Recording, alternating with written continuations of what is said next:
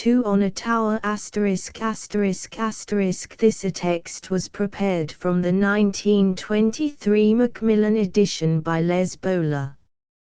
2 on a tower by Thomas Hardy. Ah, my heart, her eyes and she have taught thee new astrology. How love's native hours were set, whatever starry synod met, 'tis in the mercy of her eye, if poor love shall live or die. Crashaw, Love's Horoscope. With a map of Wessex. Macmillan and Co., Limited, St. Martin's Street, London, 1923. Copyright first published by Macmillan and Company, Crown 8 Vo, 1902. Reprinted 1907, 1911, 1916, 1923. Pocket edition 1906. Reprinted 1909, 1912, 1915, 1918, 1919, 1920, 1922, 1923. Wessex edition, 8 Vo, 1912. Reprinted 1920. Printed in Great Britain. Preface. This slightly built romance was the outcome of a wish to set the emotional history of two infinitesimal lives against the stupendous background of the stellar universe, and to impart to readers the sentiment that of these contrasting magnitudes the smaller might be the greater to them as men. But, on the publication of the book, people seemed to be less struck with these high aims of the author than with their own opinion, first, that the novel was an improper one in its morals, and, secondly, that it was intended to be a satire on the established church of this country. I was made to suffer in consequence from several eminent pens. That, however, was 13 years ago, and, in respect of the first opinion, I venture to think that those who care to read the story now will be quite astonished at the scrupulous propriety observed therein on the relations of the sexes, for though there may be frivolous, and even grotesque touches on occasion, there is hardly a single caress in the book outside legal matrimony, or what was intended so to be. As for the second opinion, it is sufficient to draw attention, as I did at the time, to the fact that the bishop is every inch a gentleman, and that the parish priest who figures in the narrative is one of its most estimable characters. However, the pages must speak for themselves.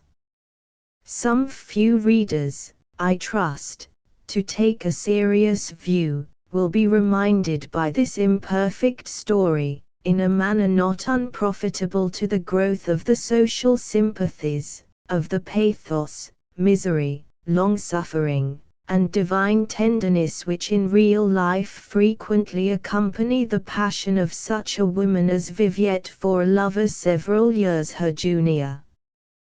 The scene of the action was suggested by two real spots in the part of the country specified, each of which has a column standing upon it. Certain surrounding peculiarities have been imported into the narrative from both sites. Th. July 1895. 2 on a tower. I on an early winter afternoon, clear but not cold, when the vegetable world was a weird multitude of skeletons through whose ribs the sun shone freely, a gleaming landau came to a pause on the crest of a hill in Wessex. The spot was where the old Melchester Road, which the carriage had hitherto followed, was joined by a drive that led round into a park at no great distance off. The footman alighted, and went to the occupant of the carriage, a lady about 8 or 29. She was looking through the opening afforded by a field gate at the undulating stretch of country beyond. In pursuance of some remark from her, the servant looked in the same direction. The central feature of the middle distance, as they beheld it, was a circular isolated hill, of no great elevation, which placed itself in strong chromatic contrast with a wide acreage of surrounding arable by being covered with fir trees. The trees were all of one size and age, so that their tips assumed the precise curve of the hill they grew upon.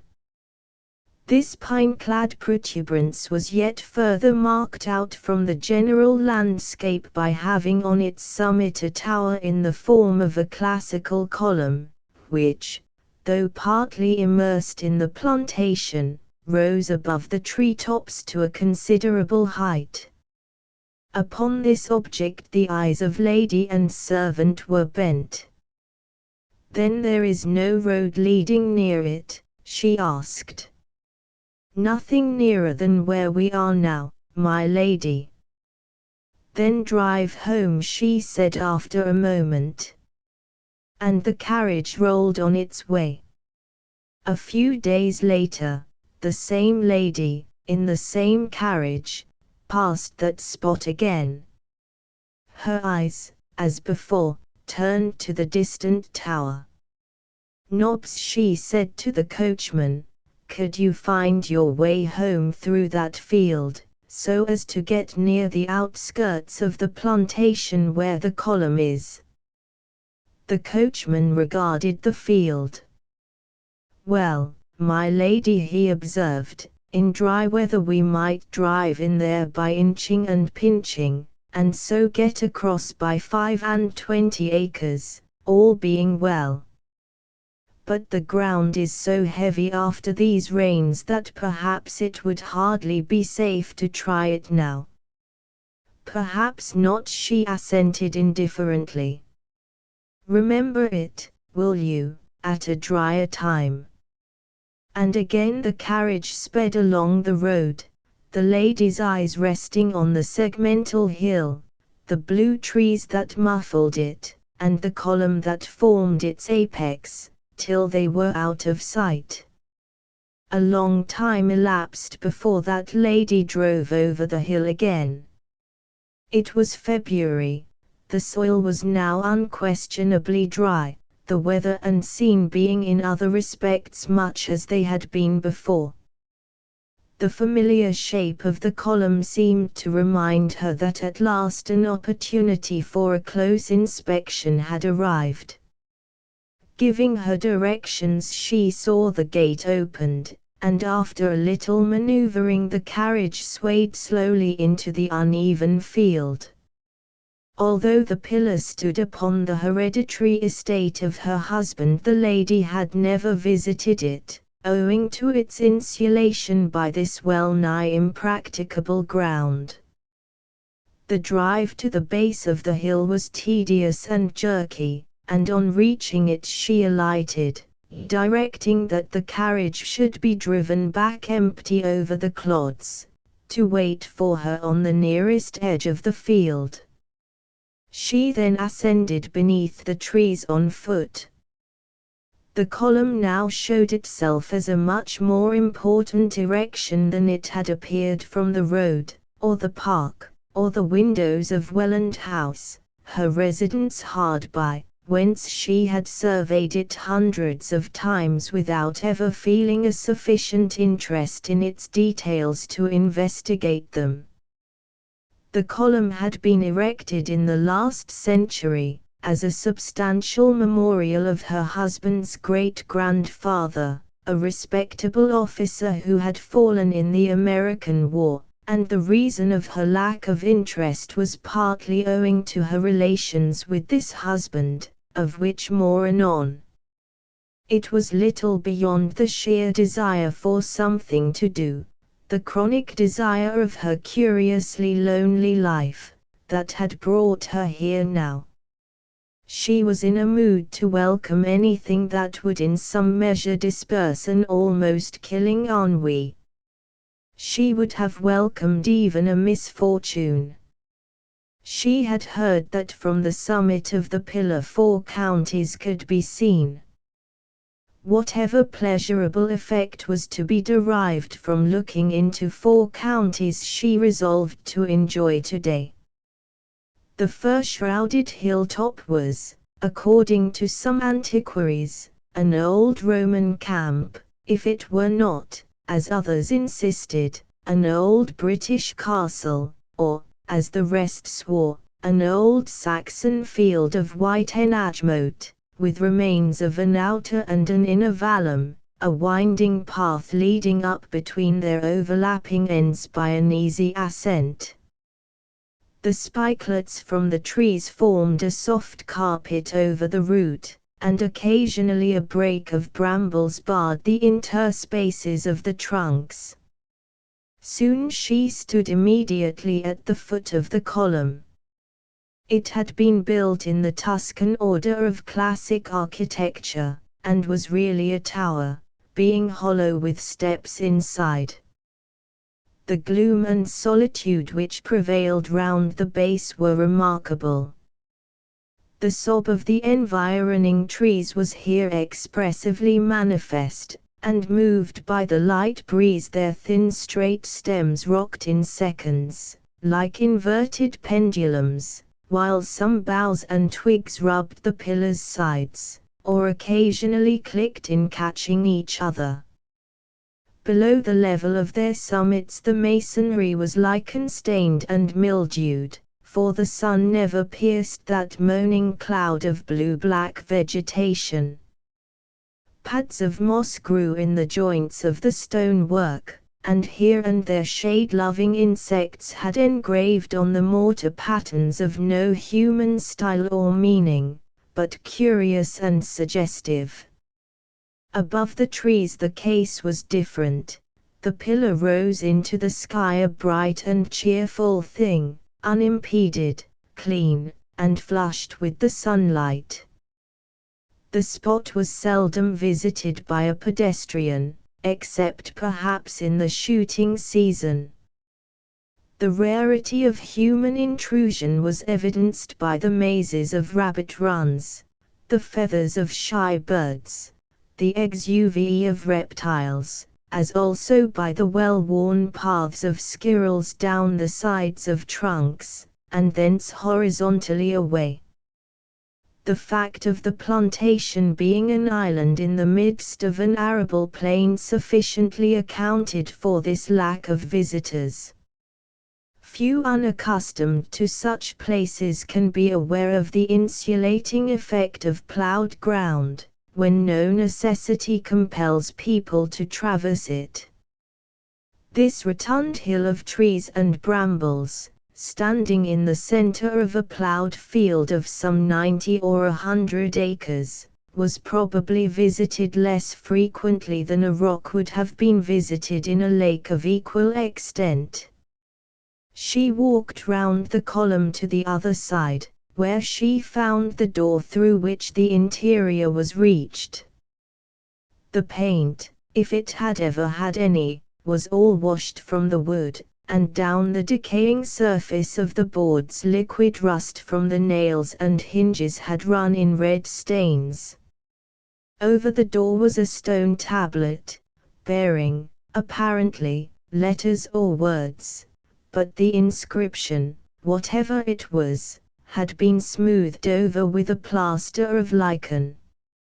Here stood this aspiring piece of masonry, erected as the most conspicuous and ineffaceable reminder of a man that could be thought of, and yet the whole aspect of the memorial betokened forgetfulness. Probably not a dozen people within the district knew the name of the person commemorated, while perhaps not a soul remembered whether the column were hollow or solid, whether with or without a tablet explaining its date and purpose. She herself had lived within a mile of it for the last 5 years, and had never come near it till now. She hesitated to ascend alone, but finding that the door was not fastened, she pushed it open with her foot, and entered. A scrap of writing paper lay within, and arrested her attention by its freshness. Some human being, then, knew the spot, despite her surmises. But as the paper had nothing on it, no clue was afforded, yet feeling herself the proprietor of the column and of all around it, her self-assertiveness was sufficient to lead her on. The staircase was lighted by slits in the wall, and there was no difficulty in reaching the top, the steps being quite unworn. The trapdoor leading onto the roof was open, and on looking through it an interesting spectacle met her eye. A youth was sitting on a stool in the center of the lead flat which formed the summit of the column, his eye being applied to the end of a large telescope that stood before him on a tripod. This sort of presence was unexpected, and the lady started back into the shade of the opening.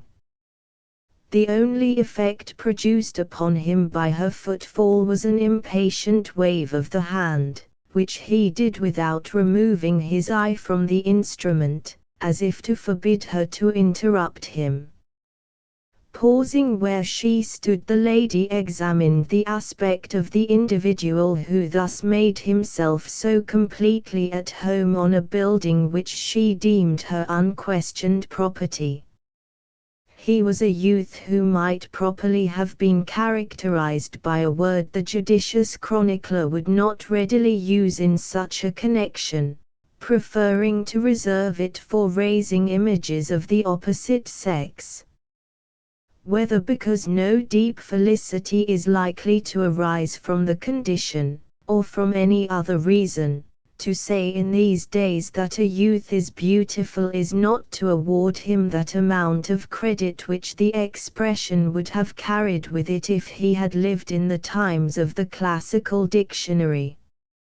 So much, indeed, is the reverse the case that the assertion creates an awkwardness in saying anything more about him. The beautiful youth usually verges so perilously on the incipient coxcomb, who is about to become the Lothario or one among the neighboring maidens, that, for the due understanding of our present young man, his sublime innocence of any thought concerning his own material aspect, or that of others, is most fervently asserted, and must be as fervently believed. Such as he was, there the lad sat. The sun shone full in his face, and on his head he wore a black velvet skull cap, leaving to view below it a curly margin of very light shining hair, which accorded well with the flush upon his cheek. He had such a complexion as that with which Raphael enriches the countenance of the youthful son of Zacharias, a complexion which, though clear, is far enough removed from virgin delicacy, and suggests plenty of sun and wind as its accompaniment. His features were sufficiently straight in the contours to correct the beholder's first impression that the head was the head of a girl. Beside him stood a little oak table, and in front was the telescope. His visitor had ample time to make these observations, and she may have done so all the more keenly through being herself of a totally opposite type. Her hair was black as midnight, her eyes had no less deep a shade, and her complexion showed the richness demanded as a support to these decided features.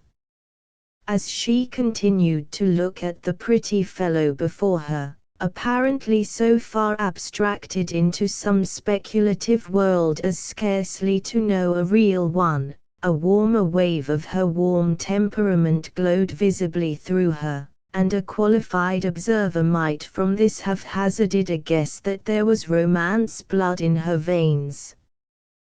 But even the interest attaching to the youth could not arrest her attention forever, and as he made no further signs of moving his eye from the instrument, she broke the silence with, "What do you see? Something happening somewhere?" "Yes, quite a catastrophe," he automatically murmured, without moving round. "What?" "A cyclone in the sun." The lady paused, as if to consider the weight of that event in the scale of terrene life. "Will it make any difference to us here?" she asked. The young man by this time seemed to be awakened to the consciousness that somebody unusual was talking to him. He turned, and started. "I beg your pardon," he said. "I thought it was my relative come to look after me. She often comes about this time." He continued to look at her and forget the sun. Just such a reciprocity of influence as might have been expected between a dark lady and a flaxen-haired youth making itself apparent in the faces of each. "Don't let me interrupt your observations," said she. "Ah, no," said he, again applying his eye, whereupon his face lost the animation which her presence had lent it, and became immutable as that of a bust, though superadding to the serenity of repose the sensitiveness of life. The expression that settled on him was one of awe. Not unaptly might it have been said that he was worshipping the sun. Among the various intensities of that worship which have prevailed since the first intelligent being saw the luminary decline westward, as the young man now beheld it doing, his was not the weakest. He was engaged in what may be called a very chastened or schooled form of that first and most natural of adorations. "But would you like to see it?" he recommenced. "It is an event that is witnessed only about once in 2 or 3 years, though it may occur often enough." She assented, and looked through the shaded eyepiece, and saw a whirling mass, in the center of which the blazing globe seemed to be laid bare to its core.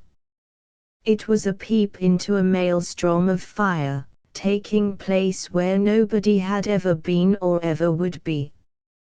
"It is the strangest thing I ever beheld," she said. Then he looked again, till wondering who her companion could be she asked, "Are you often here?"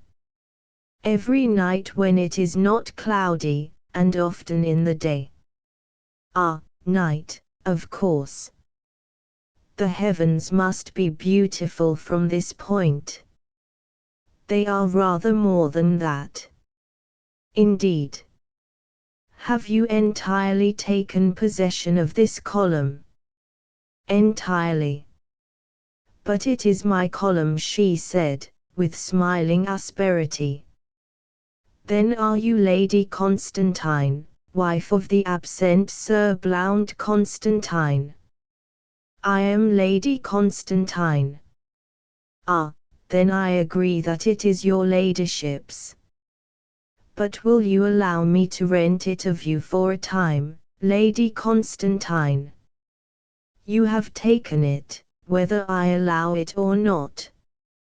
However, in the interests of science it is advisable that you continue your tenancy. Nobody knows you are here, I suppose?" "Hardly anybody." He then took her down a few steps into the interior, and showed her some ingenious contrivances for stowing articles away. "Nobody ever comes near the column, or, as it's called here, Rings Hill Spear," he continued, "and when I first came up it nobody had been here for 30 or 40 years. The staircase was choked with doors' nests and feathers, but I cleared them out.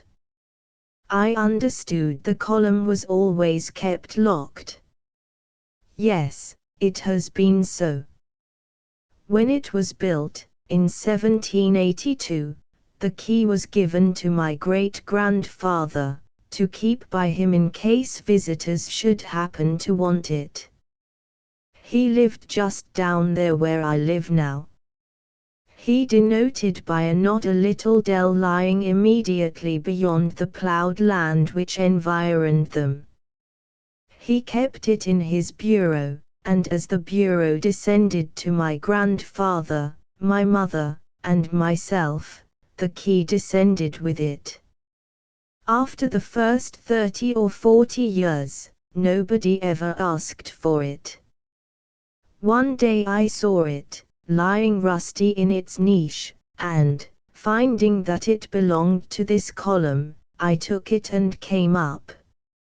I stayed here till it was dark, and the stars came out, and that night I resolved to be an astronomer. I came back here from school several months ago, and I mean to be an astronomer still. He lowered his voice, and added, I aim at nothing less than the dignity and office of Astronomer Royal, if I live. Perhaps I shall not live. I don't see why you should suppose that, said she. How long are you going to make this your observatory?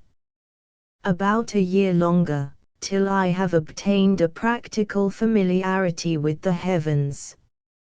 Ah, if I only had a good equatorial. What is that? A proper instrument for my pursuit. But time is short, and science is infinite, how infinite only those who study astronomy fully realize, and perhaps I shall be worn out before I make my mark. She seemed to be greatly struck by the odd mixture in him of scientific earnestness and melancholy mistrust of all things human. Perhaps it was owing to the nature of his studies. You are often on this tower alone at night, she said. Yes, at this time of the year particularly, and while there is no moon. I observe from 7 or 8 till about 2 in the morning, with a view to my great work on variable stars. But with such a telescope as this, well, I must put up with it.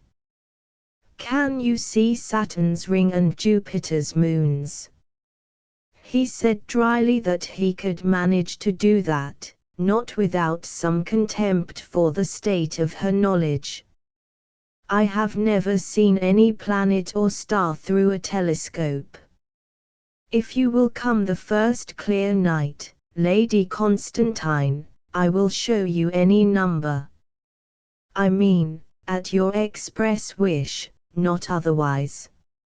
I should like to come, and possibly may at some time. These stars that vary so much, sometimes evening stars, sometimes morning stars, sometimes in the east, and sometimes in the west, have always interested me. Ah, now there is a reason for your not coming. Your ignorance of the realities of astronomy is so satisfactory that I will not disturb it except at your serious request. But I wish to be enlightened. Let me caution you against it. Is enlightenment on the subject, then, so terrible? Yes, indeed. She laughingly declared that nothing could have so piqued her curiosity as his statement, and turned to descend. He helped her down the stairs and through the briars. He would have gone further and crossed the open cornland with her, but she preferred to go alone.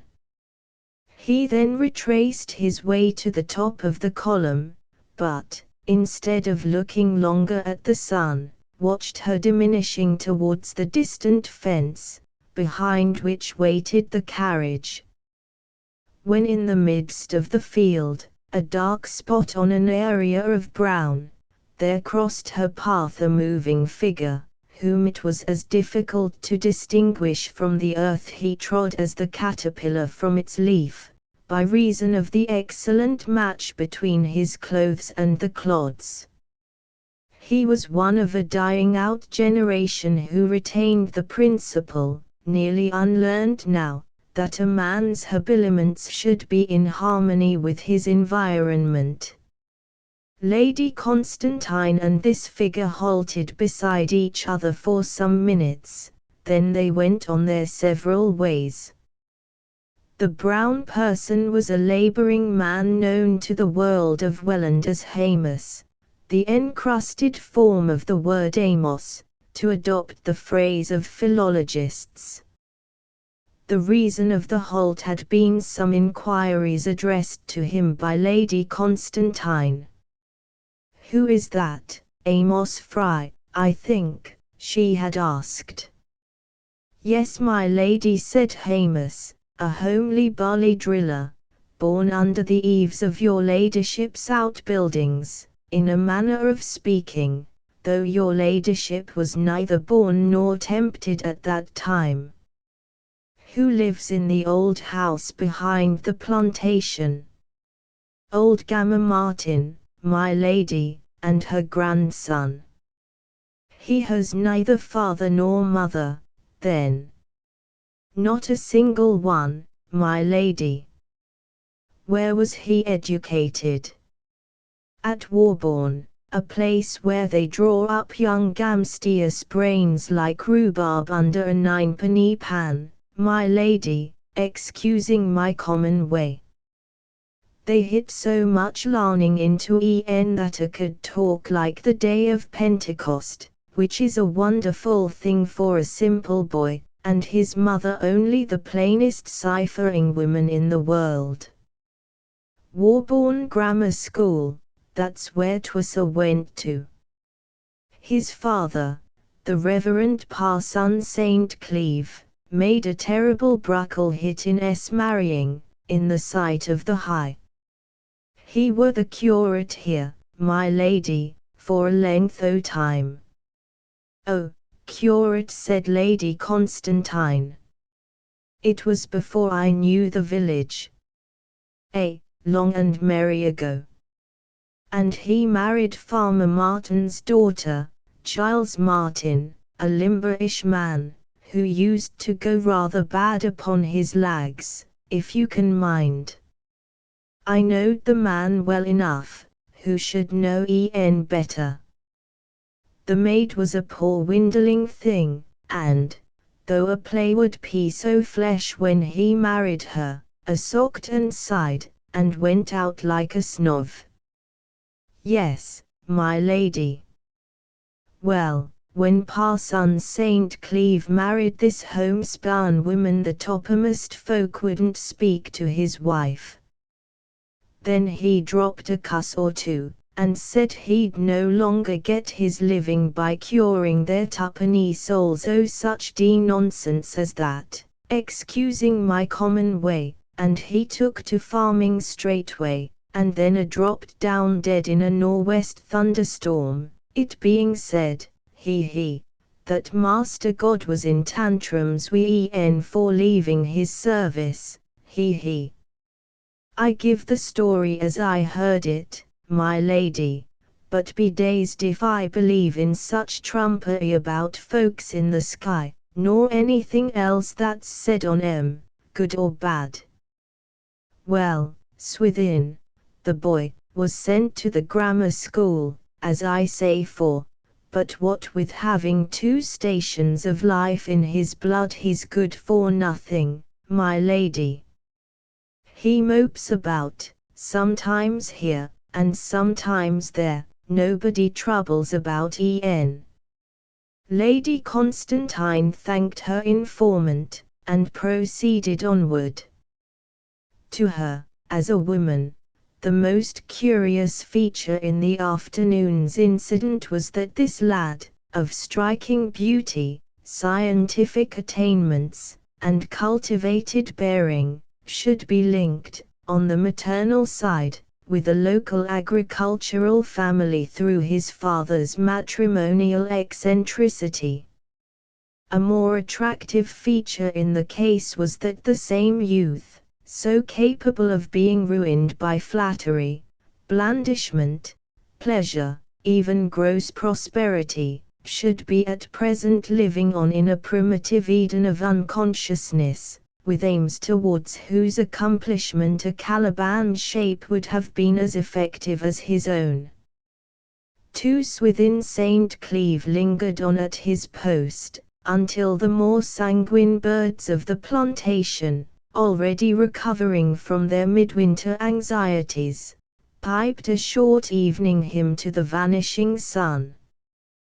The landscape was gently concave. With the exception of tower and hill, there were no points on which late rays might linger, and hence the dish-shaped 90 acres of tilled land assumed a uniform hue of shade quite suddenly.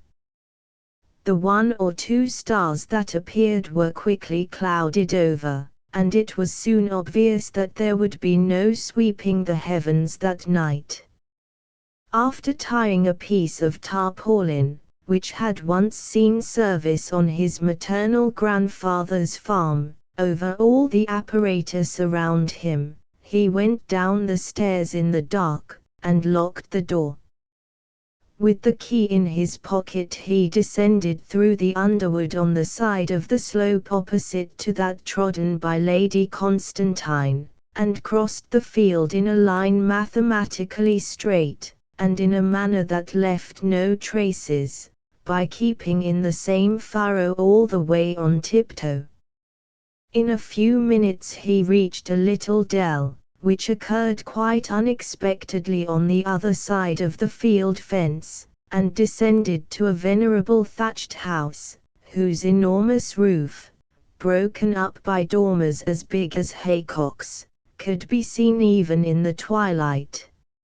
Over the white walls, built of chalk in the lump, outlines of creepers formed dark patterns, as if drawn in charcoal.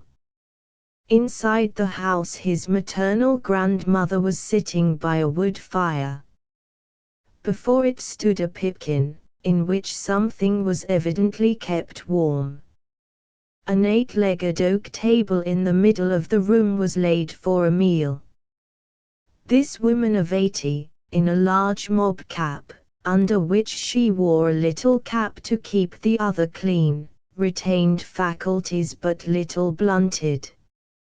She was gazing into the flames, with her hands upon her knees, quietly re-enacting in her brain certain of the long chain of episodes, pathetic, tragical, and humorous, which had constituted the parish history for the last 60 years.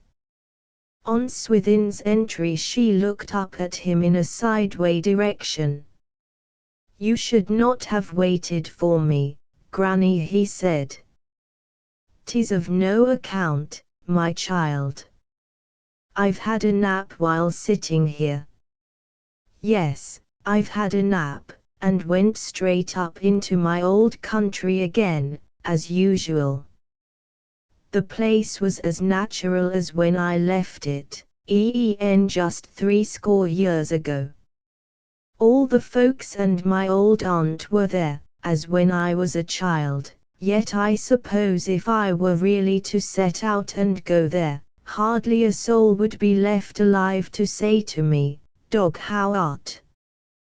But tell Hannah to stir her stumps and serve supper, though I'd fain do it myself, the poor old soul is getting so unhandy." Hannah revealed herself to be much nimbler and several years younger than Granny, though of this the latter seemed to be oblivious. When the meal was nearly over, Mrs. Martin produced the contents of the mysterious vessel by the fire, saying that she had caused it to be brought in from the back kitchen, because Hannah was hardly to be trusted with such things. She was becoming so childish.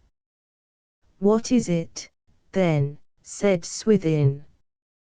"Oh, one of your special puddings." At sight of it, however, he added reproachfully, "Now, Granny." Instead of being round, it was in shape an irregular boulder that had been exposed to the weather for centuries, a little scrap pared off here, and a little piece broken away there, the general aim being, nevertheless, to avoid destroying the symmetry of the pudding while taking as much as possible of its substance. "The fact is," added Swithin, "the pudding is half gone. I've only sliced off the merest paring once or twice, to taste if it was well done," pleaded Granny Martin, with wounded feelings.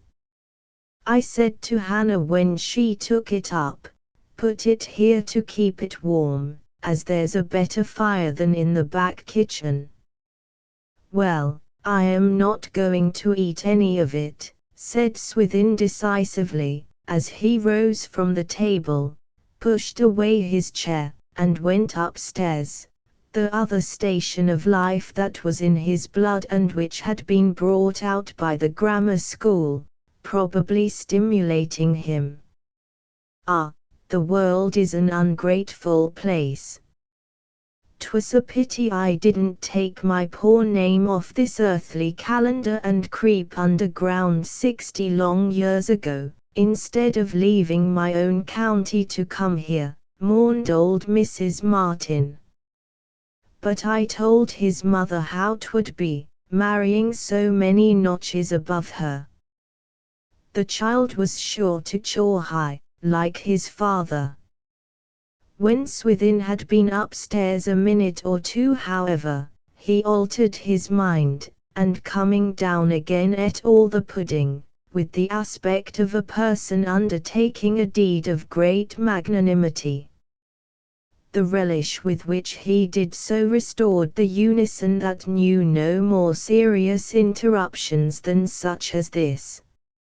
"Mr. Torkingham has been here this afternoon," said his grandmother, "and he wants me to let him meet some of the choir here tonight for practice. They who live at this end of the parish won't go to his house to try over the tunes, because 'tis so far, they say, and so 'tis, poor men. So he's going to see what coming to them will do. He asks if you would like to join." "I would if I had not so much to do. But it is cloudy tonight." "Yes, but I have calculations without end, Granny.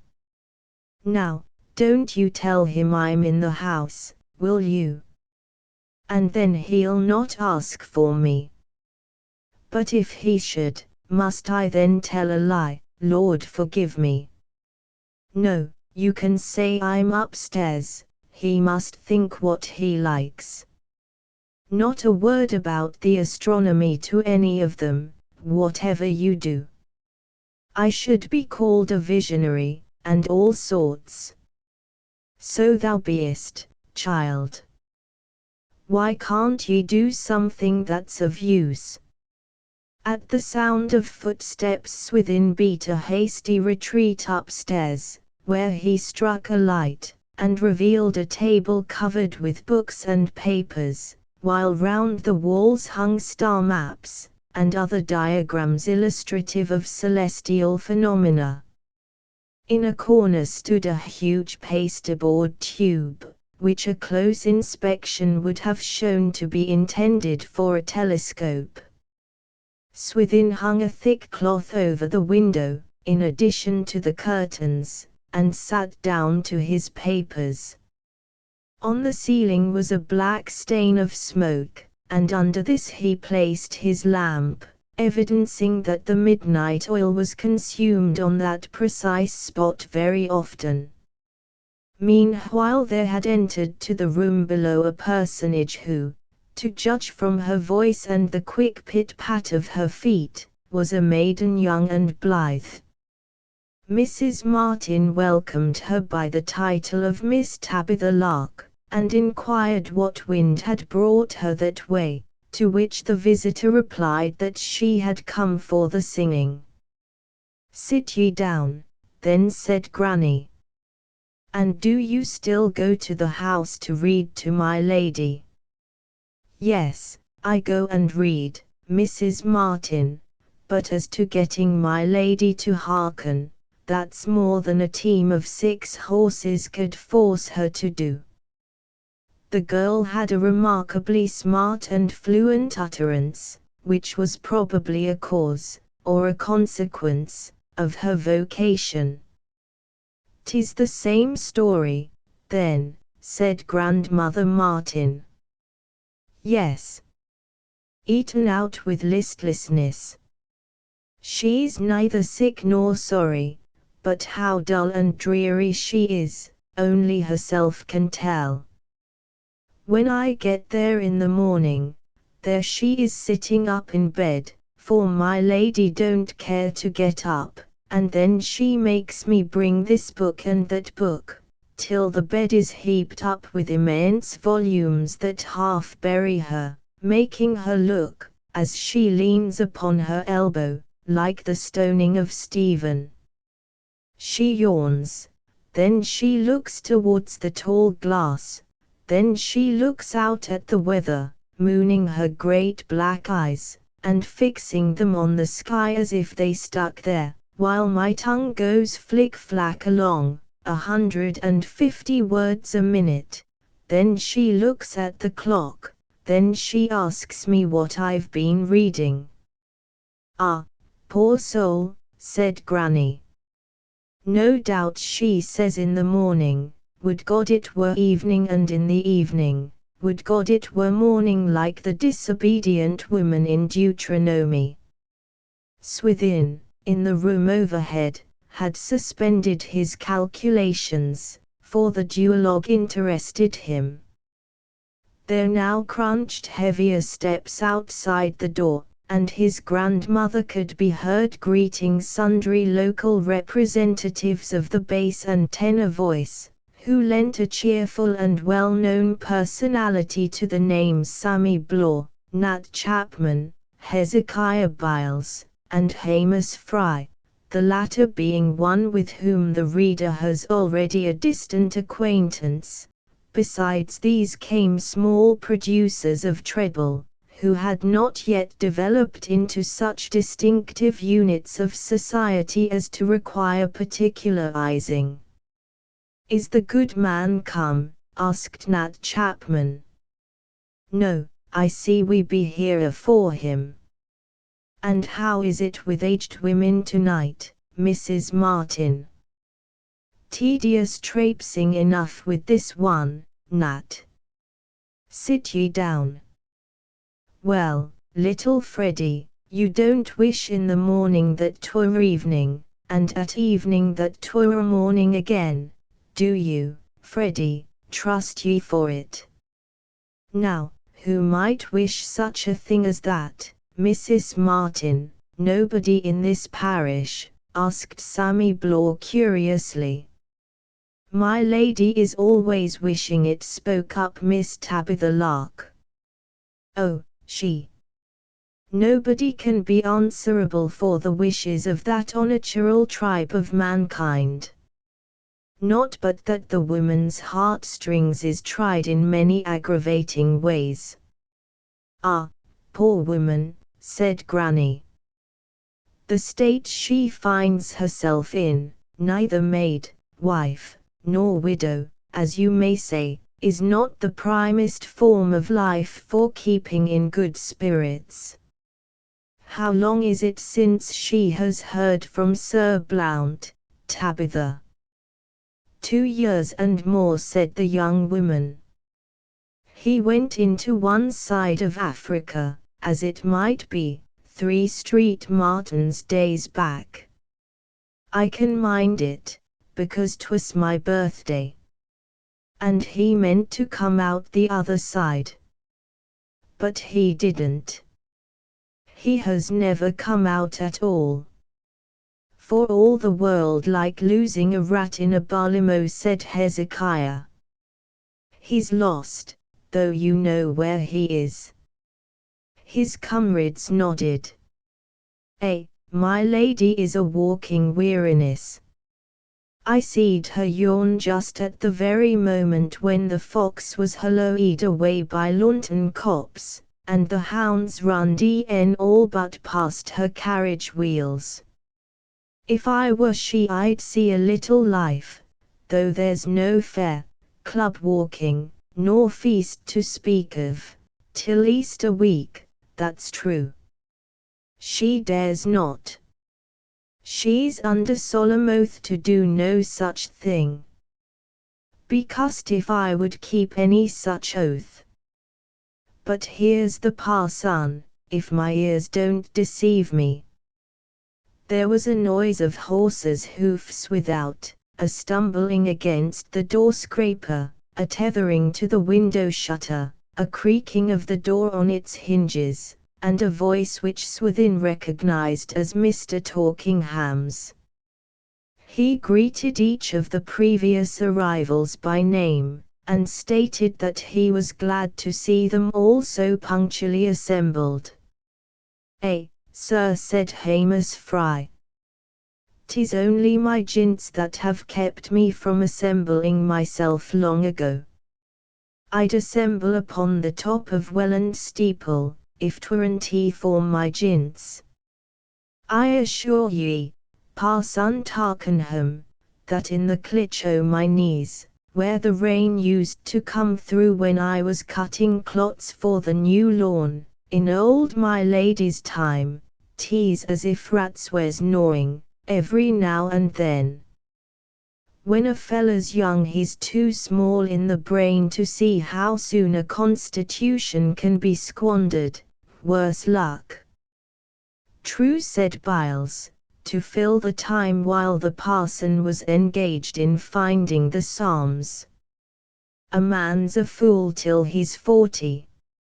Often have I thought, when hay pitching, and the small of my back seeming no stouter than a harnet's, the devil send that I had but the making of labouring men for a 12-month. I'd gie every man Jack 2 good backbones, even if the alteration was as wrong as forgery. Four backbones, said Hamus, decisively. Yes, 4 through in Sammy Blaw, with additional weight of experience. For you want one in front for breast ploughing and such like, one at the right side for ground dressing, and one at the left side for turning mixins. Well, then next I'd move every man's windpipe a good span away from his glutch pipe, so that at harvest time he could fetch breath in drinking, without being choked and strangled as he is now. Thinks I, when I feel the victuals going, now, we'll begin, interrupted Mr. Talkingham, his mind returning to this world again on concluding his search for a hymn. Thereupon the racket of chair legs on the floor signified that they were settling into their seats, a disturbance which Swithin took advantage of by going on tiptoe across the floor above, and putting sheets of paper over knot-holes in the boarding at points where carpet was lacking, that his lamplight might not shine down. The absence of a ceiling beneath rendered his position virtually that of one suspended in the same apartment. The parson announced the tune, and his voice burst forth with "Onward, Christian soldiers," in notes of rigid cheerfulness. In this start, however, he was joined only by the girls and boys, the men furnishing but an accompaniment of ahas and hems. Mr. Talkingham stopped, and Sammy Blaw spoke. "Beg your pardon, sir, if you'll deal mild with us a moment. What with the wind and walking, my throat's as rough as a grater, and not knowing you were going to hit up that minute, I hadn't hawked, and I don't think Hezzy and Nat had, either, had ye, souls? I hadn't got thorough ready, that's true, said Hezekiah. Quite right of you, then, to speak, said Mr. Talkingham. Don't mind explaining, we are here for practice. Now clear your throats, then, and at it again. There was a noise as of atmospheric hose and scrapers, and the bass contingent at last got under way with a time of its own. Onward, Chris and Soldiers. Ah, that's where we are so defective, the pronunciation interrupted the parson. Now repeat after me, onward, Christian, soldiers. The choir repeated like an exaggerative echo, onward, Christing, soldiers. Better, said the parson, in the strenuously sanguine tones of a man who got his living by discovering a bright side in things where it was not very perceptible to other people. But it should not be given with quite so extreme an accent, or we may be called affected by other parishes. And, Nathaniel Chapman, there's a jauntiness in your manner of singing which is not quite becoming. Why don't you sing more earnestly? My conscience won't let me, sir. They say every man for himself, but, thank God, I'm not so mean as to lessen old folks' chances by being earnest at my time o' life, and they so much nearer the needity. It's bad reasoning, Nat, I fear. Now, perhaps we had better solfa the tune. Eyes on your books, please. Sol sol. Fa. Me, I can't sing like that, not I, said Sammy Blore, with condemnatory astonishment. I can sing genuine music, like F and G, but not anything so much out of the order of nature as that. Perhaps you've brought the wrong book, sir, chimed in Hamus, kindly. I've knowed music early in life and late, in short, ever since Luke Sneap broke his new fiddle bow in the wedding psalm, when Parson Wilton brought home his bride. You can mind the time, Sammy, when we sung his wife, like a fair fertile vine, her lovely fruit shall bring, when the young woman turned as red as a rose, not knowing 'twas coming. I've knowed music ever since then, I say, sir, and never heard the like o' that. Every martel note had his name of A, B, C, at that time. Yes, men, but this is a more recent system.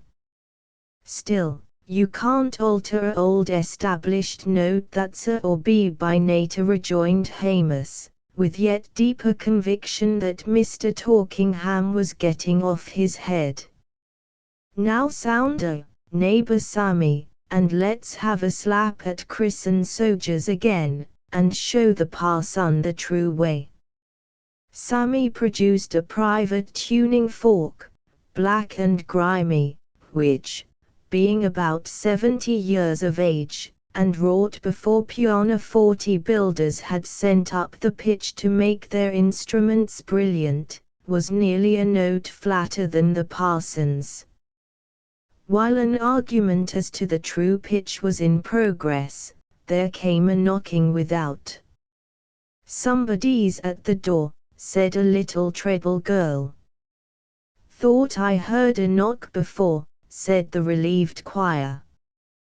The latch was lifted, and a man asked from the darkness, "Is Mr. Talkingham here?" "Yes, Mills." "What do you want?" It was the parson's man. "Oh, if you please," said Mills, showing an advanced margin of himself round the door, "Lady Constantine wants to see you very particular, sir, and could you call on her after dinner, if you ben't engaged with poor folks? She's just had a letter, so they say, and it's about that, I believe." Finding, on looking at his watch, that it was necessary to start at once if he meant to see her that night, the parson cut short the practicing, and, naming another night for meeting, he withdrew. All the singers assisted him onto his cob, and watched him till he disappeared over the edge of the bottom. Mr. Torkingham trotted briskly onward to his house, a distance of about a mile, each cottage, as it revealed its half-buried position by its single light, appearing like a one-eyed night creature watching him from an ambush. Leaving his horse at the parsonage, he performed the remainder of the journey on foot, crossing the park towards Welland House by a stile and path, till he struck into the drive near the north door of the mansion. This drive, it may be remarked, was also the common highway to the lower village, and hence Lady Constantine's residence and park, as is occasionally the case with old-fashioned manors, possessed none of the exclusiveness found in some aristocratic settlements. The parishioners looked upon the Park Avenue as their natural thoroughfare, particularly for christenings, weddings, and funerals, which passed the squire's mansion with due considerations as to the scenic effect of the same from the manor windows. Hence the house of Constantine, when going out from its breakfast, had been continually crossed on the doorstep for the last 200 years by the houses of Hodge and Giles in full cry to dinner.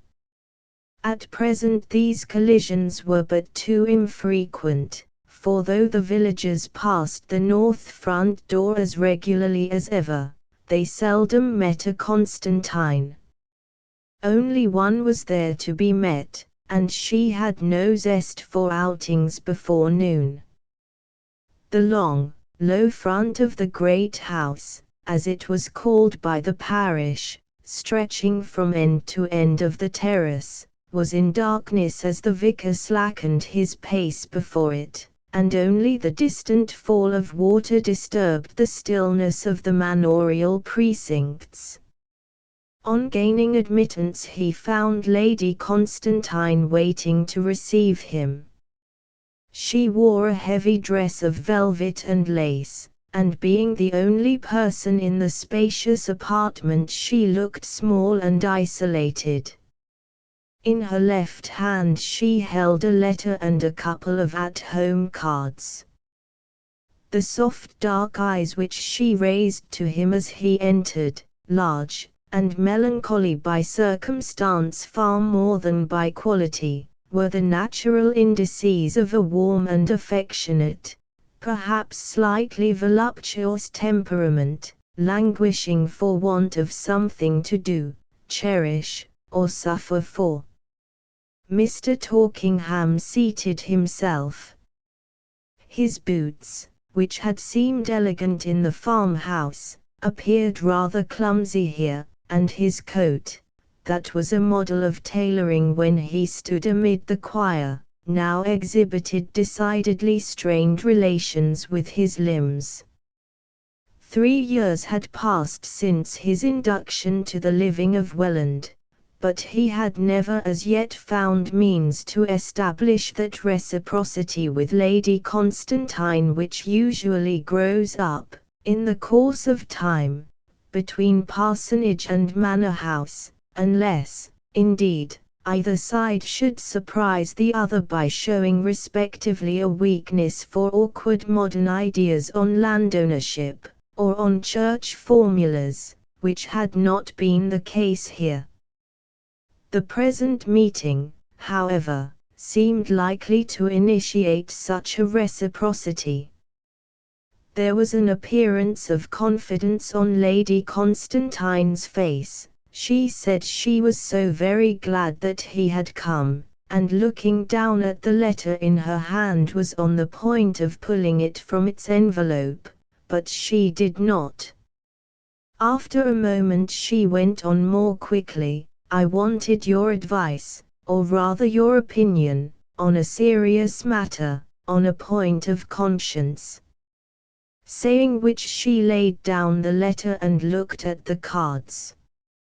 It might have been apparent to a more penetrating eye than the vicar's that Lady Constantine, either from timidity, misgiving, or reconviction, had swerved from her intended communication, or perhaps decided to begin at the other end. The parson, who had been expecting a question on some local business or intelligence, at the tenor of her words altered his face to the higher branch of his profession. "I hope I may find myself of service, on that or any other question," he said gently. "I hope so. You may possibly be aware, Mr. Torkingham, that my husband, Sir Blount Constantine, was, not to mince matters, a mistaken, somewhat jealous man. Yet you may hardly have discerned it in the short time you knew him. I had some little knowledge of Sir Blount's character in that respect. Well, on this account my married life with him was not of the most comfortable kind." Lady Constantine's voice dropped to a more pathetic note. "I am sure I gave him no cause for suspicion, though had I known his disposition sooner I should hardly have dared to marry him. But his jealousy and doubt of me were not so strong as to divert him from a purpose of his, a mania for African lion hunting, which he dignified by calling it a scheme of geographical discovery, for he was inordinately anxious to make a name for himself in that field. It was the one passion that was stronger than his mistrust of me. Before going away he sat down with me in this room, and read me a lecture, which resulted in a very rash offer on my part. When I tell it to you, you will find that it provides a key to all that is unusual in my life here. He bade me consider what my position would be when he was gone, hoped that I should remember what was due to him, that I would not so behave towards other men as to bring the name of Constantine into suspicion, and charged me to avoid levity of conduct in attending any ball, rout, or dinner to which I might be invited. I, in some contempt for his low opinion of me, volunteered, there and then, to live like a cloistered nun during his absence, to go into no society whatever, scarce even to a neighbor's dinner party, and demanded bitterly if that would satisfy him. He said yes, held me to my word, and gave me no loophole for retracting it. The inevitable fruits of precipitancy have resulted to me. My life has become a burden. I get such invitations as these, holding up the cards, but I so invariably refuse them that they are getting very rare. I ask you, can I honestly break that promise to my husband?" Mr. Torkingham seemed embarrassed. "If you promised Sir Blount Constantine to live in solitude till he comes back, you are, it seems to me, bound by that promise. I fear that the wish to be released from your engagement is to some extent a reason why it should be kept. But your own conscience would surely be the best guide, Lady Constantine." My conscience is quite bewildered with its responsibilities, she continued, with a sigh. Yet it certainly does sometimes say to me that I ought to keep my word. Very well, I must go on as I am going, I suppose. If you respect a vow, I think you must respect your own, said the parson, acquiring some further firmness. Had it been wrung from you by compulsion, moral or physical, it would have been open to you to break it. But as you proposed a vow when your husband only required a good intention, I think you ought to adhere to it, or what is the pride worth that led you to offer it? Very well, she said, with resignation. But it was quite a work of supererogation on my part. That you proposed it in a supererogatory spirit does not lessen your obligation, having once put yourself under that obligation. Saint Paul, in his epistle to the Hebrews, says, "An oath for confirmation is an end of all strife." And you will readily recall the words of Ecclesiastes, "Pay that which thou hast vowed." Better is it that thou shouldest not vow than that thou shouldest vow and not pay. Why not write to Sir Blount, tell him the inconvenience of such a bond, and ask him to release you? No, never will I. The expression of such a desire would, in his mind, be a sufficient reason for disallowing it. I'll keep my word. Mr. Torkingham rose to leave. After she had held out her hand to him, when he had crossed the room, and was within 2 steps of the door, she said, "Mr. Torkingham." He stopped. "What I have told you is only the least part of what I sent for you to tell you." Mr. Torkingham walked back to her side. "What is the rest of it, then?" he asked, with grave surprise. "It is a true revelation, as far as it goes, but there is something more. I have received this letter, and I wanted to say something." "Then say it now, my dear lady." "No," she answered, with a look of utter inability. "I cannot speak of it now. Some other time. Don't stay. Please consider this conversation as private. Good night." For it was a bright starlight night, a week or 10 days later. There had been several such nights since the occasion of Lady Constantine's promise to Swithin St. Cleeve to come and study astronomical phenomena on the Rings Hill column, but she had not gone there. This evening she sat at a window, the blind of which had not been drawn down. Her elbow rested on a little table, and her cheek on her hand.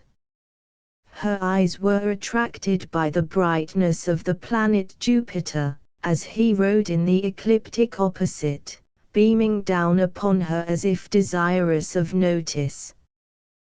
Beneath the planet could be still discerned the dark edges of the park landscape against the sky. As one of its features, though nearly screened by the trees which had been planted to shut out the fallow tracts of the estate, rose the upper part of the column. It was hardly visible now, even if visible at all. Yet Lady Constantine knew from daytime experience its exact bearing from the window at which she leaned. The knowledge that there it still was, despite its rapid envelopment by the shades, led her lonely mind to her late meeting on its summit with the young astronomer, and to her promise to honor him with a visit for learning some secrets about the scintillating bodies overhead. The curious juxtaposition of youthful ardor and old despair that she had found in the lad would have made him interesting to a woman of perception, apart from his fair hair and early Christian face.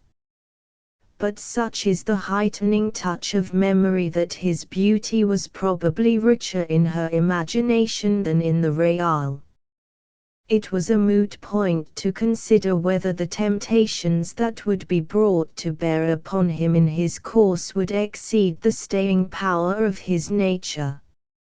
Had he been a wealthy youth he would have seemed one to tremble for. In spite of his attractive ambitions and gentlemanly bearing, she thought it would possibly be better for him if he never became known outside his lonely tower, forgetting that he had received such intellectual enlargement as would probably make his continuance in Welland seem, in his own eye, a slight upon his father's branch of his family, whose social standing had been, only a few years earlier, but little removed from her own. Suddenly she flung a cloak about her and went out on the terrace. She passed down the steps to the lower lawn, through the door to the open park, and there stood still. The tower was now discernible. As the words in which a thought is expressed develop a further thought, so did the fact of her having got so far influence her to go further. A person who had casually observed her gait would have thought it irregular, and the lessenings and increasings of speed with which she proceeded in the direction of the pillar could be accounted for only by a motive much more disturbing than an intention to look through a telescope. Thus she went on, till, leaving the park, she crossed the turnpike road, and entered the large field, in the middle of which the fir-clad hill stood like Mont Saint-Michel in its bay. The stars were so bright as distinctly to show her the place, and now she could see a faint light at the top of the column, which rose like a shadowy finger pointing to the upper constellations. There was no wind, in a human sense, but a steady stertorous breathing from the fir trees showed that, now as always, there was movement in apparent stagnation. Nothing but an absolute vacuum could paralyze their utterance. The door of the tower was shut. It was something more than the freakishness which is engendered by a sickening monotony that had led Lady Constantine thus far, and hence she made no ado about admitting herself. 3 years ago, when her every action was a thing of propriety, she had known of no possible purpose which could have led her abroad in a manner such as this. She ascended the tower noiselessly. On raising her head above the hatchway she beheld Swithin bending over a scroll of paper which lay on the little table beside him. The small lantern that illuminated it showed also that he was warmly wrapped up in a coat and thick cap, behind him standing the telescope on its frame. What was he doing? She looked over his shoulder upon the paper, and saw figures and signs. When he had jotted down something he went to the telescope again. "What are you doing tonight?" she said in a low voice. Swithin started, and turned. The faint lamplight was sufficient to reveal her face to him. "Tedious work, Lady Constantine," he answered, without betraying much surprise. "Doing my best to watch phenomenal stars, as I may call them. You said you would show me the heavens if I could come on a starlight night. I have come." Swithin, as a preliminary, swept round the telescope to Jupiter, and exhibited to her the glory of that orb. Then he directed the instrument to the less bright shape of Saturn. Here he said, warming up to the subject, we see a world which is to my mind by far the most wonderful in the solar system. Think of streams of satellites or meteors racing round and round the planet like a flywheel, so close together as to seem solid matter. He entered further and further into the subject, his ideas gathering momentum as he went on, like his pet heavenly bodies. When he paused for breath, she said, in tones very different from his own, I ought now to tell you that, though I am interested in the stars, they were not what I came to see you about. I first thought of disclosing the matter to Mr. Talkingham, but I altered my mind, and decided on you. She spoke in so low a voice that he might not have heard her. At all events, abstracted by his grand theme, he did not heed her. He continued, well, we will get outside the solar system altogether, leave the whole group of sun, primary and secondary planets quite behind us in our flight, as a bird might leave its bush and sweep into the whole forest. Now what do you see, Lady Constantine?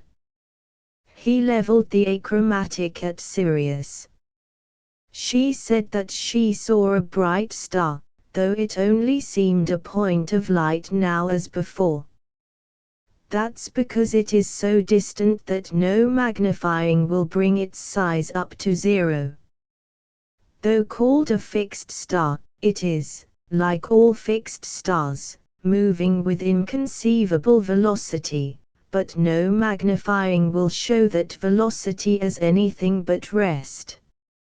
And thus they talked on about Sirius, and then about other stars in the scroll of all those beasts, and fish, and fowl, with which, like Indian plantations, the learned stock the constellations, till he asked her how many stars she thought were visible to them at that moment. She looked around over the magnificent stretch of sky that their high position unfolded. Oh, thousands, hundreds of thousands, she said absently. No. There are only about 3,000. Now, how many do you think are brought within sight by the help of a powerful telescope? I won't guess. 20 millions.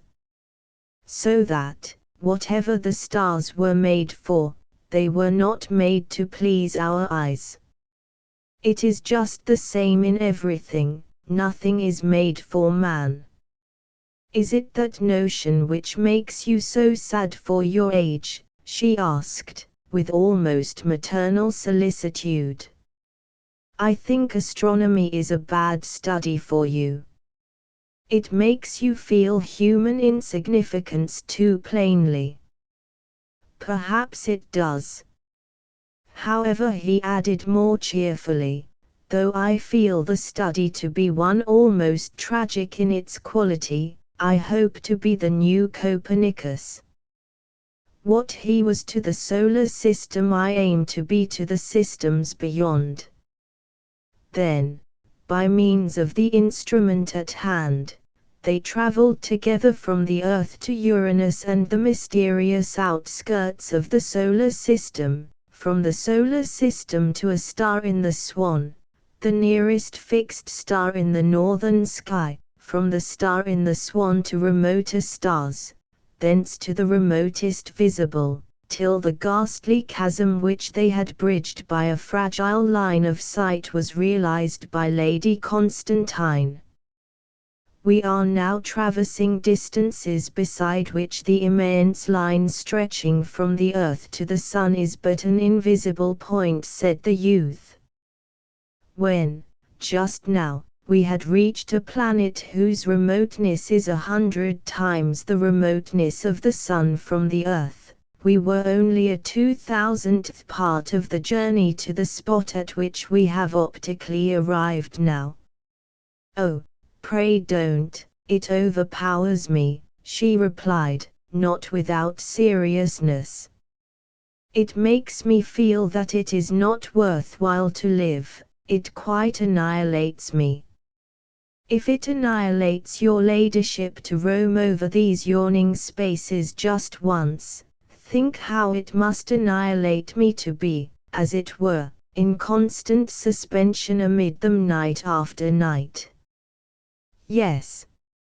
It was not really this subject that I came to see you upon, Mr. St. Cleeve, she began a second time. It was a personal matter. I am listening, Lady Constantine.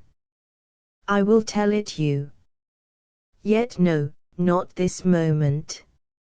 Let us finish this grand subject first, it dwarfs mine.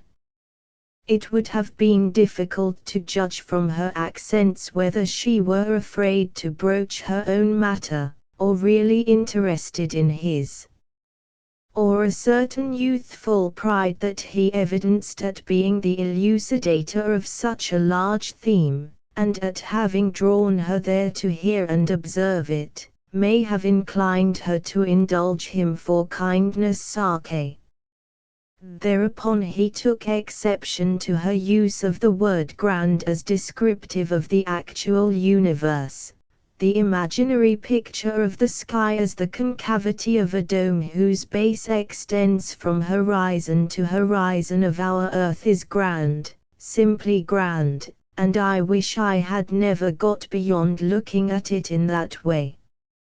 But the actual sky is a horror.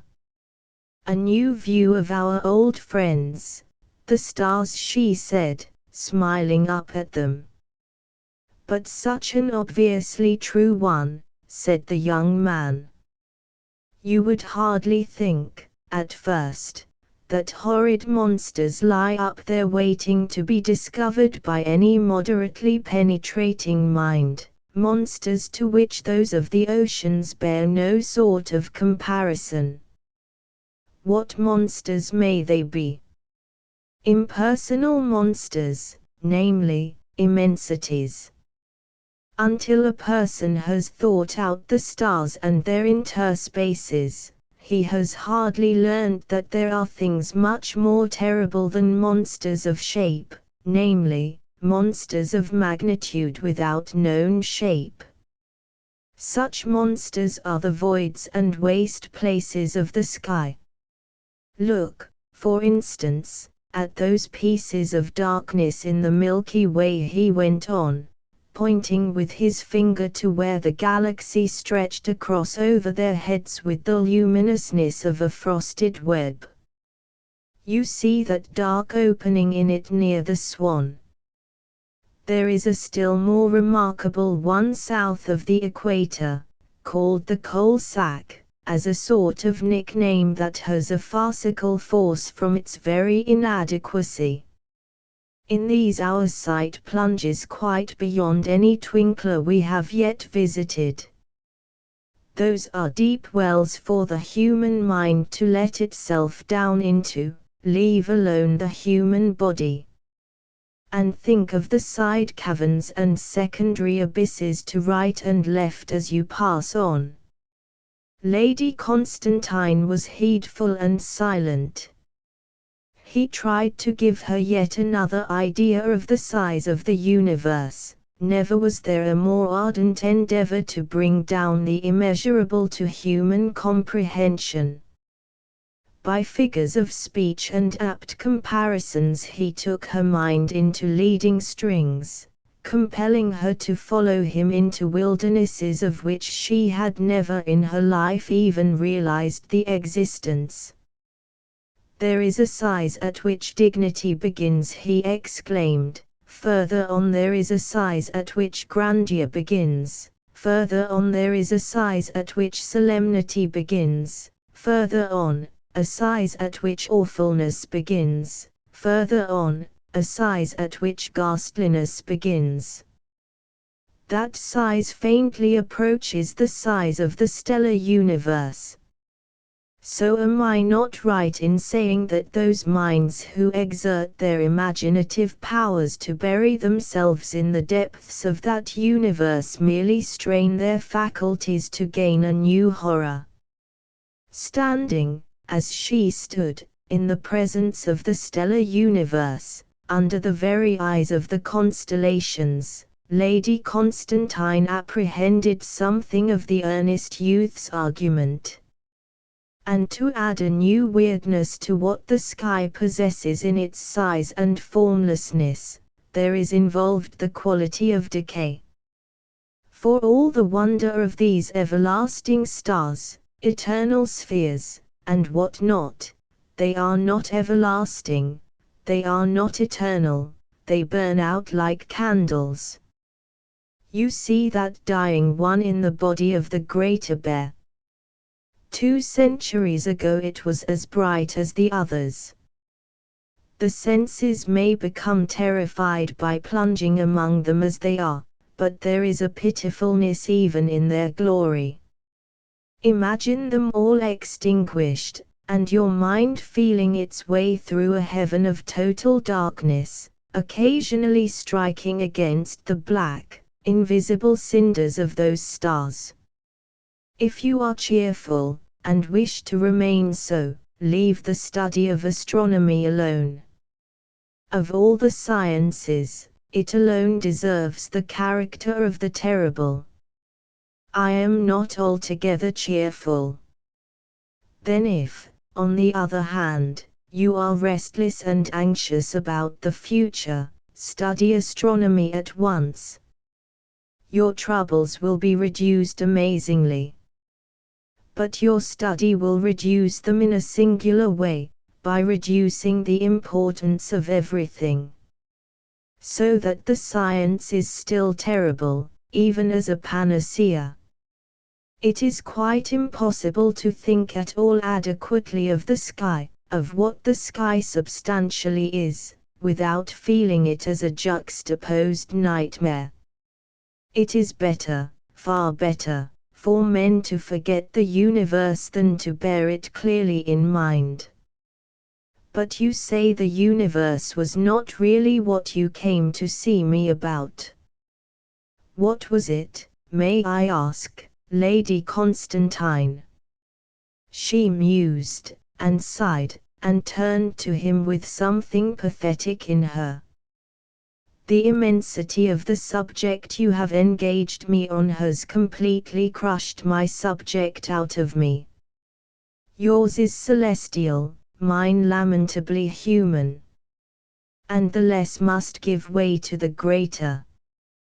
But is it, in a human sense, and apart from macrocosmic magnitudes, important? He inquired, at last attracted by her manner. For he began to perceive, in spite of his prepossession, that she had really something on her mind. It is as important as personal troubles usually are. Notwithstanding her preconceived notion of coming to Swithin as employer to dependent, as chatelaine to page, she was falling into confidential intercourse with him. His vast and romantic endeavors lent him a personal force and charm which she could not but apprehend. In the presence of the immensities that his young mind had, as it were, brought down from above to hers, they became unconsciously equal. There was, moreover, an inborn liking in Lady Constantine to dwell less on her permanent position as a county lady than on her passing emotions as a woman. I will postpone the matter I came to charge you with, she resumed, smiling. I must reconsider it. Now I will return. Allow me to show you out through the trees and across the fields. She said neither a distinct yes nor no, and, descending the tower, they threaded the furze and crossed the ploughed field. by an odd coincidence, he remarked, when they drew near the great house, "You may possibly be interested in knowing, Lady Constantine, that medium-sized star you see over there, low down in the south, is precisely over Sir Blount Constantine's head in the middle of Africa." "How very strange that you should have said so," she answered. "You have broached for me the very subject I had come to speak of." "On a domestic matter," he said, with surprise. "Yes. What a small matter it seems now, after our astronomical stupendousness. And yet on my way to you it so far transcended the ordinary matters of my life as the subject you have led me up to transcends this. But with a little laugh, I will endeavor to sink down to such ephemeral trivialities as human tragedy, and explain, since I have come. The point is, I want a helper. No woman ever wanted one more. For days I have wanted a trusty friend who could go on a secret errand for me. It is necessary that my messenger should be educated, should be intelligent, should be silent as the grave. Do you give me your solemn promise as to the last point, if I confide in you?" "Most emphatically, Lady Constantine." "Your right hand upon the compact." He gave his hand, and raised hers to his lips. In addition to his respect for her as the lady of the manor, there was the admiration of 20 years for 28 or 9 in such relations. "I trust you," she said. Now, beyond the above conditions, it was specially necessary that my agent should have known Sir Blount Constantine well by sight when he was at home. For the errand is concerning my husband. I am much disturbed at what I have heard about him. I am indeed sorry to know it. There are only 2 people in the parish who fulfill all the conditions, Mr. Torkingham, and yourself. I sent for Mr. Torkingham, and he came. I could not tell him. I felt at the last moment that he wouldn't do. I have come to you because I think you will do. This is it. My husband has led me and all the world to believe that he is in Africa, hunting lions. I have had a mysterious letter informing me that he has been seen in London, in very peculiar circumstances. The truth of this I want ascertained. Will you go on the journey? Personally, I would go to the end of the world for you, Lady Constantine, but, no buts. How can I leave? Why not? I am preparing a work on variable stars. There is one of these which I have exceptionally observed for several months, and on this my great theory is mainly based. It has been hitherto called irregular, but I have detected a periodicity in its so-called irregularities which, if proved, would add some very valuable facts to those known on this subject, one of the most interesting, perplexing, and suggestive in the whole field of astronomy.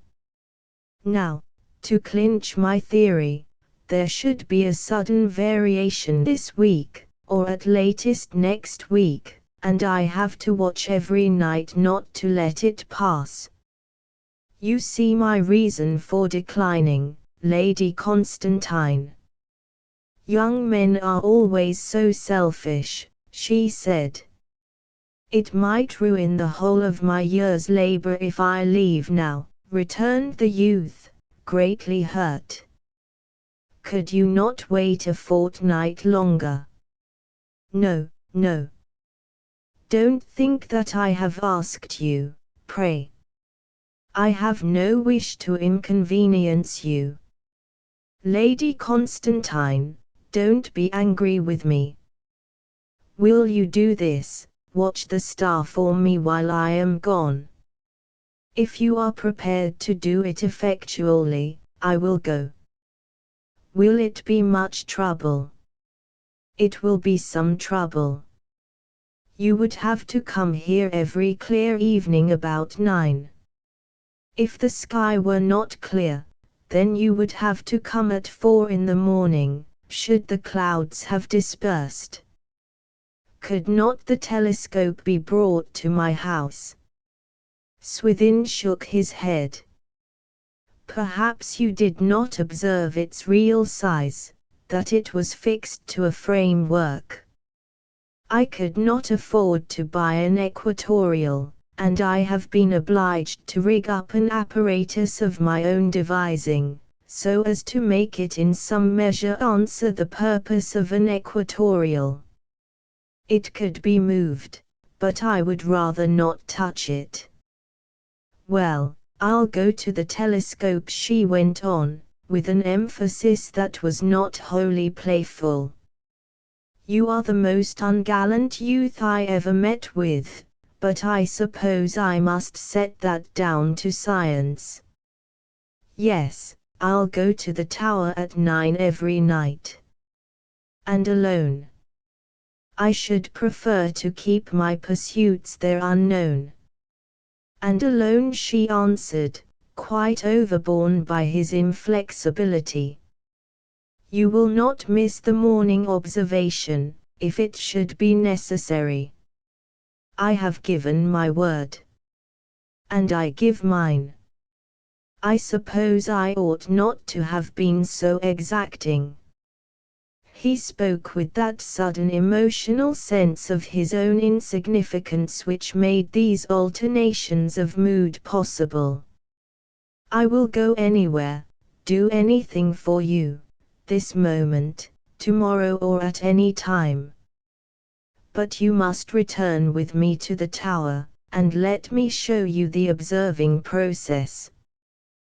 They retraced their steps, the tender hoarfrost taking the imprint of their feet, while 2 stars in the twins looked down upon their 2 persons through the trees, as if those 2 persons could bear some sort of comparison with them. On the tower the instructions were given. When all was over, and he was again conducting her to the great house, she said, "When can you start?" "Now," said Swithin. "So much the better. You shall go up by the night mail." On the 3rd morning after the young man's departure, Lady Constantine opened the post-bag anxiously. Though she had risen before 4 o'clock, and crossed to the tower through the grey half-light when every blade and twig were furred with rime, she felt no languor. Expectation could banish at cock-crow the eye-heaviness which apathy had been unable to disperse all the day long. There was, as she had hoped, a letter from Swithin St. Cleeve. "Dear Lady Constantine, I have quite succeeded in my mission, and shall return tomorrow at 10 p.m. I hope you have not failed in the observations. Watching the star through an opera glass Sunday night, I fancied some change had taken place, but I could not make myself sure. Your memoranda for that night I await with impatience. Please don't neglect to write down at the moment all remarkable appearances both as to color and intensity, and be very exact as to time, which correct in the way I showed you. I am, dear Lady Constantine, yours most faithfully, Swithin St. Cleeve. Not another word in the letter about his errand. His mind ran on nothing but this astronomical subject. He had succeeded in his mission, and yet he did not even say yes or no to the great question, whether or not her husband was masquerading in London at the address she had given. Was ever anything so provoking? She cried. However, the time was not long to wait. His way homeward would lie within a stone's throw of the manor house, and though for certain reasons she had forbidden him to call at the late hour of his arrival, she could easily intercept him in the avenue. At 20 minutes past 10 she went out into the drive, and stood in the dark. 7 minutes later she heard his footstep, and saw his outline in the slit of light between the avenue trees.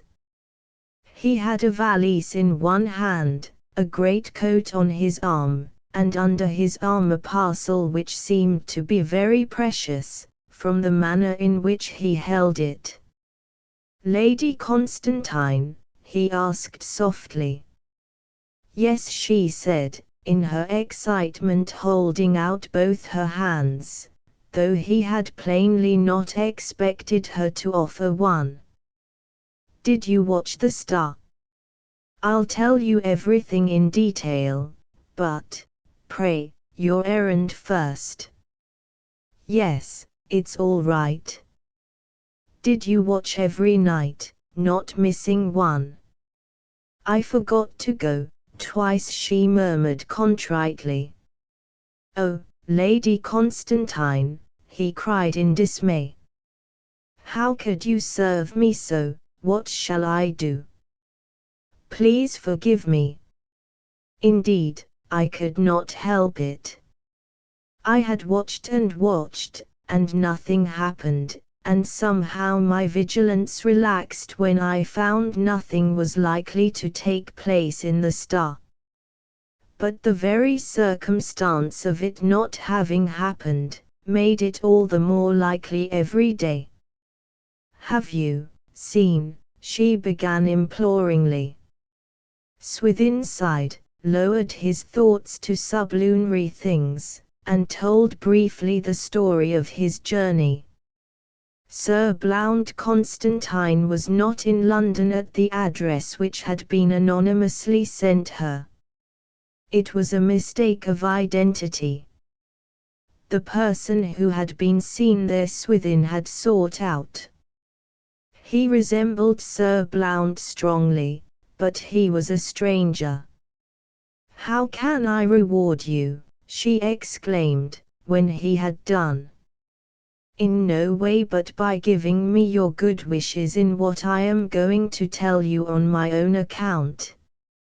He spoke in tones of mysterious exultation. "This parcel is going to make my fame." "What is it?" "A huge object glass for the great telescope I am so busy about. Such a magnificent aid to science has never entered this county before, you may depend." He produced from under his arm the carefully cuddled-up package, which was in shape a round flat disc, like a dinner plate, tied in paper. Proceeding to explain his plans to her more fully, he walked with her towards the door by which she had emerged. It was a little side wicket through a wall dividing the open park from the garden terraces.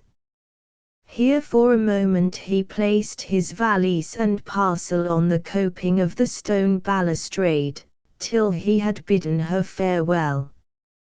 Then he turned, and in laying hold of his bag by the dim light pushed the parcel over the parapet. It fell smash upon the paved walk 10 or a dozen feet beneath. "Oh, good heavens!" he cried in anguish. "What?" "My object glass broken." "Is it of much value?" "It cost all I possess." He ran round by the steps to the lower lawn, Lady Constantine following, as he continued, It is a magnificent 8-inch first-quality object lens. I took advantage of my journey to London to get it. I have been 6 weeks making the tube of milled board, and as I had not enough money by £12 for the lens, I borrowed it of my grandmother out of her last annuity payment. What can be done. Perhaps it is not broken. He felt on the ground, found the parcel, and shook it. A clicking noise issued from inside. Swithin smote his forehead with his hand, and walked up and down like a mad fellow. My telescope. I have waited 9 months for this lens. Now the possibility of setting up a really powerful instrument is over. It is too cruel. How could it happen? Lady Constantine, I am ashamed of myself, before you. Oh, but, Lady Constantine, if you only knew what it is to a person engaged in science to have the means of clinching a theory snatched away at the last moment. It is I against the world, and when the world has accidents on its side in addition to its natural strength, what chance for me? The young astronomer leant against the wall, and was silent. His misery was of an intensity and kind with that of Palissy, in these struggles with an adverse fate. Don't mind it, pray don't, said Lady Constantine. It is dreadfully unfortunate. You have my whole sympathy. Can it be mended? Mended, no, no. Cannot you do with your present one a little longer? It is altogether inferior, cheap, and bad. I'll get you another, yes, indeed, I will. Allow me to get you another as soon as possible. I'll do anything to assist you out of your trouble, for I am most anxious to see you famous. I know you will be a great astronomer, in spite of this mishap. Come, say I may get a new one. Swithin took her hand. He could not trust himself to speak. **********. Some days later a little box of peculiar kind came to the great house. It was addressed to Lady Constantine, with great care. She had it partly opened and taken to her own little writing room, and after lunch, when she had dressed for walking, she took from the box a paper parcel like the one which had met with the accident. This she hid under her mantle, as if she had stolen it, and, going out slowly across the lawn, passed through the little door before spoken of, and was soon hastening in the direction of the Rings Hill column.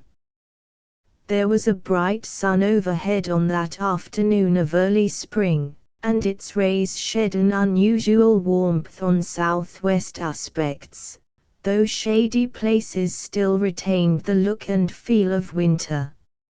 Rooks were already beginning to build new nests or to mend up old ones, and clamorously called in neighbors to give opinions on difficulties in their architecture.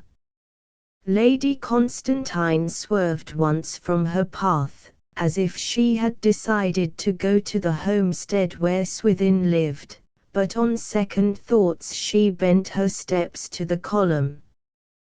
Drawing near it she looked up, but by reason of the height of the parapet nobody could be seen thereon who did not stand on tiptoe.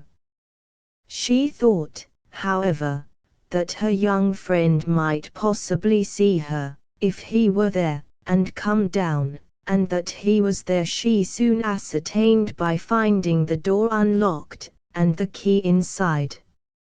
No movement, however, reached her ears from above, and she began to ascend.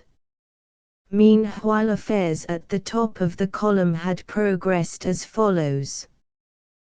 The afternoon being exceptionally fine, Swithin had ascended about 2 o'clock, and, seating himself at the little table which he had constructed on the spot, he began reading over his notes and examining some astronomical journals that had reached him in the morning. The sun blazed into the hollow roof space as into a tub, and the sides kept out every breeze. Though the month was February, below it was May in the abacus of the column. This state of the atmosphere, and the fact that on the previous night he had pursued his observations till past 2 o'clock, produced in him at the end of half an hour an overpowering inclination to sleep. Spreading on the leadwork a thick rug which he kept up there, he flung himself down against the parapet, and was soon in a state of unconsciousness. It was about 10 minutes afterwards that a soft rustle of silken clothes came up the spiral staircase, and, hesitating onwards, reached the orifice, where appeared the form of Lady Constantine. She did not at first perceive that he was present, and stood still to reconnoitre. Her eye glanced over his telescope, now wrapped up, his table and papers, his observing chair, and his contrivances for making the best of a deficiency of instruments.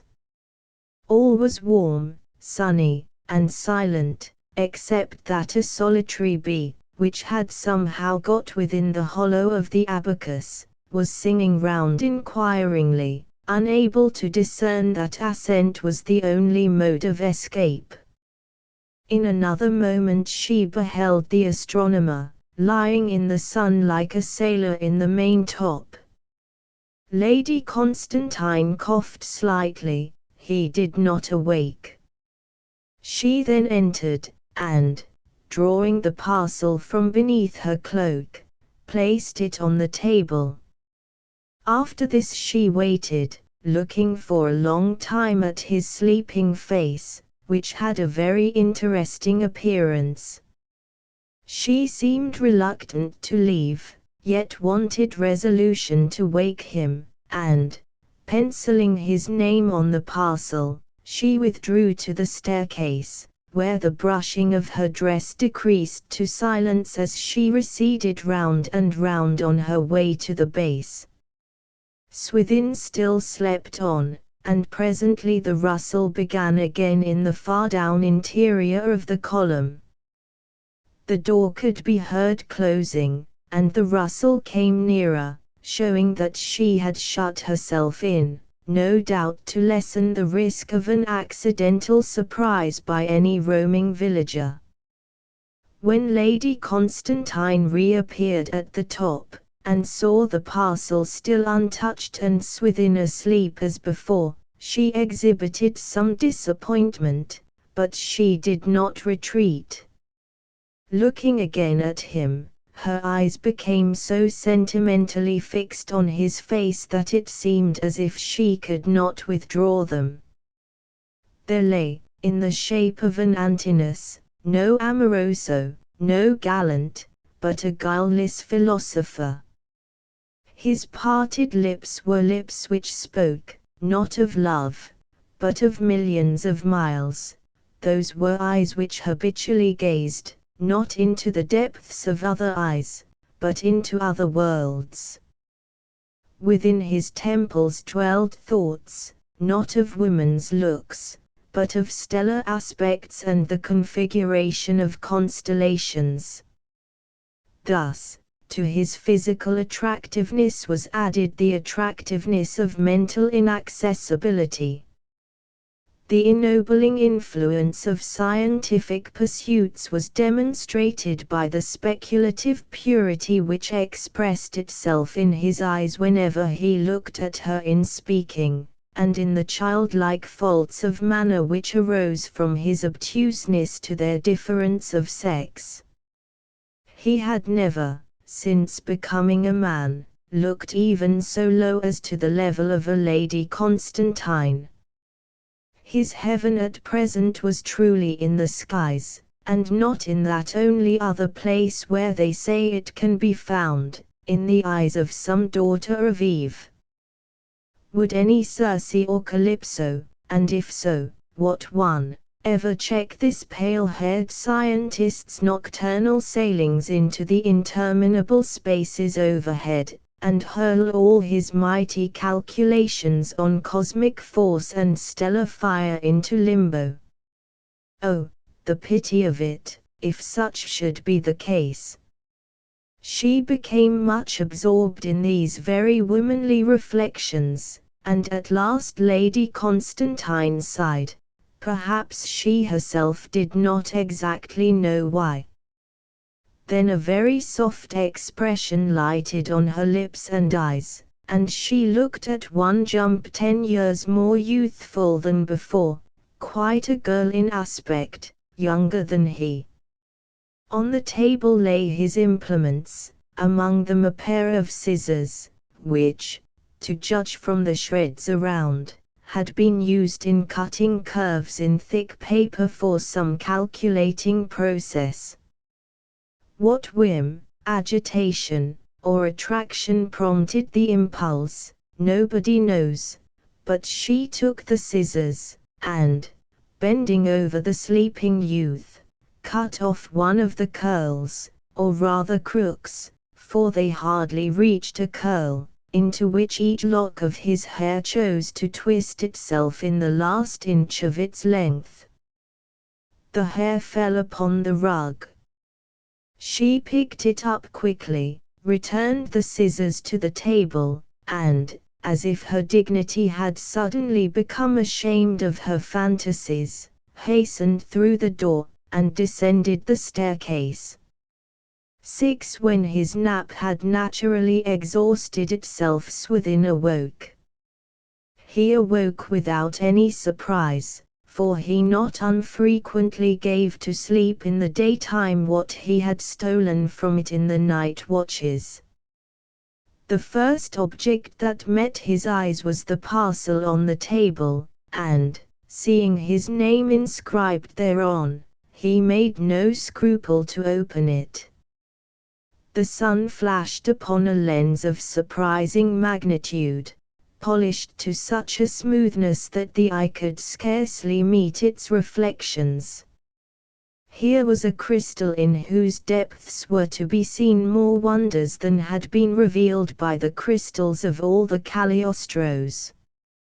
Swithin, hot with joyousness, took this treasure to his telescope manufactory at the homestead.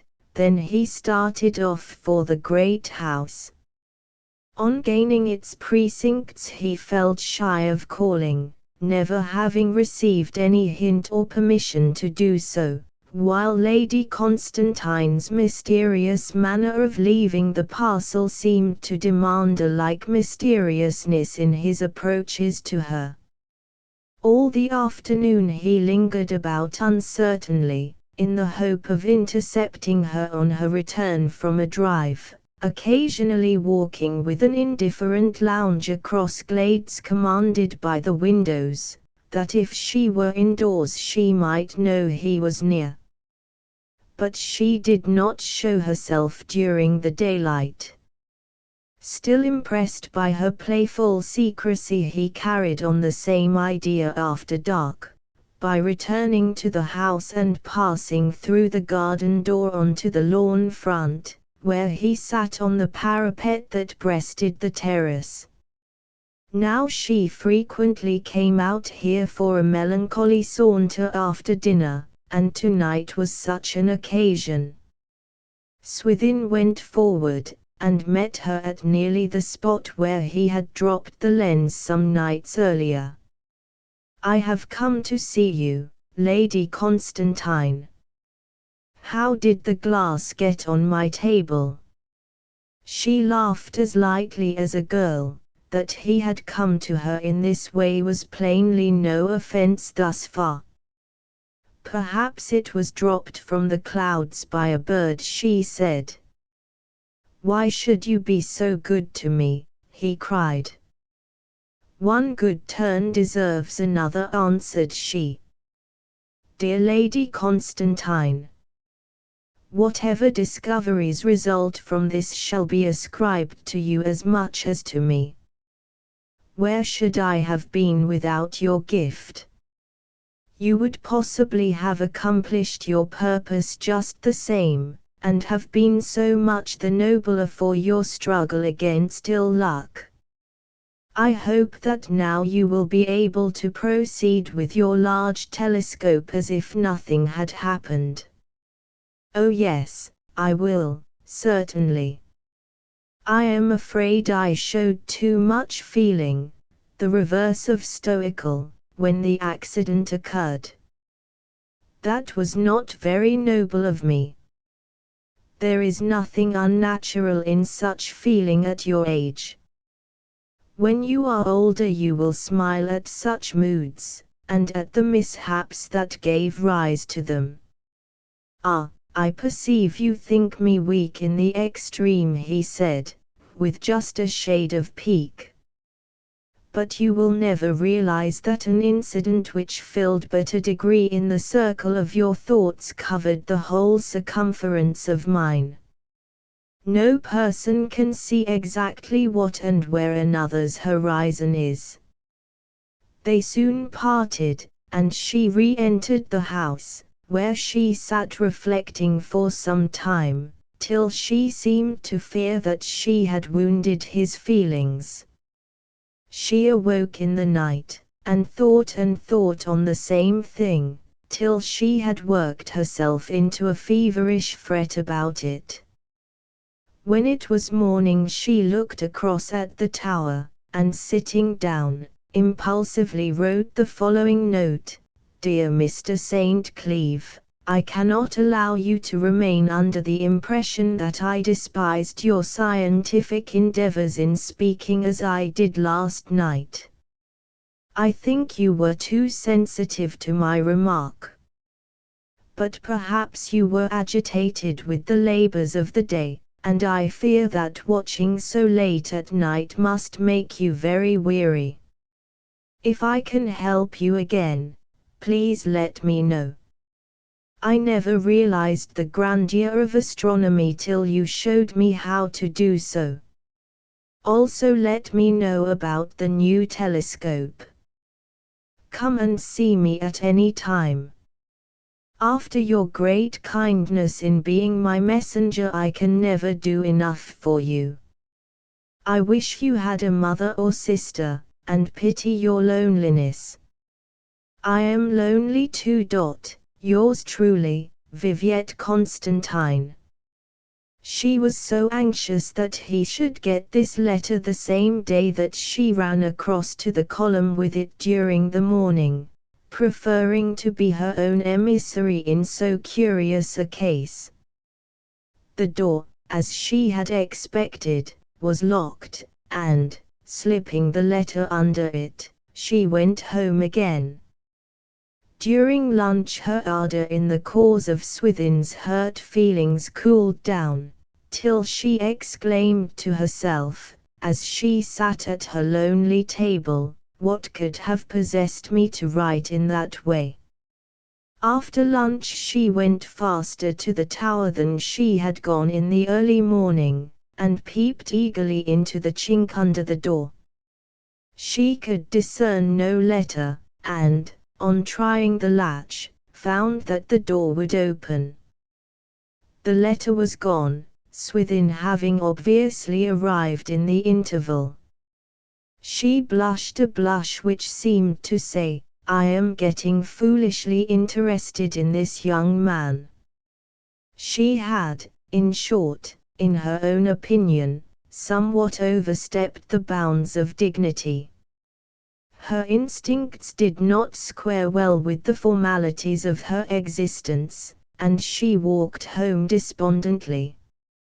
Had a concert, bazaar, lecture, or Dorcas meeting required the patronage and support of Lady Constantine at this juncture, the circumstance would probably have been sufficient to divert her mind from Swithin St. Cleeve and astronomy for some little time.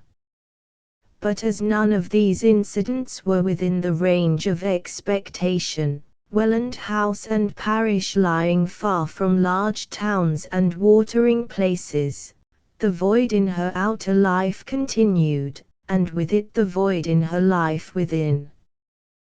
The youth had not answered her letter, neither had he called upon her in response to the invitation she had regretted, with the rest of the epistle, as being somewhat too warmly informal for black and white. To speak tenderly to him was one thing, to write another. That was her feeling immediately after the event, but his counter-move of silence and avoidance, though probably the result of pure unconsciousness on his part, completely dispersed such self-considerations now. Her eyes never fell upon the Rings Hill column without a solicitous wonder arising as to what he was doing. A true woman, she would assume the remotest possibility to be the most likely contingency, if the possibility had the recommendation of being tragical, and she now feared that something was wrong with Swithin St. Cleeve. Yet there was not the least doubt that he had become so immersed in the business of the new telescope as to forget everything else. On Sunday, between the services, she walked to Little Welland, chiefly for the sake of giving a run to a house dog, a large Saint Bernard, of whom she was fond.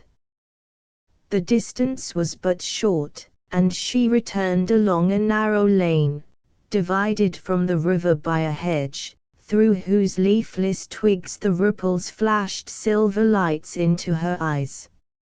Here she discovered Swithin, leaning over a gate, his eyes bent upon the stream. The dog first attracted his attention, then he heard her, and turned round.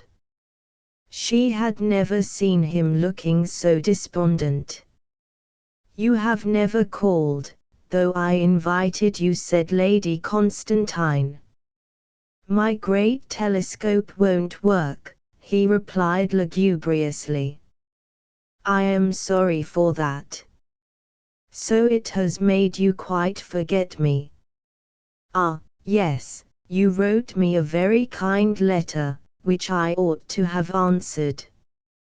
"Well, I did forget, Lady Constantine. My new telescope won't work, and I don't know what to do about it at all. Can I assist you any further?" "No, I fear not. Besides, you have assisted me already. What would really help you out of all your difficulties?" "Something would, surely." He shook his head. "There must be some solution to them." "Oh yes," he replied, with a hypothetical gaze into the stream, "some solution of course, an equatorial, for instance." "What's that?" "Briefly, an impossibility. It is a splendid instrument, with an object lens of, say, 8 or 9 inches aperture, mounted with its axis parallel to the Earth's axis, and fitted up with graduated circles for denoting right ascensions and declinations, besides having special eyepieces, a finder, and all sorts of appliances, clockwork to make the telescope follow the motion in right ascension. I cannot tell you half the conveniences." "Ah, an equatorial is a thing indeed." "An equatorial is the one instrument required to make you quite happy." "Well, yes. I'll see what I can do. But, Lady Constantine, cried the amazed astronomer. An equatorial such as I describe costs as much as 2 grand pianos. She was rather staggered at this news, but she rallied gallantly, and said, "Never mind. I'll make inquiries." But it could not be put on the tower without people seeing it. It would have to be fixed to the masonry.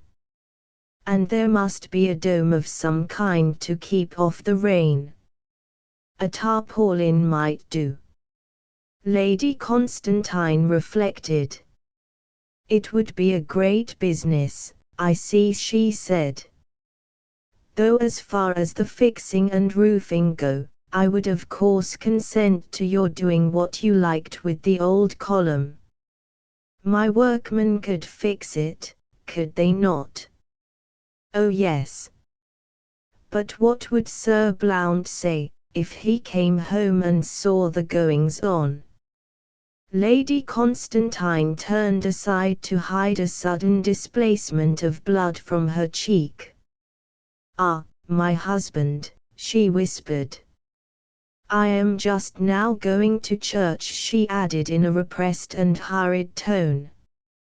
"I will think of this matter." In church it was with Lady Constantine as with the Lord Angelo of Vienna in a similar situation. Heaven had her empty words only, and her invention heard not her tongue.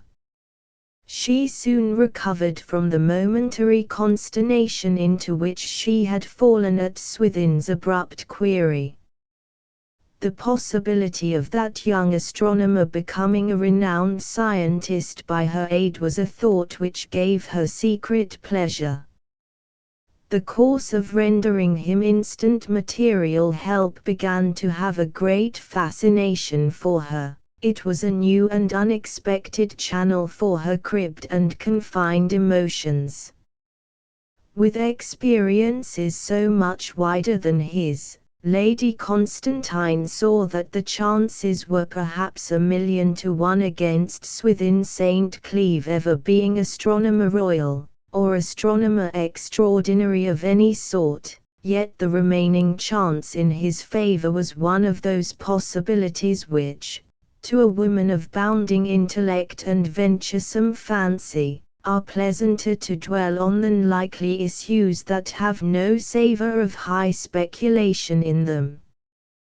The equatorial question was a great one, and she had caught such a large spark from his enthusiasm that she could think of nothing so piquant as how to obtain the important instrument.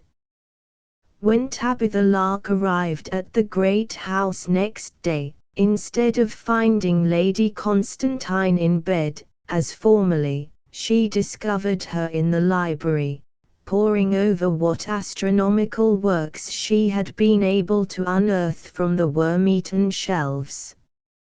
As these publications were, for a science of such rapid development, somewhat venerable, there was not much help of a practical kind to be gained from them.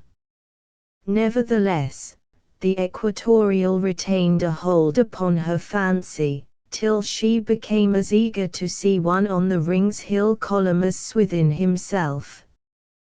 The upshot of it was that Lady Constantine sent a messenger that evening to Welland Bottom, where the homestead of Swithin's grandmother was situated, requesting the young man's presence at the house at 12 o'clock next day. He hurriedly returned an obedient reply, and the promise was enough to lend great freshness to her manner next morning, instead of the leaden air which was too frequent with her before the sun reached the meridian, and sometimes after. Swithin had, in fact, arisen as an attractive little intervention between herself and despair. 7 A fog defaced all the trees of the park that morning. The white atmosphere adhered to the ground like a fungoid growth from it, and made the turfed undulations look slimy and raw. but Lady Constantine settled down in her chair to await the coming of the late curate's son with a serenity which the vast blanks outside could neither baffle nor destroy. At 12 the doorbell rang, and a look overspread the lady's face that was neither maternal, sisterly, nor amorous, but partook in an indescribable manner of all three kinds. The door was flung open and the young man was ushered in, the fog still clinging to his hair, in which she could discern a little notch where she had nipped off the curl. A speechlessness that socially was a defect in him was to her view a piquant attribute just now. He looked somewhat alarmed. "Lady Constantine, have I done anything that you have sent?" he began breathlessly, as he gazed in her face, with parted lips. "Oh no, of course not. I have decided to do something, nothing more," she smilingly said, holding out her hand, which he rather gingerly touched. "Don't look so concerned. Who makes equatorials?" This remark was like the drawing of a weir hatch, and she was speedily inundated with all she wished to know concerning astronomical opticians. When he had imparted the particulars he waited, manifestly burning to know whither these inquiries tended. "I am not going to buy you one," she said gently. He looked as if he would faint. "Certainly not. I do not wish it." "I could not have accepted it," faltered the young man. "But I am going to buy one for myself. I lack a hobby, and I shall choose astronomy. I shall fix my equatorial on the column." Swithin brightened up. "And I shall let you have the use of it whenever you choose. In brief, Swithin St. Cleeve shall be Lady Constantine's astronomer royal, and she shall be his queen." The words came not much the worse for being uttered only in the tone of one anxious to complete a tardy sentence. "Well, that's what I have decided to do," resumed Lady Constantine. "I will write to these opticians at once." There seemed to be no more for him to do than to thank her for the privilege, whenever it should be available, which he promptly did, and then made as if to go. But Lady Constantine detained him with, "Have you ever seen my library?" "No, never." "You don't say you would like to see it." "But I should. It is the third door on the right. You can find your way in, and you can stay there as long as you like." Swithin then left the morning room for the apartment designated, and amused himself in that soul of the house as Cicero defined it, till he heard the lunch bell sounding from the turret, when he came down from the library steps, and thought it time to go home. But at that moment a servant entered to inquire whether he would or would not prefer to have his lunch brought into him there. Upon his replying in the affirmative, a large tray arrived on the stomach of a footman, and Swithin was greatly surprised to see a whole pheasant placed at his disposal. Having breakfasted at 8 that morning, and having been much in the open air afterwards, the Adonis astronomer's appetite assumed grand proportions. How much of that pheasant he might consistently eat without hurting his dear patroness Lady Constantine's feelings, when he could readily eat it all, was a problem in which the reasonableness of a larger and larger quantity argued itself inversely as a smaller and smaller quantity remained. When, at length, he had finally decided on a terminal point in the body of the bird, the door was gently opened. "Oh, you have not finished," came to him over his shoulder, in a considerate voice. "Oh yes, thank you, Lady Constantine," he said, jumping up. "Why did you prefer to lunch in this awkward, dusty place?" "I thought it would be better," said Swithin simply. "There is fruit in the other room, if you like to come." "But perhaps you would rather not." "Oh yes, I should much like to," said Swithin, walking over his napkin, and following her as she led the way to the adjoining apartment. Here, while she asked him what he had been reading, he modestly ventured on an apple, in whose flavor he recognized the familiar taste of old friends robbed from her husband's orchards in his childhood, long before Lady Constantine's advent on the scene. She supposed he had confined his search to his own sublime subject, astronomy. Swithin suddenly became older to the eye, as his thoughts reverted to the topic thus reintroduced. "Yes," he informed her. "I seldom read any other subject. In these days the secret of productive study is to avoid well. Did you find any good treatises?" "None. The theories in your books are almost as obsolete as the Ptolemaic system. Only fancy, that magnificent cyclopedia, leather-bound, and stamped, and gilt, and wide-margined, and bearing the blazon of your house in magnificent colors, says that the twinkling of the stars is probably caused by heavenly bodies passing in front of them in their revolutions. And is it not so? That was what I learned when I was a girl." The modern Eudoxus now rose above the embarrassing horizon of Lady Constantine's great house, magnificent furniture, and awe-inspiring footmen.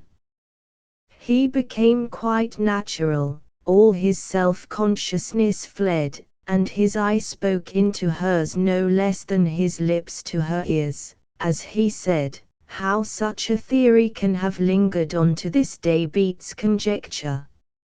François Arago, as long as 40 or 50 years ago, conclusively established the fact that scintillation is the simplest thing in the world, merely a matter of atmosphere. But I won't speak of this to you now. The comparative absence of scintillation in warm countries was noticed by Humboldt. Then, again, the scintillations vary. No star flaps his wings like Sirius when he lies low. He flashes out emeralds and rubies, amethystine flames and saphirine colors, in a manner quite marvelous to behold, and this is only one star. So, too, do Arcturus, and Capella, and lesser luminaries. But I tire you with this subject. On the contrary, you speak so beautifully that I could listen all day." The astronomer threw a searching glance upon her for a moment, but there was no satire in the warm soft eyes which met his own with a luxurious contemplative interest. "Say some more of it to me," she continued, in a voice not far removed from coaxing. After some hesitation the subject returned again to his lips, and he said some more, indeed, much more, Lady Constantine often throwing in an appreciative remark or question, often meditatively regarding him, in pursuance of ideas not exactly based on his words, and letting him go on as he would. Before he left the house the new astronomical project was set in train. The top of the column was to be roofed in, to form a proper observatory, and on the ground that he knew better than anyone else how this was to be carried out, she requested him to give precise directions on the point, and to superintend the whole. A wooden cabin was to be erected at the foot of the tower, to provide better accommodation for casual visitors to the observatory than the spiral staircase and lead flat afforded. As this cabin would be completely buried in the dense fir foliage which enveloped the lower part of the column and its pedestal, it would be no disfigurement to the general appearance. Finally, a path was to be made across the surrounding fallow, by which she might easily approach the scene of her new study. When he was gone, she wrote to the firm of opticians concerning the equatorial for whose reception all this was designed. The undertaking was soon in full progress, and by degrees it became the talk of the hamlets round that Lady Constantine had given up melancholy for astronomy, to the great advantage of all who came in contact with her.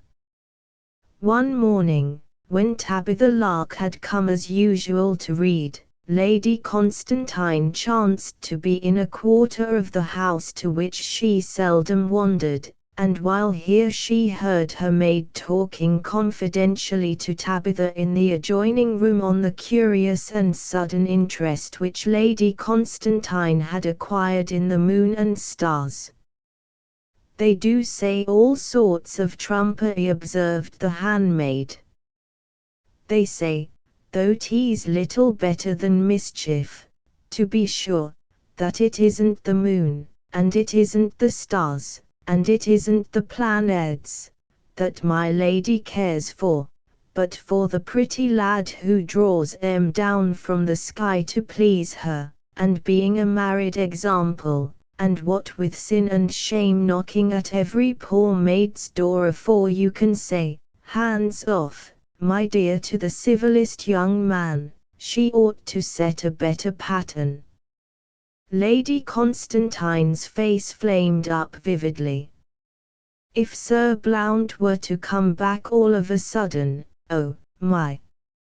Lady Constantine grew cold as ice.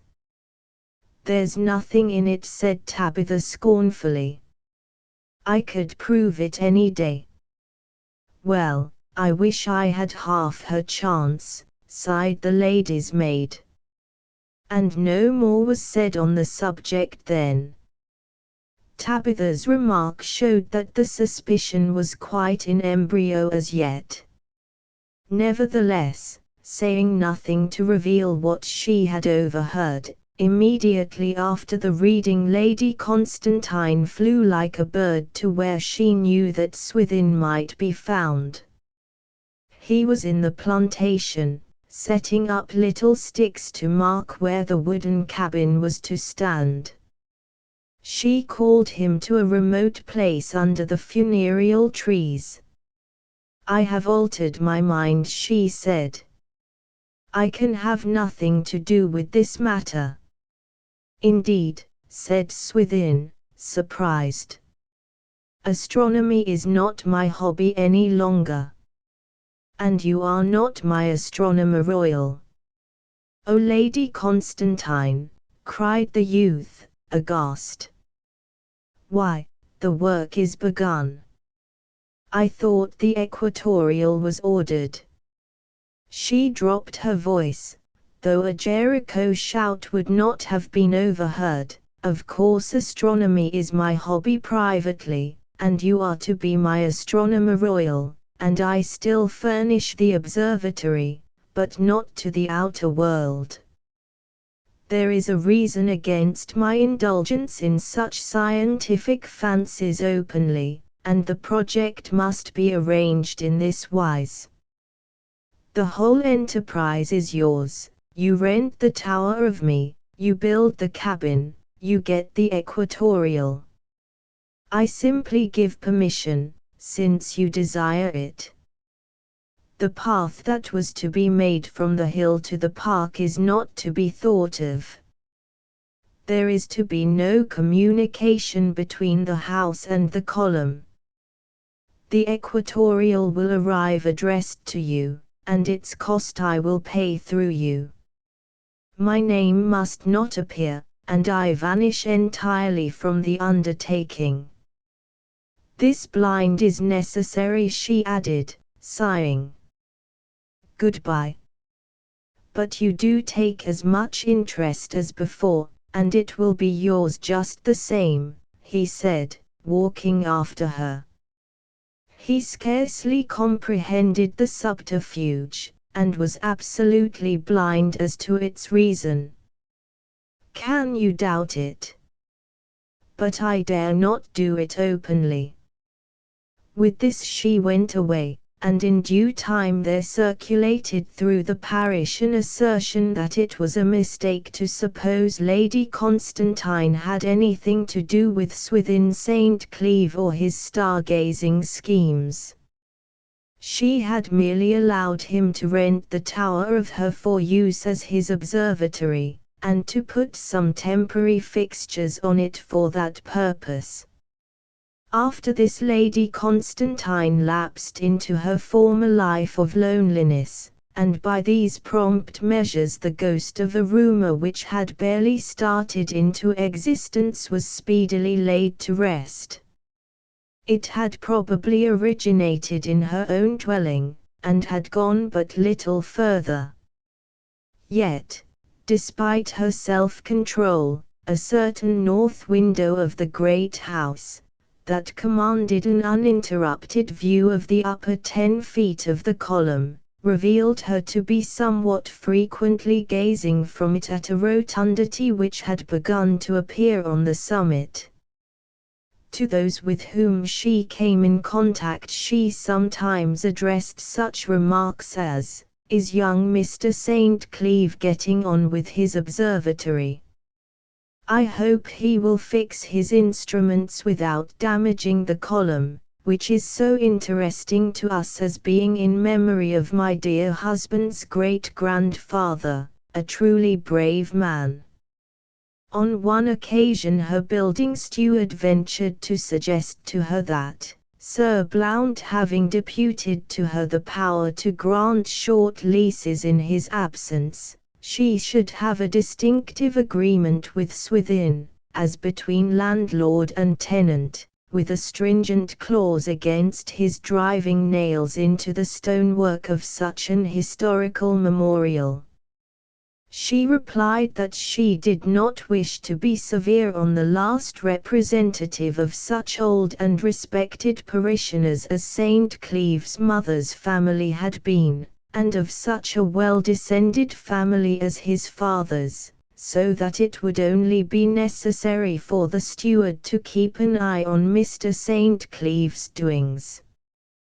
Further, when a letter arrived at the great house from Hilton and Pym's, the opticians, with information that the equatorial was ready and packed, and that a man would be sent with it to fix it, she replied to that firm to the effect that their letter should have been addressed to Mr. St. Cleeve, the local astronomer, on whose behalf she had made the inquiries, that she had nothing more to do with the matter, that he would receive the instrument and pay the bill, her guarantee being given for the latter performance. 8 Lady Constantine then had the pleasure of beholding a wagon, laden with packing cases, moving across the field towards the pillar, and not many days later Swithin, who had never come to the great house since the luncheon, met her in a path which he knew to be one of her promenades. "The equatorial is fixed, and the man gone," he said, half in doubt as to his speech, for her commands to him not to recognize her agency or patronage still puzzled him. "I respectfully wish you could come and see it, Lady Constantine." "I would rather not, I cannot." Saturn is lovely, Jupiter is simply sublime. I can see double stars in the Lion and in the Virgin, where I had seen only a single one before. It is all I required to set me going. I'll come. But, you need say nothing about my visit. I cannot come tonight, but I will sometime this week. Yet only this once, to try the instrument. Afterwards you must be content to pursue your studies alone. Swithin seemed but little affected at this announcement. Hilton and Pym's man handed me the bill. He continued. How much is it? He told her. And the man who has built the hut and dome, and done the other fixing, has sent in his. He named this amount also. Very well. They shall be settled with. My debts must be paid with my money, which you shall have at once, in cash, since a check would hardly do. Come to the house for it this evening. But no, no, you must not come openly, such is the world. Come to the window that is exactly in a line with the long snowdrop bed, in the south front, at 8 tonight, and I will give you what is necessary. Certainly, Lady Constantine, said the young man. At 8 that evening accordingly, Swithin entered like a spectre upon the terrace to seek out the spot she had designated. The equatorial had so entirely absorbed his thoughts that he did not trouble himself seriously to conjecture the why and wherefore of her secrecy. If he casually thought of it, he set it down in a general way to an intensely generous wish on her part not to lessen his influence among the poorer inhabitants by making him appear the object of patronage. While he stood by the long snowdrop bed, which looked up at him like a nether Milky Way, the French casement of the window opposite softly opened, and a hand bordered by a glimmer of lace was stretched forth, from which he received a crisp little parcel, bank notes, apparently. He knew the hand, and held it long enough to press it to his lips, the only form which had ever occurred to him of expressing his gratitude to her without the encumbrance of clumsy words, a vehicle at the best of times but rudely suited to such delicate merchandise. The hand was hastily withdrawn, as if the treatment had been unexpected. Then, seemingly moved by second thoughts, she bent forward and said, "Is the night good for observations?" "Perfect." She paused. "Then I'll come tonight," she at last said. "It makes no difference to me, after all." "Wait just one moment."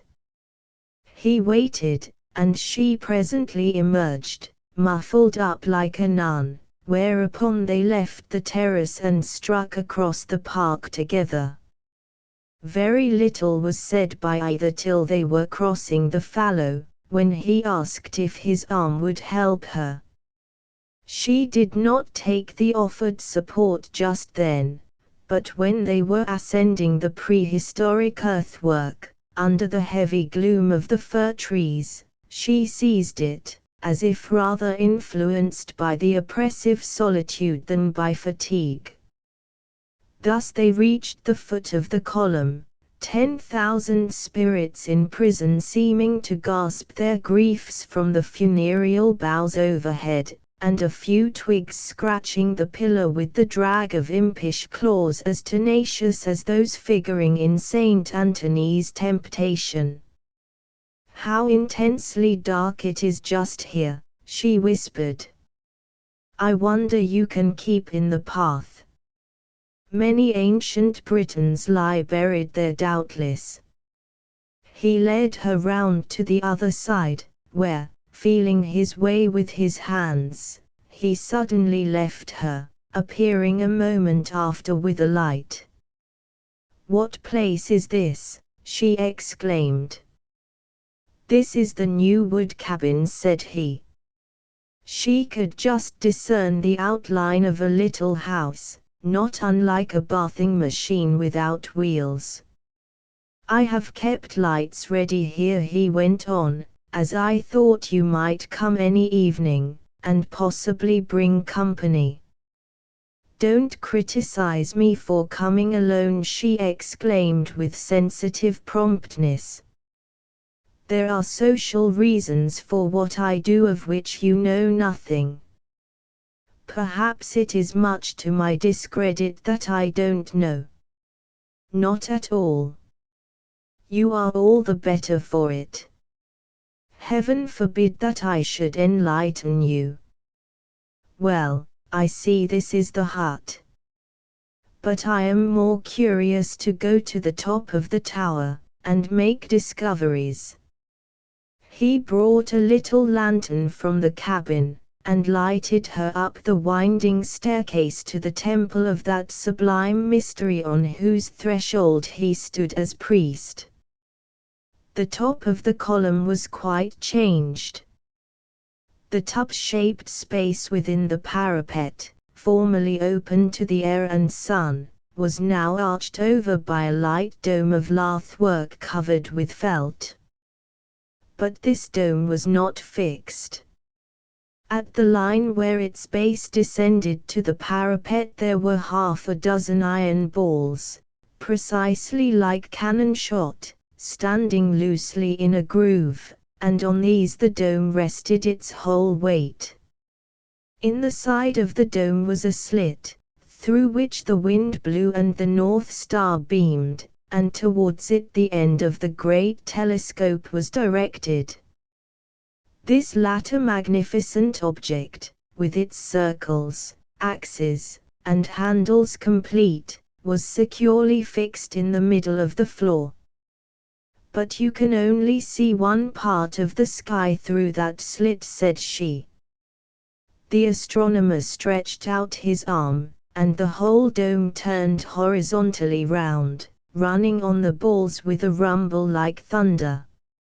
Instead of the star Polaris, which had first been peeping in through the slit, there now appeared the countenances of Castor and Pallas.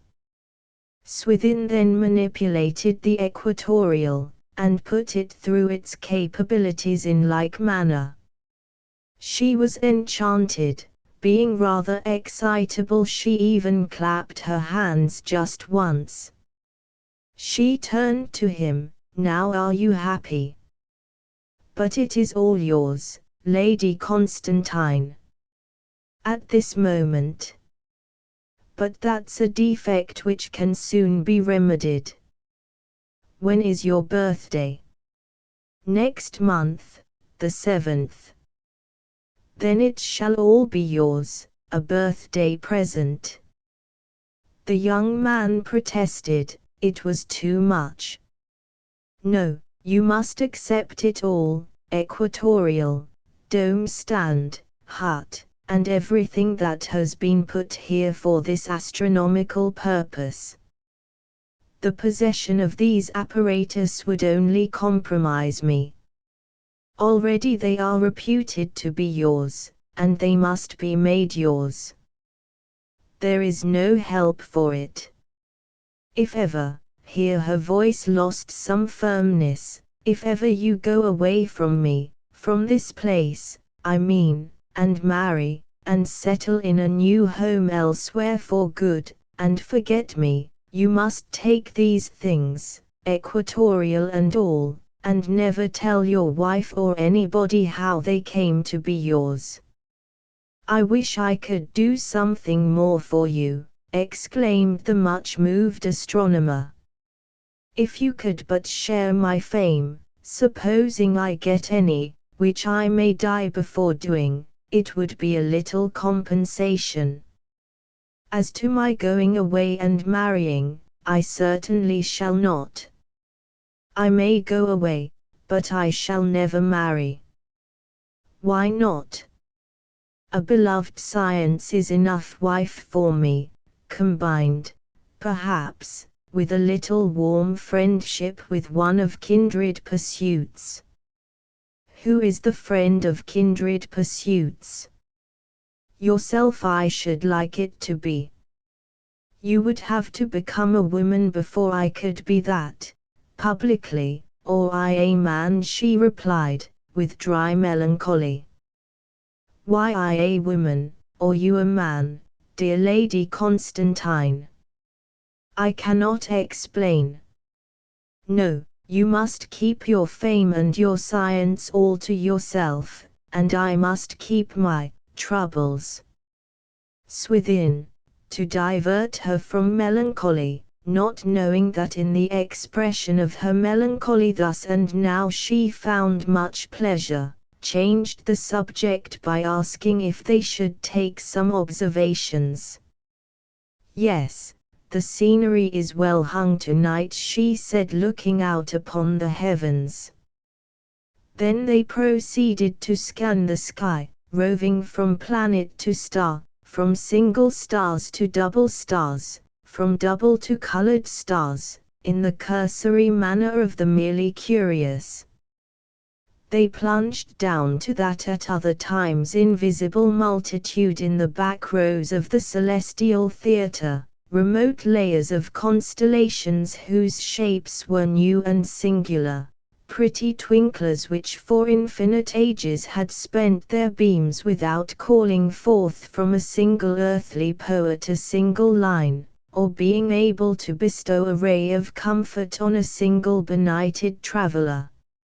And to think, said Lady Constantine, that the whole race of shepherds, since the beginning of the world, even those immortal shepherds who watched near Bethlehem, should have gone into their graves without knowing that for one star that lighted them in their labors, there were 100 as good behind trying to do so. I have a feeling for this instrument not unlike the awe I should feel in the presence of a great magician in whom I really believed. Its powers are so enormous, and weird, and fantastical, that I should have a personal fear in being with it alone. Music drew an angel down, said the poet, but what is that to drawing down worlds? I often experience a kind of fear of the sky after sitting in the observing chair a long time, he answered. And when I walk home afterwards I also fear it, for what I know is there, but cannot see, as one naturally fears the presence of a vast formless something that only reveals a very little of itself. That's partly what I meant by saying that magnitude, which up to a certain point has grandeur, has beyond it ghastliness.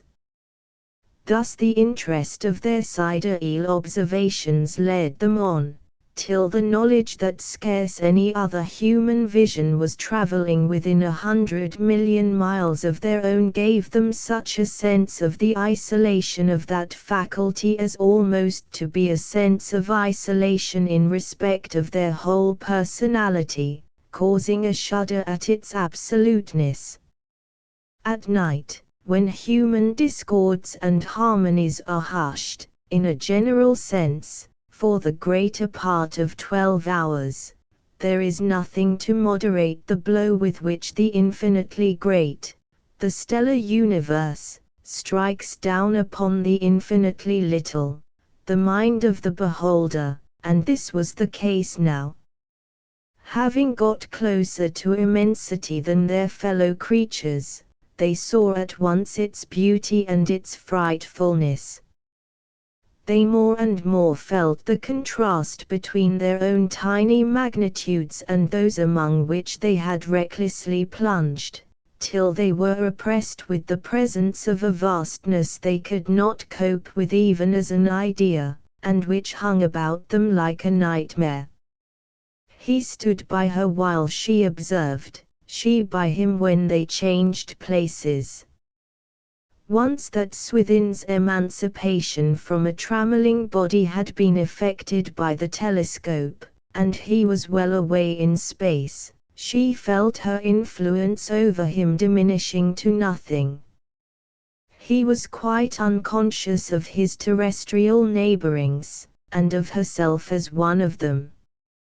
It still further reduced her towards unvarnished simplicity in her manner to him. The silence was broken only by the ticking of the clockwork which gave diurnal motion to the instrument. The stars moved on, the end of the telescope followed, but their tongues stood still. To expect that he was ever voluntarily going to end the pause by speech was apparently futile. She laid her hand upon his arm. He started, withdrew his eye from the telescope, and brought himself back to the earth by a visible, almost painful, effort. "Do come out of it," she coaxed, with a softness in her voice which any man but unpracticed Swithin would have felt to be exquisite. "I feel that I have been so foolish as to put in your hands an instrument to effect my own annihilation. Not a word have you spoken for the last 10 minutes. I have been mentally getting on with my great theory. I hope soon to be able to publish it to the world. What, are you going? I will walk with you, Lady Constantine. When will you come again? When your great theory is published to the world. 9. Lady Constantine, if narrowly observed at this time, would have seemed to be deeply troubled in conscience, and particularly after the interview above described. Ash Wednesday occurred in the calendar a few days later, and she went to morning service with a look of genuine contrition on her emotional and yearning countenance. Besides herself, the congregation consisted only of the parson, clerk, schoolchildren, and 3 old people living on alms, who sat under the reading desk, and thus, when Mr. Talkingham blazed forth the denunciatory sentences of the commination, nearly the whole force of them seemed to descend upon her own shoulders. Looking across the empty pews, she saw through the 1 or 2 clear panes of the window opposite a youthful figure in the churchyard, and the very feeling against which she had tried to pray returned again irresistibly. When she came out and had crossed into the private walk, Swithin came forward to speak to her. This was a most unusual circumstance, and argued a matter of importance. "I have made an amazing discovery in connection with the variable stars," he exclaimed. "It will excite the whole astronomical world, and the world outside but little less.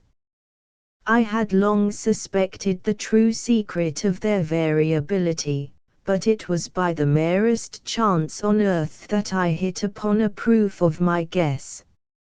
Your equatorial has done it, my good, kind Lady Constantine, and our fame is established forever." He sprang into the air, and waved his hat in his triumph. "Oh, I am so glad, so rejoiced," she cried. "What is it? But don't stop to tell me. Publish it at once in some paper, nail your name to it, or somebody will seize the idea and appropriate it, forestall you in some way. It will be Adams and Levery over again. If I may walk with you, I will explain the nature of the discovery. It accounts for the occasional green tint of castor, and every difficulty. I said I would be the Copernicus of the stellar system, and I have begun to be. Yet who knows? Now don't be so up and down. I shall not understand your explanation, and I would rather not know it. I shall reveal it if it is very grand. Women, you know, are not safe depositaries of such valuable secrets. You may walk with me a little way, with great pleasure. Then go and write your account, so as to ensure your ownership of the discovery. But how you have watched, she cried, in a sudden accession of anxiety, as she turned to look more closely at him. The orbits of your eyes are leaden, and your eyelids are red and heavy. Don't do it, pray don't. You will be ill, and break down.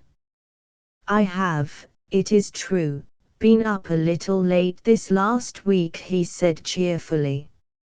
In fact, I couldn't tear myself away from the equatorial. It is such a wonderful possession that it keeps me there till daylight. But what does that matter, now I have made the discovery? Ah, it does matter. Now, promise me, I insist, that you will not commit such imprudences again, for what should I do if my astronomer royal were to die? She laughed, but far too apprehensively to be effective as a display of levity. They parted, and he went home to write out his paper. He promised to call as soon as his discovery was in print. Then they waited for the result. It is impossible to describe the tremulous state of Lady Constantine during the interval. The warm interest she took in Swithin St. Cleeve, many would have said dangerously warm interest, made his hopes her hopes, and though she sometimes admitted to herself that great allowance was requisite for the overweening confidence of youth in the future, she permitted herself to be blinded to probabilities for the pleasure of sharing his dreams.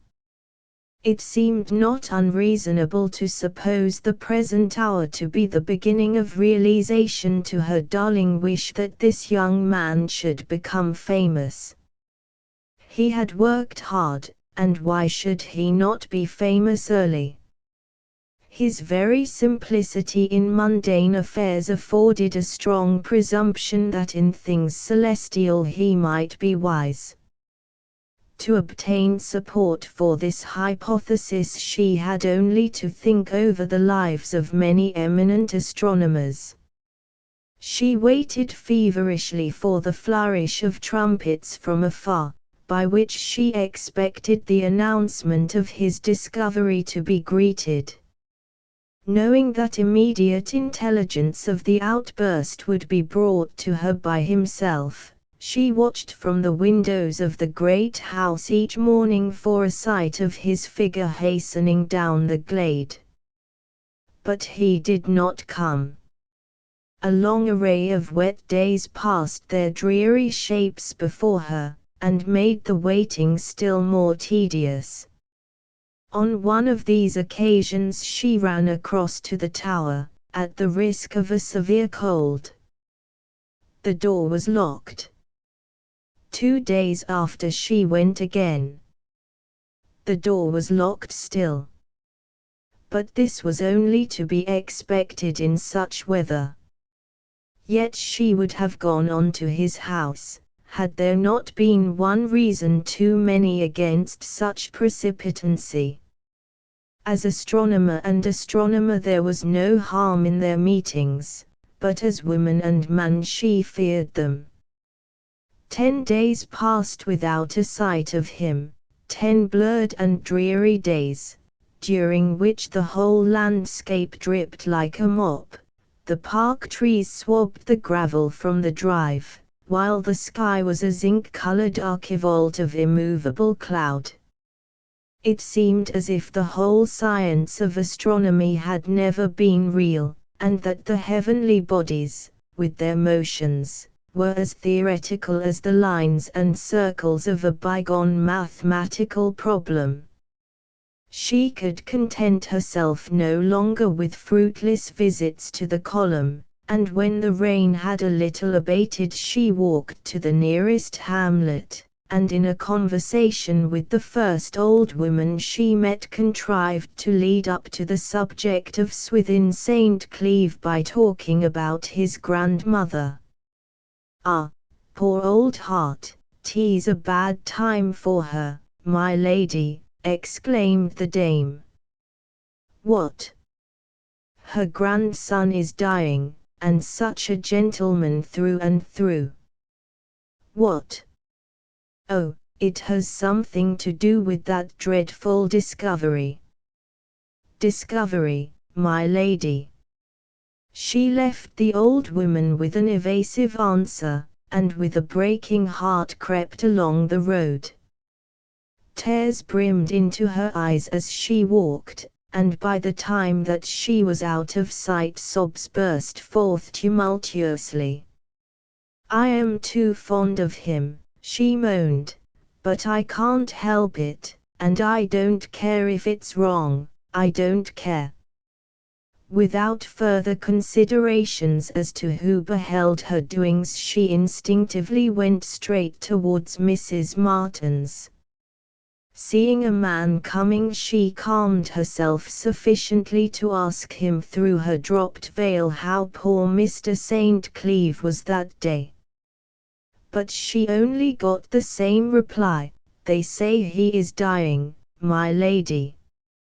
When Swithin had parted from Lady Constantine, on the previous Ash Wednesday, he had gone straight to the homestead and prepared his account of a new astronomical discovery.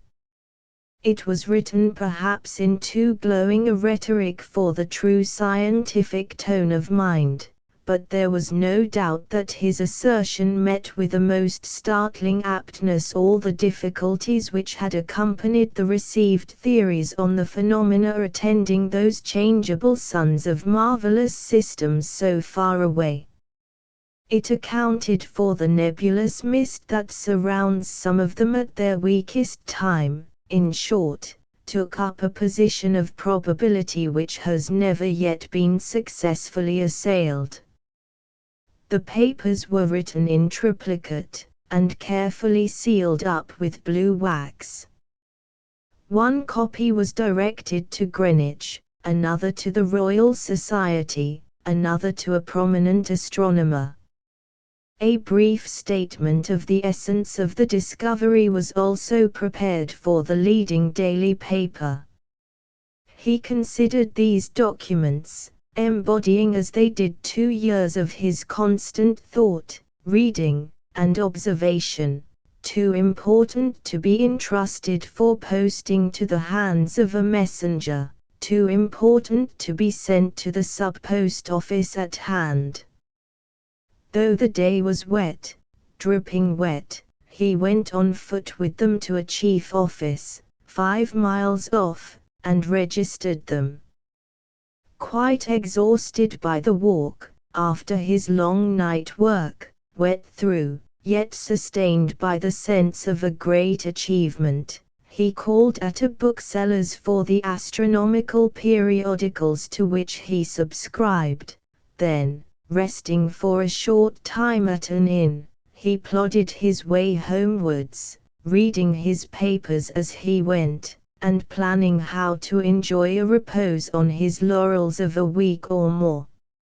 On he strolled through the rain, holding the umbrella vertically over the exposed page to keep it dry while he read. Suddenly his eye was struck by an article.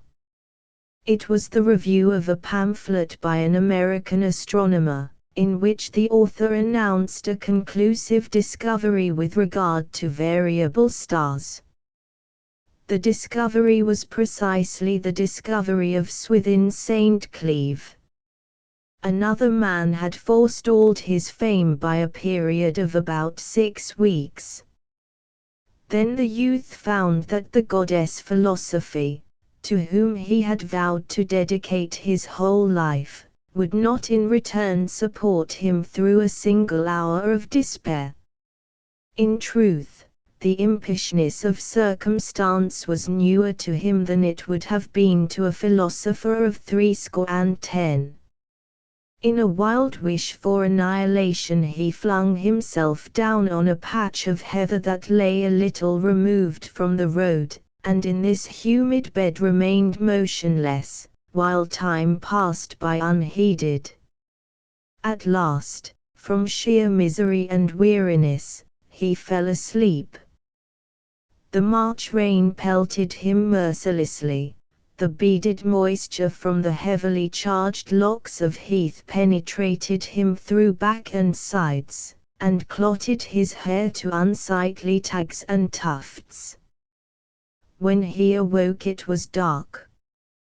He thought of his grandmother, and of her possible alarm at missing him. On attempting to rise, he found that he could hardly bend his joints, and that his clothes were as heavy as lead from saturation. His teeth chattering and his knees trembling, he pursued his way home, where his appearance excited great concern. He was obliged at once to retire to bed, and the next day he was delirious from the chill.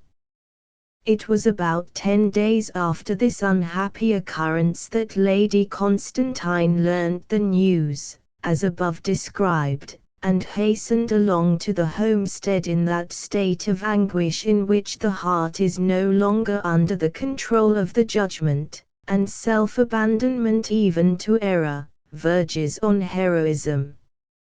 On reaching the house in Welland Bottom, the door was opened to her by old Hannah, who wore an assiduously sorrowful look, and Lady Constantine was shown into the large room, so wide that the beams bent in the middle, where she took her seat in one of a methodic range of chairs, beneath a portrait of the Reverend Mr. St. Cleeve, her astronomer's erratic father.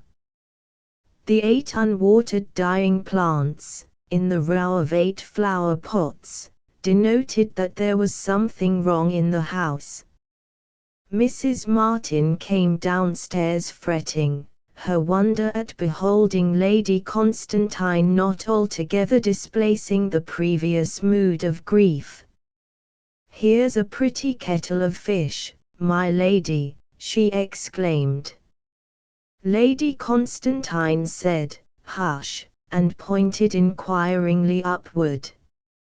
"He is not overhead," my lady replied Swithin's grandmother. "His bedroom is at the back of the house." "How is he now?" "He is better, just at this moment, and we are more hopeful. But he changes so." "May I go up? I know he would like to see me." Her presence having been made known to the sufferer, she was conducted upstairs to Swithin's room. The way thither was through the large chamber he had used as a study and for the manufacture of optical instruments. There lay the large pasteboard telescope, that had been just such a failure as Crusoe's large boat. There were his diagrams, maps, globes, and celestial apparatus of various sorts. The absence of the worker, through illness or death, is sufficient to touch the prosiest workshop and tools with the hues of pathos, and it was with a swelling bosom that Lady Constantine passed through this arena of his youthful activities to the little chamber where he lay. Old Mrs. Martin sat down by the window, and Lady Constantine bent over Swithin. "Don't speak to me," she whispered. "It will weaken you, it will excite you. If you do speak, it must be very softly. She took his hand, and one irrepressible tear fell upon it. Nothing will excite me now, Lady Constantine, he said, not even your goodness in coming. My last excitement was when I lost the battle. Do you know that my discovery has been forestalled? It is that's killing me. But you are going to recover, you are better, they say. Is it so? I think I am, today. But who can be sure?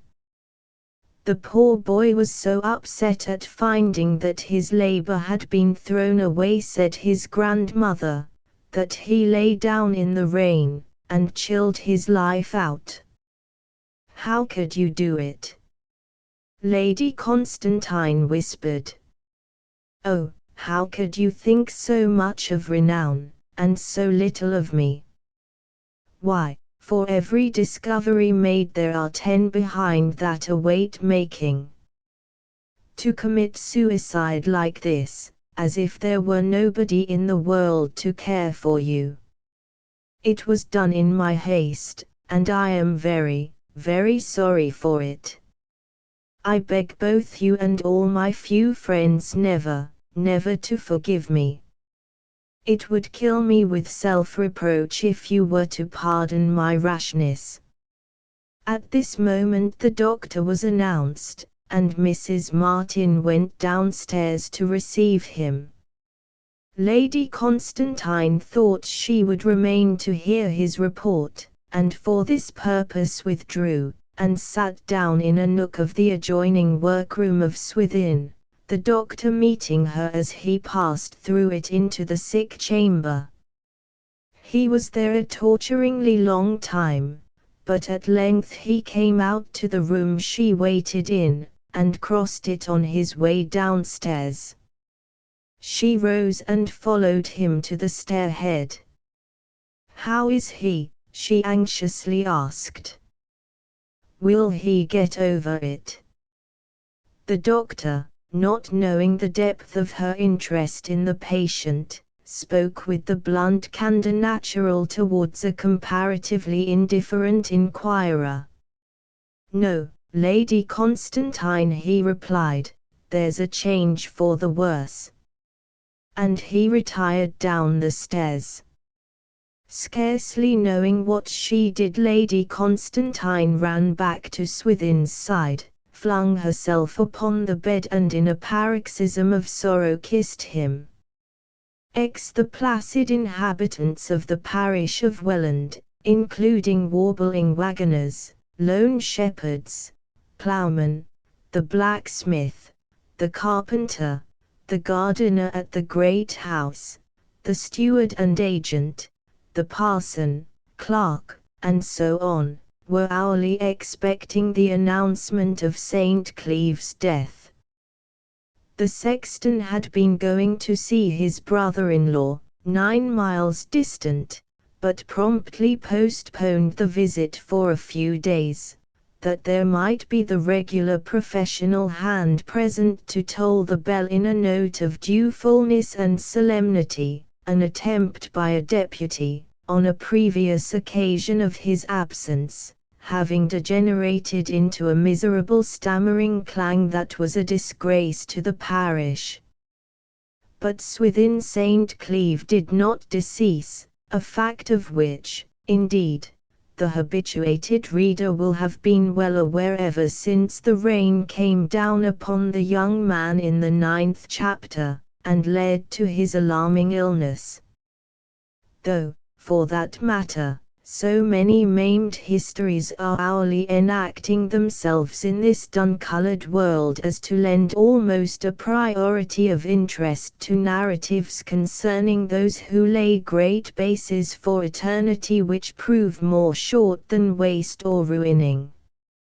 How it arose that he did not die was in this wise, and his example affords another instance of that reflex rule of the vassal soul over the sovereign body, which, operating so wonderfully in elastic natures, and more or less in all, originally gave rise to the legend that supremacy lay on the other side. The evening of the day after the tender, despairing, farewell kiss of Lady Constantine, when he was a little less weak than during her visit, he lay with his face to the window. He lay alone, quiet and resigned. He had been thinking, sometimes of her and other friends, but chiefly of his lost discovery.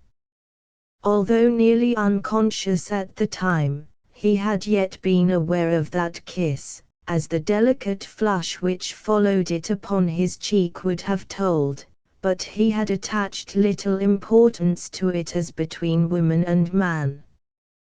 Had he been dying of love instead of wet weather, perhaps the impulsive act of that handsome lady would have been seized on as a proof that his love was returned. As it was, her kiss seemed but the evidence of a naturally demonstrative kindliness, felt towards him chiefly because he was believed to be leaving her forever. The reds of sunset passed, and dusk drew on. Old Hannah came upstairs to pull down the blinds, and as she advanced to the window he said to her, in a faint voice, "Well, Hannah, what news today?" "Oh, nothing, sir," Hannah replied, looking out of the window with sad apathy, "only that there's a comet, they say." "A what?" said the dying astronomer, starting up on his elbow. "A comet, that's all, Master Swithin," repeated Hannah, in a lower voice, fearing she had done harm in some way. "Well, tell me, cried Swithin. "Is it Gambart's?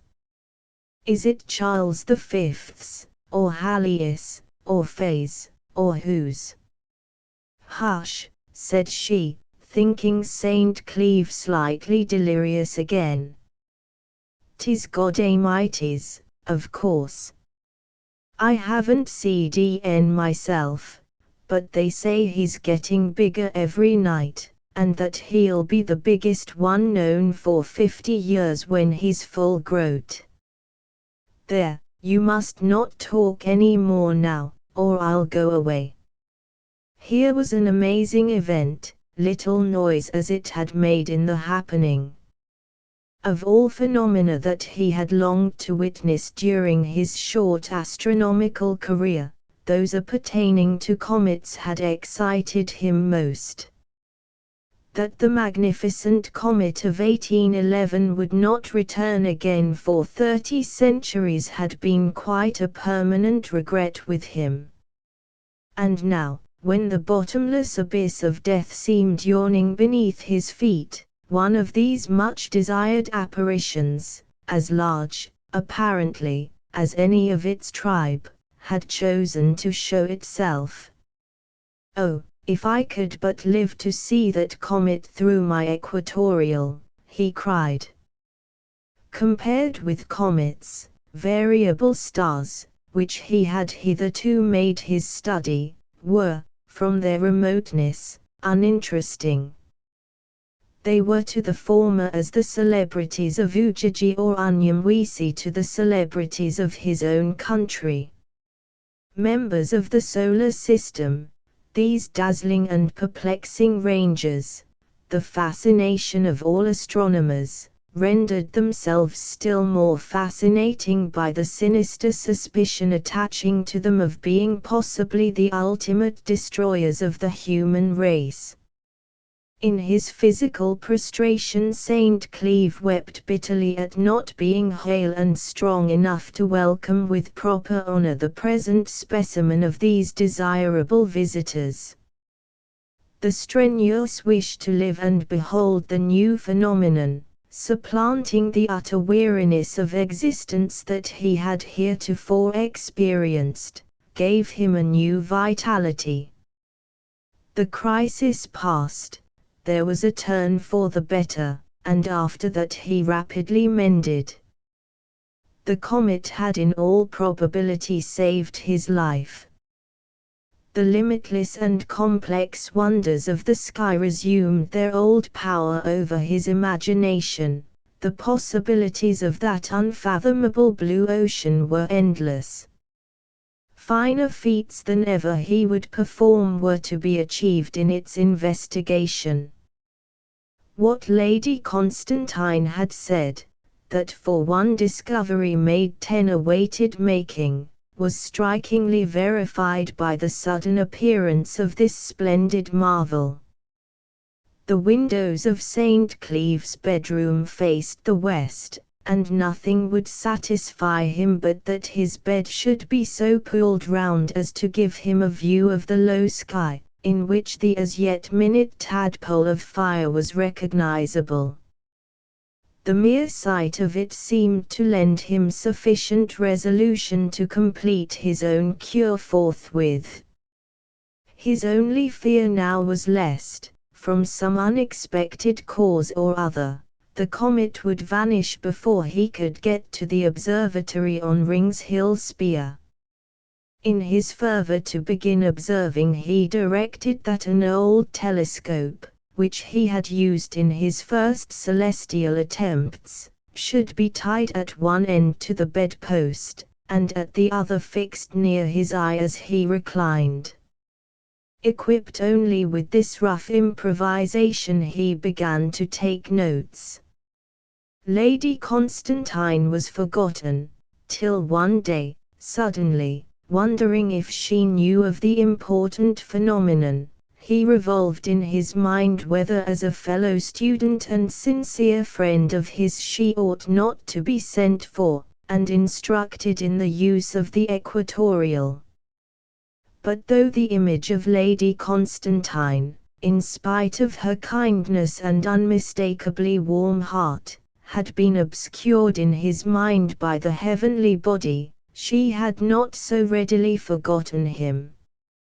Too shy to repeat her visit after so nearly betraying her secret, she yet, every day, by the most ingenious and subtle means that could be devised by a woman who feared for herself, but could not refrain from tampering with danger, ascertained the state of her young friend's health.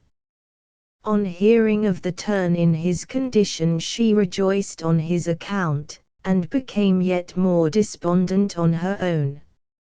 If he had died, she might have mused on him as her dear departed saint without much sin, but his return to life was a delight that bewildered and dismayed. One evening a little later on, he was sitting at his bedroom window as usual, waiting for a sufficient decline of light to reveal the comet's form, when he beheld, crossing the field contiguous to the house, a figure which he knew to be hers. He thought she must be coming to see him on the great comet question, to discuss which with so delightful and kind a comrade was an expectation full of pleasure. Hence he keenly observed her approach, till something happened that surprised him. When, at the descent of the hill, she had reached the stile that admitted to Mrs. Martin's garden, Lady Constantine stood quite still for a minute or more, her gaze bent on the ground. Instead of coming on to the house, she went heavily and slowly back, almost as if in pain, and then at length, quickening her pace, she was soon out of sight. She appeared in the path no more that day. 11. Why had Lady Constantine stopped and turned? A misgiving had taken sudden possession of her. Her true sentiment towards St. Cleeve was too recognizable by herself to be tolerated. That she had a legitimate interest in him as a young astronomer was true. That her sympathy on account of his severe illness had been natural and commendable was also true. But the superfluous feeling was what filled her with trepidation. Superfluities have been defined as things you cannot do without, and this particular emotion, that came not within her rightful measure, was in danger of becoming just such a superfluity with her. In short, she felt there and then that to see St. Cleeve again would be an impropriety, and by a violent effort she retreated from his precincts, as he had observed. She resolved to ennoble her conduct from that moment of her life onwards. She would exercise kind patronage towards Swithin without once indulging herself with his company. Inexpressibly dear to her deserted heart he was becoming, but for the future he should at least be hidden from her eyes. To speak plainly, it was growing a serious question whether, if he were not hidden from her eyes, she would not soon be plunging across the ragged boundary which divides the permissible from the forbidden. By the time that she had drawn near home the sun was going down.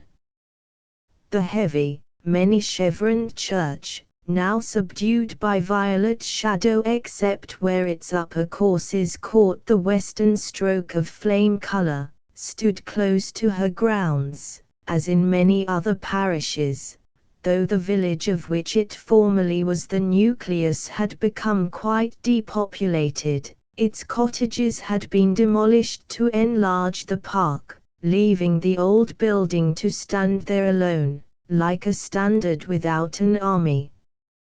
It was Friday night, and she heard the organist practicing voluntaries within. The hour, the notes, the even song of the birds, and her own previous emotions, combined to influence her devotionally. She entered, turning to the right and passing under the chancel arch, where she sat down and viewed the whole empty length, east and west. The semi-Norman arches of the nave, with their multitudinous notchings, were still visible by the light from the tower window, but the lower portion of the building was in obscurity, except where the feeble glimmer from the candle of the organist spread a glowworm radiance around.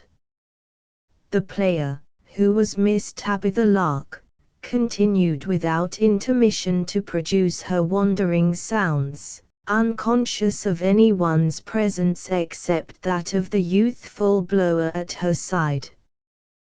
The rays from the organist's candle illuminated but one small fragment of the chancel outside the precincts of the instrument, and that was the portion of the eastern wall whereon the 10 Commandments were inscribed.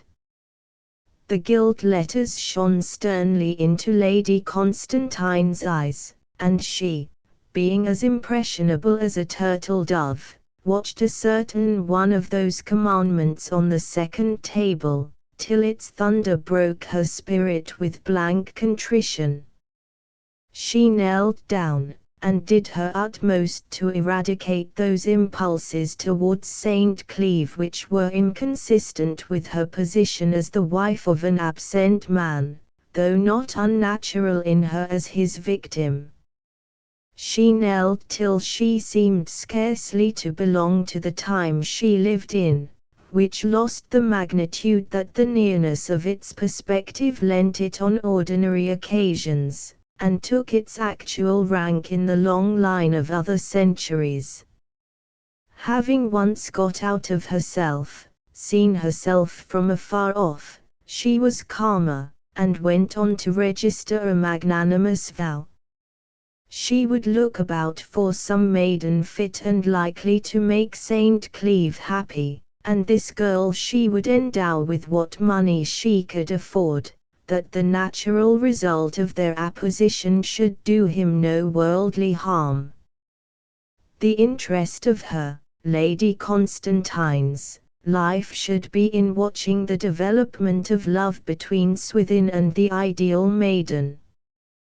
The very painfulness of the scheme to her susceptible heart made it pleasing to her conscience, and she wondered that she had not before this time thought of a stratagem which united the possibility of benefiting the astronomer with the advantage of guarding against peril to both Swithin and herself.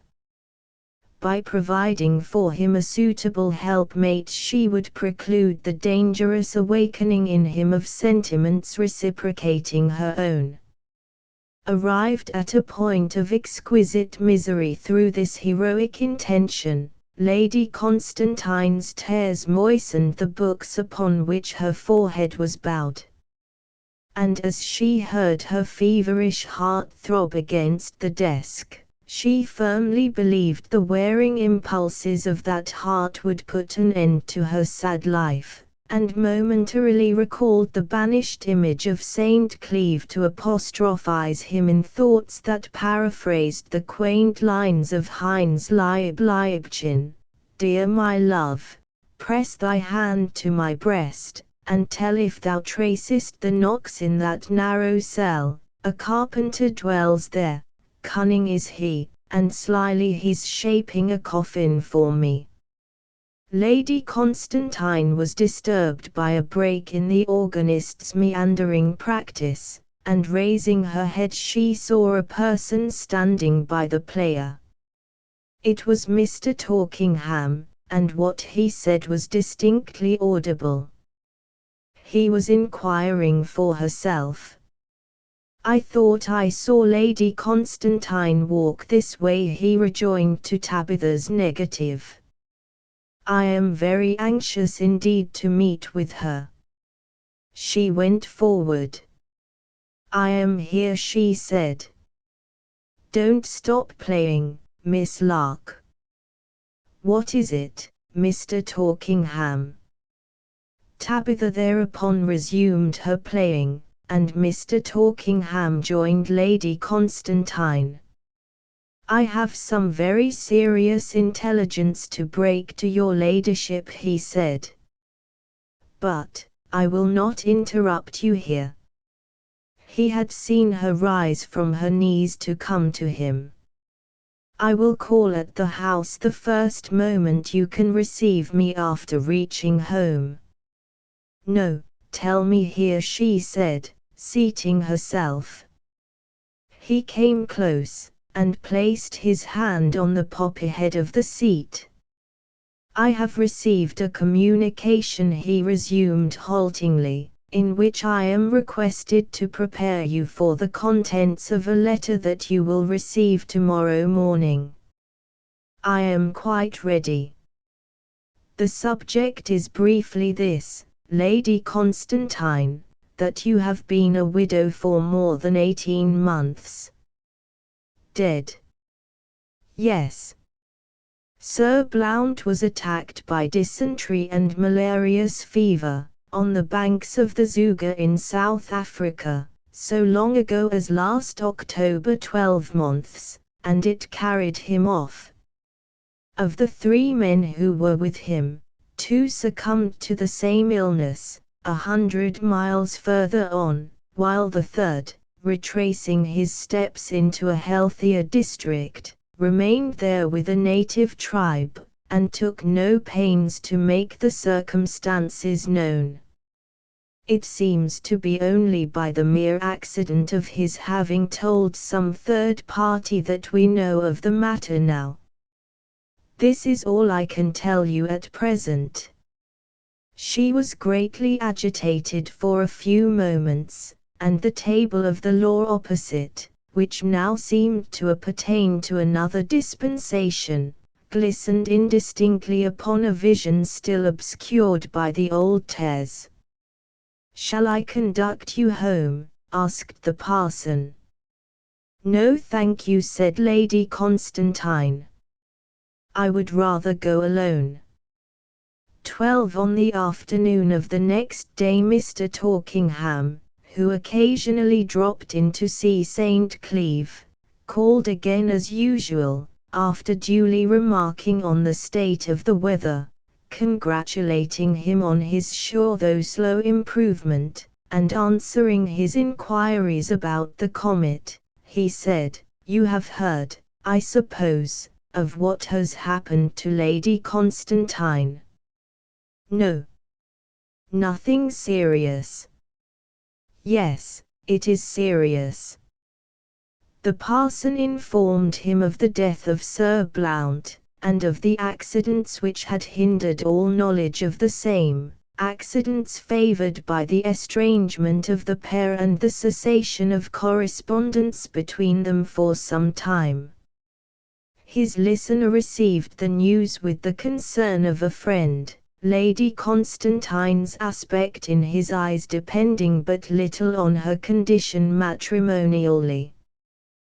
There was no attempt to bring him home when he died. Oh no.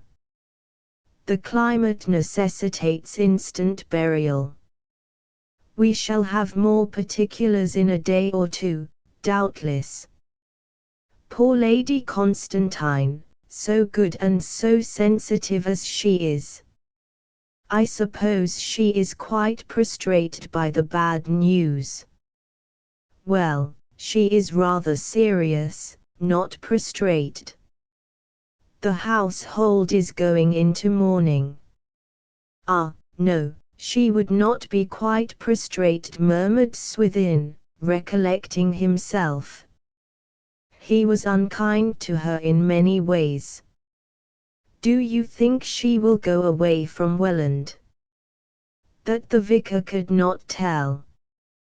But he feared that Sir Blount's affairs had been in a seriously involved condition, which might necessitate many and unexpected changes. Time showed that Mr. Torkingham's surmises were correct. During the long weeks of early summer, through which the young man still lay imprisoned, if not within his own chamber, within the limits of the house and garden, news reached him that Sir Blount's mismanagement and eccentric behaviour were resulting in serious consequences to Lady Constantine, nothing less, indeed, than her almost complete impoverishment. His personality was swallowed up in paying his debts, and the Welland estate was so heavily charged with annuities to his distant relatives that only a mere pittance was left for her. She was reducing the establishment to the narrowest compass compatible with decent gentility. The horses were sold one by one, the carriages also, the greater part of the house was shut up, and she resided in the smallest rooms. All that was allowed to remain of her former contingent of male servants were an odd man and a boy. Instead of using a carriage, she now drove about in a donkey chair, the said boy walking in front to clear the way and keep the animal in motion, while she wore, so his informants reported, not an ordinary widow's cap or bonnet, but something even plainer, the black material being drawn tightly round her face, giving her features a small, demure, devout cast, very pleasing to the eye. Now, what's the most curious thing in this, Mr. Sancleve, said Sammy Blore, who, in calling to inquire after Swithin's health, had imparted some of the above particulars, is that my lady seems not to mind being a poor woman half so much as we do at seeing her so. 'Tis a wonderful gift, Mr. Sancleve, wonderful, to be able to guide yourself, and not let loose your soul in blasting at such a misfortune. I should go and drink neat regular, as soon as I had swallowed my breakfast, till my innards was burnt out like a old copper, if it had happened to me, but my lady's plan is best. Though I only guess how one feels in such losses, to be sure, for I never had nothing to lose. Meanwhile the observatory was not forgotten, nor that visitant of singular shape and habits which had appeared in the sky from no one knew whence, trailing its luminous streamer, and proceeding on its way in the face of a wondering world, till it should choose to vanish as suddenly as it had come. When, about a month after the above dialogue took place, Swithin was allowed to go about as usual. His first pilgrimage was to the Rings Hill Spear. Here he studied at leisure what he had come to see. On his return to the homestead, just after sunset, he found his grandmother and Hannah in a state of great concern.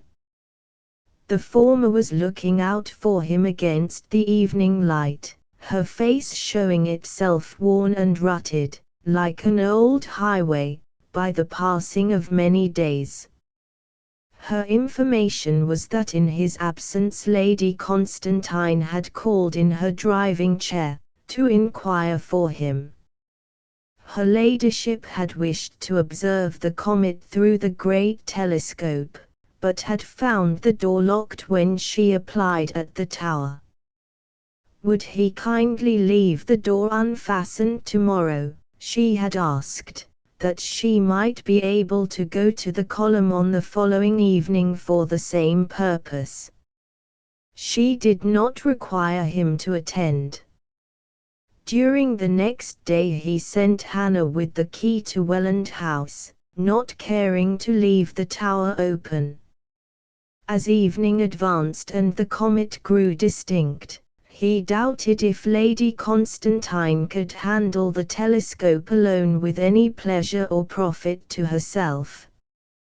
Unable, as a devotee to science, to rest under this misgiving, he crossed the field in the furrow that he had used ever since the corn was sown, and entered the plantation. His unpracticed mind never once guessed that her stipulations against his coming might have existed along with a perverse hope that he would come. On ascending he found her already there. She sat in the observing chair, the warm light from the west, which flowed in through the opening of the dome, brightened her face, and her face only, her robes of sable lawn rendering the remainder of her figure almost invisible. "You have come," she said with shy pleasure. "I did not require you. But never mind." She extended her hand cordially to him. Before speaking he looked at her with a great new interest in his eye. It was the first time that he had seen her thus, and she was altered in more than dress. A soberly sweet expression sat on her face. It was of a rare and peculiar shade, something that he had never seen before in woman. "Have you nothing to say?" she continued. "Your footsteps were audible to me from the very bottom, and I knew they were yours. You look almost restored." "I am almost restored," he replied, respectfully pressing her hand. "A reason for living arose, and I lived." "What reason?" she inquired, with a rapid blush. He pointed to the rocket-like object in the western sky. "Oh, you mean the comet. Well, you will never make a courtier. You know, of course, what has happened to me, that I have no longer a husband, have had none for a year and a half. Have you also heard that I am now quite a poor woman? Tell me what you think of it." "I have thought very little of it since I heard that you seemed to mind poverty but little. There is even this good in it, that I may now be able to show you some little kindness for all those you have done me, my dear lady. Unless for economy's sake, I go and live abroad, at Denon, Versailles, or Boulogne." Swithin, who had never thought of such a contingency, was earnest in his regrets, without, however, showing more than a sincere friend's disappointment. "I did not say it was absolutely necessary," she continued. "I have, in fact, grown so homely and home-loving, I am so interested in the place and the people here, that, in spite of advice, I have almost determined not to let the house, but to continue the less businesslike but pleasanter alternative of living humbly in a part of it, and shutting up the rest." "Your love of astronomy is getting as strong as mine," he said ardently. "You could not tear yourself away from the observatory. You might have supposed me capable of a little human feeling as well as scientific, in connection with the observatory. Dear Lady Constantine, by admitting that your astronomer has also a part of your interest, you did not find it out without my telling," she said, with a playfulness which was scarcely playful, a new accession of pinkness being visible in her face. "I diminish myself in your esteem by reminding you. You might do anything in this world without diminishing yourself in my esteem, after the goodness you have shown. And more than that, no misrepresentation, no rumor, no damning appearance whatever would ever shake my loyalty to you. But you put a very matter-of-fact construction on my motives sometimes. You see me in such a hard light that I have to drop hints in quite a maneuvering manner to let you know I am as sympathetic as other people. I sometimes think you would rather have me die than have your equatorial stolen.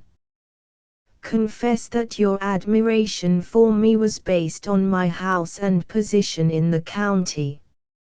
Now I am shorn of all that glory, such as it was, and am a widow, and am poorer than my tenants, and can no longer buy telescopes, and am unable, from the narrowness of my circumstances, to mix in circles that people formerly said I adorned. I fear I have lost the little hold I once had over you. You are as unjust now as you have been generous hitherto," said St. Cleeve, with tears in his eyes at the gentle banter of the lady, which he, poor innocent, read as her real opinions. Seizing her hand he continued, in tones between reproach and anger, "I swear to you that I have but two devotions, two thoughts, two hopes, and two blessings in this world, and that one of them is yourself, and the other the pursuit of astronomy. And astronomy stands first. I have never ordinated two such dissimilar ideas. And why should you deplore your altered circumstances, my dear lady? Your widowhood, if I may take the liberty to speak on such a subject, is, though I suppose a sadness, not perhaps an unmixed evil. For though your pecuniary troubles have been discovered to the world and yourself by it, your happiness in marriage was, as you have confided to me, not great, and you are now left free as a bird to follow your own hobbies. I wonder you recognize that. But perhaps," he added, with a sigh of regret, "you will again fall a prey to some man, some uninteresting country squire or other, and be lost to the scientific world after all. If I fall a prey to any man, it will not be to a country squire. But don't go on with this, for heaven's sake. You may think what you like in silence." "We are forgetting the comet," said St. Cleeve. He turned, and set the instrument in order for observation, and wheeled round the dome. While she was looking at the nucleus of the fiery plume, that now filled so large a space of the sky as completely to dominate it, Swithin dropped his gaze upon the field, and beheld in the dying light a number of labourers crossing directly towards the column. "What do you see?" Lady Constantine asked, without ceasing to observe the comet. "Some of the workfolk are coming this way." "I know what they are coming for. I promised to let them look at the comet through the glass." "They must not come up here," she said decisively. "They shall await your time. I have a special reason for wishing them not to see me here.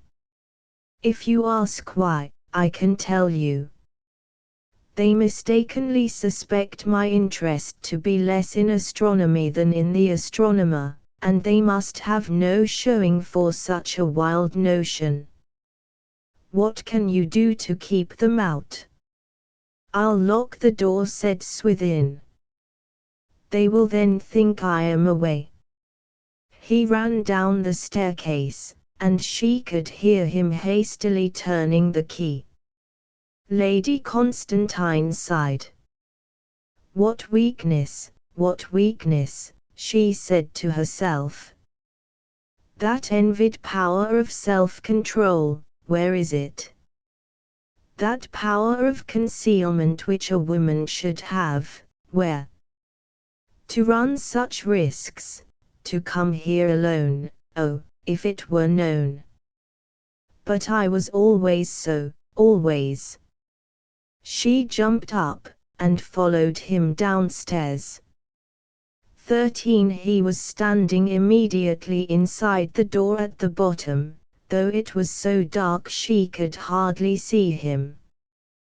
The villagers were audibly talking just without. "He's sure to come," Wrath or late resounded up the spiral in the vocal note of Hezzy Biles. "He wouldn't let such a fine show as the comet makes tonight go by without peeping at it, not Master Cleeve. Did ye bring along the flagon, Hamus? Then we'll sit down inside his little board house here, and wait. He'll come afore bedtime. Why, his spyglass will stretch out that there comet as long as Welland Lane. I'd as soon miss the great peep show that comes every year to Grinnell Fair as a sight of such a immortal spectacle as this," said Amos Fry. "Immortal spectacle, where did ye get that choice mossel, Hamus?" inquired Sammy Blaw. Well, well, the Lord save good scholars, and take just a bit o' care of them that bain't he. As 'tis so dark in the hut, suppose we draw out the bench into the front here, souls." The bench was accordingly brought forth, and in order to have a back to lean against, they placed it exactly across the door into the spiral staircase. "Now, have ye got any baccy?" "If ye haven't, I have," continued Sammy Blaw. A striking of matches followed, and the speaker concluded comfortably, "Now we shall do very well." "And what do this comet mean?" asked Hamus. "That some great tumult is going to happen, or that we shall die of a famine." "Famine, no," said Nat Chapman. "That only touches such as we, and the Lord only concerns himself with born gentlemen. It isn't to be supposed that a strange fiery lantern like that would be lighted up for folks with 10 or a dozen shillings a week and their gristing, and a load o' thorn faggots when we can get 'em. If 'tis a token that he's getting hot about the ways of anybody in this parish, 'tis about my Lady Constantine's, since she is the only one of a figure worth such a hint. As for her income, that she's now lost. Ah, well, I don't take in all I hear. Lady Constantine drew close to St. Cleeve's side, and whispered, trembling, do you think they will wait long? Or can we get out? Swithin felt the awkwardness of the situation. The men had placed the bench close to the door, which, owing to the stairs within, opened outwards, so that at the first push by the pair inside to release themselves the bench must have gone over, and sent the smokers sprawling on their faces. He whispered to her to ascend the column and wait till he came. And have the dead man left her nothing? Hey! And have he carried his inheritance into his grave? And will his skeleton lie warm on a counter tea? He, said Hamus. 'Tis all swallowed up, observed Hezzy Biles. His goings on made her miserable till I died, and if I were the woman I'd have my randies now. He ought to have bequeathed to her our young gent, Mr. St. Cleeve, as some sort of amends. I'd up and marry En, if I were she, since her downfall has brought 'em quite near together, and made him as good as she in rank, as he was afore in bone and breeding. Do ye think she will? Asked Sammy Blaw. Or is she meaning to enter upon a virgin life for the rest of her days? I don't want to be unreverent to her ladyship, but I really don't think she is meaning any such waste of a Christian carcass. I say she's rather meaning to commit flat matrimony with somebody or other, and one young gentleman in particular. But the young man himself, planned, cut out, and finished for the delight of women. Yet he must be willing. That would soon come. If they get up this tower ruling planets together much longer, their planets will soon rule them together, in my way o' thinking. If she be a disposition towards the knot, she can soon teach him. True, and lawfully. What before mid ha been a wrong desire is now a holy wish. The scales fell from Swithin St. Cleeve's eyes as he heard the words of his neighbours.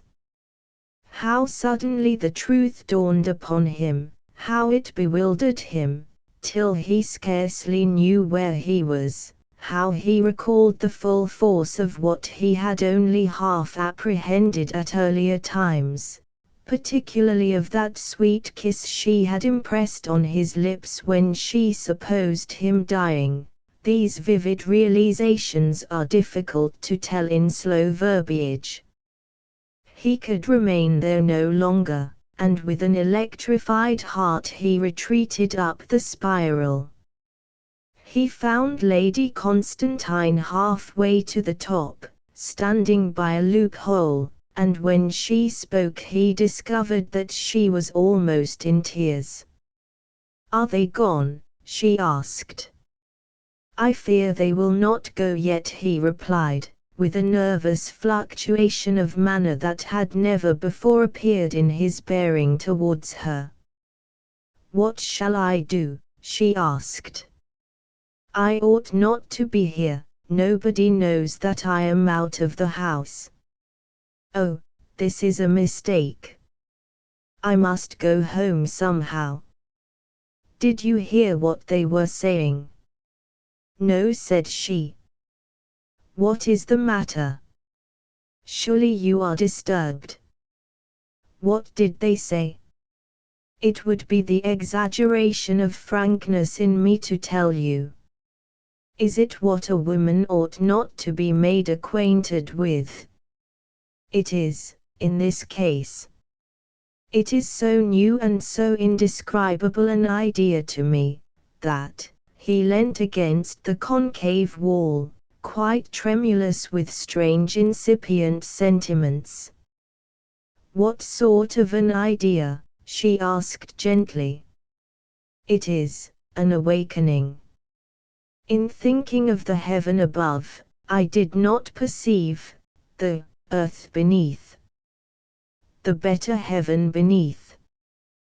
Pray, dear Lady Constantine, give me your hand for a moment." She seemed startled, and the hand was not given.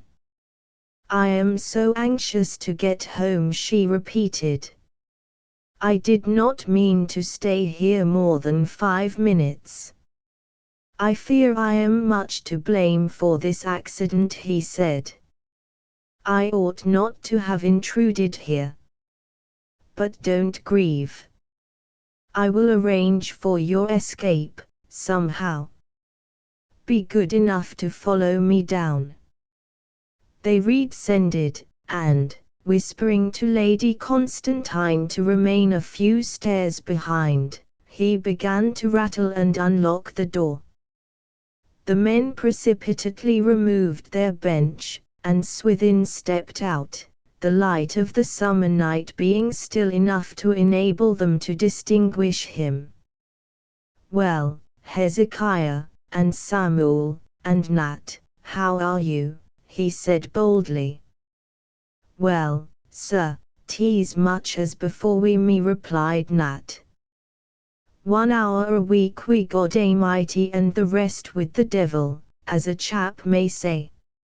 And really, now your poor father's gone, I'd as lief that Sunday hour should pass like the rest, for Parson Tarkenham do tease a feller's conscience that much, that church is no holiday at all to the limbs, as it was in your reverend father's time.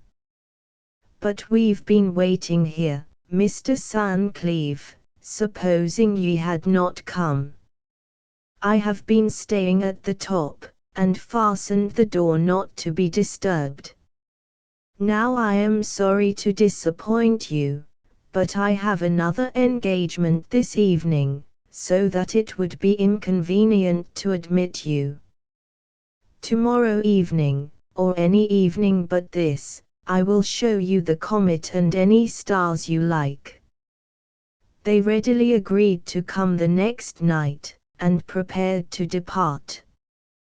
But what with the flagon, and the pipes, and the final observations, getting away was a matter of time. Meanwhile a cloud, which nobody had noticed, arose from the north overhead, and large drops of rain began to fall so rapidly that the conclave entered the hut till it should be over. St. Cleeve strolled off under the firs. The next moment there was a rustling through the trees at another point, and a man and woman appeared. The woman took shelter under a tree, and the man, bearing wraps and umbrellas, came forward.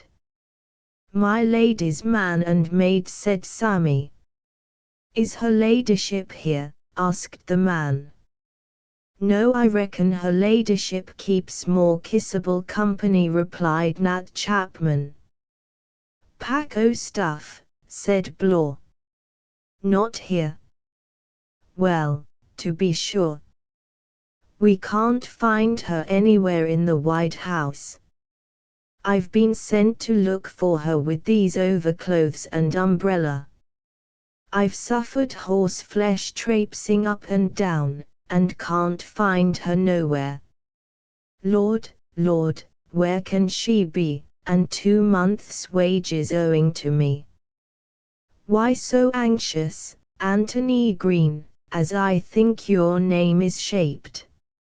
"You be not a married man," said Hezzy. "'Tis what they call me, neighbours, whether or no. But surely you was a bachelor chap by late, afore her ladyship got rid of the regular servants and took ye." "I were, but that's past." "And how came ye to bow your head to tea, Anthony?" 'Tis what you never was inclined to. You was by no means a doting man in my time. Well, had I been left to my own free choice, 'tis as like as not I should ha' shunned forming such kindred, being at that time a poor day man, or weakly, at my highest luck in hiring. But 'tis wearing work to hold out against the custom of the country, and the woman wanting ye to stand by her and save her from unborn shame, so, since common usage would have it, I let myself be carried away by opinion, and took her. Though she's never once thanked me for covering her confusion, that's true. But 'tis the way of the lost when safe, and I don't complain. Here she is, just behind, under the tree, if you'd like to see her, a very nice homespun woman to look at, too, for all her few weather stains. Well, well, where can my lady be? And I the trusty general man, 'tis more than my place is worth to lose her. Come forward, Christiana, and talk nicely to the work folk. While the woman was talking, the rain increased so much that they all retreated further into the hut.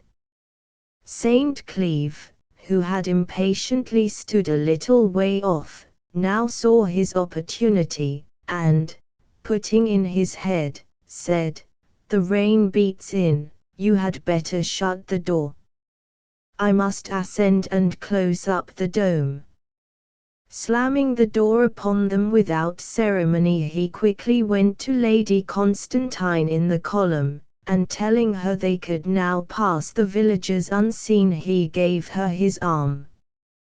Thus he conducted her across the front of the hut into the shadows of the firs. "I will run to the house and harness your little carriage myself," he said tenderly. "I will then take you home in it. No, please don't leave me alone under these dismal trees." Neither would she hear of his getting her any wraps, and, opening her little sunshade to keep the rain out of her face, she walked with him across the insulating field, after which the trees of the park afforded her a sufficient shelter to reach home without much damage. Swithin was too greatly affected by what he had overheard to speak much to her on the way, and protected her as if she had been a shorn lamb. After a farewell which had more meaning than sound in it, he hastened back to Ringshill Spear.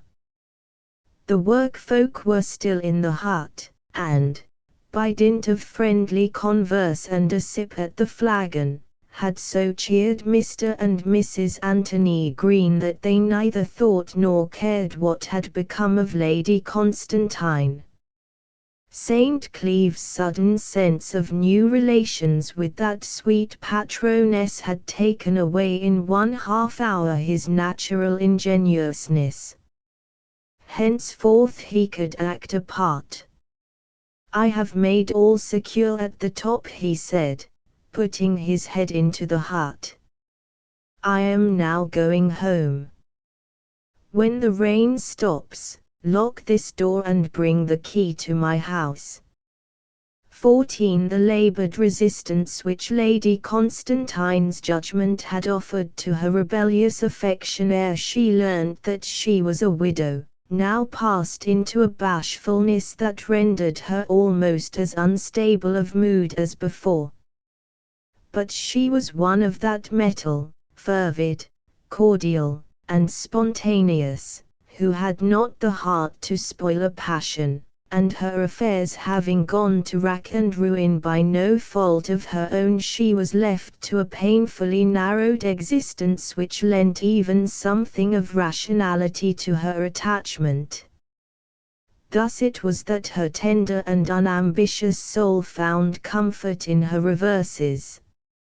As for St. Cleeve, the tardiness of his awakening was the natural result of inexperience combined with devotion to a hobby. But, like a spring bud hard in bursting, the delay was compensated by after speed. At once breathlessly recognizing in this fellow watcher of the skies a woman who loved him, in addition to the patroness and friend, he truly translated the nearly forgotten kiss she had given him in her moment of despair. Lady Constantine, in being 8 or 9 years his senior, was an object even better calculated to nourish a youth's first passion than a girl of his own age. Superiority of experience and ripeness of emotion exercising the same peculiar fascination over him as over other young men in their first ventures in this kind.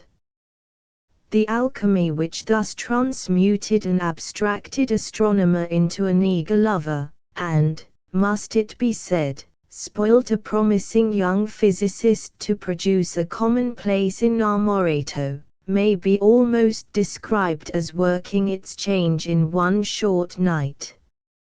Next morning he was so fascinated with the novel sensation that he wanted to rush off at once to Lady Constantine, and say, "I love you true," in the intensest tones of his mental condition, to register his assertion in her heart before any of those accidents which creep in twixt vows and change decrees of kings should occur to hinder him.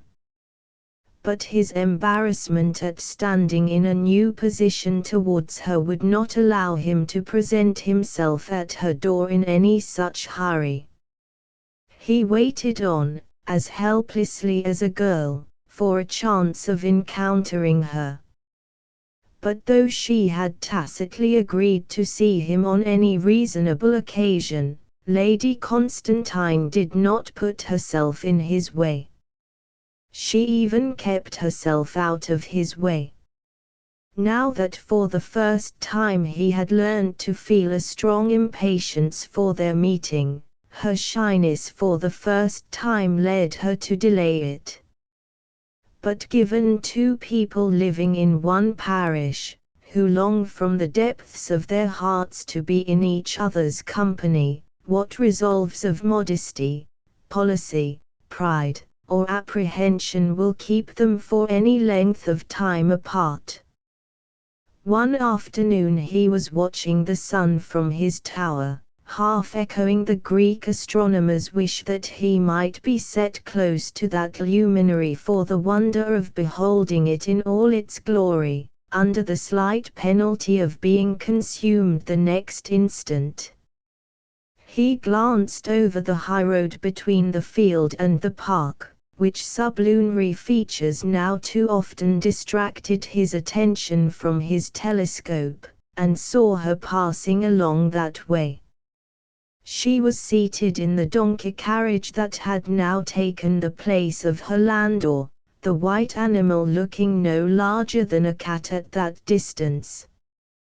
The buttoned boy, who represented both coachman and footman, walked alongside the animal's head at a solemn pace. The dog stalked at the distance of a yard behind the vehicle, without indulging in a single gambol, and the whole turnout resembled in dignity a dwarfed state procession.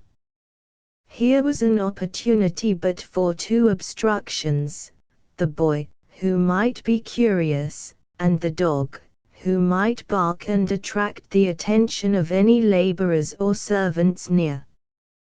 Yet the risk was to be run, and, knowing that she would soon turn up a certain shady lane at right angles to the road she had followed, he ran hastily down the staircase, crossed the gully, which now covered the field, by the path not more than a foot wide that he had trodden for himself, and got into the lane at the other end. By slowly walking along in the direction of the turnpike road he soon had the satisfaction of seeing her coming. To his surprise, he also had the satisfaction of perceiving that neither boy nor dog was in her company. They both blushed as they approached, she from sex, he from inexperience. One thing she seemed to see in a moment, that in the interval of her absence St. Cleeve had become a man. And as he greeted her with this new and mature light in his eyes, she could not hide her embarrassment, or meet their fire. "I have just sent my page across to the column with your book on cometary nuclei," she said softly, "that you might not have to come to the house for it. I did not know I should meet you here." "Didn't you wish me to come to the house for it?" "I did not, frankly."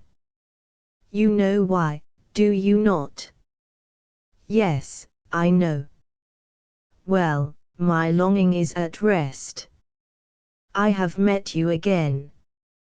But are you unwell, that you drive out in this chair?" "No, I walked out this morning, and am a little tired. I have been looking for you night and day." "Why do you turn your face aside? You used not to be so." Her hand rested on the side of the chair, and he took it. "Do you know that since we last met, I have been thinking of you, daring to think of you, as I never thought of you before?" "Yes, I know it." "How did you know?" "I saw it in your face when you came up." "Well, I suppose I ought not to think of you so.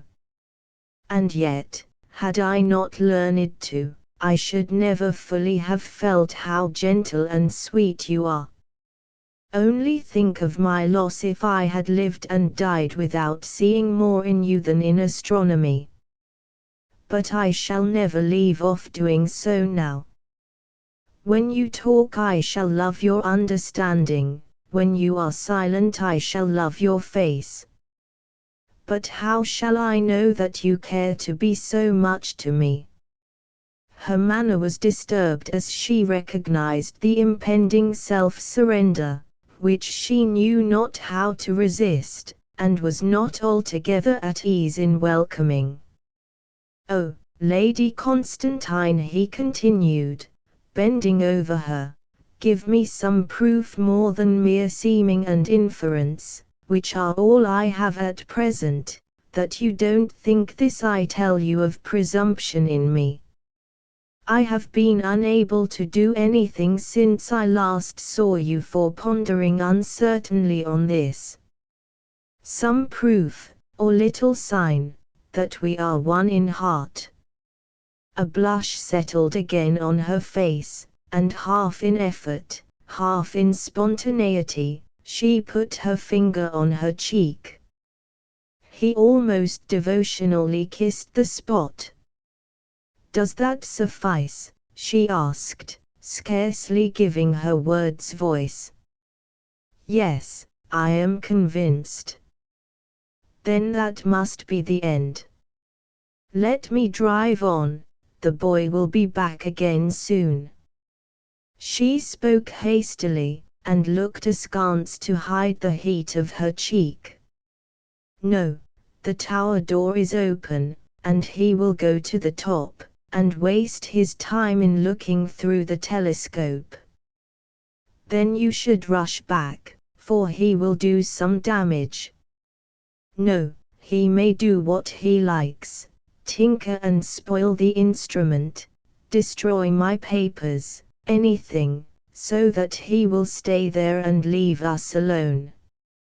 She glanced up with a species of pained pleasure. "You never used to feel like that," she said, and there was keen self-reproach in her voice. "You were once so devoted to your science that the thought of an intruder into your temple would have driven you wild. Now you don't care, and who is to blame?" "Ah, not you, not you. The animal ambled on with her, and he, leaning on the side of the little vehicle, kept her company.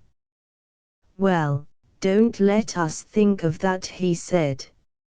"I offer myself and all my energies, frankly and entirely, to you, my dear, dear lady, whose I shall be always. But my words in telling you this will only injure my meaning instead of emphasize it. In expressing, even to myself, my thoughts of you, I find that I fall into phrases which, as a critic, I should hitherto have heartily despised for their commonness. What's the use of saying, for instance, as I have just said, that I give myself entirely to you, and shall be yours always, that you have my devotion, my highest homage? Those words have been used so frequently in a flippant manner that honest use of them is not distinguishable from the unreal." He turned to her, and added, smiling, "Your eyes are to be my stars for the future." "Yes, I know it, and all you would say. I dreaded even while I hoped for this, my dear young friend," she replied, her eyes being full of tears. "I am injuring you, who knows that I am not ruining your future, I who ought to know better. Nothing can come of this, nothing must, and I am only wasting your time. Why have I drawn you off from a grand celestial study to study poor lonely me? Say you will never despise me, when you get older, for this episode in our lives. But you will, I know you will. All men do, when they have been attracted in their unsuspecting youth, as I have attracted you. I ought to have kept my resolve." "What was that?" "To bear anything rather than draw you from your high purpose, to be like the noble citizen of old Greece, who, attending a sacrifice, let himself be burnt to the bone by a coal that jumped into his sleeve rather than disturb the sacred ceremony. But can I not study and love both? I hope so, I earnestly hope so. But you'll be the first if you do, and I am the responsible one if you do not. You speak as if I were quite a child, and you immensely older. Why, how old do you think I am?" "I am 20. You seem younger." "Well, that's so much the better. 20 sounds strong and firm. How old do you think I am?"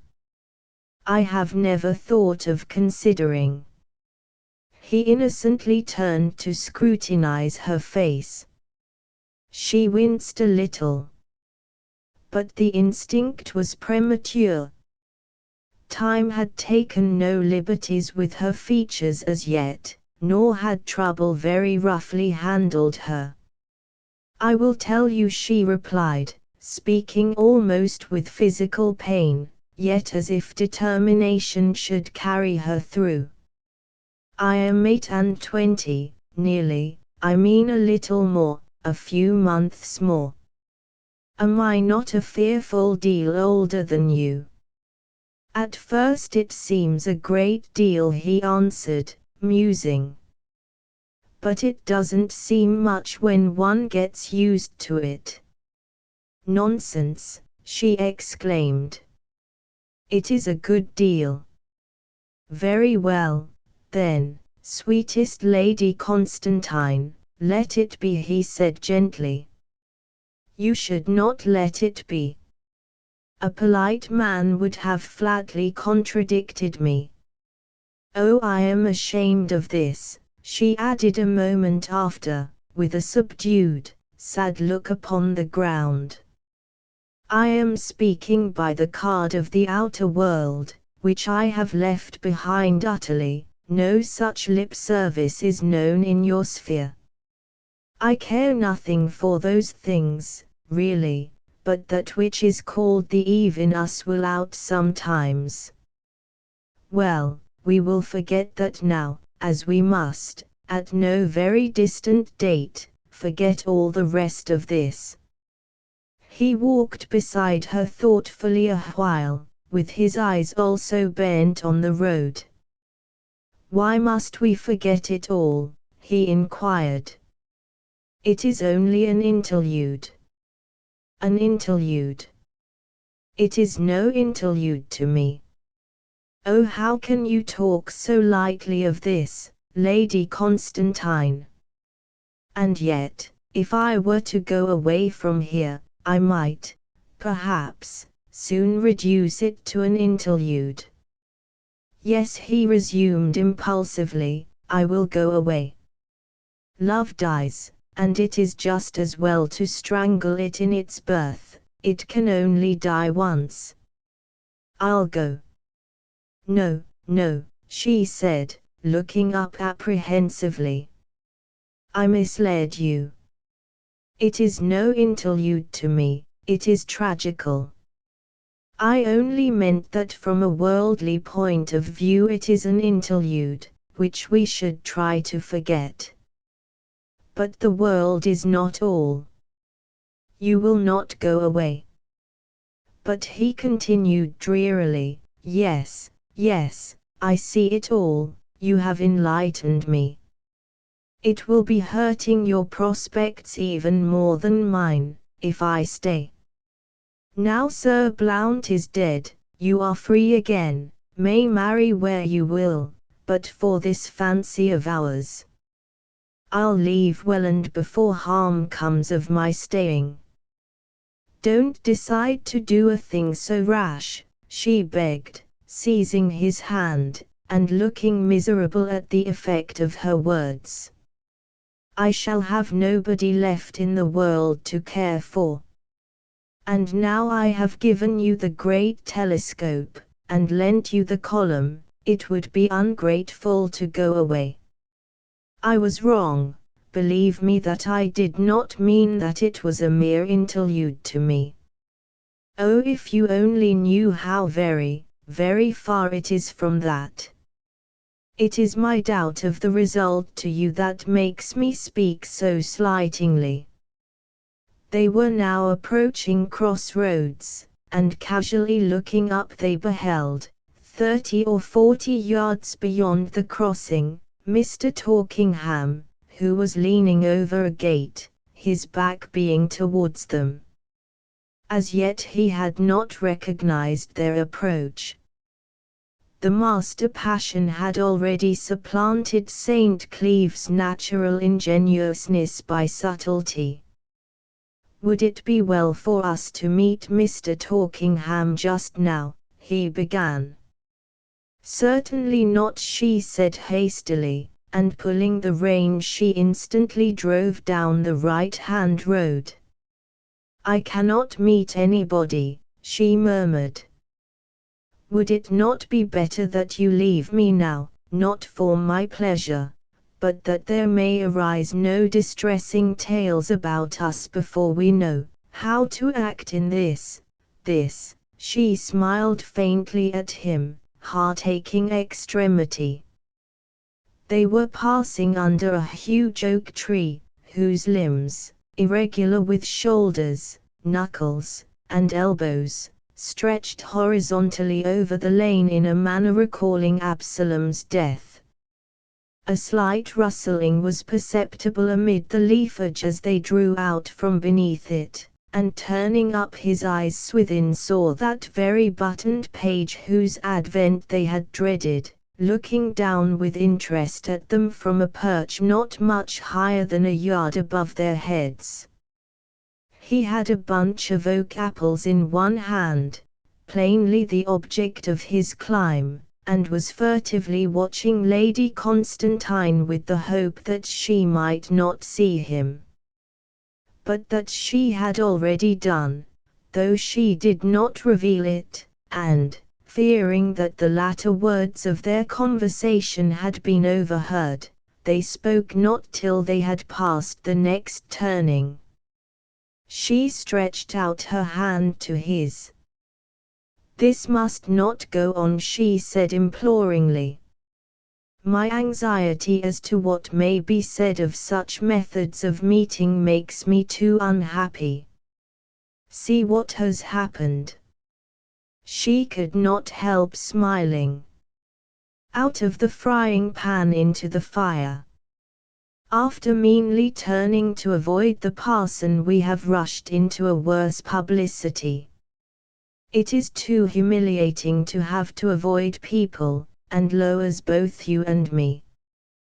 The only remedy is not to meet. "Very well," said Swithin, with a sigh. "So it shall be." And with smiles that might more truly have been tears, they parted there and then.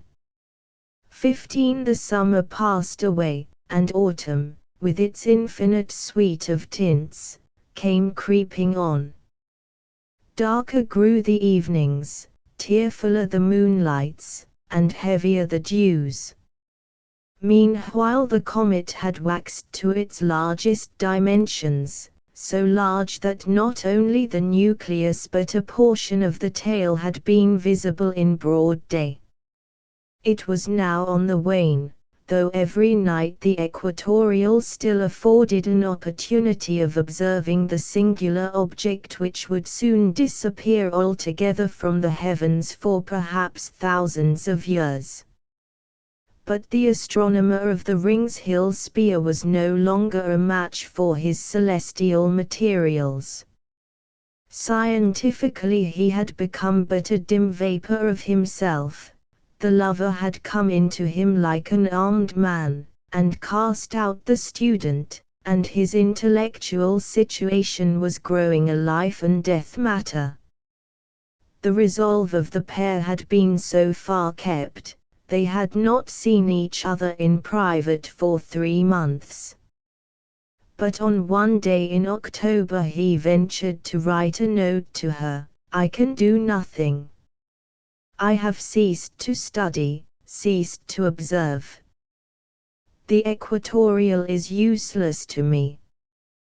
This affection I have for you absorbs my life, and outweighs my intentions. The power to labor in this grandest of fields has left me. I struggle against the weakness till I think of the cause, and then I bless her. But the very desperation of my circumstances has suggested a remedy, and this I would inform you of at once. Can you come to me, since I must not come to you? I will wait tomorrow night at the edge of the plantation by which you would enter to the column. I will not detain you, my plan can be told in 10 words." The night after posting this missive to her he waited at the spot mentioned. It was a melancholy evening for coming abroad. A blusterous wind had risen during the day, and still continued to increase.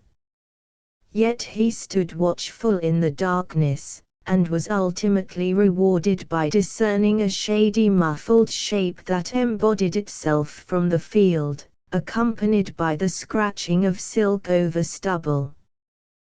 There was no longer any disguise as to the nature of their meeting.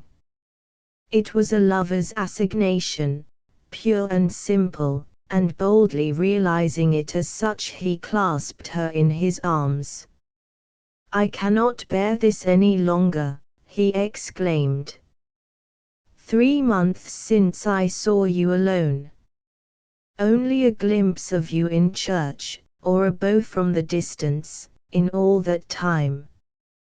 What a fearful struggle this keeping apart has been. Yet I would have had strength to persist, since it seemed best, she murmured when she could speak, had not your words on your condition so alarmed and saddened me. This inability of yours to work, or study, or observe, it is terrible.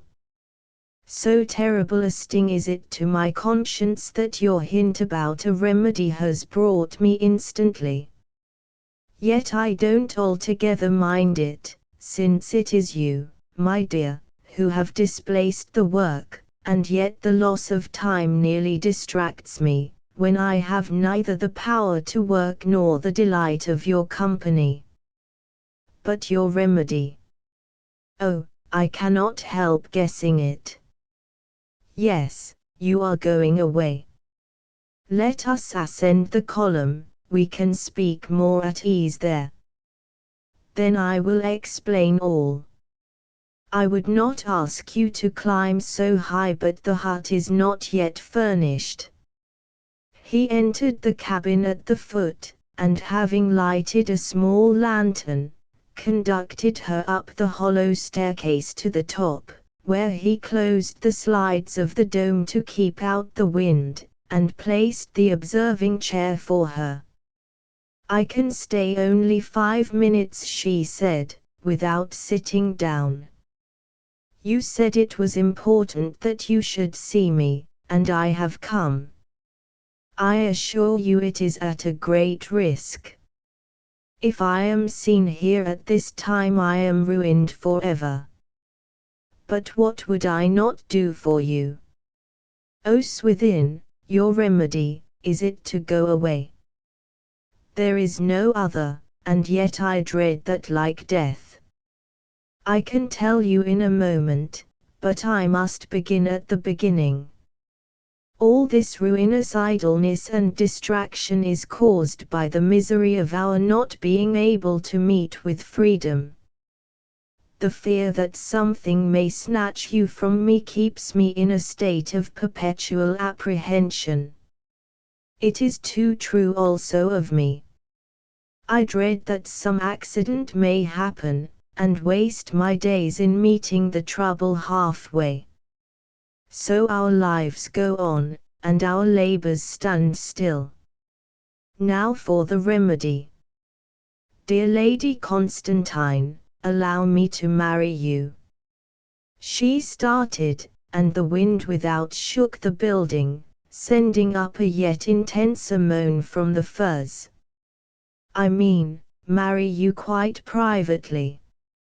Let it make no difference whatever to our outward lives for years, for I know that in my present position you could not possibly acknowledge me as husband publicly. But by marrying at once we secure the certainty that we cannot be divided by accident, coaxing, or artifice, and, at ease on that point, I shall embrace my studies with the old vigor, and you yours.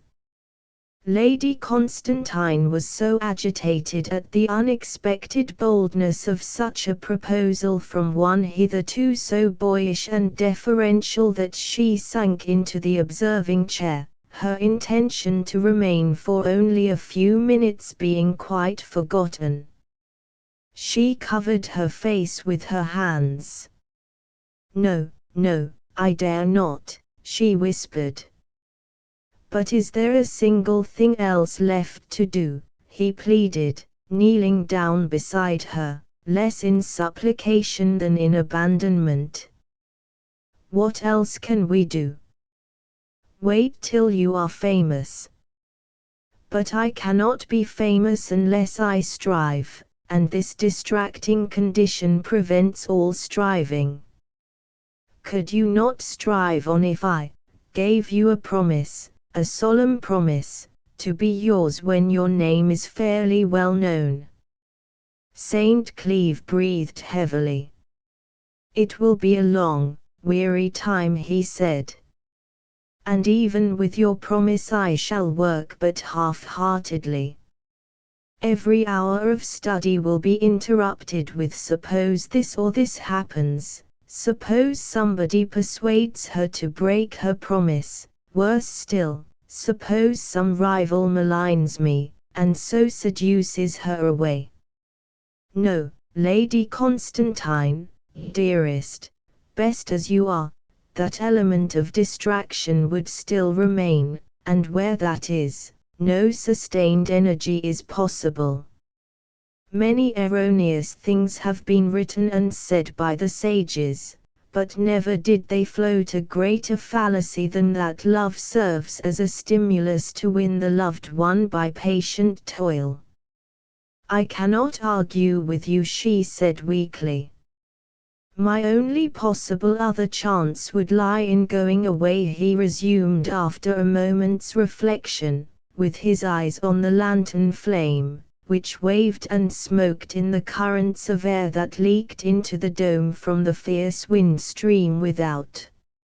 If I might take away the equatorial, supposing it possible that I could find some suitable place for observing in the southern hemisphere, say, at the Cape, I might be able to apply myself to serious work again, after the lapse of a little time. The southern constellations offer a less exhausted field for investigation. I wonder if I might. You mean, she answered uneasily, that you might apply yourself to work when your recollection of me began to fade, and my life to become a matter of indifference to you. Yes, go. No, I cannot bear it. The remedy is worse than the disease. I cannot let you go away. Then how can you refuse the only condition on which I can stay, without ruin to my purpose and scandal to your name? Dearest, agree to my proposal, as you love both me and yourself. He waited, while the fir trees rubbed and prodded the base of the tower, and the wind roared around and shook it, but she could not find words to reply. Would to God, he burst out, that I might perish here, like Winstanley in his lighthouse. Then the difficulty would be solved for you. You are so wrong, so very wrong, in saying so, she exclaimed passionately. You may doubt my wisdom, pity my short-sightedness, but there is one thing you do know, that I love you dearly. You do, I know it, he said, softened in a moment. But it seems such a simple remedy for the difficulty that I cannot see how you can mind adopting it, if you care so much for me as I do for you. Should we live just as we are, exactly, supposing I agreed, she faintly inquired. Yes, that is my idea. Quite privately, you say. How could the marriage be quite private? I would go away to London and get a license. Then you could come to me, and return again immediately after the ceremony. I could return at leisure and not a soul in the world would know what had taken place. Think, dearest, with what a free conscience you could then assist me in my efforts to plumb these deeps above us. Any feeling that you may now have against clandestine meetings as such would then be removed, and our hearts would be at rest. There was a certain scientific practicability even in his love-making, and it here came out excellently. But she sat on with suspended breath, her heart wildly beating, while he waited in open-mouthed expectation.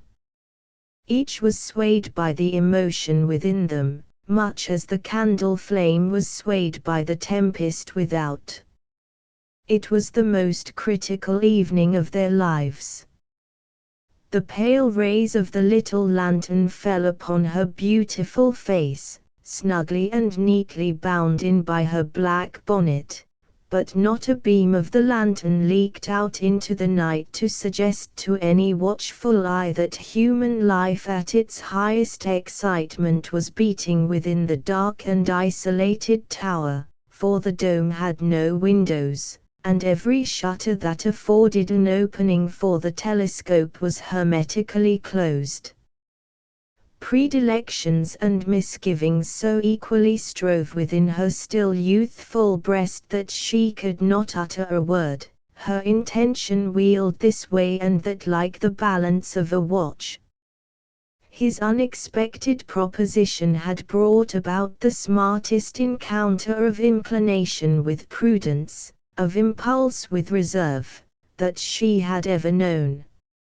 Of all the reasons that she had expected him to give for his urgent request to see her this evening, an offer of marriage was probably the last. Whether or not she had ever amused herself with hypothetical fancies on such a subject, and it was only natural that she should vaguely have done so, the courage in her protégé coolly to advance it, without a hint from herself that such a proposal would be tolerated, showed her that there was more in his character than she had reckoned on, and the discovery almost frightened her. The humor, attitude, and tenor of her attachment had been of quite an unpremeditated quality, unsuggestive of any such audacious solution to their distresses as this. "I repeat my question, dearest," he said, after her long pause. "Shall it be done? Or shall I exile myself, and study as best I can, in some distant country, out of sight and sound? Are those the only alternatives?" "Yes, yes, I suppose they are." She waited yet another moment, bent over his kneeling figure, and kissed his forehead. "Yes, it shall be done," she whispered. "I will marry you. My angel, I am content." He drew her yielding form to his heart, and her head sank upon his shoulder, as he pressed his two lips continuously upon hers. To such had the study of celestial physics brought them in the space of 8 months, 1 week, and a few odd days. "I am weaker than you, farther weaker," she went on, her tears falling. "Rather than lose you out of my sight I will marry without stipulation or condition. But, I put it to your kindness, grant me one little request."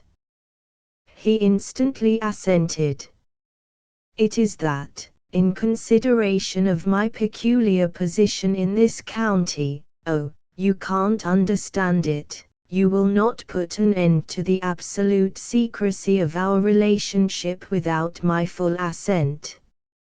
Also, that you will never come to Welland House without first discussing with me the advisability of the visit, accepting my opinion on the point.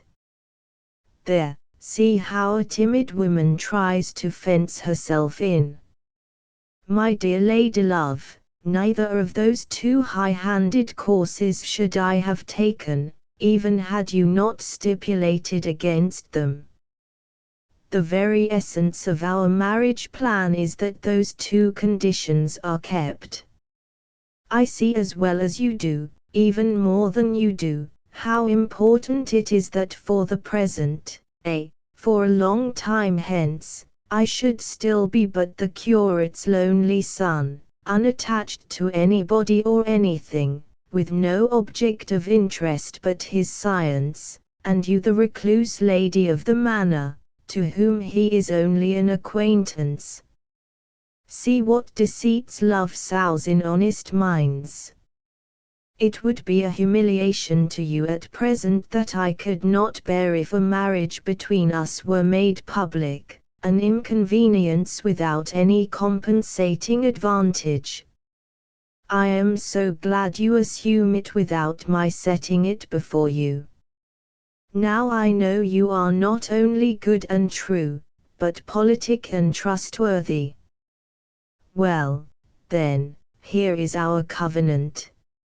My lady swears to marry me, In return for such great courtesy, swear never to compromise her by intruding at Welland House, and to keep the marriage concealed till I have won a position worthy of her.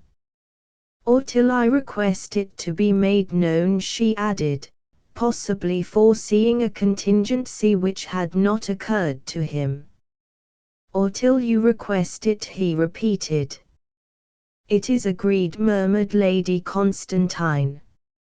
16. After this there only remained to be settled between them the practical details of the project. These were that he should leave home in a couple of days, and take lodgings either in the distant city of Bath or in a convenient suburb of London, till a sufficient time should have elapsed to satisfy legal requirements, that on a fine morning at the end of this time she should hie away to the same place, and be met at the station by St. Cleeve, armed with the marriage license, whence they should at once proceed to the church fixed upon for the ceremony, returning home independently in the course of the next 2 or 3 days. While these tactics were under discussion, the 32 winds of heaven continued, as before, to beat about the tower, though their onsets appeared to be somewhat lessening in force. Himself now calmed and satisfied, Swithin, as is the wont of humanity, took serener views of nature's crushing mechanics without, and said, the wind doesn't seem disposed to put the tragic period to our hopes and fears that I spoke of in my momentary despair. The disposition of the wind is as vicious as ever, she answered, looking into his face with pausing thoughts on, perhaps, other subjects than that discussed. It is your mood of viewing it that has changed. There is nothing either good or bad, but thinking makes it so. And, as if flatly to stultify Swithin's assumption, a circular hurricane, exceeding in violence any that had preceded it, seized hold upon Rings Hill Spear at that moment with the determination of a conscious agent. The first sensation of a resulting catastrophe was conveyed to their intelligence by the flapping of the candle flame against the lantern glass, then the wind, which hitherto they had heard rather than felt, rubbed past them like a fugitive. Swithin beheld around and above him, in place of the concavity of the dome, the open heaven, with its racing clouds, remote horizon, and intermittent gleam of stars. The dome that had covered the tower had been whirled off bodily, and they heard it descend crashing upon the trees. Finding himself untouched, Swithin stretched out his arms towards Lady Constantine, whose apparel had been seized by the spinning air, nearly lifting her off her legs. She, too, was as yet unharmed. Each held the other for a moment, when, fearing that something further would happen, they took shelter in the staircase. "Dearest, what an escape," he said, still holding her. "What is the accident?" she asked. "Has the whole top really gone?" "The dome has been blown off the roof." As soon as it was practicable he relit the extinguished lantern, and they emerged again upon the leads, where the extent of the disaster became at once apparent. Saving the absence of the enclosing hemisphere, all remained the same. The dome, being constructed of wood, was light by comparison with the rest of the structure, and the wheels which allowed it horizontal, or, as Swithin expressed it, azimuth motion, denied it a firm hold upon the walls, so that it had been lifted off them like a cover from a pot. The equatorial stood in the midst as it had stood before. Having executed its grotesque purpose, the wind sank to comparative mildness. Swithin took advantage of this lull by covering up the instruments with cloths, after which the betrothed couple prepared to go downstairs. But the events of the night had not yet fully disclosed themselves. At this moment there was a sound of footsteps and a knocking at the door below. "It can't be for me," said Lady Constantine. "I retired to my room before leaving the house, and told them on no account to disturb me." She remained at the top while Swithin went down the spiral. In the gloom he beheld Hannah. "O Master Swithin, can ye come home? The wind have blowed down the chimley that don't smoke, and the pinning end with it, and the old ancient house, that have been in your family so long as the memory of man, is naked to the world. It is a mercy that your grammar were not killed, sitting by the hearth, poor old soul, and soon to walk wi' God, for getting wambling on her pins, Mr. Swithin, as aged folks do. As I say, I was all but murdered by the elements, and doing no more harm than the babes in the wood, nor speaking one harmful word. And the fire and smoke were blowed all across house like a chapter in Revelation, and your poor reverend father's features scorched to flakes, looking like the vilest ruffian, and the gilt frame spoiled. Every flitch, every eyepiece, and every chine is buried under the walling, and I fed them pigs with my own hands, Master Swithin, little thinking they would come to this end. Do ye collect yourself, Mr. Swithin, and come at once." I will. I'll follow you in a moment. Do you hasten back again and assist." When Hannah had departed, the young man ran up to Lady Constantine, to whom he explained the accident. After sympathizing with old Mrs. Martin, Lady Constantine added, "I thought something would occur to mar our scheme. I am not quite sure of that yet." On a short consideration with him, she agreed to wait at the top of the tower till he could come back and inform her if the accident were really so serious as to interfere with his plan for departure. He then left her, and there she sat in the dark, alone, looking over the parapet, and straining her eyes in the direction of the homestead. At first all was obscurity, but when he had been gone about 10 minutes, lights began to move to and fro in the hollow where the house stood, and shouts occasionally mingled with the wind, which retained some violence yet, playing over the trees beneath her as on the strings of a lyre. But not a bough of them was visible, a cloak of blackness covering everything netherward, while overhead the windy sky looked down with a strange and disguised face, the 3 or 4 stars that alone were visible being so dissociated by clouds that she knew not which they were. Under any other circumstances Lady Constantine might have felt a nameless fear in thus sitting aloft on a lonely column, with a forest groaning under her feet, and Paleolithic dead men feeding its roots, but the recent passionate decision stirred her pulses to an intensity beside which the ordinary tremors of feminine existence asserted themselves in vain. The apocalyptic effect of the scene surrounding her was, indeed, not inharmonious, and afforded an appropriate background to her intentions.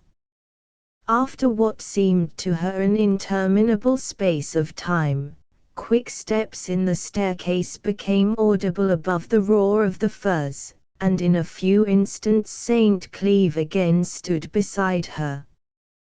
The case of the homestead was serious. Hannah's account had not been exaggerated in substance. The gable end of the house was open to the garden. The joists, left without support, had dropped, and with them the upper floor. By the help of some labourers, who lived near, and Lady Constantine's man Anthony, who was passing at the time, the homestead had been propped up, and protected for the night by some rick cloths, but Swithin felt that it would be selfish in the highest degree to leave two lonely old women to themselves at this juncture. In short, he concluded despondently, I cannot go to stay in Bath or London just now, perhaps not for another fortnight. Never mind, she said. A fortnight hence will do as well.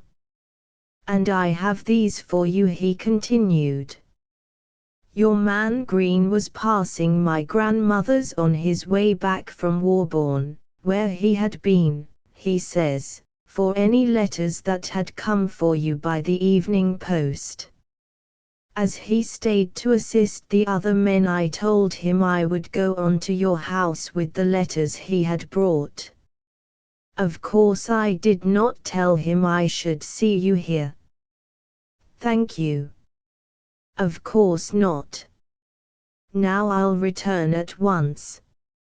In descending the column her eye fell upon the superscription of one of the letters, and she opened and glanced over it by the lantern light. She seemed startled, and, musing, said, the postponement of our intention must be, I fear, for a long time. I find that after the end of this month I cannot leave home safely, even for a day. Perceiving that he was about to ask why, she added, I will not trouble you with the reason now, it would only harass you. It is only a family business, and cannot be helped. Then we cannot be married till, God knows when, said Swithin blankly. I cannot leave home till after the next week or two. You cannot leave home unless within that time. So what are we to do? I do not know. My dear, dear one, don't let us be beaten like this. Don't let a well-considered plan be overthrown by a mere accident. Here's a remedy. Do you go and stay the requisite time in the parish we are to be married in, instead of me. When my grandmother is again well housed I can come to you, instead of you to me, as we first said. Then it can be done within the time. Reluctantly, shyly, and yet with a certain gladness of heart, she gave way to his proposal that they should change places in the program. There was much that she did not like in it, she said. It seemed to her as if she were taking the initiative by going and attending to the preliminaries. It was the man's part to do that, in her opinion, and was usually undertaken by him. But argued Swithin, there are cases in which the woman does give the notices, and so on, that is to say, when the man is absolutely hindered from doing so, and ours is such a case. The seeming is nothing, I know the truth, and what does it matter? You do not refuse, retract your word to be my wife, because, to avoid a sickening delay, the formalities require you to attend to them in place of me. She did not refuse, she said. In short, she agreed to his entreaty. They had, in truth, gone so far in their dream of union that there was no drawing back now. Whichever of them was forced by circumstances to be the protagonist in the enterprise, the thing must be done. Their intention to become husband and wife, at first halting and timorous, had accumulated momentum with the lapse of hours, till it now bore down every obstacle in its course. "Since you beg me to, since there is no alternative between my going and a long postponement," she said, as they stood in the dark porch of Welland House before parting, "since I am to go first, and seem to be the pioneer in this adventure, promise me, Swithin, promise your Viviette, that in years to come, when perhaps you may not love me so warmly as you do now, that will never be. Well, hoping it will not, but supposing it should, promise me that you will never reproach me as the one who took the initiative when it should have been yourself, forgetting that it was at your request. Promise that you will never say I showed immodest readiness to do so, or anything which may imply your obliviousness of the fact that I act in obedience to necessity and your earnest prayer." Need it be said that he promised never to reproach her with that or any other thing as long as they should live? The few details of the reversed arrangement were soon settled, Bath being the place finally decided on. Then, with a warm audacity which events had encouraged, he pressed her to his breast, and she silently entered the house. He returned to the homestead, there to attend to the unexpected duties of repairing the havoc wrought by the gale. That night, in the solitude of her chamber, Lady Constantine reopened and read the subjoined letter, one of those handed to her by St. Cleeve, Street, Piccadilly, the 15th of October, 18 Dear Viviette, you will be surprised to learn that I am in England, and that I am again out of harness, unless you should have seen the latter in the papers. Rio Janeiro may do for monkeys, but it won't do for me. Having resigned the appointment, I have returned here, as a preliminary step to finding another vent for my energies, in other words, another milch cow for my sustenance. I knew nothing whatever of your husband's death till 2 days ago, so that any letter from you on the subject, at the time it became known, must have miscarried. Hypocrisy at such a moment is worse than useless, and I therefore do not condole with you, particularly as the event, though new to a banished man like me, occurred so long since. You are better without him, Viviette, and are now just the limb for doing something for yourself, notwithstanding the threadbare state in which you seem to have been cast upon the world. You are still young, and, as I imagine, unless you have vastly altered since I beheld you, good-looking. Therefore make up your mind to retrieve your position by a match with one of the local celebrities, and you would do well to begin drawing neighboring covers at once. A genial squire, with more weight than wit, more realty than weight, and more personality than realty, considering the circumstances, would be best for you. You might make a position for us both by some such alliance, for, to tell the truth, I have had but in and out luck so far. I shall be with you in little more than a fortnight, when we will talk over the matter seriously, if you don't object. Your affectionate brother, Louis. It was this allusion to her brother's coming visit which had caught her eye in the tower staircase, and led to a modification in the wedding arrangement. Having read the letter through once, Lady Constantine flung it aside with an impatient little stamp that shook the decaying old floor and casement. Its contents produced perturbation, misgiving, but not retreat. The deep glow of enchantment shed by the idea of a private union with her beautiful young lover killed the pale light of cold reasoning from an indifferently good relative.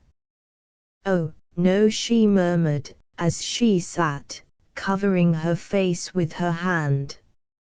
"Not for wealth untold could I give him up now." No argument, short of Apollo in person from the clouds, would have influenced her. She made her preparations for departure as if nothing had intervened. 17 in her days of prosperity, Lady Constantine had often gone to the city of Bath, either frivolously, for shopping purposes, or musico-religiously, to attend choir festivals in the Abbey. So there was nothing surprising in her reverting to an old practice. That the journey might appear to be of a somewhat similar nature, she took with her the servant who had been accustomed to accompany her on former occasions, though the woman, having now left her service, and settled in the village as the wife of Anthony Green, with a young child on her hands, could with some difficulty leave home. Lady Constantine overcame the anxious mother's scruples by providing that young Green should be well cared for, and knowing that she could count upon this woman's fidelity, if upon anybody's, in case of an accident, for it was chiefly Lady Constantine's exertions that had made an honest wife of Mrs. Green. She departed for a fortnight's absence. The next day found mistress and maid settled in lodgings in an old plum-coloured brick street, which 100 years ago could boast of rank and fashion among its residents, though now the broad fanlight over each broad door admitted the sun to the halls of a lodging-house keeper only. The lamp-posts were still those that had done duty with oil lights, and rheumatic old coachmen and postilions, that once had driven and ridden gloriously from London to Land's End, ornamented with their bairned persons and bow-legs the pavement in front of the chief inn, in the sorry hope of earning sixpence to keep body and soul together. "We are kept well informed on the time o' day, my lady," said Mrs. Green, as she pulled down the blinds in Lady Constantine's room on the evening of their arrival. "There's a church exactly at the back of us, and I hear every hour strike." Lady Constantine said she had noticed that there was a church quite near. "Well, it is better to have that at the back than other folks' windows. And if your ladyship wants to go there, it won't be far to walk." "That's what occurred to me," said Lady Constantine, "if I should want to go." During the ensuing days she felt to the utmost the tediousness of waiting merely that time might pass.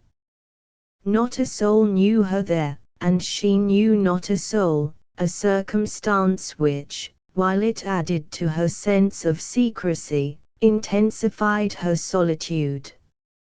Occasionally she went to a shop, with Green as her companion.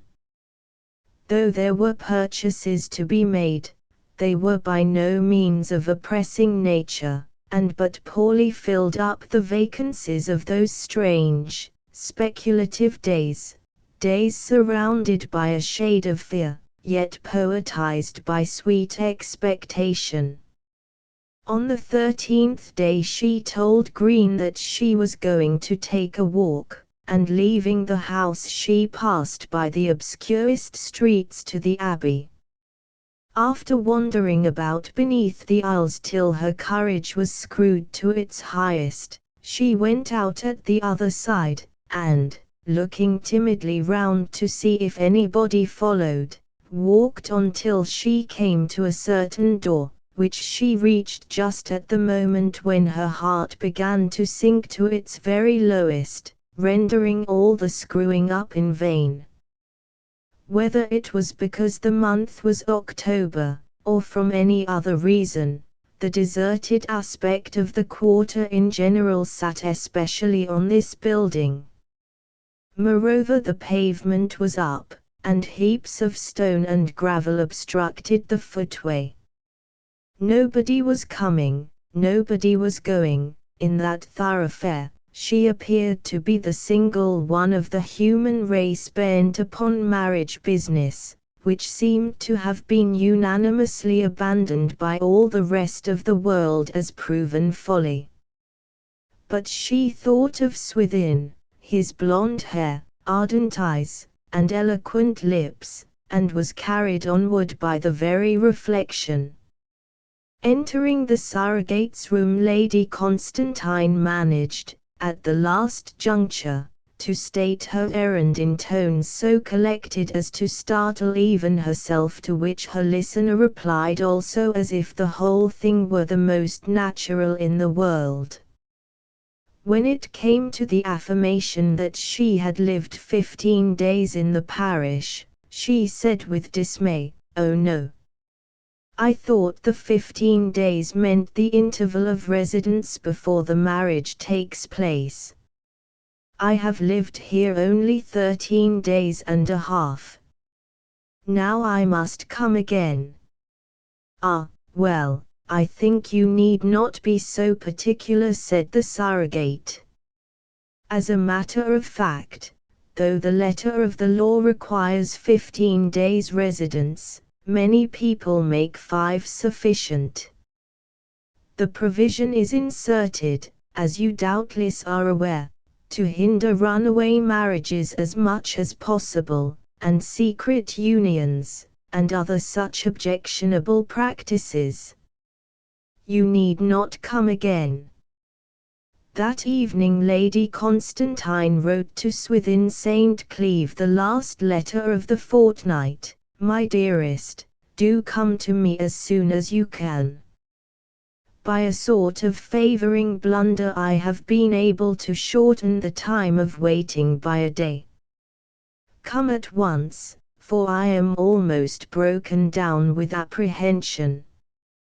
It seems rather rash at moments, all this, and I wish you were here to reassure me. I did not know I should feel so alarmed. I am frightened at every footstep, and dread lest anybody who knows me should accost me, and find out why I am here. I sometimes wonder how I could have agreed to come and enact your part, but I did not realize how trying it would be. You ought not to have asked me, Swithin, upon my word, it was too cruel of you, and I will punish you for it when you come. But I won't upbraid. I hope the homestead is repaired that has cost me all this sacrifice of modesty. If it were anybody in the world but you in question I would rush home, without waiting here for the end of it. I really think I would. But, dearest, no, I must show my strength now, or let it be forever hid. The barriers of ceremony are broken down between us, and it is for the best that I am here. And yet, at no point of this trying prelude need Lady Constantine have feared for her strength. Deeds in this connection demand the particular kind of courage that such perfervid women are endowed with, the courage of their emotions, in which young men are often lamentably deficient. Her fear was, in truth, the fear of being discovered in an unwanted position, not of the act itself. And though her letter was in its way a true exposition of her feeling, had it been necessary to go through the whole legal process over again, she would have been found equal to the emergency. It had been for some days a point of anxiety with her what to do with Green during the morning of the wedding. Chance unexpectedly helped her in this difficulty. The day before the purchase of the license, Green came to Lady Constantine with a letter in her hand from her husband Anthony, her face as long as a fiddle. "I hope there's nothing the matter," said Lady Constantine. "The child's took bad, my lady," said Mrs. Green, with suspended floods of water in her eyes. "I love the child better than I shall love all them that's coming put together, for he's been a good boy to his mother ever since 12 weeks afore he was born. 'Twas he, a tender dearie, that made Anthony marry me, and thereby turned hisself from a little calamity to a little blessing. For, as you know, the man were a backward man in the church part o' matrimony, my lady, though he'll do anything when he's forced a bit by his manly feelings. And now to lose the child, hoo. What shall I do?" "Well, you want to go home at once, I suppose," Mrs. Green explained, between her sobs, that such was her desire, and though this was a day or two sooner than her mistress had wished to be left alone, she consented to Green's departure. So during the afternoon her woman went off, with directions to prepare for Lady Constantine's return in 2 or 3 days. But as the exact day of her return was uncertain, no carriage was to be sent to the station to meet her, her intention being to hire one from the hotel. Lady Constantine was now left in utter solitude to await her lover's arrival. 18 A more beautiful October morning than that of the next day never beamed into the Welland valleys. The yearly dissolution of leafage was setting in apace. The foliage of the park trees rapidly resolved itself into the multitude of complexions which mark the subtle grades of decay, reflecting wet lights of such innumerable hues that it was a wonder to think their beauties only a repetition of scenes that had been exhibited there on scores of previous Octobers, and had been allowed to pass away without a single dirge from the imperturbable beings who walked among them. Far in the shadows semi-opaque screens of blue haze made mysteries of the commonest gravel pit, dingle, or recess. The wooden cabin at the foot of Rings Hill Spear had been furnished by Swithin as a sitting and sleeping apartment, some little while before this time, for he had found it highly convenient, during night observations at the top of the column, to remain on the spot all night, not to disturb his grandmother by passing in and out of the house, and to save himself the labor of incessantly crossing the field. He would much have liked to tell her the secret, and, had it been his own to tell, would probably have done so, but sharing it with an objector who knew not his grandmother's affection so well as he did himself, there was no alternative to holding his tongue. The more effectually to guard it, he decided to sleep at the cabin during the 2 or 3 nights previous to his departure, leaving word at the homestead that in a day or 2 he was going on an excursion. It was very necessary to start early.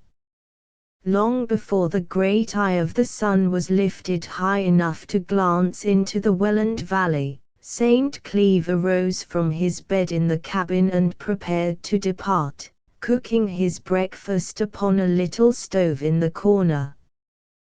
The young rabbits, littered during the foregoing summer, watched his preparations through the open door from the grey dawn without, as he bustled, half-dressed, in and out under the boughs, and among the blackberries and brambles that grew around. It was a strange place for a bridegroom to perform his toilet in, but, considering the unconventional nature of the marriage, a not inappropriate one.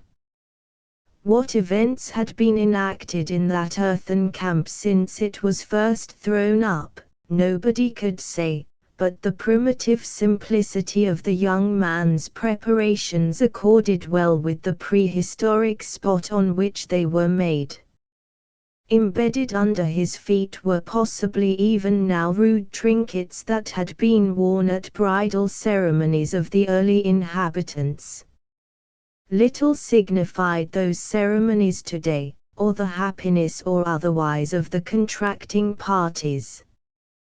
That his own right, nevertheless, signified much, was the inconsequent reasoning of Swithin, as it is of many another bridegroom besides, and he, like the rest, went on with his preparations in that mood which sees in his stale repetition the wondrous possibilities of an untried move. Then through the wet cobwebs, that hung like movable diaphragms on each blade and bough, he pushed his way down to the furrow which led from the secluded fir-tree island to the wide world beyond the field. He was not a stranger to enterprise, and still less to the contemplation of enterprise, but an enterprise such as this he had never even outlined. That his dear lady was troubled at the situation he had placed her in by not going himself on that errand, he could see from her letter, but, believing an immediate marriage with her to be the true way of restoring to both that equanimity necessary to serene philosophy, he held it of little account how the marriage was brought about, and happily began his journey towards her place of sojourn. He passed through a little copse before leaving the parish, the smoke from newly lit fires rising like the stems of blue trees out of the few cottage chimneys. Here he heard a quick, familiar footstep in the path ahead of him, and, turning the corner of the bushes, confronted the footpost on his way to Welland. In answer to St. Cleeve's inquiry if there was anything for himself, the postman handed out one letter, and proceeded on his route. Swithin opened and read the letter as he walked, till it brought him to a standstill by the importance of its contents. They were enough to agitate a more phlegmatic youth than he. He leant over the wicket which came in his path, and endeavored to comprehend the sense of the whole. The large long envelope contained, first, a letter from a solicitor in a northern town, informing him that his paternal great-uncle, who had recently returned from the Cape, whither he had gone in an attempt to repair a broken constitution, was now dead and buried. This great-uncle's name was like a new creation to Swithin. He had held no communication with the young man's branch of the family for innumerable years, never, in fact, since the marriage of Swithin's father with the simple daughter of Welland Farm. He had been a bachelor to the end of his life, and had amassed a fairly good professional fortune by a long and extensive medical practice in the smoky, dreary, manufacturing town in which he had lived and died. Swithin had always been taught to think of him as the embodiment of all that was unpleasant in man. He was narrow, sarcastic, and shrewd to unseemliness. That very shrewdness had enabled him, without much professional profundity, to establish his large and lucrative connection, which lay almost entirely among a class who neither looked nor cared for drawing-room courtesies. However, what Dr. St. Cleeve had been as a practitioner matters little. He was now dead, and the bulk of his property had been left to persons with whom this story has nothing to do. But Swithin was informed that out of it there was a bequest of £600 a year to himself, payment of which was to begin with his 21st year, and continue for his life, unless he should marry before reaching the age of 25. In the latter precocious and objectionable event his annuity would be forfeited. The accompanying letter, said the solicitor, would explain all. This, the second letter, was from his uncle to himself, written about a month before the former's death, and deposited with his will, to be forwarded to his nephew when that event should have taken place. Swithin read, with the solemnity that such posthumous epistles inspire, the following words from one who, during life, had never once addressed him: "Dear nephew, you will doubtless experience some astonishment at receiving a communication from one whom you have never personally known, and who, when this comes into your hands, will be beyond the reach of your knowledge. Perhaps I am the loser by this lifelong mutual ignorance. Perhaps I am much to blame for it, perhaps not. But such reflections are profitless at this date. I have written with quite other views than to work up a sentimental regret on such an amazingly remote hypothesis as that the fact of a particular pair of people not meeting, among the millions of other pairs of people who have never met, is a great calamity either to the world in general or to themselves. The occasion of my addressing you is briefly this. 9 months ago a report casually reached me that your scientific studies were pursued by you with great ability, and that you were a young man of some promise as an astronomer. My own scientific proclivities rendered the report more interesting than it might otherwise have been to me, and it came upon me quite as a surprise that any issue of your father's marriage should have so much in him, or you might have seen more of me in former years than you are ever likely to do now. My health had then begun to fail, and I was starting for the Cape, or I should have come myself to inquire into your condition and prospects. I did not return till 6 months later, and as my health had not improved I sent a trusty friend to examine into your life, pursuits, and circumstances, without your own knowledge, and to report his observations to me. This he did. Through him I learnt, of favourable news: 1. That you worked assiduously at the science of astronomy. 2. That everything was auspicious in the career you had chosen. Of unfavourable news: 1. That the small income at your command, even when eked out by the sum to which you would be entitled on your grandmother's death and the freehold of the homestead, would be inadequate to support you becomingly as a scientific man, whose lines of work were of a nature not calculated to produce emoluments for many years, if ever. 2. That there was something in your path worse than narrow means, and that something was a woman. To save you, if possible, from ruin on these heads, I take the preventive measures detailed below. The chief step is, as my solicitor will have informed you, that, at the age of 25, the sum of £600 a year be settled on you for life, provided you have not married before reaching that age, a yearly gift of an equal sum to be also provisionally made to you in the interim, and, vice versa, that if you do marry before reaching the age of 25 you will receive nothing from the date of the marriage. One object of my bequest is that you may have resources sufficient to enable you to travel and study the southern constellations. When at the Cape, after hearing of your pursuits, I was much struck with the importance of those constellations to an astronomer just pushing into notice. There is more to be made of the southern hemisphere than ever has been made of it yet. The mine is not so thoroughly worked as the northern, and thither your studies should tend.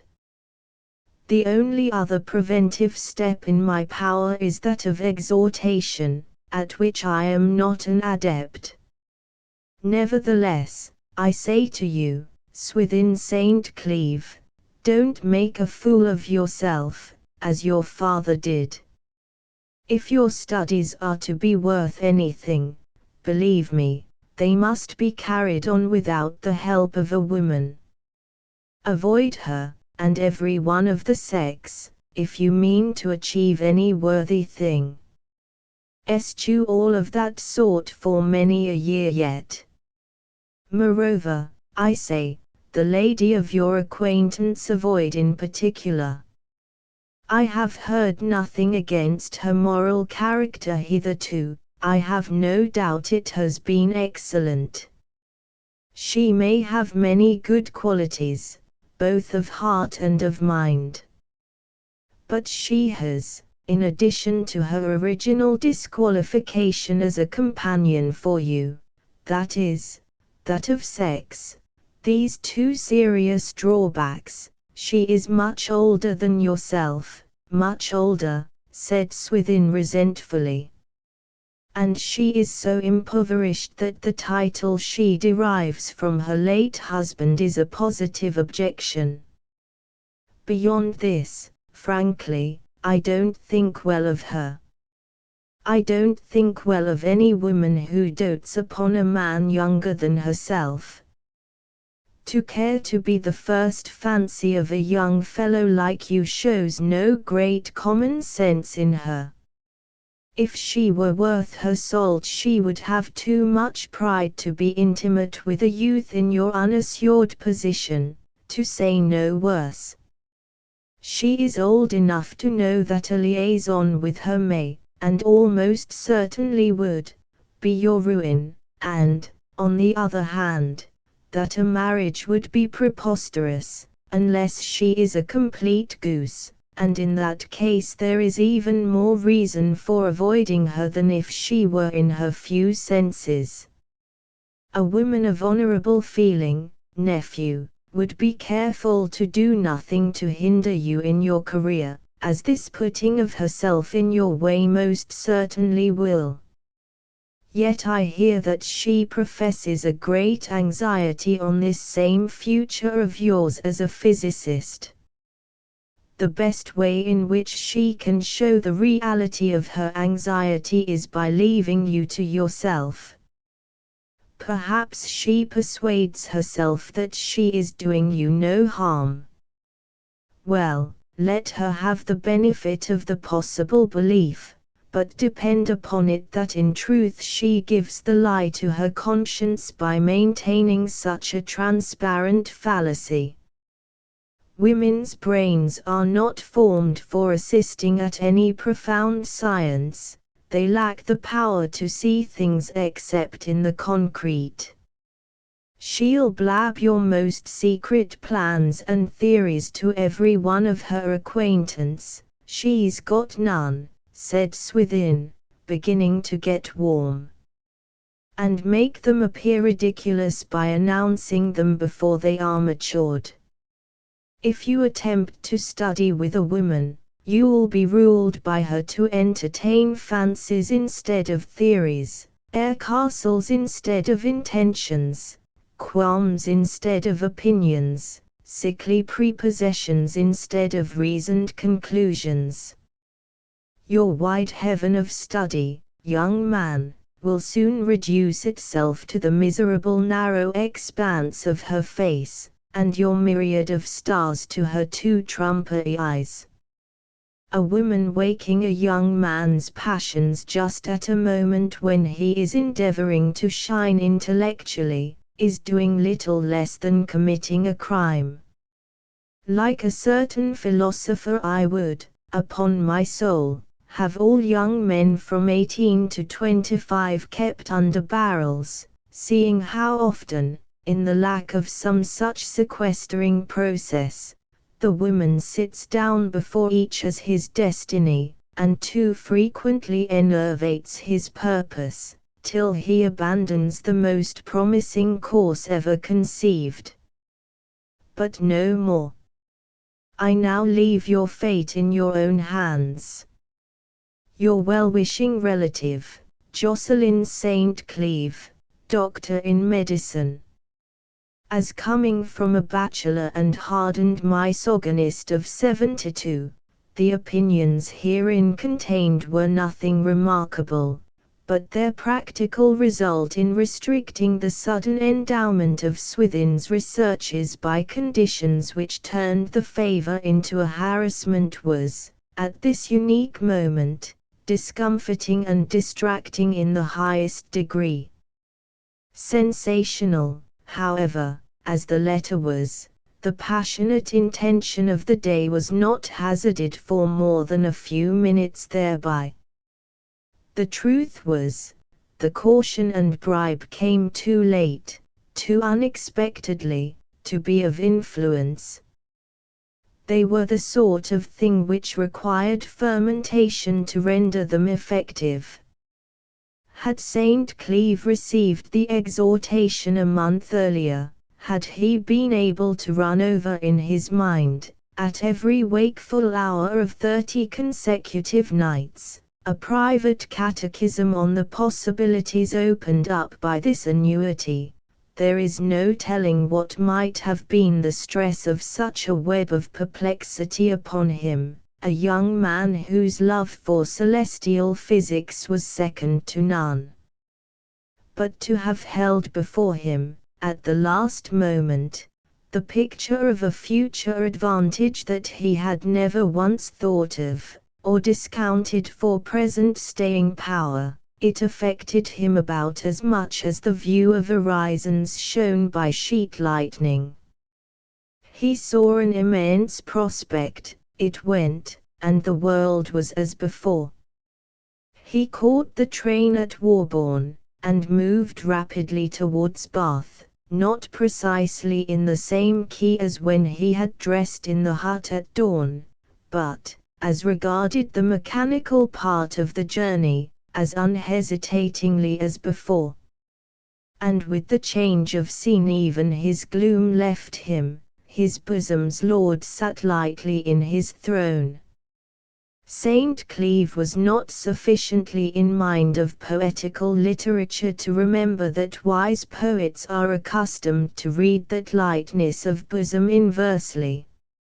Swithin thought it an omen of good fortune, and as thinking is causing in not a few such cases, he was perhaps, in spite of poets, right.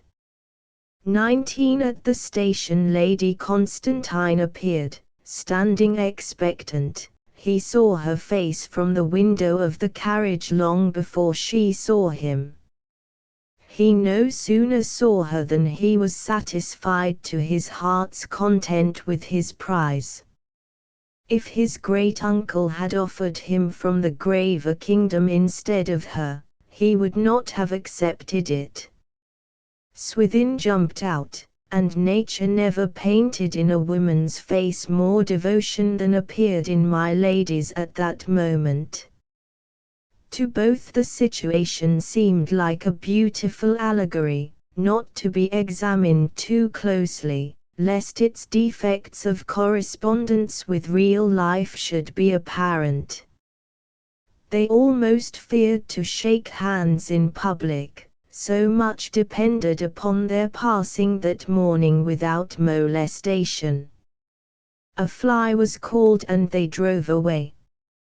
"Take this," she said, handing him a folded paper. "It belongs to you rather than to me."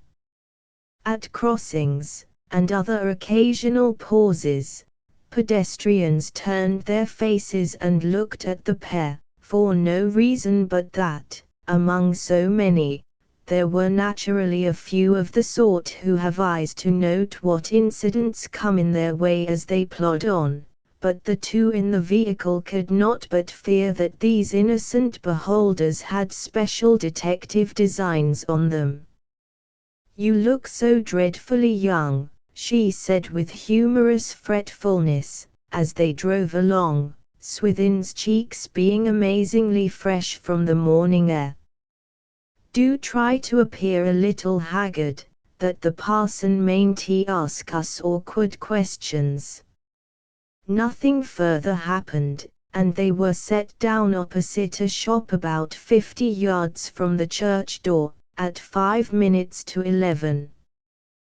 "We will dismiss the fly," she said. "It will only attract idlers."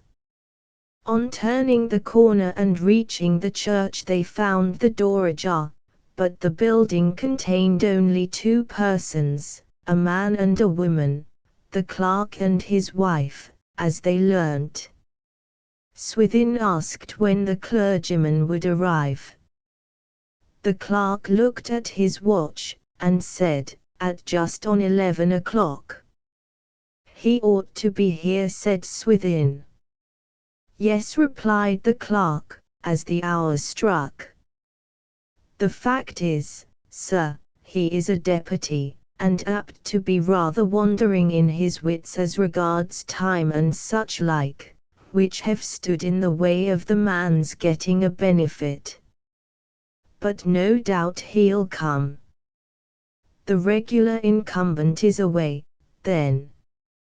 "He's gone for his bare parson's fortnight, that's all, and we was forced to put up with a weak talented man or none. The best men goes into the brewing, or into the shipping nowadays, you see, sir, doctrines being rather shaddery at present, and your money's worth not sure in our line. So we church officers be left poorly provided with men for odd jobs. I'll tell ye what, sir, I think I'd better run round to the gentleman's lodgings, and try to find him." "Pray do," said Lady Constantine. The clerk left the church, his wife busied herself with dusting at the further end, and Swithin and Viviette were left to themselves. The imagination travels so rapidly, and a woman's forethought is so assumptive, that the clerk's departure had no sooner doomed them to inaction than it was borne in upon Lady Constantine's mind that she would not become the wife of Swithin St. Cleeve, either today or on any other day. Her divinations were continually misleading her, she knew, but a hitch at the moment of marriage surely had a meaning in it. "Ah, the marriage is not to be," she said to herself. "This is a fatality." It was 20 minutes past, and no parson had arrived. Swithin took her hand. "If it cannot be today, it can be tomorrow," he whispered. "I cannot say," she answered. "Something tells me no." It was almost impossible that she could know anything of the deterrent force exercised on Swithin by his dead uncle that morning. Yet her manner tallied so curiously well with such knowledge that he was struck by it, and remained silent. "You have a black tie," she continued, looking at him. Yes, replied Swithin. I bought it on my way here. Why could it not have been less somber in color? My great-uncle is dead. You had a great-uncle. You never told me. I never saw him in my life. I have only heard about him since his death. He spoke in as quiet and measured a way as he could, but his heart was sinking. She would go on questioning, he could not tell her an untruth. She would discover particulars of that great-uncle's provision for him, which he, Swithin, was throwing away for her sake, and she would refuse to be his for his own sake.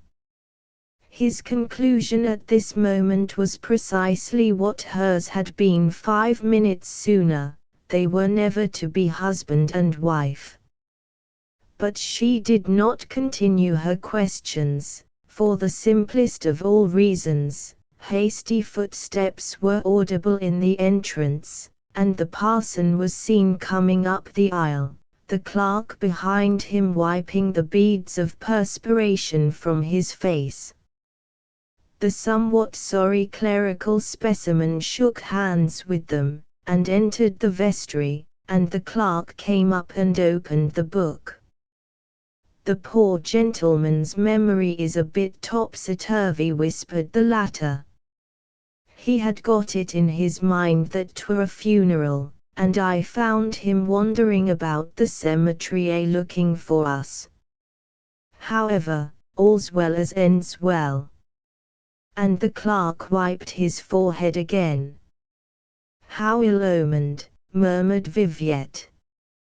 But the parson came out robed at this moment, and the clerk put on his ecclesiastical countenance and looked in his book. Lady Constantine's momentary languor passed, her blood resumed its courses with a new spring. The grave utterances of the church then rolled out upon the palpitating pair, and no couple ever joined their whispers thereto with more fervency than they. Lady Constantine, as she continued to be called by the outside world, though she liked to think herself the Mrs. St. Cleeve that she legally was, had told Green that she might be expected at Welland in a day, or 2, or 3, as circumstances should dictate. Though the time of return was thus left open, it was deemed advisable, by both Swithin and herself, that her journey back should not be deferred after the next day, in case any suspicions might be aroused. As for St. Cleeve, his comings and goings were of no consequence. It was seldom known whether he was at home or abroad, by reason of his frequent seclusion at the column. Late in the afternoon of the next day he accompanied her to the Bath station, intending himself to remain in that city till the following morning. But when a man or youth has such a tender article on his hands as a 30-hour bride, it is hardly in the power of his strongest reason to set her down at a railway, and send her off like a superfluous portmanteau. Hence the experiment of parting so soon after their union proved excruciatingly severe to these. The evening was dull. The breeze of autumn crept fitfully through every slit and aperture in the town. Not a soul in the world seemed to notice or care about anything they did. Lady Constantine sighed, and there was no resisting it. He could not leave her thus. He decided to get into the train with her, and keep her company for at least a few stations on her way. It drew on to be a dark night, and, seeing that there was no serious risk after all, he prolonged his journey with her so far as to the junction at which the branch line to Warborne forked off.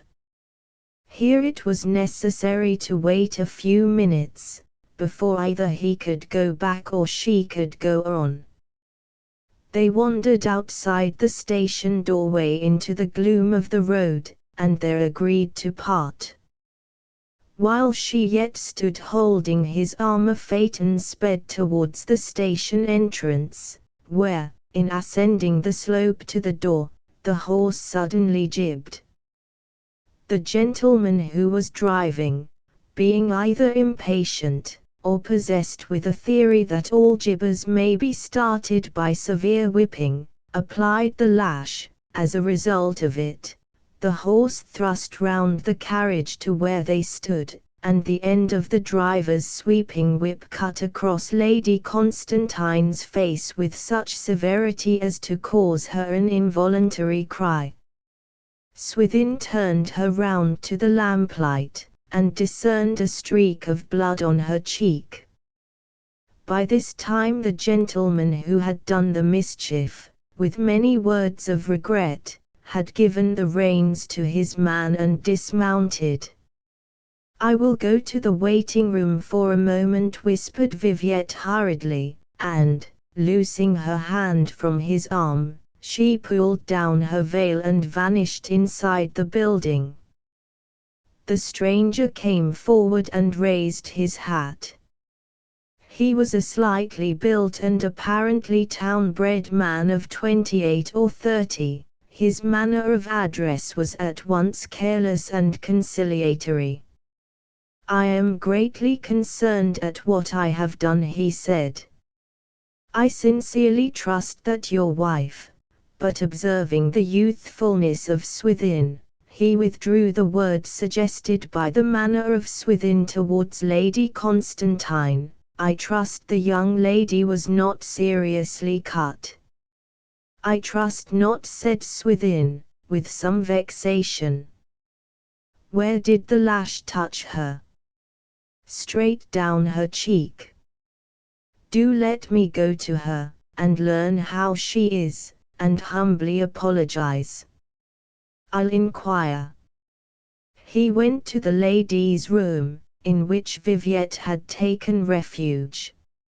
She met him at the door, her handkerchief to her cheek, and Swithin explained that the driver of the phaeton had sent to make inquiries. "I cannot see him," she whispered. "He is my brother Louis. He is, no doubt, going on by the train to my house. Don't let him recognize me. We must wait till he is gone." Swithin thereupon went out again, and told the young man that the cut on her face was not serious, but that she could not see him, after which they parted. St. Cleeve then heard him ask for a ticket for Warborne, which confirmed Lady Constantine's view that he was going on to her house. When the branch train had moved off, Swithin returned to his bride, who waited in a trembling state within. On being informed that he had departed, she showed herself much relieved. "Where does your brother come from?" said Swithin. "From London, immediately. Rio before that. He has a friend or two in this neighborhood, and visits here occasionally. I have seldom or never spoken to you of him, because of his long absence. Is he going to settle near you?" "No, nor anywhere, I fear. He is, or rather was, in the diplomatic service. He was first a clerk in the Foreign Office, and was afterwards appointed attaché at Rio Janeiro. But he has resigned the appointment." "I wish he had not." Swithin asked why he resigned.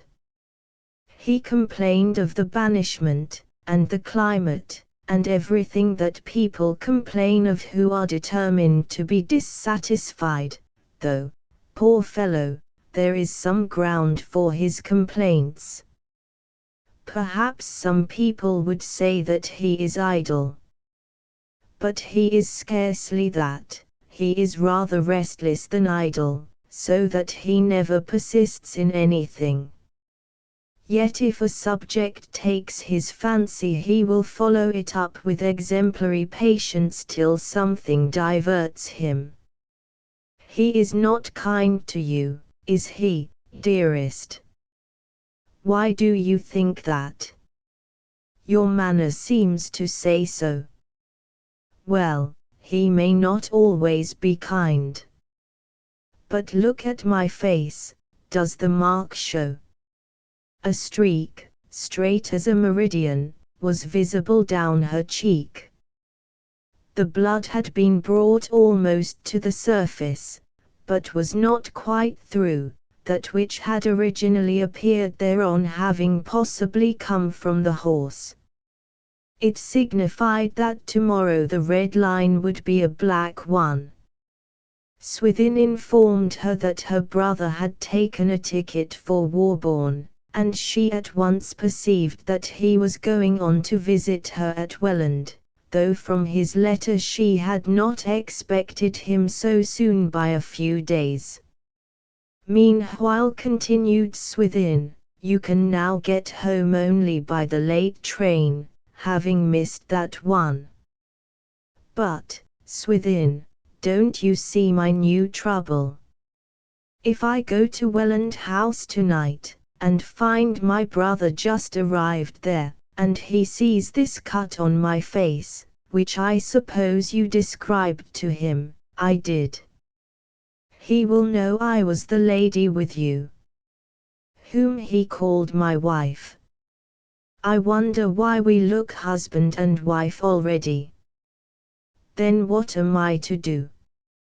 For the ensuing 3 or 4 days I bear in my face a clue to his discovery of our secret. Then you must not be seen. We must stay at an inn here. Oh no, she said timidly. It is too near home to be quite safe. We might not be known, but if we were. We can't go back to Bath now. I'll tell you, dear Viviette, what we must do. We'll go on to Warborne in separate carriages, we'll meet outside the station, thence we'll walk to the column in the dark, and I'll keep you a captive in the cabin till the scar has disappeared.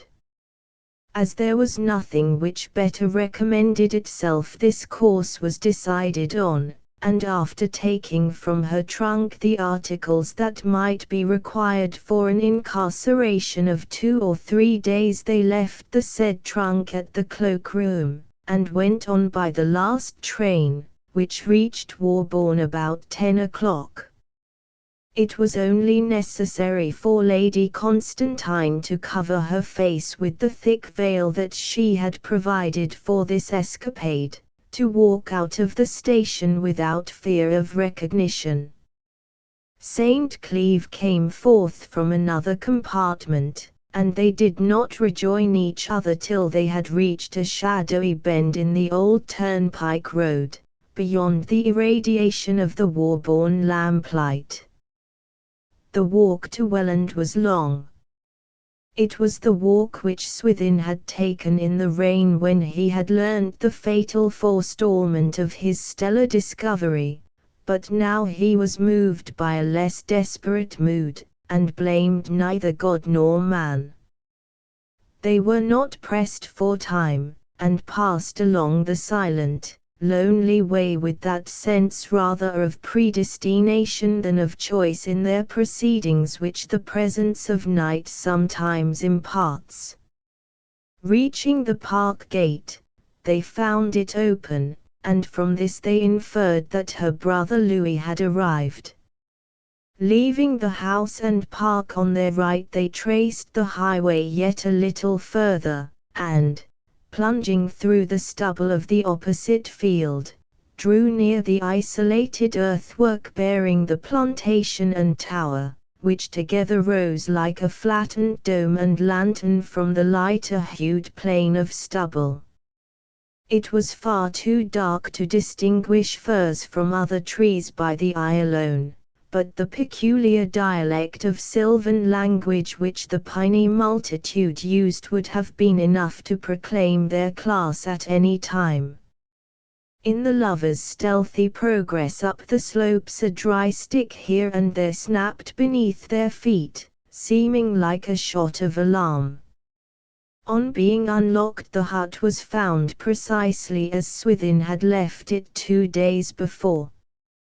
Lady Constantine was thoroughly wearied, and sat down, while he gathered a handful of twigs and spikelets from the masses strewn without and lit a small fire, first taking the precaution to blind the little window and relock the door.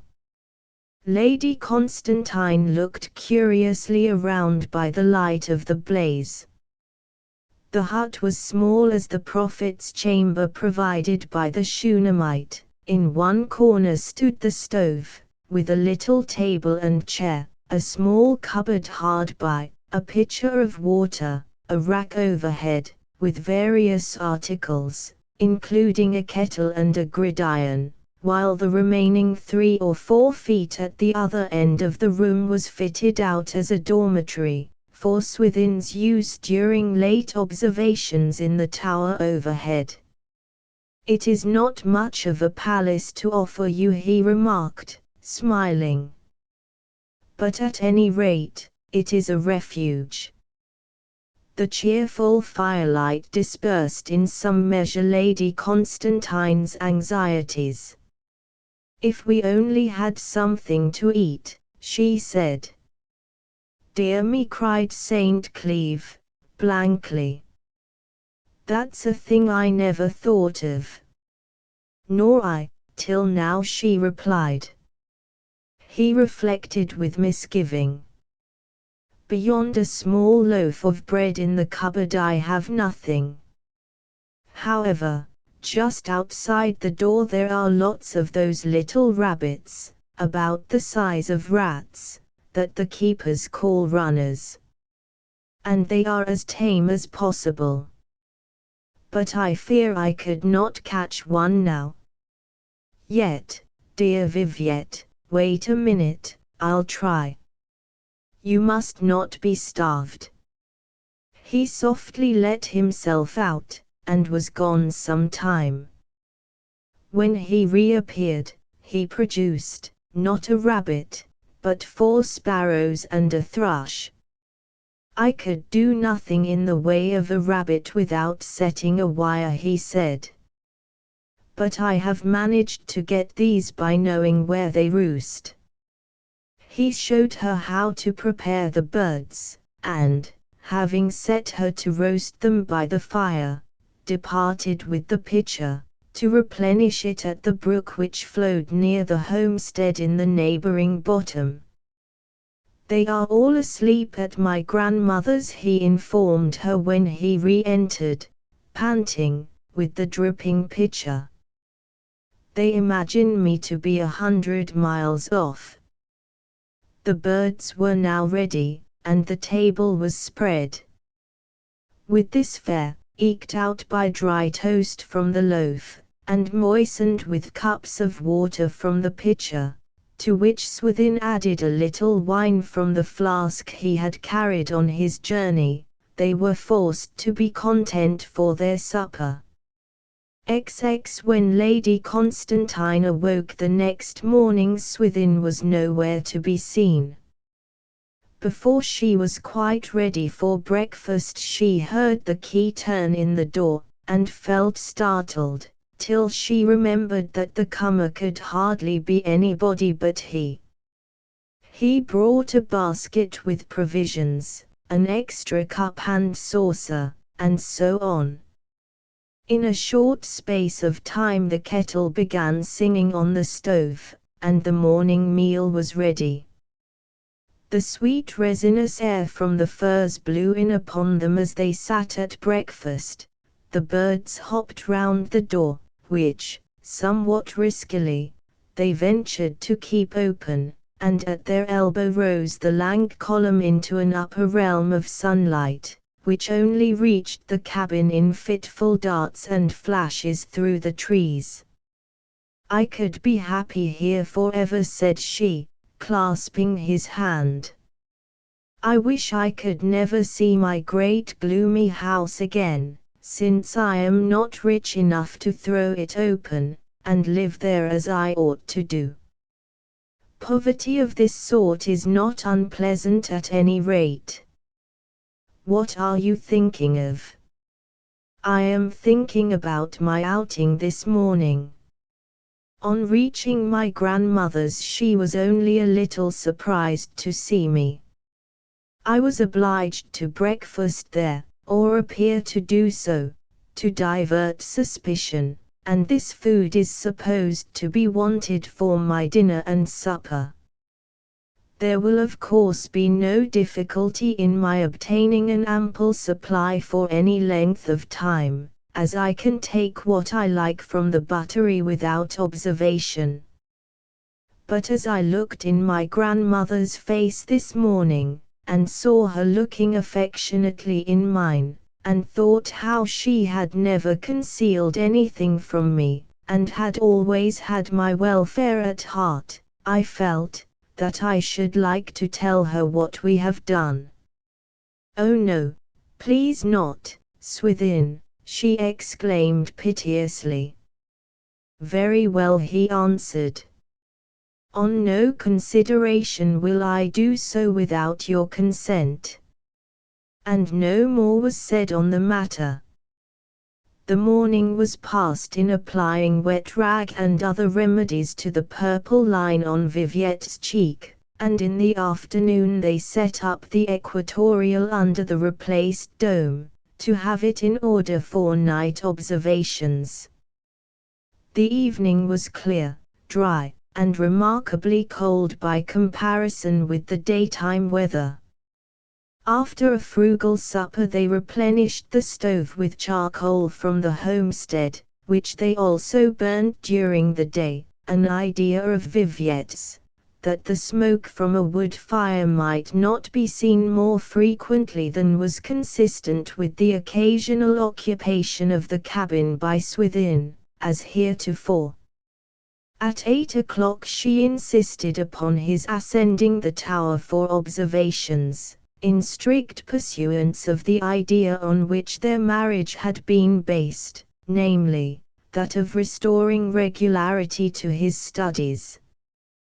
The sky had a new and startling beauty that night.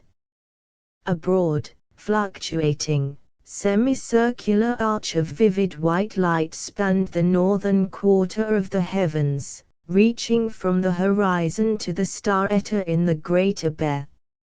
It was the aurora borealis, just risen up for the winter season out of the freezing seas of the north, where every autumn vapor was now undergoing rapid congelation.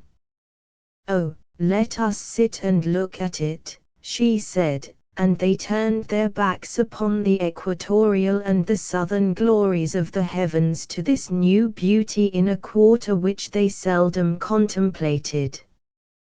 The luster of the fixed stars was diminished to a sort of blueness. Little by little the arch grew higher against the dark void, like the form of the spirit maiden in the shades of Glenfinlas, till its crown drew near the zenith, and threw a tissue over the whole wagon and horses of the great northern constellation. Brilliant shafts radiated from the convexity of the arch, coming and going silently. The temperature fell, and Lady Constantine drew her wrap more closely around her. "We'll go down," said Swithin. "The cabin is beautifully warm. Why should we try to observe tonight? Indeed, we cannot. The aurora light overpowers everything." "Very well. Tomorrow night there will be no interruption. I shall be gone." "You leave me tomorrow, Viviette. Yes, tomorrow morning.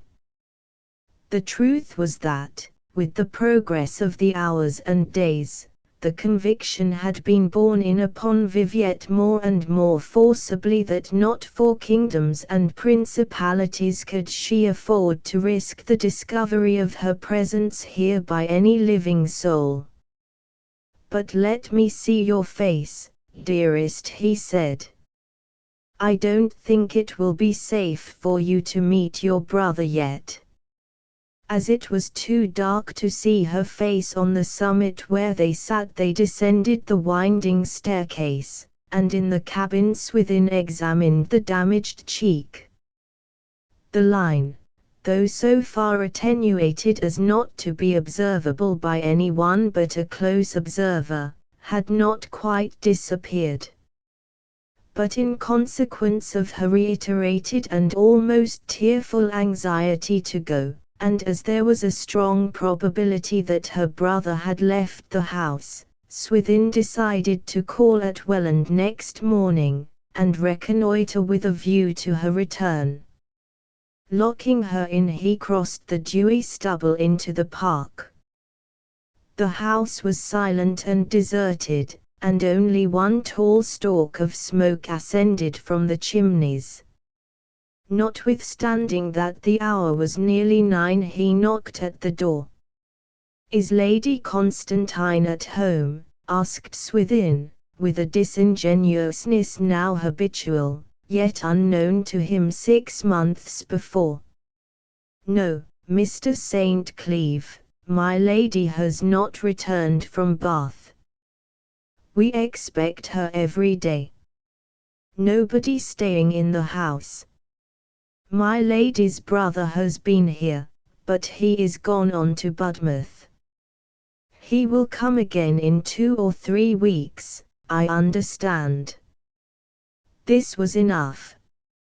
Swithin said he would call again, and returned to the cabin, where, waking Viviette, who was not by nature an early riser, he waited on the column till she was ready to breakfast. When this had been shared, they prepared to start. A long walk was before them. Warborne Station lay 5 miles distant, and the next station above that 9 miles. They were bound for the latter, their plan being that she should there take the train to the junction where the whip accident had occurred, claim her luggage, and return with it to Warborne, as if from Bath. The morning was cool and the walk not wearisome. When once they had left behind the stubble field of their environment and the parish of Welland, they sauntered on comfortably, Lady Constantine's spirits rising as she withdrew further from danger. They parted by a little brook, about half a mile from the station, Swithin to return to Welland by the way he had come. Lady Constantine telegraphed from the junction to Warborne for a carriage to be in readiness to meet her on her arrival, and then, waiting for the down train, she travelled smoothly home, reaching Welland House about 5 minutes sooner than Swithin reached the column hard by, after footing it all the way from where they had parted. XXI From that day forward their life resumed its old channel in general outward aspect. Perhaps the most remarkable feature in their exploit was its comparative effectiveness as an expedient for the end designed, that of restoring calm assiduity to the study of astronomy.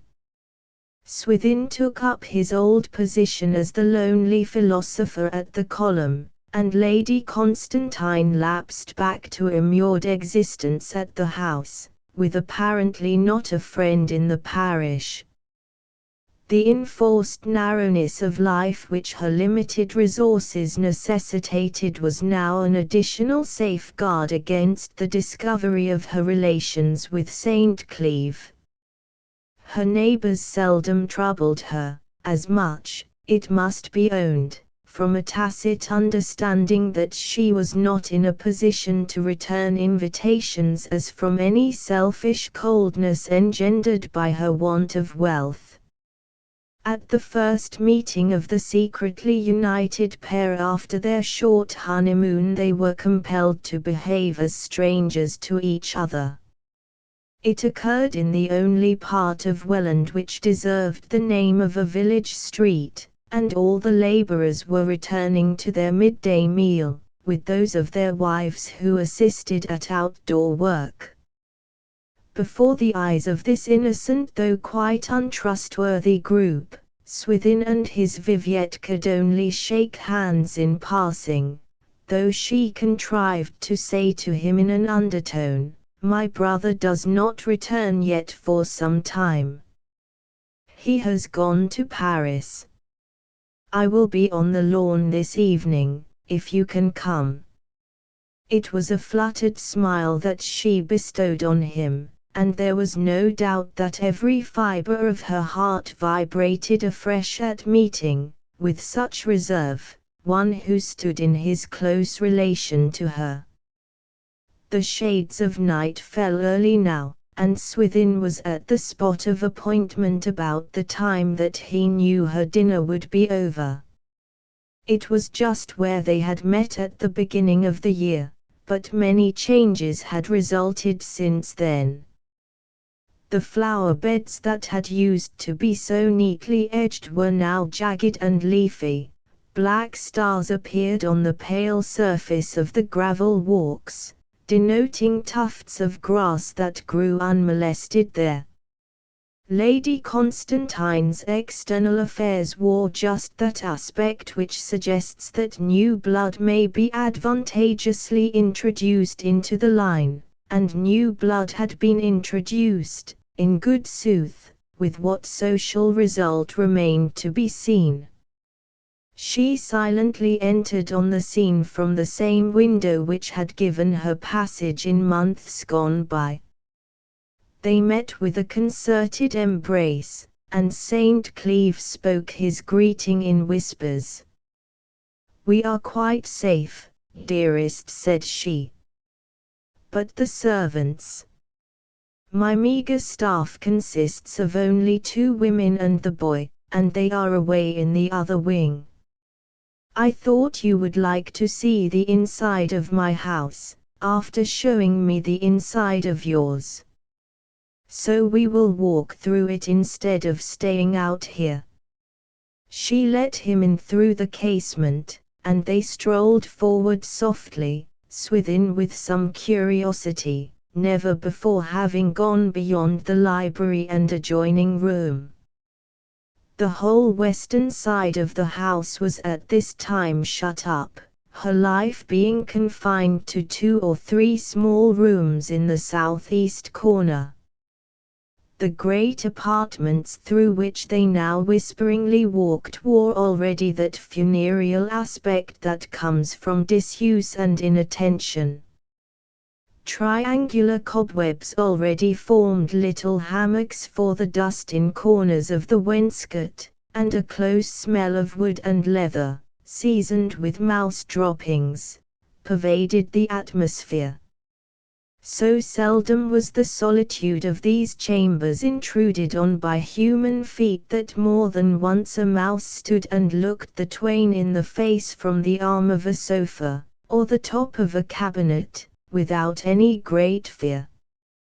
Swithin had no residential ambition whatever, but he was interested in the place.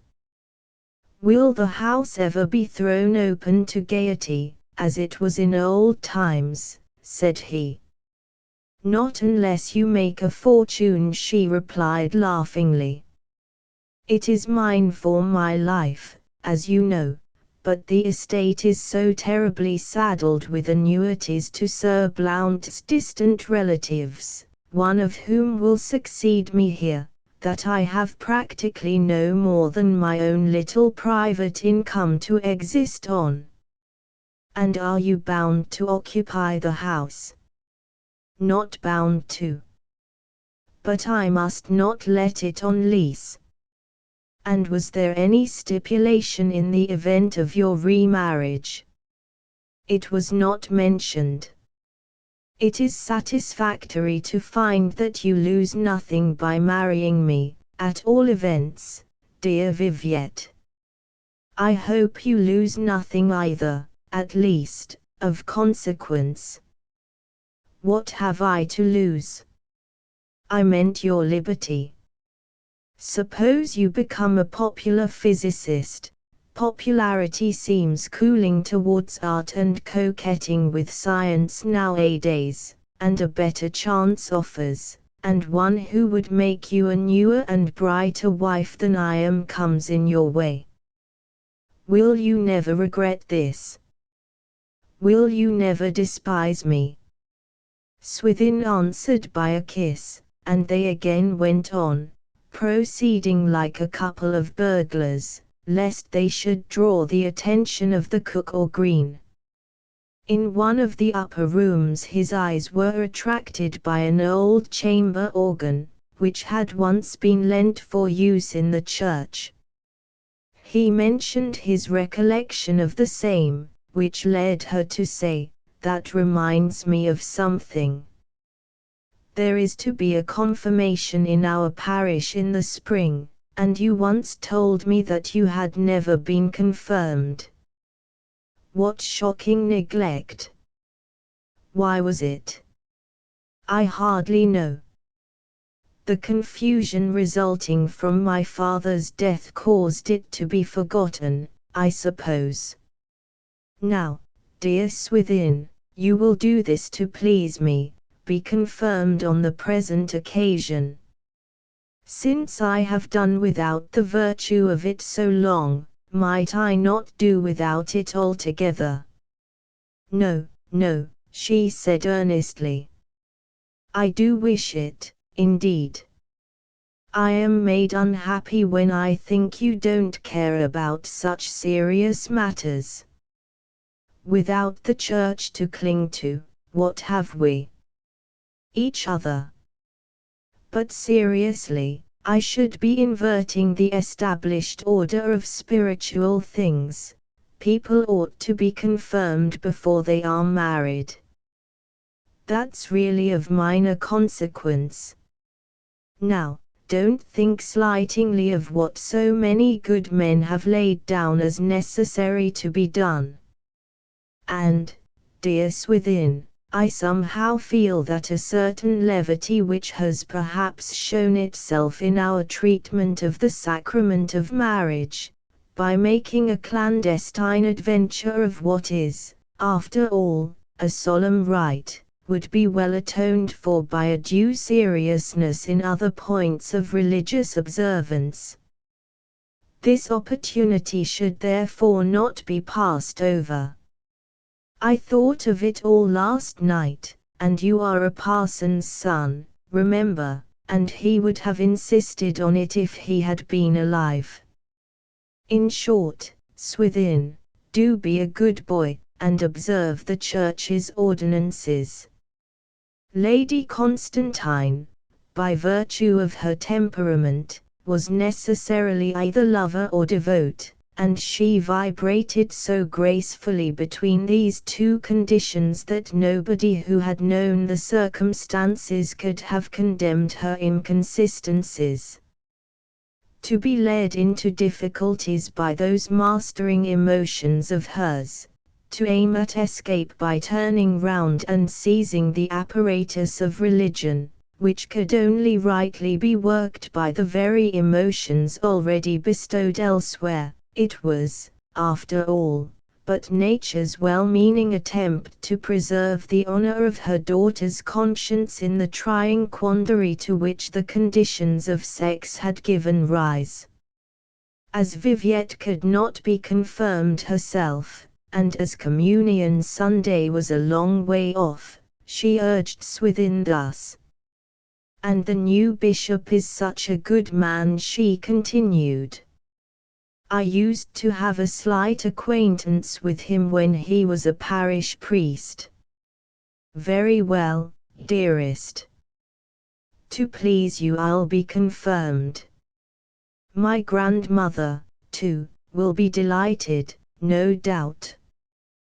They continued their ramble, Lady Constantine first advancing into rooms with the candle, to assure herself that all was empty, and then calling him forward in a whisper. The stillness was broken only by these whispers, or by the occasional crack of a floorboard beneath their tread. At last they sat down, and, shading the candle with a screen, she showed him the faded contents of this and that drawer or cabinet, or the wardrobe of some member of the family who had died young early in the century, when muslin reigned supreme, when waists were close to armpits, and muffs as large as smugglers' tubs. These researches among habilimental hulls and husks, whose human kernels had long ago perished, went on for about half an hour, when the companions were startled by a loud ringing at the front door bell. XXII Lady Constantine flung down the old-fashioned lacework, whose beauties she had been pointing out to Swithin, and exclaimed, "Who can it be? Not Louis, surely?" They listened. An arrival was such a phenomenon at this unfrequented mansion, and particularly a late arrival, that no servant was on the alert to respond to the call, and the visitor rang again, more loudly than before. Sounds of the tardy opening and shutting of a passage door from the kitchen quarter then reached their ears, and Viviette went into the corridor to hearken more attentively. In a few minutes she returned to the wardrobe room in which she had left Swithin. "Yes, it is my brother," she said with difficult composure. "I just caught his voice. He has no doubt come back from Paris to stay. This is a rather vexatious, indolent way he has, never to write to prepare me." "I can easily go away," said Swithin. By this time, however, her brother had been shown into the house, and the footsteps of the page were audible, coming in search of Lady Constantine. "If you will wait there a moment," she said, directing St. Cleeve into a bedchamber which adjoined, "you will be quite safe from interruption, and I will quickly come back." Taking the light she left him. Swithin waited in darkness. Not more than 10 minutes had passed when a whisper in her voice came through the keyhole. He opened the door. "Yes, he is come to stay," she said. "He is at supper now." "Very well, don't be flurried, dearest." "Shall I stay too, as we planned?" "Oh, Swithin, I fear not," she replied anxiously. "You see how it is. Tonight we have broken the arrangement that you should never come here, and this is the result. Will it offend you if I ask you to leave?" "Not in the least. Upon the whole, I prefer the comfort of my little cabin and homestead to the gauntness and alarms of this place." "There, now, I fear you are offended," she said, a tear collecting in her eye. "I wish I was going back with you to the cabin. How happy we were, those 3 days of our stay there. But it is better, perhaps, just now, that you should leave me. Yes, these rooms are oppressive. They require a large household to make them cheerful. Yet, Swithin," she added, after reflection, "I will not request you to go. Do as you think best. I will light a night light, and leave you here to consider. For myself, I must go downstairs to my brother at once, or he'll wonder what I am doing." She kindled the little light, and again retreated, closing the door upon him. Swithin stood and waited some time, till he considered that upon the whole it would be preferable to leave.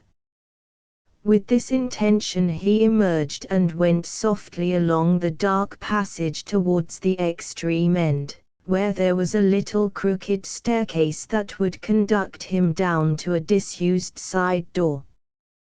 Descending this stair he duly arrived at the other side of the house, facing the quarter whence the wind blew, and here he was surprised to catch the noise of rain beating against the windows.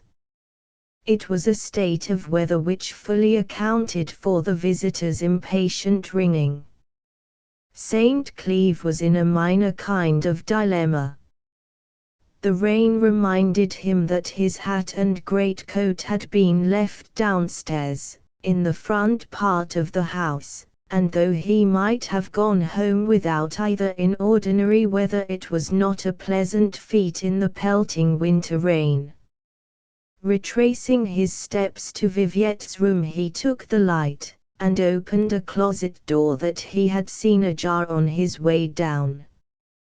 Within the closet hung various articles of apparel, upholstery, lumber of all kinds filling the back part. Swithin thought he might find here a cloak of hers to throw round him, but finally took down from a peg a more suitable garment, the only one of the sort that was there. It was an old moth-eaten greatcoat, heavily trimmed with fur, and in removing it a companion cap of sealskin was disclosed. "Whose can they be?" he thought, and a gloomy answer suggested itself. "Pooh," he then said, summoning the scientific side of his nature, "matter is matter, and mental association only a delusion." Putting on the garments he returned the light to Lady Constantine's bedroom, and again prepared to depart as before.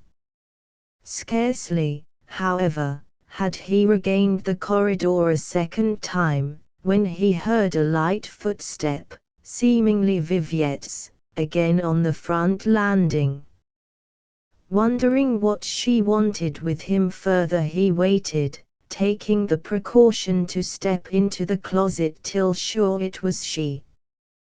The figure came onward, bent to the keyhole of the bedroom door, and whispered, supposing him still inside, "Swithin, on second thoughts I think you may stay with safety." Having no further doubt of her personality, he came out with thoughtless abruptness from the closet behind her, and looking round suddenly she beheld his shadowy fur-clad outline. At once she raised her hands in horror, as if to protect herself from him. She uttered a shriek, and turned shudderingly to the wall, covering her face. Swithin would have picked her up in a moment, but by this time he could hear footsteps rushing upstairs, in response to her cry. In consternation, and with a view of not compromising her, he effected his retreat as fast as possible, reaching the bend of the corridor just as her brother Louis appeared with a light at the other extremity. "What's the matter, for heaven's sake, Viviette?" said Louis. "My husband," she involuntarily exclaimed. "What nonsense!" "Oh yes, it is nonsense," she added, with an effort. "It was nothing." "But what was the cause of your cry?" She had by this time recovered her reason and judgment. "Oh, it was a trick of the imagination," she said, with a faint laugh. "I live so much alone that I get superstitious, and I thought for the moment I saw an apparition." "Of your late husband?" Yes. But it was nothing, it was the outline of the tall clock and the chair behind.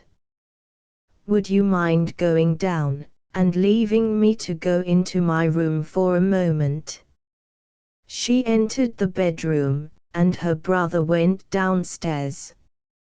Swithin thought it best to leave well alone, and going noiselessly out of the house plodded through the rain homeward. It was plain that agitations of one sort and another had so weakened Viviette's nerves as to lay her open to every impression. That the clothes he had borrowed were some cast-off garments of the late Sir Blount had occurred to St. Cleeve in taking them, but in the moment of returning to her side he had forgotten this, and the shape they gave to his figure had obviously been a reminder of too sudden a sort for her. Musing thus he walked along as if he were still, as before, the lonely student, dissociated from all mankind, and with no shadow of right or interest in Welland House or its mistress. The greatcoat and cap were unpleasant companions, but Swithin, having been reared, or having reared himself, in the scientific school of thought, would not give way to his sense of their weirdness. To do so would have been treason to his own beliefs and aims. When nearly home, at a point where his track converged on another path, there approached him from the latter a group of indistinct forms. The tones of their speech revealed them to be Hezzy Biles, Nat Chapman, Fry, and other labourers. Swithin was about to say a word to them, till recollecting his disguise he deemed it advisable to hold his tongue, lest his attire should tell a too dangerous tale as to where he had come from. By degrees they drew closer, their walk being in the same direction. "Good night, stranger," said Nat. The stranger did not reply. All of them paced on abreast of him, and he could perceive in the gloom that their faces were turned inquiringly upon his form. Then a whisper passed from one to another of them, then Chapman, who was the boldest, dropped immediately behind his heels, and followed there for some distance, taking close observations of his outline, after which the men grouped again and whispered. Thinking it best to let them pass on, Swithin slackened his pace, and they went ahead of him, apparently without much reluctance. There was no doubt that they had been impressed by the clothes he wore, and having no wish to provoke similar comments from his grandmother and Hannah, Swithin took the precaution, on arriving at Welland Bottom, to enter the homestead by the outhouse.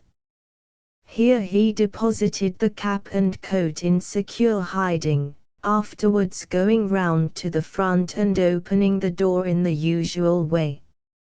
In the entry he met Hannah, who said, "Only to hear what have been said tonight, Mr. Swithin.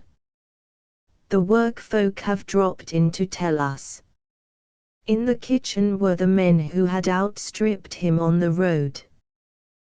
Their countenances, instead of wearing the usual knotty irregularities, had a smoothed-out expression of blank concern. Swithin's entrance was unobtrusive and quiet, as if he had merely come down from his study upstairs, and they only noticed him by enlarging their gaze, so as to include him in the audience. "We was in a deep talk at the moment," continued Blore, "and Natty had just brought up that story about old Jeremiah Paddock's crossing the park one night at 1 o'clock in the morning, and seeing Sir Blount shutting my lady out o' doors, and we was saying that it seemed a true return that he should perish in a foreign land, when we happened to look up, and there was Sir Blount walking along. "Did it overtake you, or did you overtake it?" whispered Hannah sepulchrally. "I don't say 'twas it," returned Sammy. "God forbid that I should drag in a resurrection word about what perhaps was still solid manhood, and hers to die. But he, or it, closed in upon us, as 'twere." "Yes, closed in upon us," said Hamus. "And I said good night, stranger," added Chapman. "Yes, good night, stranger, that was your words, Natty. I support ye in it." "And then he closed in upon us still more." "We closed in upon he, rather," said Chapman. "Well, well, 'tis the same thing in such matters." "And the form was Sir Blount's?" "My nostrils told me, for, there, I smelled." "Yes, I could smell being to leeward." "Lord, Lord, what unwholesome scandals this about the ghost of a respectable gentleman," said Mrs. Martin, who had entered from the sitting-room. "Now, wait, I don't say 'twere a low smell, mind ye. 'Twere a high smell, a sort of gamey flavor, calling to mind venison and hare, just as you'd expect of a great squire, not like a poor man's anatomy, at all, and that was what strengthened my faith that 'twas Sir Blount. The skins that old coat was made of ruminated Swithin. Well, well, I've not held out against the figure o' starvation these 25 year, on 9 shillings a week, to be afeard of a walking vapour, sweet or savoury," said Hezzy. "So here's home along." "Bide a bit longer, and I'm going to," continued Fry. "Well, when I found 'twas Sir Blount my spit dried up within my mouth, for neither hedge nor bush were there for refuge against any foul Springer might have made at us. 'Twas very curious, but we had likewise mentioned his name just afore, in talking of the confirmation that's shortly coming on," said Hezzy. "Is there soon to be a confirmation?" "Yes. In this parish, the first time in Welland Church for 20 years. As I say, I had told that he was confirmed the same year that I went up to have it done, as I have very good cause to mind. When we went to be examined, the parson said to me, 'Rehearse the articles of thy belief.' Mr. Blount, as he was then, was nighest me, and he whispered, 'Women and wine.'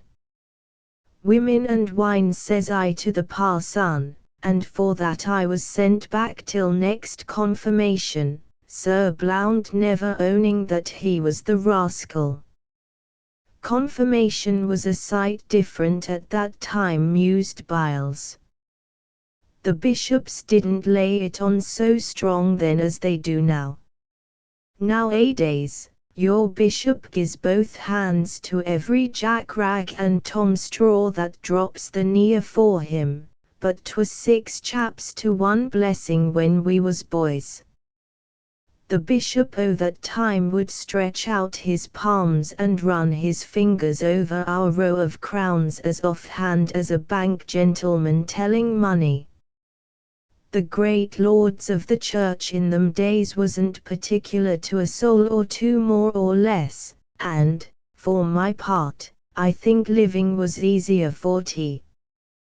The new bishop, I hear, is a bachelor man, or a widow gentleman, is it?" asked Mrs. Martin.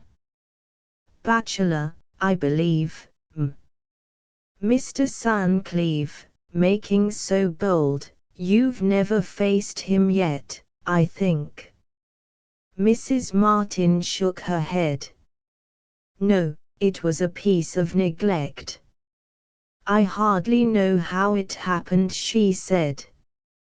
I am going to, this time, said Swithin, and turned the chat to other matters. 23 Swithin could not sleep that night for thinking of his Viviette.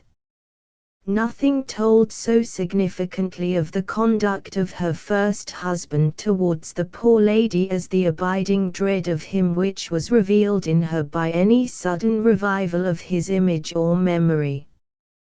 But for that consideration her almost childlike terror at Swithin's inadvertent disguise would have been ludicrous. He waited anxiously through several following days for an opportunity of seeing her, but none was afforded. Her brother's presence in the house sufficiently accounted for this. At length he ventured to write a note, requesting her to signal to him in a way she had done once or twice before, by pulling down a blind in a particular window of the house, one of the few visible from the top of the Rings Hill column, this to be done on any evening when she could see him after dinner on the terrace. When he had levelled the glass at that window for 5 successive nights he beheld the blind in the position suggested. 3 hours later, quite in the dusk, he repaired to the place of appointment. My brother is away this evening, she explained, and that's why I can come out. He is only gone for a few hours, nor is he likely to go for longer just yet. He keeps himself a good deal in my company, which has made it unsafe for me to venture near you. Has he any suspicion? None, apparently. But he rather depresses me. How, Viviette? Swithin feared, from her manner, that this was something serious. I would rather not tell. But, well, never mind. Yes, Swithin, I will tell you. There should be no secrets between us. He urges upon me the necessity of marrying, day after day. For money and position, of course. Yes. But I take no notice. I let him go on. Really, this is sad, said the young man. I must work harder than ever, or you will never be able to own me. Oh yes, in good time, she cheeringly replied. I shall be very glad to have you always near me. I felt the gloom of our position keenly when I was obliged to disappear that night, without assuring you it was only I who stood there. Why were you so frightened at those old clothes I borrowed? Don't ask, she said, burying her face on his shoulder. I don't want to speak of that. There was something so ghastly and so uncanny in your putting on such garments that I wish you had been more thoughtful, and had left them alone. He assured her that he did not stop to consider whose they were. By the way, they must be sent back, he said. No, I never wish to see them again. I cannot help feeling that your putting them on was ominous. Nothing is ominous in serene philosophy, he said, kissing her. Things are either causes, or they are not causes. When can you see me again? In such wise the hour passed away. The evening was typical of others which followed it at irregular intervals through the winter. And during the intenser months of the season frequent falls of snow lengthened, even more than other difficulties had done, the periods of isolation between the pair. Swithin adhered with all the more strictness to the letter of his promise not to intrude into the house, from his sense of her powerlessness to compel him to keep out should he choose to rebel. A student of the greatest forces in nature, he had, like many others of his sort, no personal force to speak of in a social point of view, mainly because he took no interest in human ranks and formulas, and hence he was as docile as a child in her hands wherever matters of that kind were concerned. Her brother wintered at Welland, but whether because his experience of tropic climes had unfitted him for the brumal rigors of Britain, or for some other reason, he seldom showed himself out of doors, and Swithin caught but passing glimpses of him. Now and then Viviette's impulsive affection would overcome her sense of risk, and she would press Swithin to call on her at all costs. This he would by no means do. It was obvious to his more logical mind that the secrecy to which they had bound themselves must be kept in its fullness, or might as well be abandoned altogether. He was now sadly exercised on the subject of his uncle's will.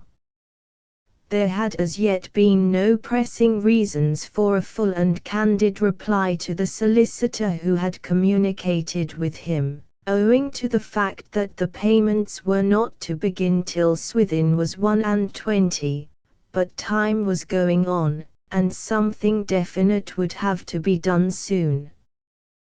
To own to his marriage and consequent disqualification for the bequest was easy in itself, but it involved telling at least one man what both Viviette and himself had great reluctance in telling anybody. Moreover, he wished Viviette to know nothing of his loss in making her his wife. All he could think of doing for the present was to write a postponing letter to his uncle's lawyer, and wait events. The one comfort of this dreary winter time was his perception of a returning ability to work with the regularity and much of the spirit of earlier days.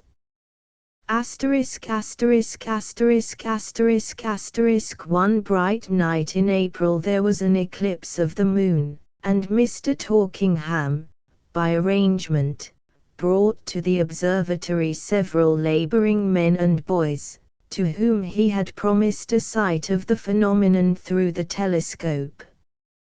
The coming confirmation, fixed for May, was again talked of, and St. Cleeve learnt from the parson that the bishop had arranged to stay the night at the vicarage, and was to be invited to a grand luncheon at Welland House immediately after the ordinance. This seemed like a going back into life again as regarded the mistress of that house, and St. Cleeve was a little surprised that, in his communications with Viviette, she had mentioned no such probability. The next day he walked round the mansion, wondering how in its present state any entertainment could be given therein. He found that the shutters had been opened, which had restored an unexpected liveliness to the aspect of the windows. 2 men were putting a chimney pot on one of the chimney stacks, and 2 more were scraping green mould from the front wall. He made no inquiries on that occasion. 3 days later he strolled thitherward again. Now a great cleaning of window panes was going on, Hezzy Biles and Sammy Blaw being the operators, for which purpose their services must have been borrowed from the neighbouring farmer. Hezzy dashed water at the glass with a force that threatened to break it in, the broad face of Sammy being discernible inside, smiling at the onset. In addition to these, Anthony Green and another were weeding the gravel walks, and putting fresh plants into the flower beds. Neither of these reasonable operations was a great undertaking, singly looked at, but the life Viviette had latterly led and the mood in which she had hitherto regarded the premises, rendered it somewhat significant. Swithin, however, was rather curious than concerned at the proceedings, and returned to his tower with feelings of interest not entirely confined to the worlds overhead. Lady Constantine may or may not have seen him from the house, but the same evening, which was fine and dry, while he was occupying himself in the observatory with cleaning the eyepieces of the equatorial, skull-cap on head, observing jacket on, and in other ways primed for sweeping, the customary stealthy step on the winding staircase brought her form in due course into the rays of the bull's-eye lantern. The meeting was all the more pleasant to him from being unexpected, and he at once lit up a larger lamp in honor of the occasion. "It is but a hasty visit," she said when, after putting up her mouth to be kissed, she had seated herself in the low chair used for observations, panting a little with the labor of ascent. "But I hope to be able to come more freely soon. My brother is still living on with me." "Yes, he is going to stay until the confirmation is over. After the confirmation he will certainly leave. So good it is of you, dear, to please me by agreeing to the ceremony. The bishop, you know, is going to lunch with us. It is a wonder he has promised to come, for he is a man averse to society, and mostly keeps entirely with the clergy on these confirmation tours, or circuits, or whatever they call them. But Mr. Torkingham's house is so very small, and mine is so close at hand, that this arrangement to relieve him of the fuss of one meal, at least, naturally suggested itself, and the bishop has fallen in with it very readily. How are you getting on with your observations? Have you not wanted me dreadfully to write down notes? Well, I have been obliged to do without you, whether or no. See here, how much I have done." And he showed her a book ruled in columns, headed Object Right Ascension Declination Features Remarks and so on. She looked over this and other things, but her mind speedily winged its way back to the confirmation. "It is so new to me," she said, "to have persons coming to the house, that I feel rather anxious. I hope the luncheon will be a success." "You know the bishop," said Swithin. "I have not seen him for many years. I knew him when I was quite a girl, and he held the little living of Puddle sub Mixen, near us, but after that time, and ever since I have lived here, I have seen nothing of him. There has been no confirmation in this village, they say, for 20 years. The other bishop used to make the young men and women go to Warborne. He wouldn't take the trouble to come to such an out-of-the-way parish as ours. This cleaning and preparation that I observe going on must be rather a tax upon you.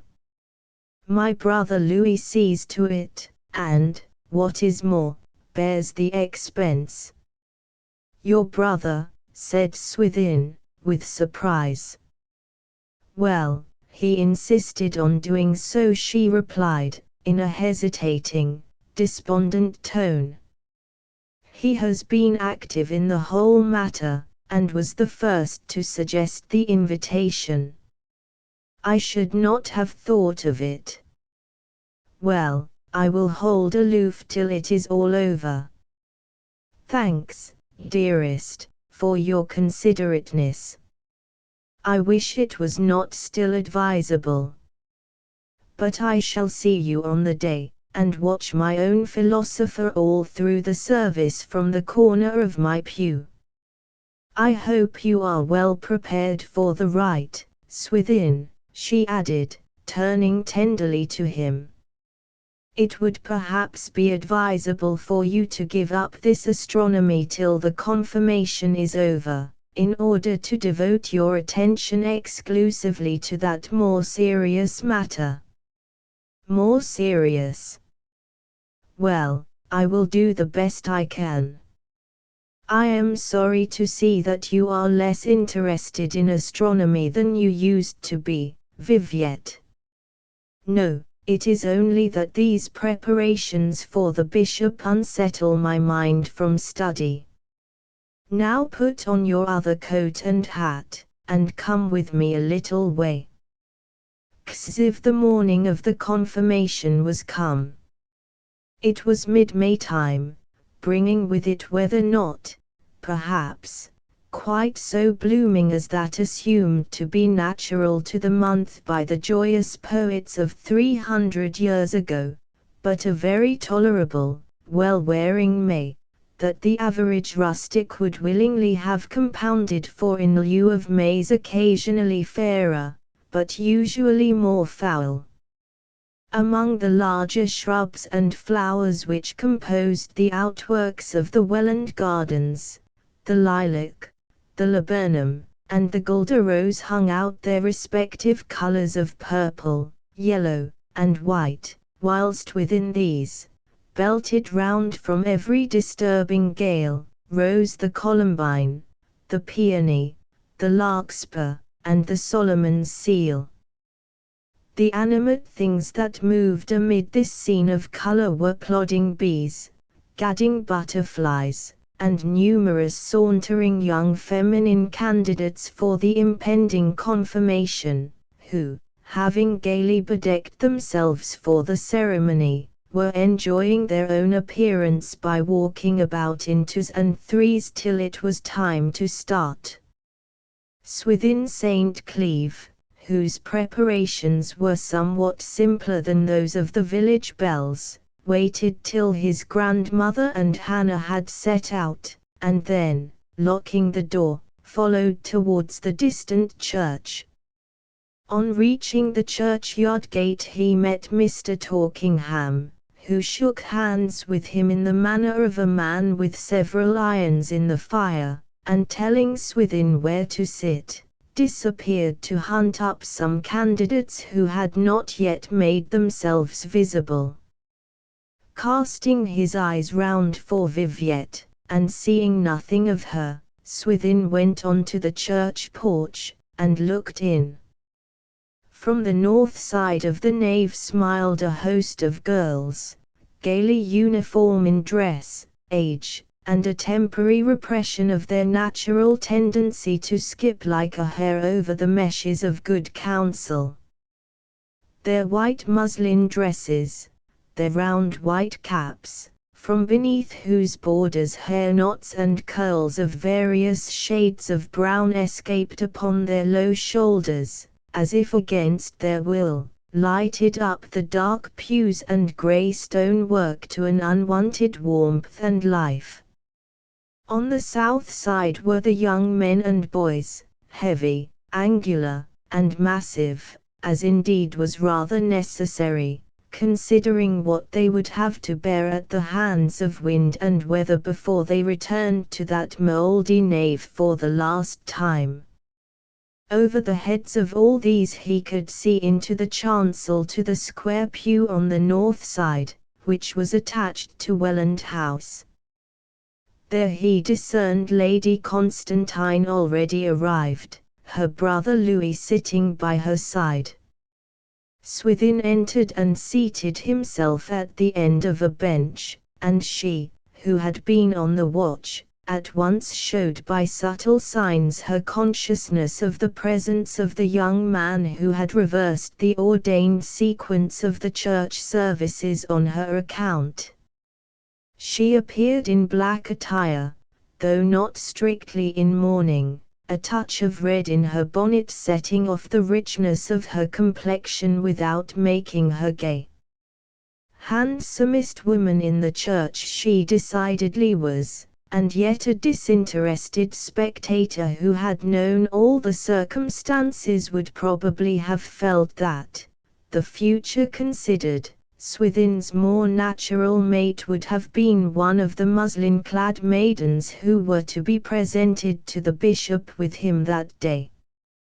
When the bishop had arrived and gone into the chancel, and blown his nose, the congregation were sufficiently impressed by his presence to leave off looking at one another. The Right Reverend Cuthbert Helmsdale, D.D., 94th occupant of the episcopal throne of the diocese, revealed himself to be a personage of dark complexion, whose darkness was thrown still further into prominence by the lawn protuberances that now rose upon his two shoulders like the eastern and western hemispheres. In stature he seemed to be tall and imposing, but something of this aspect may have been derived from his robes. The service was, as usual, of a length which severely tried the tarrying powers of the young people assembled, and it was not till the youth of all the other parishes had gone up that the turn came for the Welland bevy. Swithin and some older ones were nearly the last. When, at the heels of Mr. Torkingham, he passed Lady Constantine's pew, he lifted his eyes from the red lining of that gentleman's hood sufficiently high to catch hers. She was abstracted, tearful, regarding him with all the rapt mingling of religion, love, fervor, and hope which such women can feel at such times, and which men know nothing of. How fervidly she watched the bishop place his hand on her beloved youth's head, how she saw the great episcopal ring glistening in the sun among Swithin's brown curls, how she waited to hear if Dr. Helmsdale uttered the form "This thy child" which he used for the younger ones, or "This thy servant" which he used for those older, and how, when he said, "This thy child," she felt a prick of conscience, like a person who had entrapped an innocent youth into marriage for her own gratification, till she remembered that she had raised his social position thereby. All this could only have been told in its entirety by herself. As for Swithin, he felt ashamed of his own utter lack of the high enthusiasm which beamed so eloquently from her eyes. When he passed her again, on the return journey from the bishop to his seat, her face was warm with a blush which her brother might have observed had he regarded her.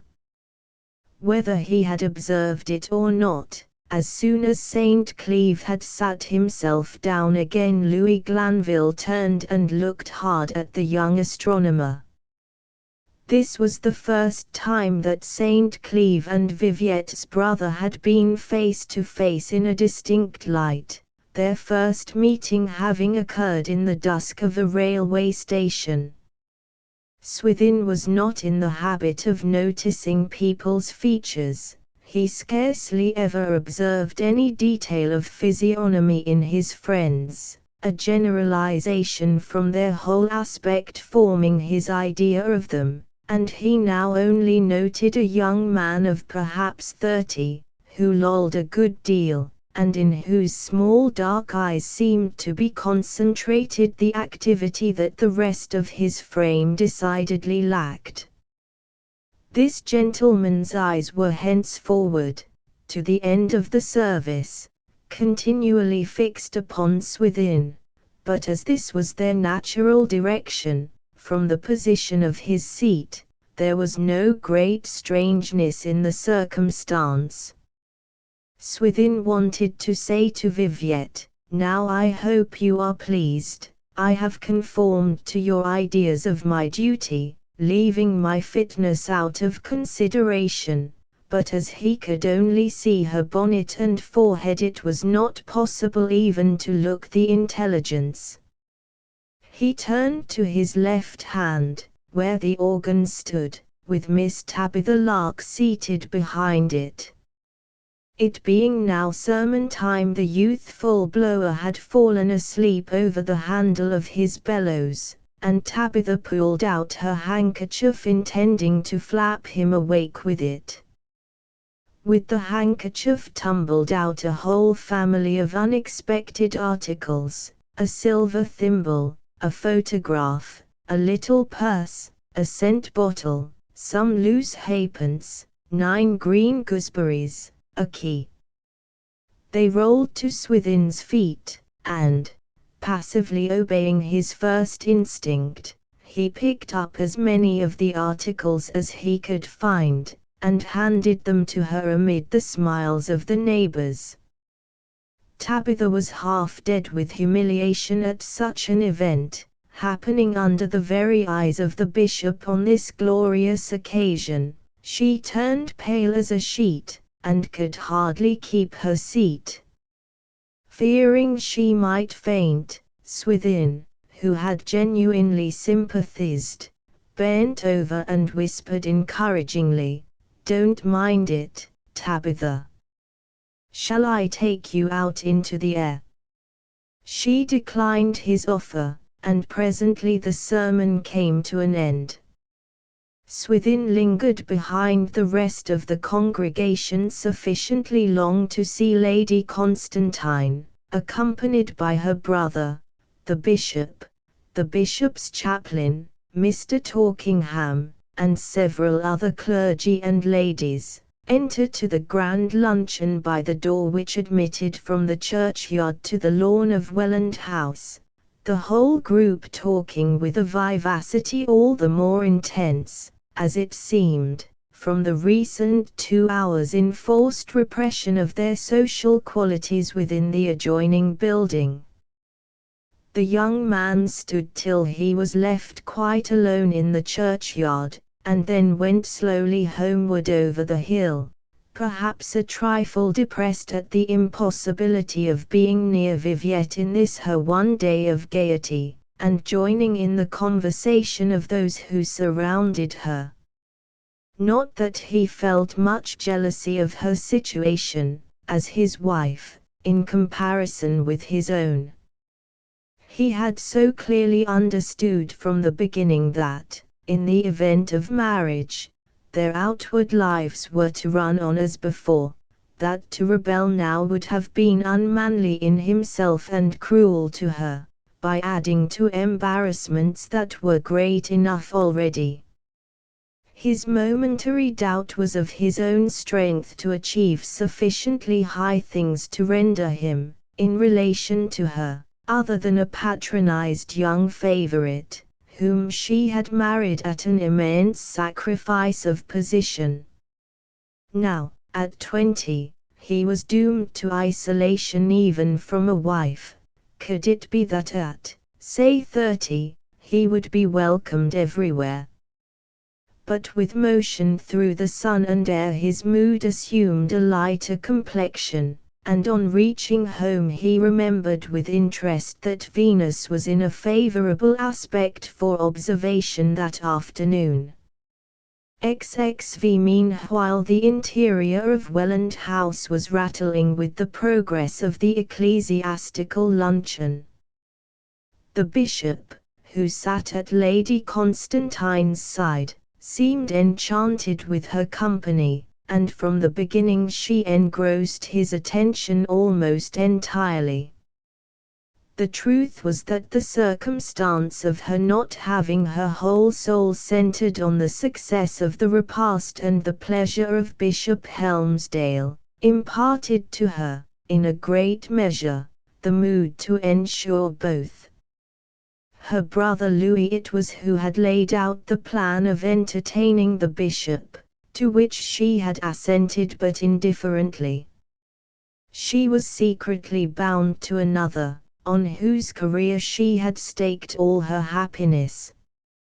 Having thus other interests, she evinced today the ease of one who hazards nothing, and there was no sign of that preoccupation with housewifely contingencies which so often makes the hostess hardly recognizable as the charming woman who graced a friend's home the day before.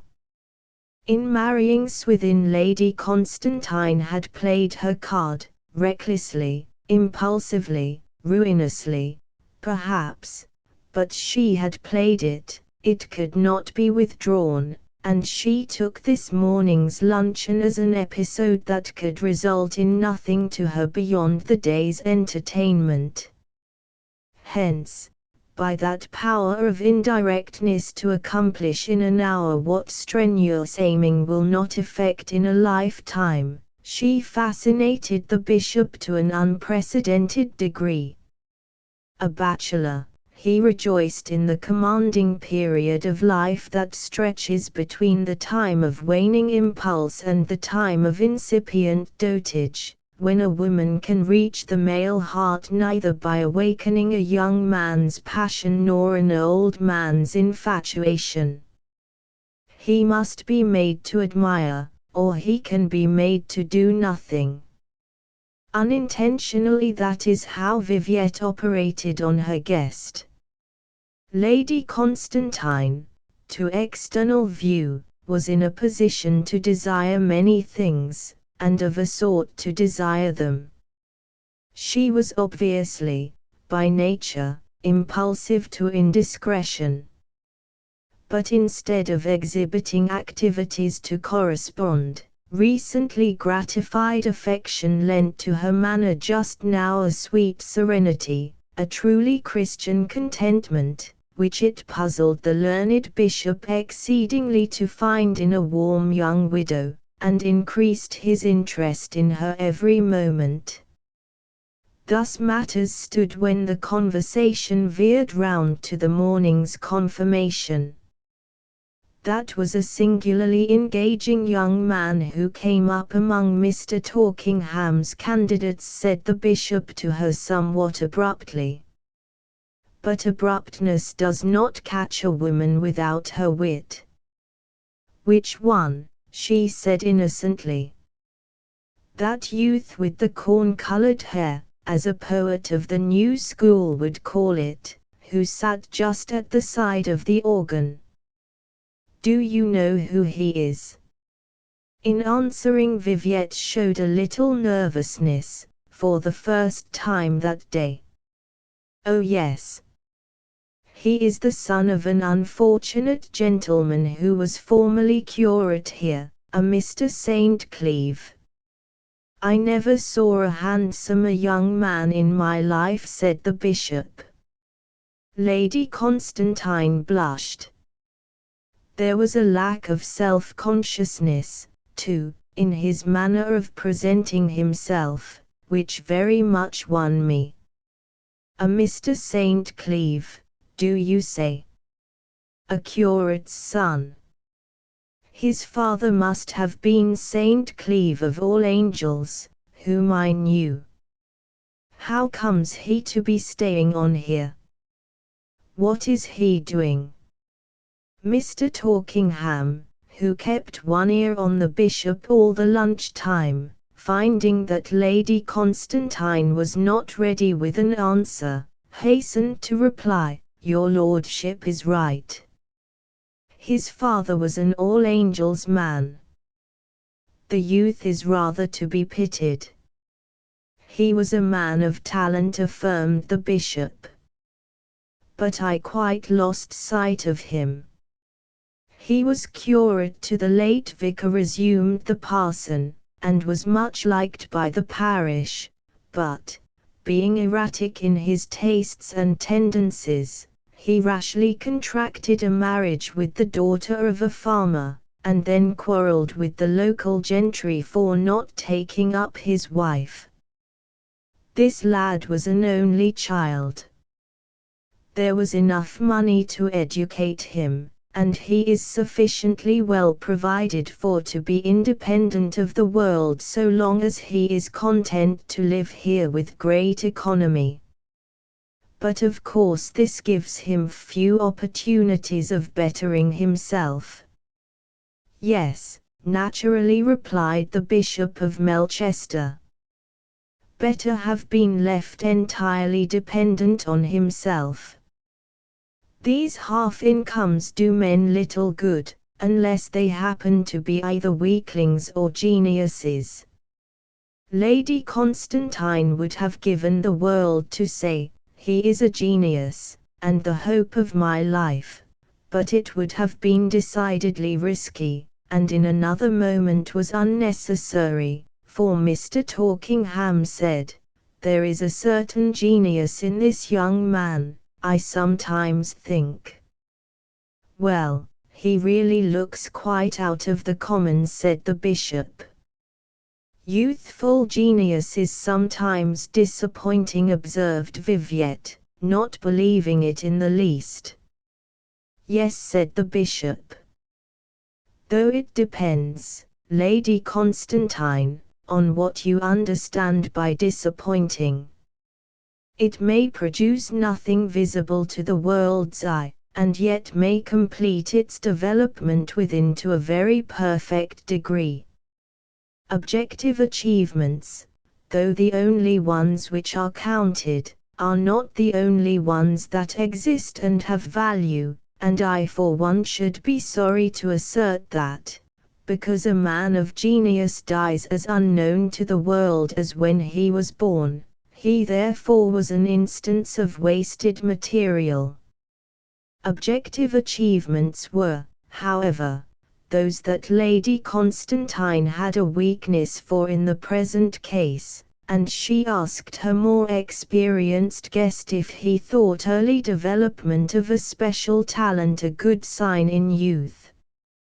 The bishop thought it well that a particular bent should not show itself too early, lest disgust should result.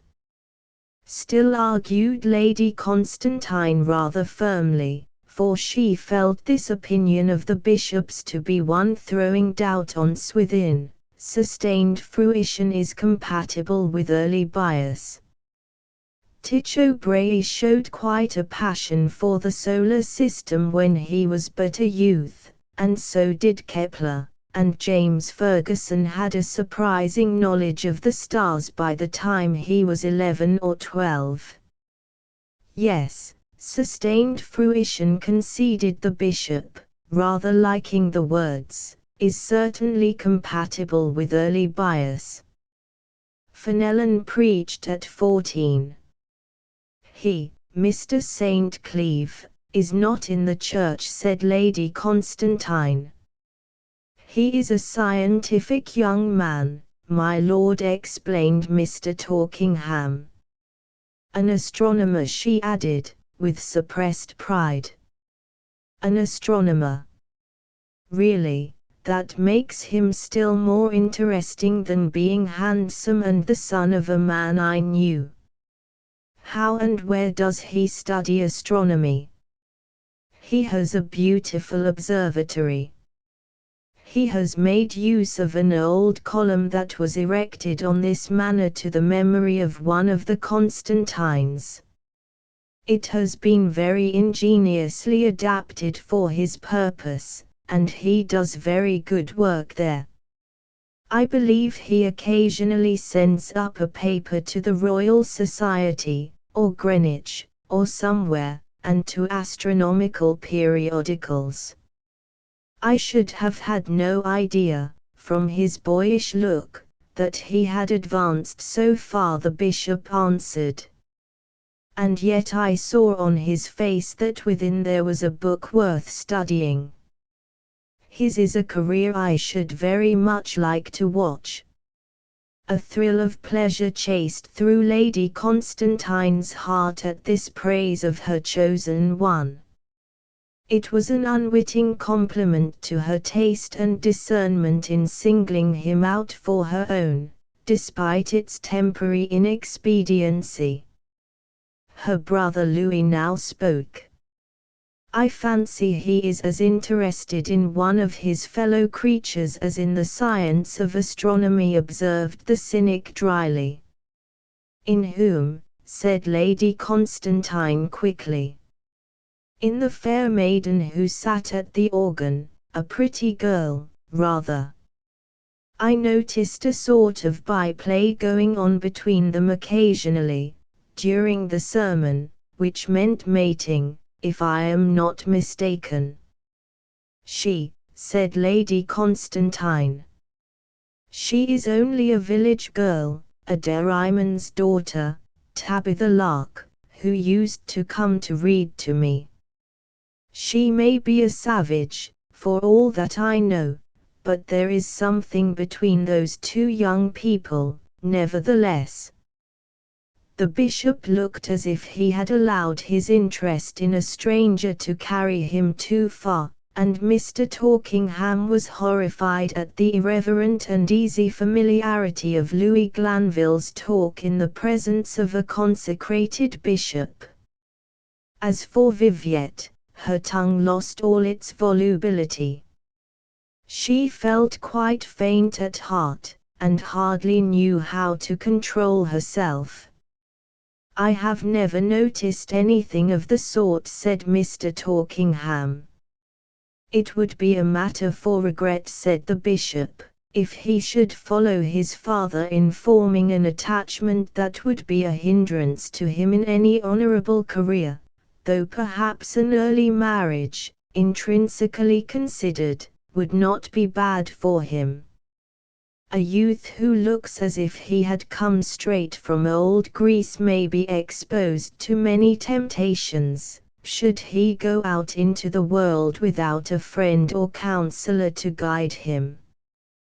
Despite her sudden jealousy, Viviette's eyes grew moist at the picture of her innocent Swithin going into the world without a friend or counselor. But she was sick in soul and disquieted still by Louis's dreadful remarks, who, unbeliever as he was in human virtue, could have no reason whatever for representing Swithin as engaged in a private love affair if such were not his honest impression. She was so absorbed during the remainder of the luncheon that she did not even observe the kindly light that her presence was shedding on the Right Reverend ecclesiastic by her side. He reflected it back in tones duly mellowed by his position. The minor clergy caught up the rays thereof, and so the gentle influence played down the table. The company soon departed when luncheon was over, and the remainder of the day passed in quietness, the bishop being occupied in his room at the vicarage with writing letters or a sermon. Having a long journey before him the next day, he had expressed a wish to be housed for the night without ceremony, and would have dined alone with Mr. Torkingham, but that, by a happy thought, Lady Constantine and her brother were asked to join them. However, when Louis crossed the churchyard and entered the vicarage drawing-room at 7 o'clock, his sister was not in his company. She was, he said, suffering from a slight headache, and much regretted that she was on that account unable to come. At this intelligence the social sparkle disappeared from the bishop's eye, and he sat down to table, endeavoring to mold into the form of episcopal serenity an expression which was really one of common human disappointment. In his simple statement Louis Glanville had by no means expressed all the circumstances which accompanied his sister's refusal, at the last moment, to dine at her neighbor's house. Louis had strongly urged her to bear up against her slight indisposition, if it were that, and not disinclination, and come along with him on just this one occasion, perhaps a more important episode in her life than she was aware of. Viviette thereupon knew quite well that he alluded to the favorable impression she was producing on the bishop, notwithstanding that neither of them mentioned the bishop's name. But she did not give way, though the argument waxed strong between them, and Louis left her in no very amiable mood, saying, "I don't believe you have any more headache than I have, Viviette. It is some provoking whim of yours, nothing more." In this there was a substratum of truth. When her brother had left her, and she had seen him from the window entering the vicarage gate, Viviette seemed to be much relieved, and sat down in her bedroom till the evening grew dark, and only the lights shining through the trees from the parsonage dining room revealed to the eye where that dwelling stood.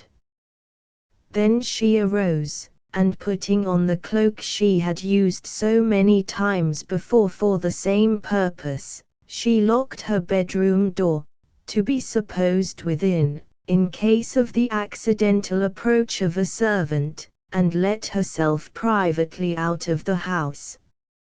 Lady Constantine paused for a moment under the vicarage windows, till she could sufficiently well hear the voices of the diners to be sure that they were actually within, and then went on her way, which was towards the Rings Hill column. She appeared a mere spot, hardly distinguishable from the grass, as she crossed the open ground, and soon became absorbed in the black mass of the fir plantation. Meanwhile the conversation at Mr. Torkingham's dinner table was not of a highly exhilarating quality. The parson, in long self-communing during the afternoon, had decided that the diocesan synod, whose annual session at Melchester had occurred in the month previous, would afford a solid and unimpeachable subject to launch during the meal, whenever conversation flagged, and that it would be one likely to win the respect of his spiritual chieftain for himself as the introducer. Accordingly, in the further belief that you could not have too much of a good thing, Mr. Torkingham not only acted upon his idea, but at every pause rallied to the synod point with unbroken firmness. Everything which had been discussed at that last session, such as the introduction of the lay element into the councils of the Church, the reconstitution of the ecclesiastical courts, church patronage, the tithe question, was revived by Mr. Torkingham, and the excellent remarks which the bishop had made in his addresses on those subjects were quoted back to him. As for Bishop Helmsdale himself, his instincts seemed to be to allude in a debonair spirit to the incidents of the past day, to the flowers in Lady Constantine's beds, the date of her house, perhaps with a view of hearing a little more about their owner from Louis, who would very readily have followed the bishop's lead had the parson allowed him room. But this Mr. Torkingham seldom did, and about 9:30 they prepared to separate. Louis Glanville had risen from the table, and was standing by the window, looking out upon the sky, and privately yawning, the topics discussed having been hardly in his line. "A fine night," he said at last. "I suppose our young astronomer is hard at work now," said the bishop, following the direction of Louis's glance towards the clear sky. "Yes," said the parson, "he is very assiduous whenever the nights are good for observation. I have occasionally joined him in his tower, and looked through his telescope with great benefit to my ideas of celestial phenomena. I have not seen what he has been doing lately." "Suppose we stroll that way," said Louis. "Would you be interested in seeing the observatory, Bishop?" "I am quite willing to go," said the bishop, "if the distance is not too great." I should not be at all averse to making the acquaintance of so exceptional a young man as this Mr. St. Cleeve seems to be, and I have never seen the inside of an observatory in my life. The intention was no sooner formed than it was carried out, Mr. Talkingham leading the way. XXVI half an hour before this time Swithin St. Cleeve had been sitting in his cabin at the base of the column, working out some figures from observations taken on preceding nights, with a view to a theory that he had in his head on the motions of certain so-called fixed stars. The evening being a little chilly, a small fire was burning in the stove, and this and the shaded lamp before him lent a remarkably cozy air to the chamber. He was awakened from his reveries by a scratching at the window pane like that of the point of an ivy leaf, which he knew to be really caused by the tip of his sweetheart wife's forefinger. He rose and opened the door to admit her, not without astonishment as to how she had been able to get away from her friends. "Dearest Viv, why, what's the matter?" he said, perceiving that her face, as the lamplight fell on it, was sad, and even stormy. "I thought I would run across to see you. I have heard something so, to your discredit, and I know it can't be true. I know you are constancy itself, but your constancy produces strange effects in people's eyes. Good heavens! Nobody has found us out. No, it is not that. You know, Swithin, that I am always sincere, and willing to own if I am to blame in anything. Now will you prove to me that you are the same by owning some fault to me?" "Yes, dear, indeed, directly I can think of one worth owning." "I wonder one does not rush upon your tongue in a moment." "I confess that I am sufficiently a Pharisee not to experience that spontaneity." "Swithin, don't speak so affectedly, when you know so well what I mean. Is it nothing to you that, after all our vows for life, you have thought it right to flirt with a village girl?" "Oh Viviette," interrupted Swithin, taking her hand, which was hot and trembling. "You who are full of noble and generous feelings, and regard me with devoted tenderness that has never been surpassed by woman, how can you be so greatly at fault?" "I flirt, Viviette." "By thinking that you injure yourself in my eyes." "Why, I am so far from doing so that I continually pull myself up for watching you too jealously, as today, when I have been dreading the effect upon you of other company in my absence, and thinking that you rather shut the gates against me when you have bigwigs to entertain." "Do you, Swithin?" she cried. It was evident that the honest tone of his words was having a great effect in clearing away the clouds. She added with an uncertain smile, "But how can I believe that, after what was seen today? My brother, not knowing in the least that I had an iota of interest in you, told me that he witnessed the signs of an attachment between you and Tabitha Lark in church, this morning." "Ah," cried Swithin, with a burst of laughter. "Now I know what you mean, and what has caused this misunderstanding. How good of you, Viviette, to come at once and have it out with me, instead of brooding over it with dark imaginings, and thinking bitter things of me, as many women would have done." He succinctly told the whole story of his little adventure with Tabitha that morning, and the sky was clear on both sides. "When shall I be able to claim you?" he added, "and put an end to all such painful accidents as these?" She partially sighed. Her perception of what the outside world was made of, latterly somewhat obscured by solitude and her lover's company, had been revived today by her entertainment of the bishop, clergymen, and, more particularly, clergymen's wives, and it did not diminish her sense of the difficulties in Swithin's path to see anew how little was thought of the greatest gifts, mental and spiritual, if they were not backed up by substantial temporalities.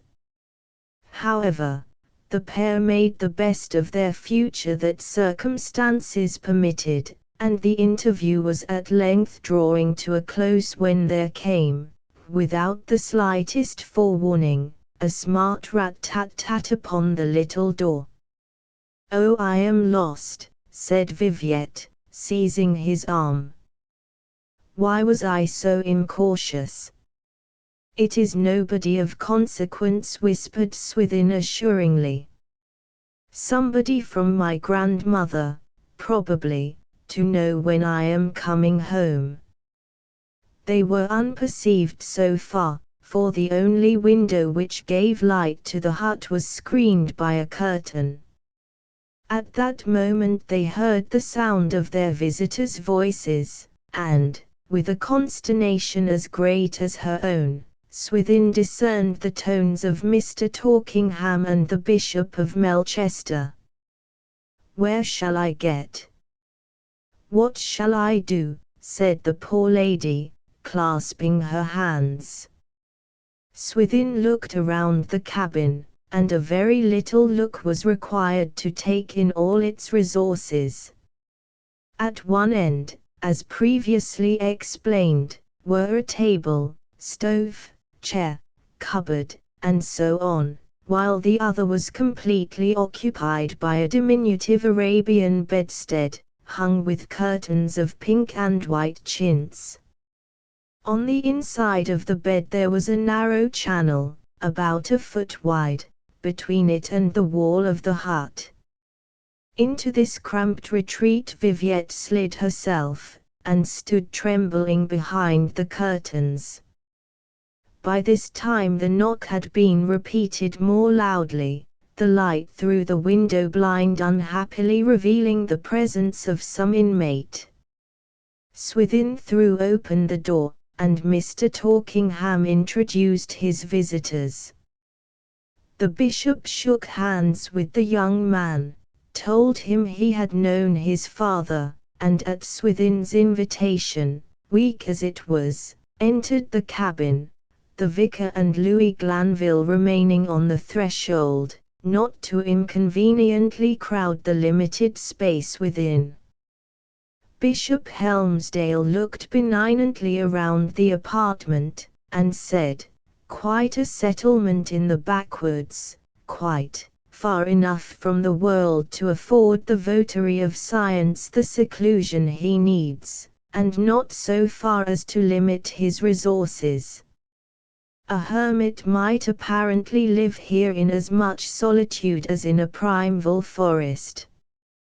His lordship has been good enough to express an interest in your studies," said Mr. Torkingham to St. Cleeve.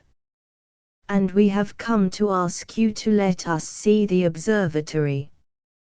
"With great pleasure," stammered Swithin. "Where is the observatory?" inquired the bishop, peering round again. "The staircase is just outside this door," Swithin answered. "I am at your lordship's service, and will show you up at once. And this is your little bed, for use when you work late," said the bishop. "Yes, I am afraid it is rather untidy," Swithin apologized. "And here are your books," the bishop continued, turning to the table and the shaded lamp. "You take an observation at the top, I presume, and come down here to record your observations." The young man explained his precise processes as well as his state of mind would let him, and while he was doing so Mr. Talkingham and Louis waited patiently without, looking sometimes into the night, and sometimes through the door at the interlocutors, and listening to their scientific converse. When all had been exhibited here below, Swithin lit his lantern, and, inviting his visitors to follow, led the way up the column, experiencing no small sense of relief as soon as he heard the footsteps of all three tramping on the stairs behind him. He knew very well that, once they were inside the spiral, Viviette was out of danger, her knowledge of the locality enabling her to find her way with perfect safety through the plantation, and into the Park home. At the top he uncovered his equatorial, and, for the first time at ease, explained to them its beauties, and revealed by its help the glories of those stars that were eligible for inspection. The bishop spoke as intelligently as could be expected on a topic not peculiarly his own, but, somehow, he seemed rather more abstracted in manner now than when he had arrived. Swithin thought that perhaps the long clamber up the stairs, coming after a hard day's work, had taken his spontaneity out of him, and Mr. Talkingham was afraid that his lordship was getting bored. But this did not appear to be the case, for though he said little he stayed on some time longer, examining the construction of the dome after relinquishing the telescope, while occasionally Swithin caught the eyes of the bishop fixed hard on him.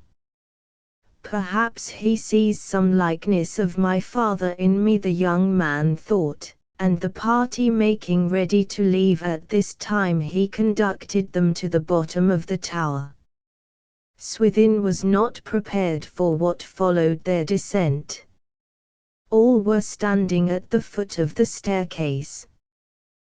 The astronomer, lantern in hand, offered to show them the way out of the plantation, to which Mr. Talkingham replied that he knew the way very well, and would not trouble his young friend. He strode forward with the words, and Louis followed him, after waiting a moment and finding that the bishop would not take the precedence.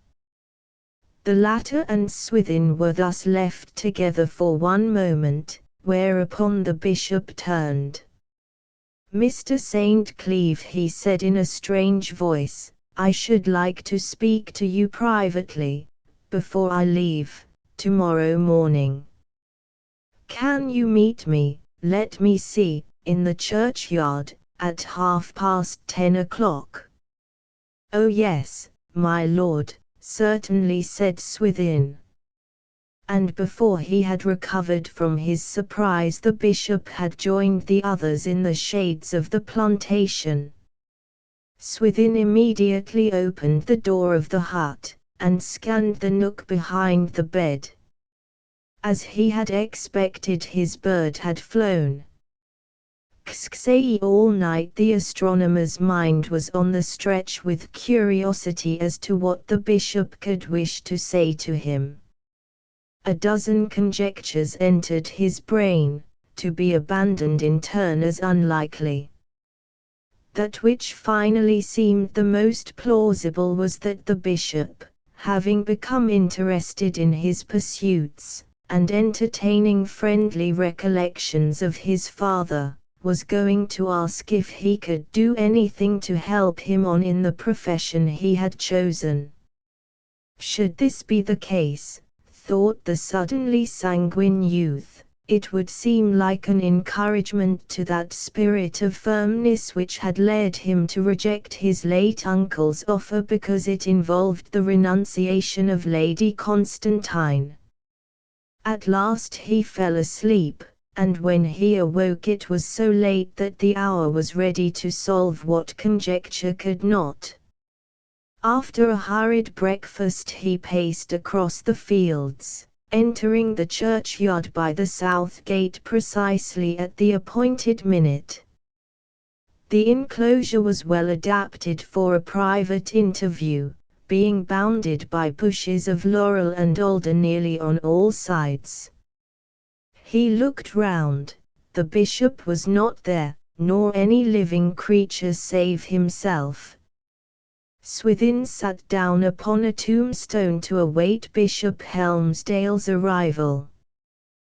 While he sat he fancied he could hear voices in conversation not far off, and further attention convinced him that they came from Lady Constantine's lawn, which was divided from the churchyard by a high wall and shrubbery only.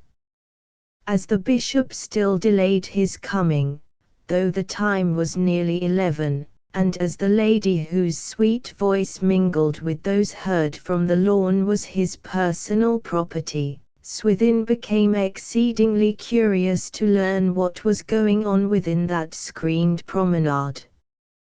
A way of doing so occurred to him. The key was in the church door. He opened it, entered, and ascended to the ringer's loft in the west tower. At the back of this was a window commanding a full view of Viviette's garden front. The flowers were all in gayest bloom, and the creepers on the walls of the house were bursting into tufts of young green. A broad gravel walk ran from end to end of the facade, terminating in a large conservatory. In the walk were 3 people pacing up and down. Lady Constantine's was the central figure, her brother being on one side of her, and on the other a stately form in a corked shovel hat of glossy beaver and black breeches. This was the bishop. Viviette carried over her shoulder a sunshade lined with red, which she twirled idly. They were laughing and chatting gaily, and when the group approached the churchyard many of their remarks entered the silence of the church tower through the ventilator of the window. The conversation was general, yet interesting enough to Swithin.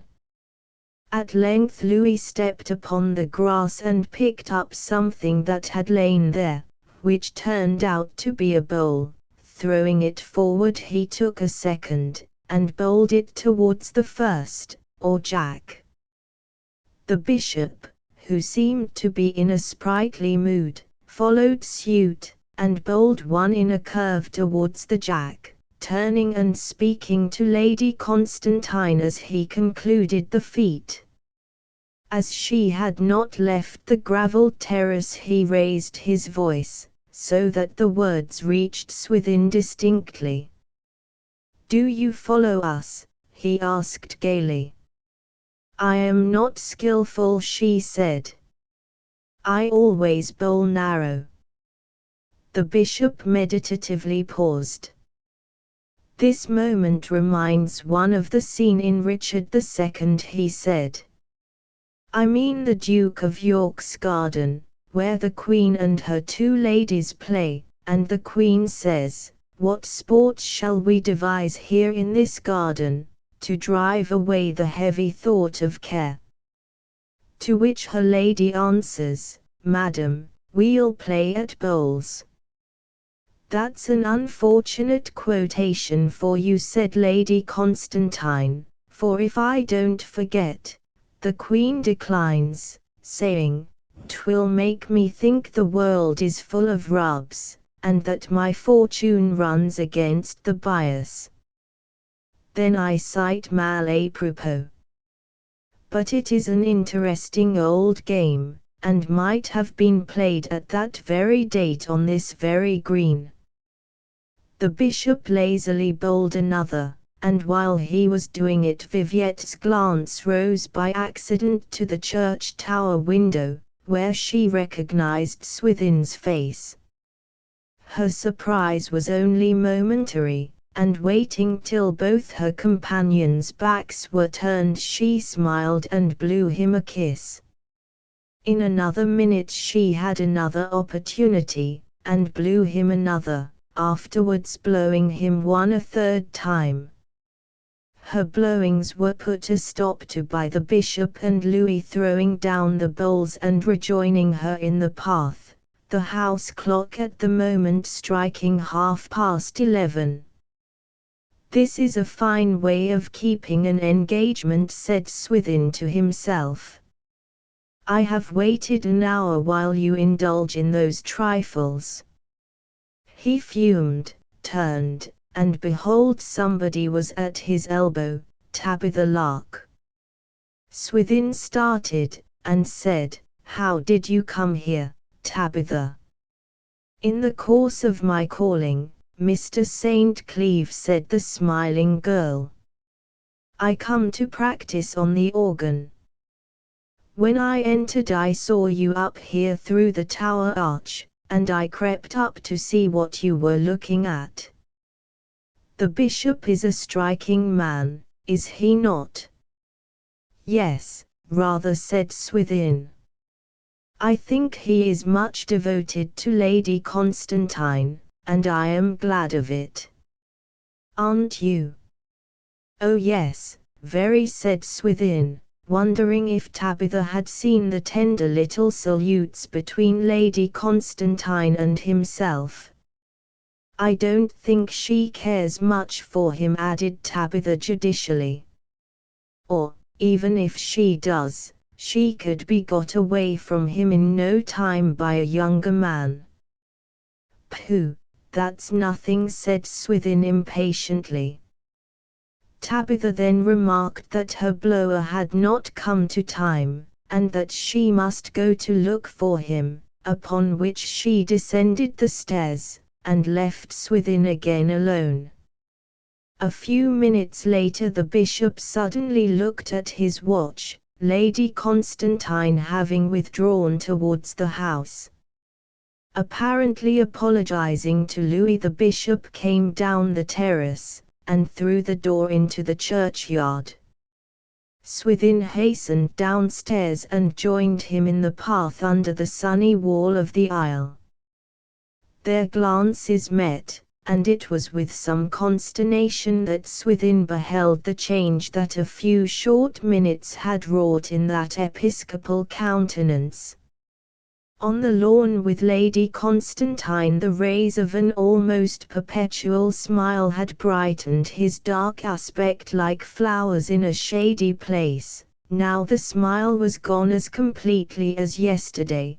The lines of his face were firm, his dark eyes and whiskers were overspread with gravity, and, as he gazed upon Swithin from the repose of his stable figure, it was like an evangelized king of spades come to have it out with the knave of hearts. ********** To return for a moment to Louis Glanville. He had been somewhat struck with the abruptness of the bishop's departure, and more particularly by the circumstance that he had gone away by the private door into the churchyard instead of by the regular exit on the other side. True, great men were known to suffer from absence of mind, and Bishop Helmsdale, having a dim sense that he had entered by that door yesterday, might have unconsciously turned thitherward now. Louis, upon the whole, thought little of the matter, and being now left quite alone on the lawn, he seated himself in an arbour and began smoking. The arbour was situated against the churchyard wall. The atmosphere was as still as the air of a hothouse. Only 14 inches of brickwork divided Louis from the scene of the bishop's interview with St. Cleeve, and as voices on the lawn had been audible to Swithin in the churchyard, voices in the churchyard could be heard without difficulty from that close corner of the lawn. No sooner had Louis lit a cigar than the dialogue began. "Ah, you are here, St. Cleeve," said the bishop, hardly replying to Swithin's good morning. "I fear I am a little late."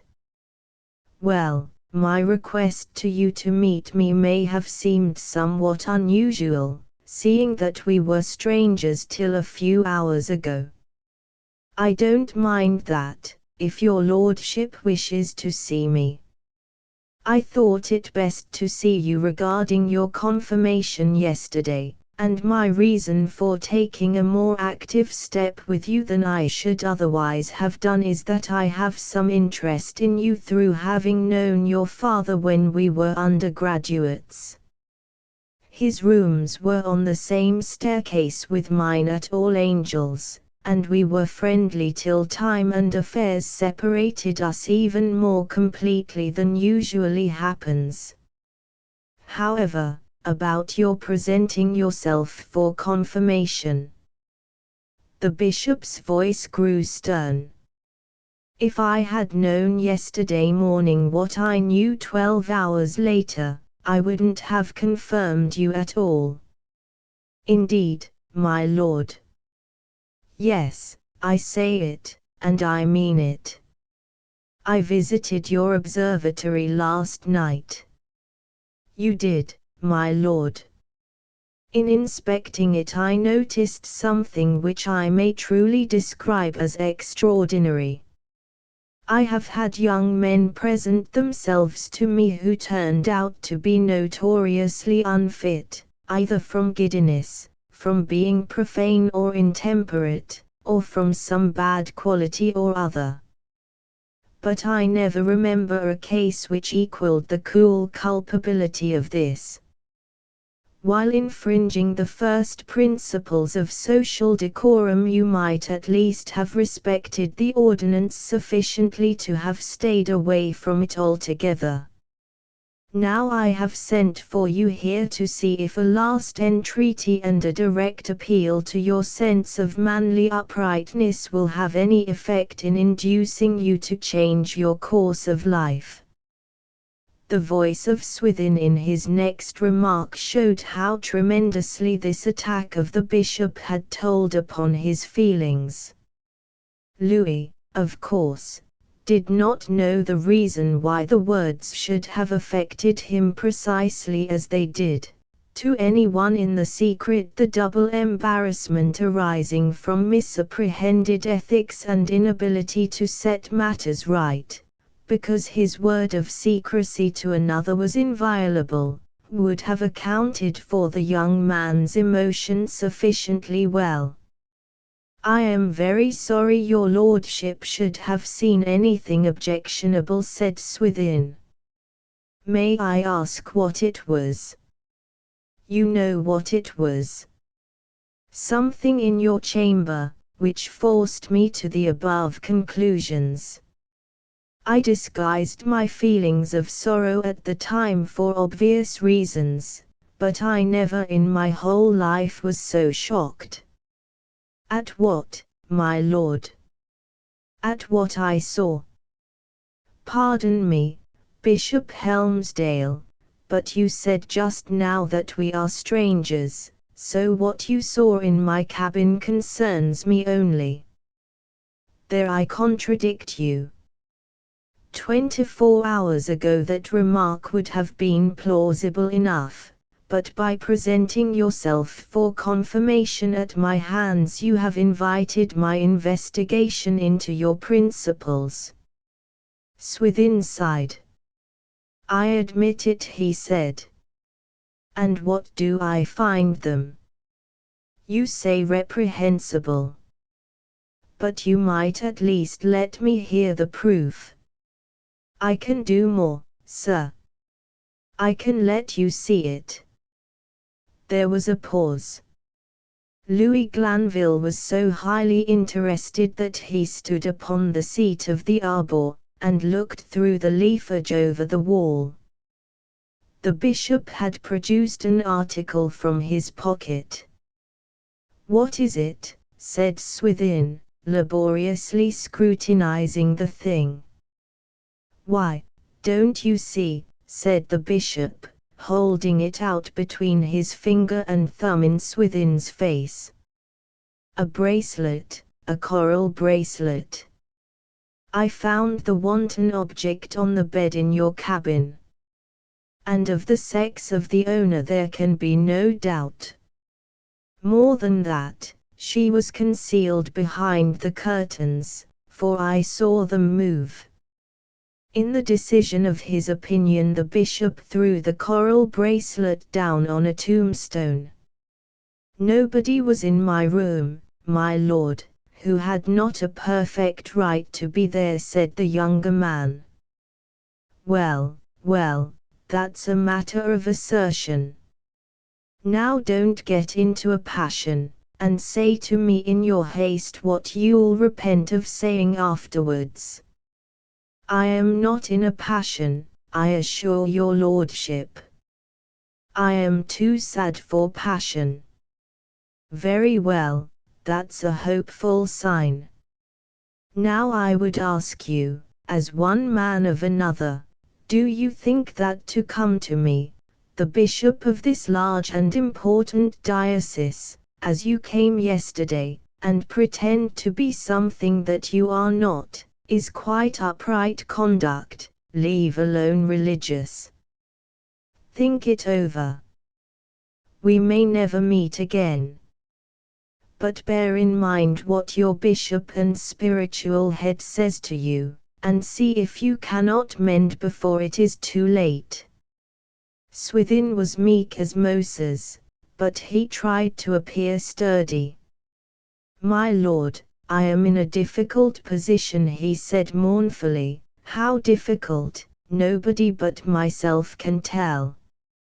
I cannot explain, there are insuperable reasons against it. But will you take my word of assurance that I am not so bad as I seem? Some day I will prove it.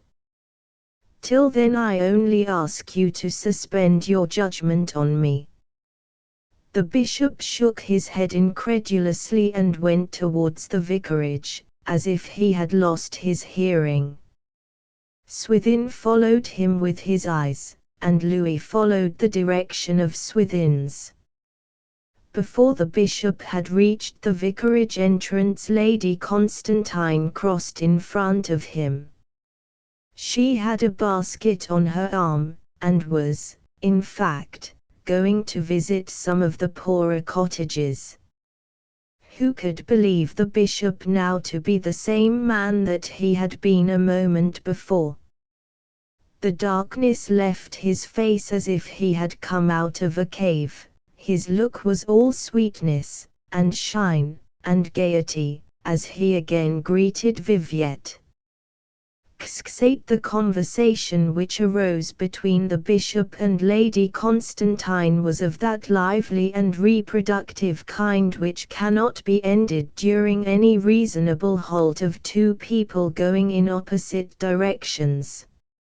He turned, and walked with her along the laurel-screened lane that bordered the churchyard, till their voices died away in the distance. Swithin then aroused himself from his thoughtful regard of them, and went out of the churchyard by another gate. Seeing himself now to be left alone on the scene, Louis Glanville descended from his post of observation in the arbour. He came through the private doorway, and onto that spot among the graves where the bishop and St. Cleeve had conversed. On the tombstone still lay the coral bracelet which Dr. Helmsdale had flung down there in his indignation, for the agitated, introspective mood into which Swithin had been thrown had banished from his mind all thought of securing the trinket and putting it in his pocket. Louis picked up the little red scandal-breeding thing, and while walking on with it in his hand he observed Tabitha Lark approaching the church, in company with the young blower whom she had gone in search of to inspire her organ practicing within. Louis immediately put together, with that rare diplomatic keenness of which he was proud, the little scene he had witnessed between Tabitha and Swithin during the confirmation, and the bishop's stern statement as to where he had found the bracelet. He had no longer any doubt that it belonged to her. "Poor girl," he said to himself, and sang in an undertone, "Trédérie, dira, el historieniste pas nouvelle." When she drew nearer, Louis called her by name. She sent the boy into the church, and came forward, blushing at having been called by so fine a gentleman. Louis held out the bracelet. "Here is something I have found, or somebody else has found," he said to her. "I won't state where. Put it away, and say no more about it. I will not mention it either. Now go on into the church where you are going, and may Heaven have mercy on your soul, my dear." "Thank you, sir," said Tabitha, with some perplexity, yet inclined to be pleased, and only recognizing in the situation the fact that Lady Constantine's humorous brother was making her a present. "You are much obliged to me." "Oh yes. Well, Miss Lark, I've discovered a secret, you see." "What may that be, Mr. Glanville?" "That you are in love." "I don't admit it, sir." "Who told you so?" "Nobody. Only I put two and two together. Now take my advice.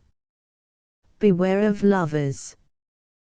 They are a bad lot, and bring young women to tears. Some do, I dare say. But some don't. And you think that in your particular case the latter alternative will hold good. We generally think we shall be lucky ourselves, though all the world before us, in the same situation, have been otherwise. Oh yes, or we should die outright of despair. Well, I don't think you will be lucky in your case." "Please, how do you know so much, since my case has not yet arrived?" asked Tabitha, tossing her head a little disdainfully, but less than she might have done if he had not obtained a charter for his discourse by giving her the bracelet. "Fie, Tabitha! I tell you it has not arrived," she said, with some anger. "I have not got a lover, and everybody knows I haven't, and it's an insinuating thing for you to say so." Louis laughed, thinking how natural it was that a girl should so emphatically deny circumstances that would not bear curious inquiry. "Why, of course I meant myself," he said soothingly. "So, then, you will not accept me?" "I didn't know you meant yourself," she replied. "But I won't accept you. And I think you ought not to jest on such subjects." "Well, perhaps not. However, don't let the bishop see your bracelet, and all will be well. But mind, lovers are deceivers." Tabitha laughed, and they parted, the girl entering the church. She had been feeling almost certain that, having accidentally found the bracelet somewhere, he had presented it in a whim to her as the first girl he met.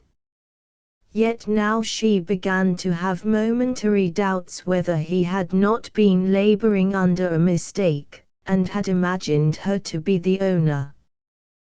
The bracelet was not valuable, it was, in fact, a mere toy, the pair of which this was one being a little present made to Lady Constantine by Swithin on the day of their marriage, and she had not worn them with sufficient frequency out of doors for Tabitha to recognize either as positively her ladyship's.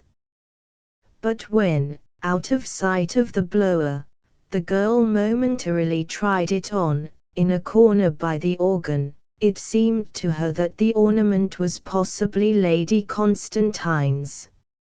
Now that the pink beads shone before her eyes on her own arm, she remembered having seen a bracelet with just such an effect gracing the wrist of Lady Constantine upon one occasion. A temporary self-surrender to the sophism that if Mr. Louis Glanville chose to give away anything belonging to his sister, she, Tabitha, had a right to take it without question, was soon checked by a resolve to carry the tempting strings of coral to her ladyship that evening, and inquire the truth about them. This decided on, she slipped the bracelet into her pocket, and played her voluntaries with a light heart. Bishop Helmsdale did not tear himself away from Welland till about 2 o'clock that afternoon, which was 3 hours later than he had intended to leave. It was with a feeling of relief that Swithin, looking from the top of the tower, saw the carriage drive out from the vicarage into the turnpike road, and whirl the right reverend gentleman again towards Warborne. The coast being now clear of him, Swithin meditated how to see Viviette, and explain what had happened. With this in view he waited where he was till evening came on. Meanwhile Lady Constantine and her brother dined by themselves at Welland House. They had not met since the morning, and as soon as they were left alone Louis said, "You have done very well so far, but you might have been a little warmer." "Done well?" she asked, with surprise. "Yes, with the bishop. The difficult question is how to follow up our advantage. How are you to keep yourself in sight of him?" "Heavens, Louis! You don't seriously mean that the Bishop of Melchester has any feelings for me other than friendly?" "Viviette, this is affectation. You know he has as well as I do." She sighed. "Yes," she said. "I own I had a suspicion of the same thing." "What a misfortune! A misfortune! Surely the world is turned upside down. You will drive me to despair about our future if you see things so awry. Exert yourself to do something, so as to make of this accident a stepping stone to higher things. The gentleman will give us the slip if we don't pursue the friendship at once." "I cannot have you talk like this," she cried impatiently. "I have no more thought of the bishop than I have of the Pope. I would much rather not have had him here to lunch at all. You said it would be necessary to do it, and an opportunity, and I thought it my duty to show some hospitality when he was coming so near, Mr. Torkingham's house being so small. But of course I understood that the opportunity would be one for you in getting to know him, your prospects being so indefinite at present, not one for me. If you don't follow up this chance of being spiritual Queen of Melchester, you will never have another of being anything. Mind this, Viviette, you are not so young as you were. You are getting on to be a middle-aged woman, and your black hair is precisely of the sort which time quickly turns grey. You must make up your mind to grizzled bachelors or widowers. Young marriageable men won't look at you, or if they do just now, in a year or two more they'll despise you as an antiquated party." Lady Constantine perceptibly paled. "Young men what?" she asked. "Say that again." "I said it was no use to think of young men. They won't look at you much longer, or if they do, it will be to look away again very quickly." "You imply that if I were to marry a man younger than myself he would speedily acquire a contempt for me." "How much younger must a man be than his wife, to get that feeling for her?" She was resting her elbow on the chair as she faintly spoke the words, and covered her eyes with her hand. "An exceedingly small number of years," said Louis dryly. "Now the bishop is at least 15 years older than you, and on that account, no less than on others, is an excellent match. You would be head of the church in this diocese. What more can you require after these years of miserable obscurity? In addition, you would escape that minor thorn in the flesh of bishops' wives, of being only misses while their husbands are peers." She was not listening. His previous observation still detained her thoughts.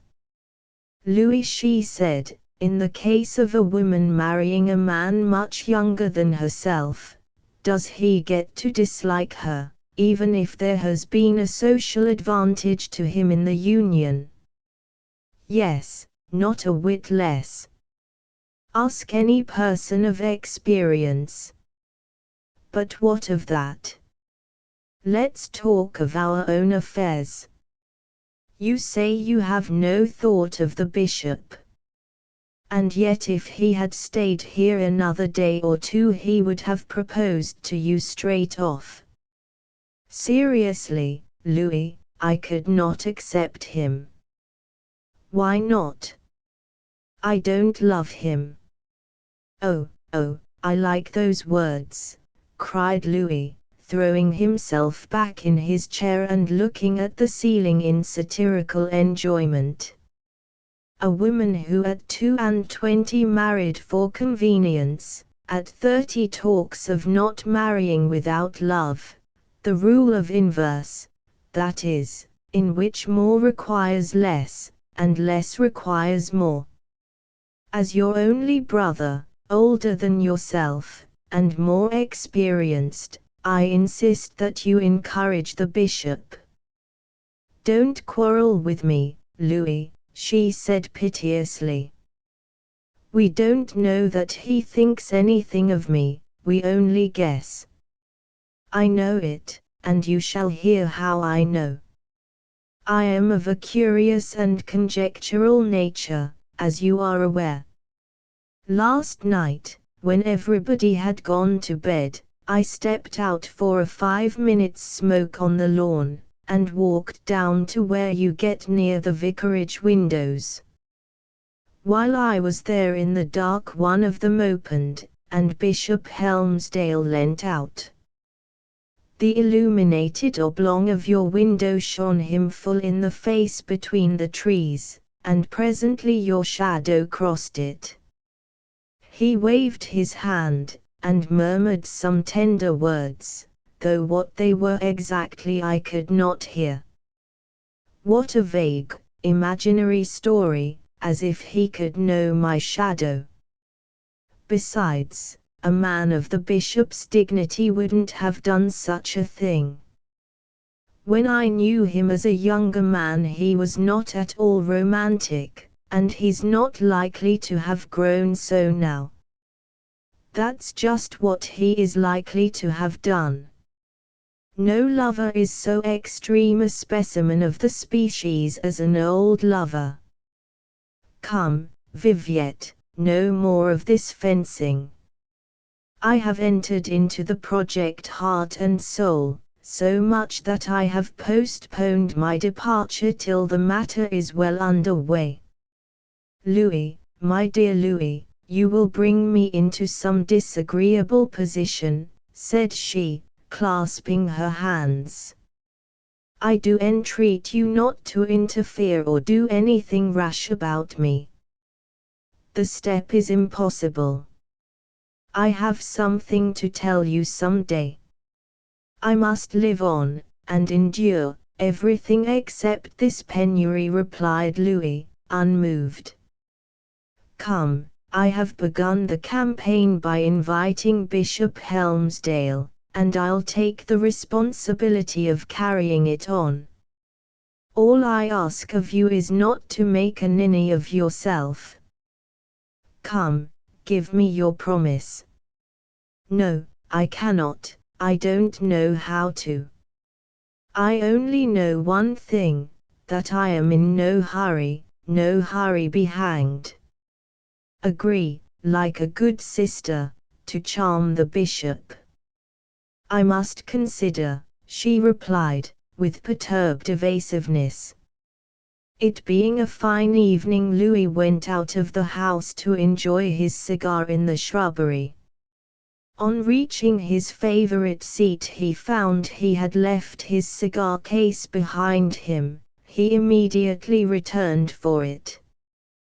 When he approached the window by which he had emerged, he saw Swithin St. Cleeve standing there in the dusk, talking to Viviette inside.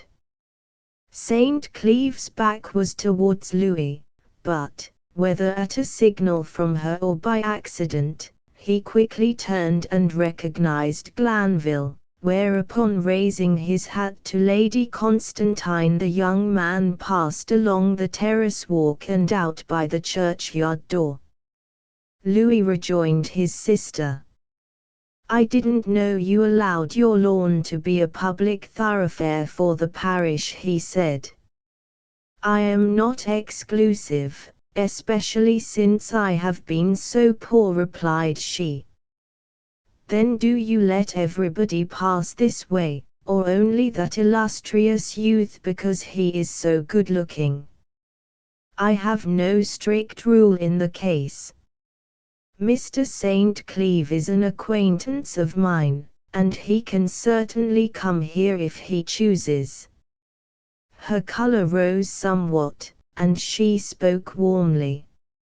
Louis was too cautious a bird to reveal to her what had suddenly dawned upon his mind, that his sister, in common with the, to his thinking, unhappy Tabitha Lark, had been foolish enough to get interested in this phenomenon of the parish, this scientific Adonis.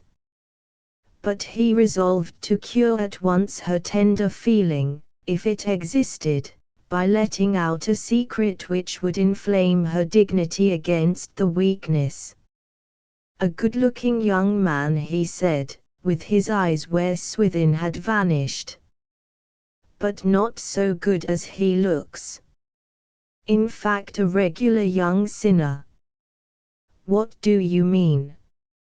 Oh, only a little feature I discovered in St. Cleeve's history. But I suppose he has a right to sow his wild oats as well as other young men. Tell me what you allude to, do, Louis. It is hardly fit that I should. However, the case is amusing enough. I was sitting in the arbour today, and was an unwilling listener to the oddest interview I ever heard of. Our friend the bishop discovered, when we visited the observatory last night, that our astronomer was not alone in his seclusion. A lady shared his romantic cabin with him, and finding this, the bishop naturally enough felt that the ordinance of confirmation had been profaned. So his lordship sent for Master Swithin this morning, and meeting him in the churchyard read him such an excommunicating lecture as I warrant he won't forget in his lifetime. Ha ha ha! 'Twas very good, very. He watched her face narrowly while he spoke with such seeming carelessness. Instead of the agitation of jealousy that he had expected to be aroused by this hint of another woman in the case, there was a curious expression, more like embarrassment than anything else, which might have been fairly attributed to the subject.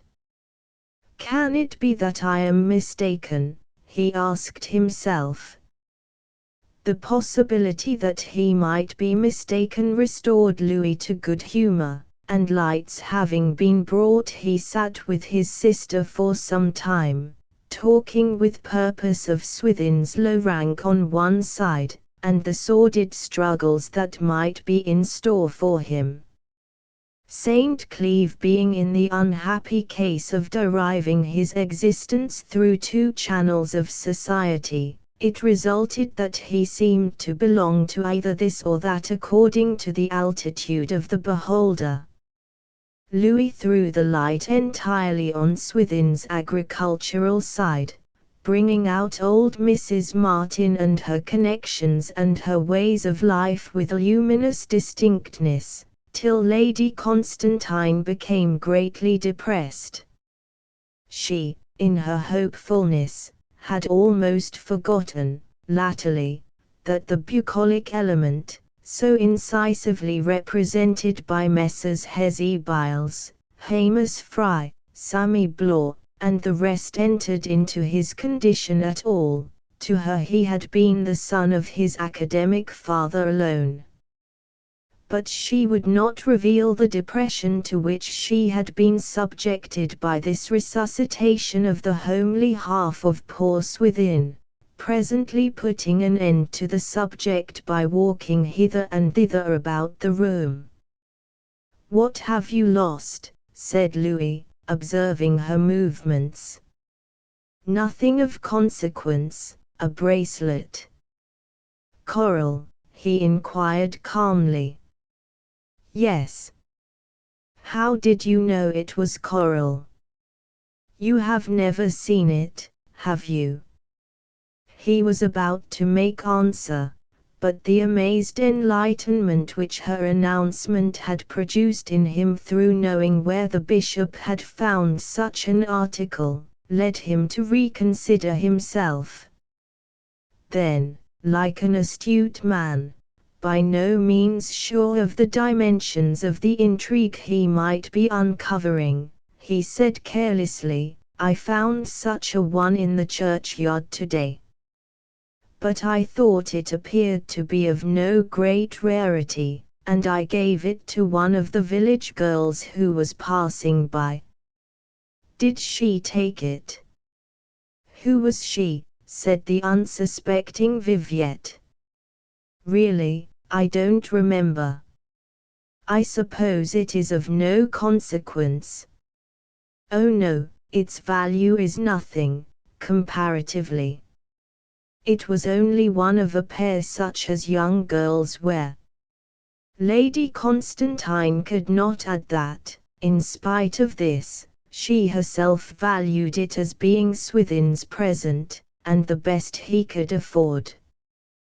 Panic-struck by his ruminations, although revealing nothing by his manner, Louis soon after went up to his room, professedly to write letters. He gave vent to a low whistle when he was out of hearing. He of course remembered perfectly well to whom he had given the corals, and resolved to seek out Tabitha the next morning to ascertain whether she could possibly have owned such a trinket as well as his sister, which at present he very greatly doubted, though fervently hoping that she might. 6. The effect upon Swithin of the interview with the bishop had been a very marked one. He felt that he had good ground for resenting that dignitary's tone in haughtily assuming that all must be sinful which at the first blush appeared to be so, and in narrowly refusing a young man the benefit of a single doubt. Swithin's assurance that he would be able to explain all some day had been taken in contemptuous incredulity. He may be as virtuous as his prototype Timothy, but he's an opinionated old fogey all the same, said St. Cleeve petulantly. Yet, on the other hand, Swithin's nature was so fresh and ingenuous, notwithstanding that recent affairs had somewhat denaturalized him, that for a man in the bishop's position to think him immoral was almost as overwhelming as if he had actually been so, and at moments he could scarcely bear existence under so gross a suspicion. What was his union with Lady Constantine worth to him when, by reason of it, he was thought a reprobate by almost the only man who had professed to take an interest in him? Certainly, by contrast with his air-built image of himself as a worthy astronomer, received by all the world, and the envied husband of Viviette, the present imputation was humiliating. The glorious light of this tender and refined passion seemed to have become debased to burlesque hues by pure accident, and his aesthetic no less than his ethic taste was offended by such an anticlimax. He who had soared amid the remotest grandeurs of nature had been taken to task on a rudimentary question of morals, which had never been a question with him at all. This was what the exigencies of an awkward attachment had brought him to, but he blamed the circumstances, and not for one moment Lady Constantine. Having now set his heart against a longer concealment, he was disposed to think that an excellent way of beginning a revelation of their marriage would be by writing a confidential letter to the bishop, detailing the whole case. But it was impossible to do this on his own responsibility. He still recognized the understanding entered into with Viviette, before the marriage, to be as binding as ever, that the initiative in disclosing their union should come from her. Yet he hardly doubted that she would take that initiative when he told her of his extraordinary reprimand in the churchyard. This was what he had come to do when Louis saw him standing at the window. But before he had said half a dozen words to Viviette, she motioned him to go on, which he mechanically did, ere he could sufficiently collect his thoughts on its advisability or otherwise. He did not, however, go far. While Louis and his sister were discussing him in the drawing-room, he lingered musing in the churchyard, hoping that she might be able to escape and join him in the consultation he so earnestly desired. She at last found opportunity to do this. As soon as Louis had left the room and shut himself in upstairs, she ran out by the window in the direction Swithin had taken. When her footsteps began crunching on the gravel, he came forward from the churchyard door. They embraced each other in haste, and then, in a few short panting words, she explained to him that her brother had heard and witnessed the interview on that spot between himself and the bishop, and had told her the substance of the bishop's accusation, not knowing she was the woman in the cabin. "And what I cannot understand is this," she added, "how did the bishop discover that the person behind the bed curtains was a woman and not a man?" Swithin explained that the bishop had found the bracelet on the bed, and had brought it to him in the churchyard. "Oh, Swithin, what do you say? Found the coral bracelet? What did you do with it?" Swithin clapped his hand to his pocket. "Dear me! I recollect, I left it where it lay on Reuben Heath's tombstone." "Oh, my dear, dear Swithin," she cried miserably. You have compromised me by your forgetfulness. I have claimed the article as mine. My brother did not tell me that the bishop brought it from the cabin. What can I do, that neither the bishop nor my brother may conclude I was the woman there? But if we announce our marriage, even as your wife, the position was too undignified, too I don't know what, for me ever to admit that I was there. Right or wrong, I must declare the bracelet was not mine.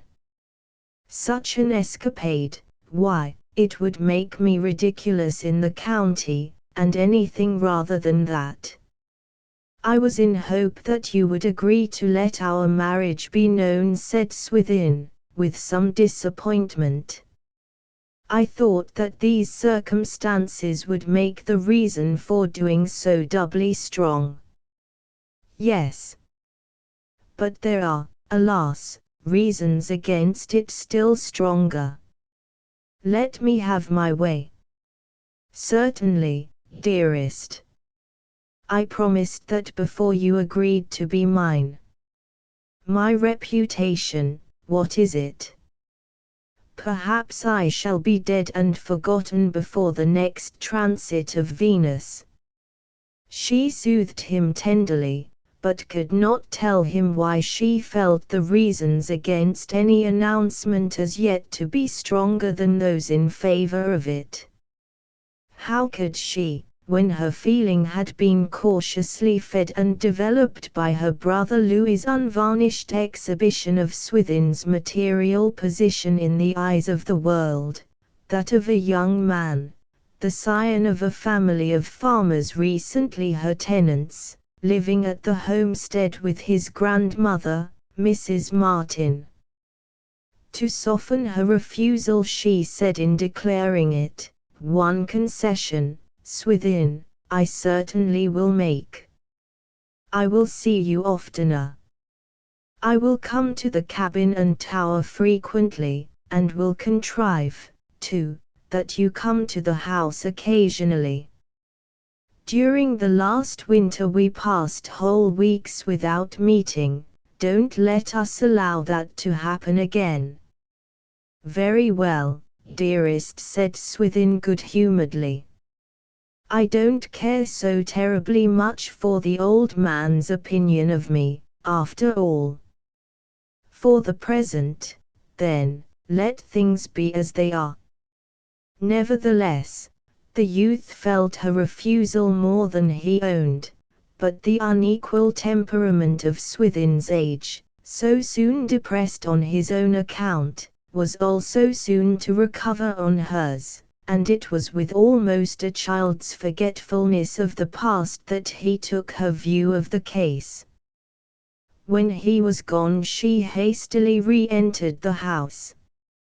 Her brother had not reappeared from upstairs, but she was informed that Tabitha Lark was waiting to see her, if her ladyship would pardon the said Tabitha for coming so late. Lady Constantine made no objection, and saw the young girl at once. When Lady Constantine entered the waiting-room, behold, in Tabitha's outstretched hand lay the coral ornament which had been causing Viviette so much anxiety. I guessed, on second thoughts, that it was yours, my lady, said Tabitha, with rather a frightened face, and so I have brought it back.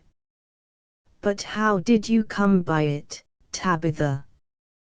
Mr. Glanville gave it to me. He must have thought it was mine. I took it, fancying at the moment that he handed it to me because I happened to come by first after he had found it. Lady Constantine saw how the situation might be improved so as to effect her deliverance from this troublesome little web of evidence. Oh, you can keep it, she said brightly. It was very good of you to bring it back. But keep it for your very own. Take Mr. Glanville at his word, and don't explain. And, Tabitha, divide the strands into 2 bracelets, there are enough of them to make a pair. The next morning, in pursuance of his resolution, Louis wandered round the grounds till he saw the girl for whom he was waiting enter the church. He accosted her over the wall. But, puzzling to view, a coral bracelet blushed on each of her young arms, for she had promptly carried out the suggestion of Lady Constantine. "You are wearing it, I see, Tabitha," with the other he murmured. "Then you mean to keep it?" "Yes, I mean to keep it." "You are sure it is not Lady Constantine's?" "I find she has one like it." "Quite sure." "But you had better take it to her, sir, and ask her," said the saucy girl. "Oh, no, that's not necessary," replied Louis, considerably shaken in his convictions. When Louis met his sister, a short time after, he did not catch her, as he had intended to do, by saying suddenly, "I have found your bracelet.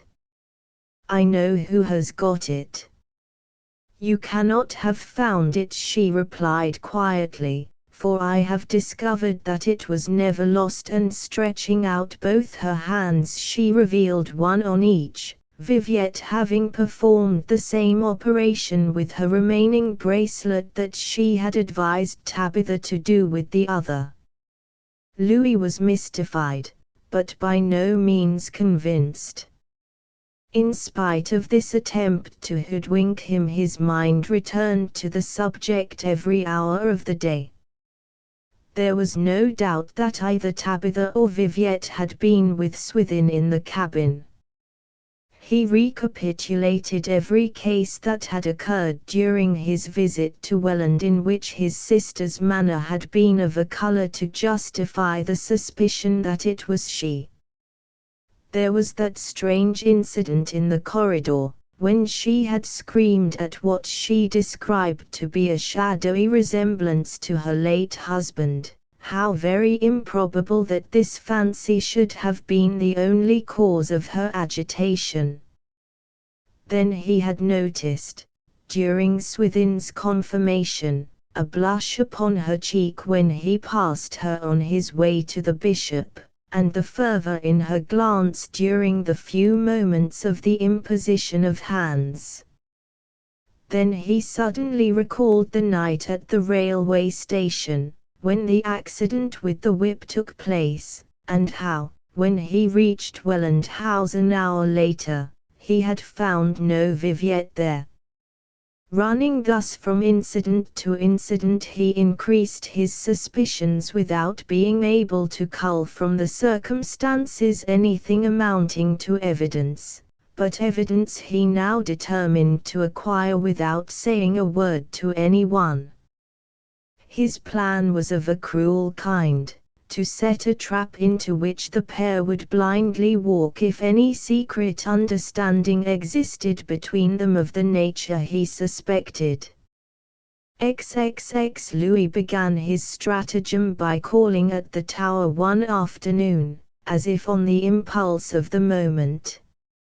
After a friendly chat with Swithin, whom he found there, having watched him enter, Louis invited the young man to dine the same evening at the house, that he might have an opportunity of showing him some interesting old scientific works in folio, which, according to Louis's account, he had stumbled on in the library. Louis set no great bait for St. Cleeve in this statement, for old science was not old art which, having perfected itself, has died and left its secret hidden in its remains. But Swithin was a responsive fellow, and readily agreed to come, being, moreover, always glad of a chance of meeting Viviette en famille. He hoped to tell her of a scheme that had lately suggested itself to him as likely to benefit them both, that he should go away for a while, and endeavor to raise sufficient funds to visit the great observatories of Europe, with an eye to a post in one of them. Hitherto the only bar to the plan had been the exceeding narrowness of his income, which, though sufficient for his present life, was absolutely inadequate to the requirements of a traveling astronomer. Meanwhile Louis Glanville had returned to the house and told his sister in the most innocent manner that he had been in the company of St. Cleeve that afternoon, getting a few wrinkles on astronomy, that they had grown so friendly over the fascinating subject as to leave him no alternative but to invite St. Cleeve to dine at Welland the same evening, with a view to certain researches in the library afterwards. I could quite make allowances for any youthful errors into which he may have been betrayed, Louis continued sententiously, since, for a scientist, he is really admirable. No doubt the bishop's caution will not be lost upon him, and as for his birth and connections, those he can't help. Lady Constantine showed such alacrity in adopting the idea of having Swithin to dinner, and she ignored his youthful errors so completely, as almost to betray herself. In fulfillment of her promise to see him often as she had been intending to run across to Swithin on that identical evening. Now the trouble would be saved in a very delightful way, by the exercise of a little hospitality which Viviette herself would not have dared to suggest.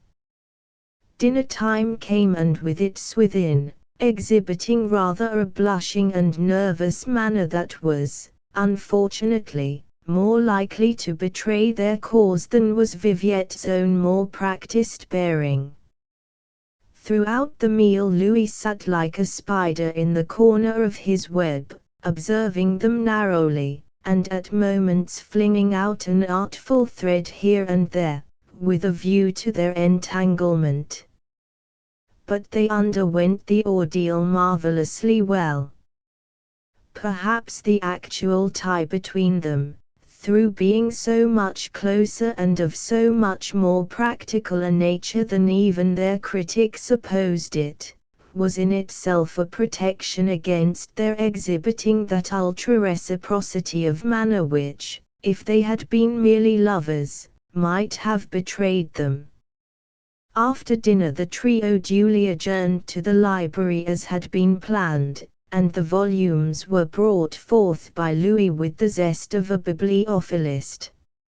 Swithin had seen most of them before, and thought but little of them, but the pleasure of staying in the house made him welcome any reason for doing so, and he willingly looked at whatever was put before him, from Bertius's Ptolemy to Rees's Cyclopedia.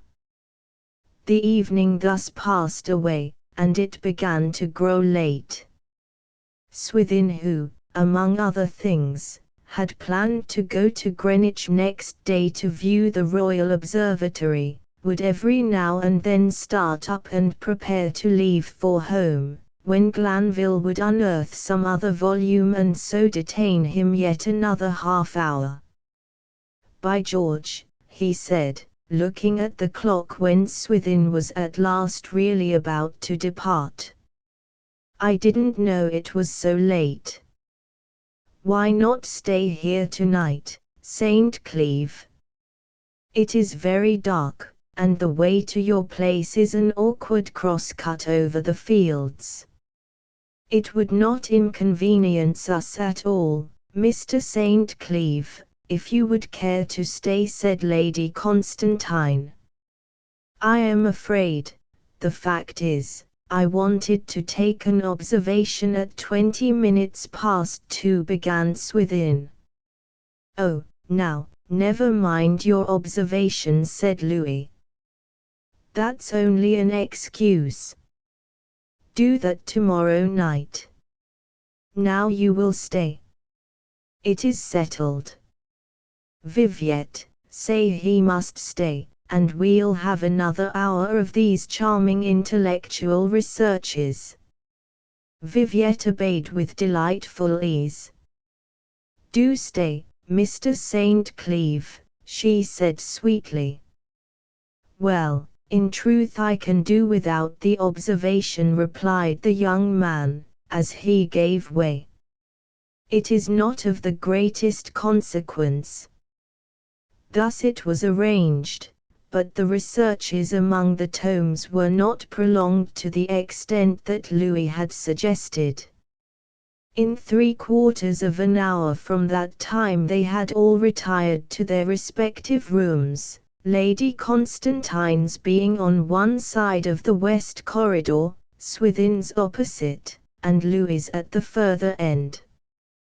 Had a person followed Louis when he withdrew, that watcher would have discovered, on peeping through the keyhole of his door, that he was engaged in one of the oddest of occupations for such a man, sweeping down from the ceiling, by means of a walking cane, a long cobweb which lingered on high in the corner. Keeping it stretched upon the cane, he gently opened the door, and set the candle in such a position on the mat that the light shone down the corridor.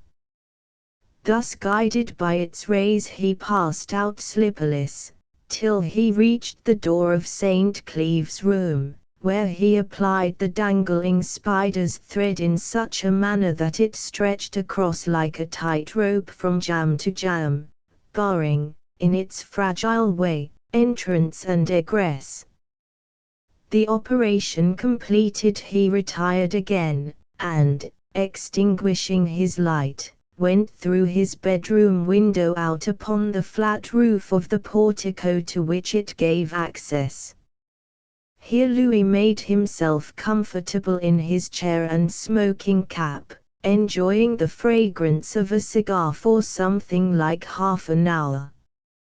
His position commanded a view of the 2 windows of Lady Constantine's room, and from these a dim light shone continuously. Having the window partly open at his back, and the door of his room also scarcely closed, his ear retained a fair command of any noises that might be made. In due time faint movements became audible, whereupon, returning to his room, he re-entered the corridor and listened intently. All was silent again, and darkness reigned from end to end. Glanville, however, groped his way along the passage till he again reached Swithin's door, where he examined, by the light of a wax match he had brought, the condition of the spider's thread. It was gone. Somebody had carried it off bodily, as Samson carried off the pin and the web.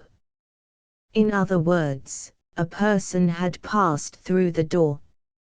Still holding the faint wax light in his hand, Louis turned to the door of Lady Constantine's chamber, where he observed first that, though it was pushed together so as to appear fastened to cursory view, the door was not really closed by about 1/4 of an inch. He dropped his light and extinguished it with his foot. Listening, he heard a voice within, Viviette's voice, in a subdued murmur, though speaking earnestly. Without any hesitation Louis then returned to Swithin's door, opened it, and walked in. The starlight from without was sufficient, now that his eyes had become accustomed to the darkness, to reveal that the room was unoccupied, and that nothing therein had been disturbed. With a heavy tread Louis came forth, walked loudly across the corridor, knocked at Lady Constantine's door, and called Viviette. She heard him instantly, replying yes in startled tones. Immediately afterwards she opened her door, and confronted him in her dressing gown, with a light in her hand. "What is the matter, Louis?" she said. "I am greatly alarmed. Our visitor is missing." "Missing?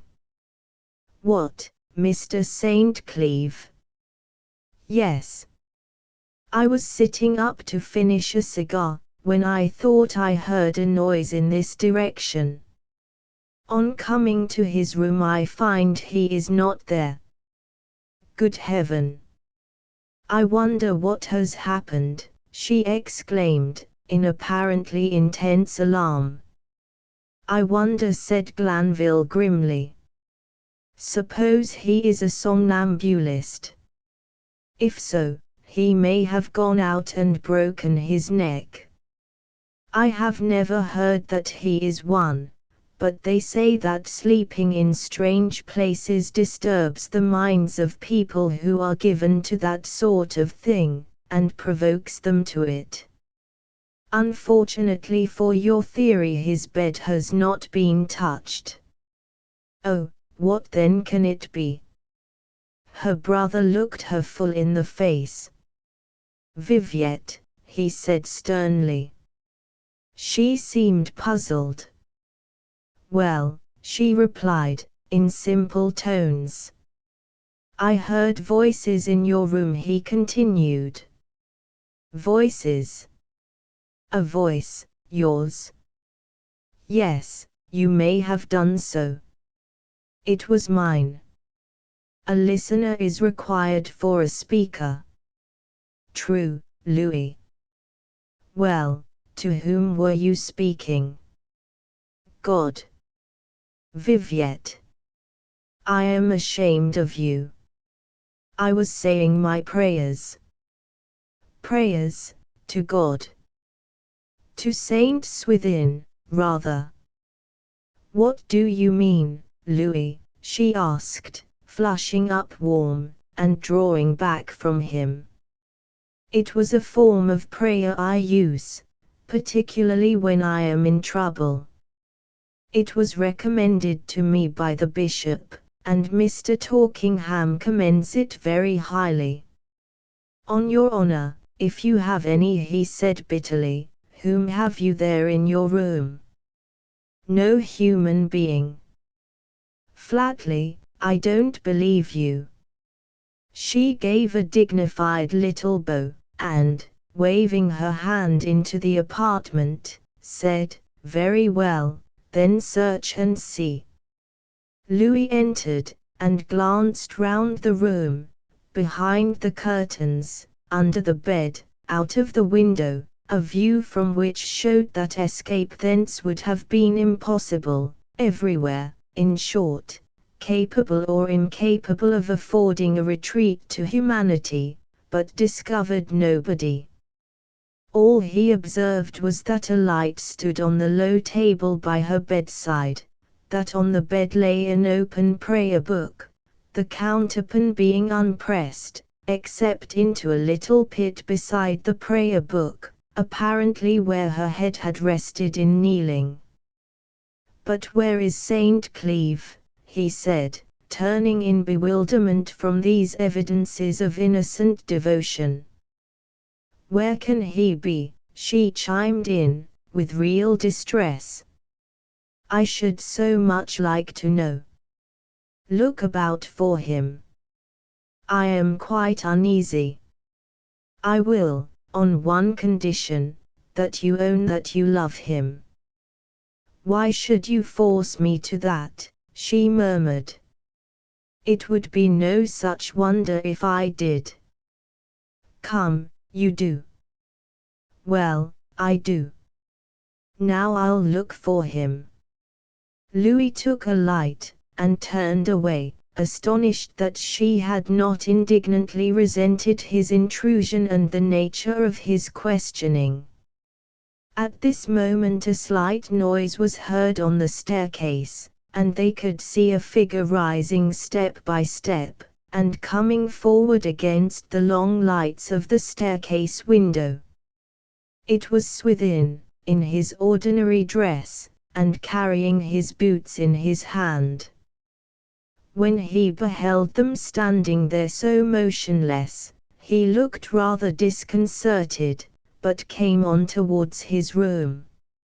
Lady Constantine was too agitated to speak, but Louis said, "I am glad to see you again. Hearing a noise, a few minutes ago, I came out to learn what it could be. I found you absent, and we have been very much alarmed."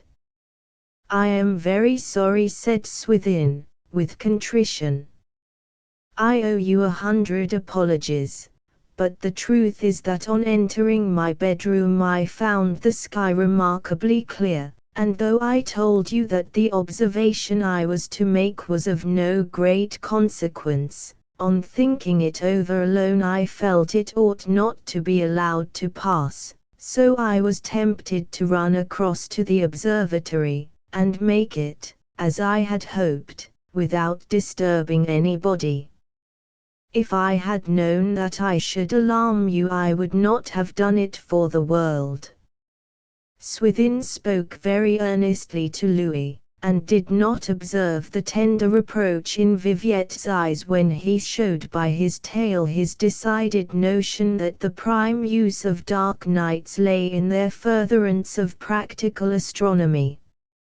Everything being now satisfactorily explained, the three retired to their several chambers, and Louis heard no more noises that night, or rather morning, his attempts to solve the mystery of Viviette's life here and her relations with St. Cleeve having thus far resulted chiefly in perplexity. True, an admission had been wrung from her, and even without such an admission it was clear that she had a tender feeling for Swithin. How to extinguish that romantic folly it now became his object to consider. XXXI Swithin's midnight excursion to the tower in the cause of science led him to oversleep himself, and when the brother and sister met at breakfast in the morning he did not appear. "Don't disturb him, don't disturb him," said Louis laconically. "Hullo, Viviette, what are you reading there that makes you flame up so?" She was glancing over a letter that she had just opened, and at his words looked up with misgiving. The incident of the previous night left her in great doubt as to what her bearing towards him ought to be. She had made no show of resenting his conduct at the time, from a momentary supposition that he must know all her secret, and afterwards, finding that he did not know it, it seemed too late to affect indignation at his suspicions. So she preserved a quiet neutrality. Even had she resolved on an artificial part she might have forgotten to play it at this instant, the letter being of a kind to banish previous considerations. "It is a letter from Bishop Helmsdale," she faltered. "Well done. I hope for your sake it is an offer." "That's just what it is." "No, surely," said Louis, beginning a laugh of surprise. "Yes," she returned indifferently. "You can read it, if you like. I don't wish to pry into a communication of that sort." "Oh, you may read it," she said, tossing the letter across to him. Louis thereupon read as under: "The Palace, Melchester, the 28th of June, 18 My dear Lady Constantine, during the 2 or 3 weeks that have elapsed since I experienced the great pleasure of renewing my acquaintance with you, the varied agitation of my feelings has clearly proved that my only course is to address you by letter, and at once. Whether the subject of my communication be acceptable to you or not, I can at least assure you that to suppress it would be far less natural, and upon the whole less advisable, than to speak out frankly, even if afterwards I hold my peace forever. The great change in my experience during the past year or two, the change, that is, which has resulted from my advancement to a bishopric, has frequently suggested to me, of late, that a discontinuance in my domestic life of the solitude of past years was a question which ought to be seriously contemplated.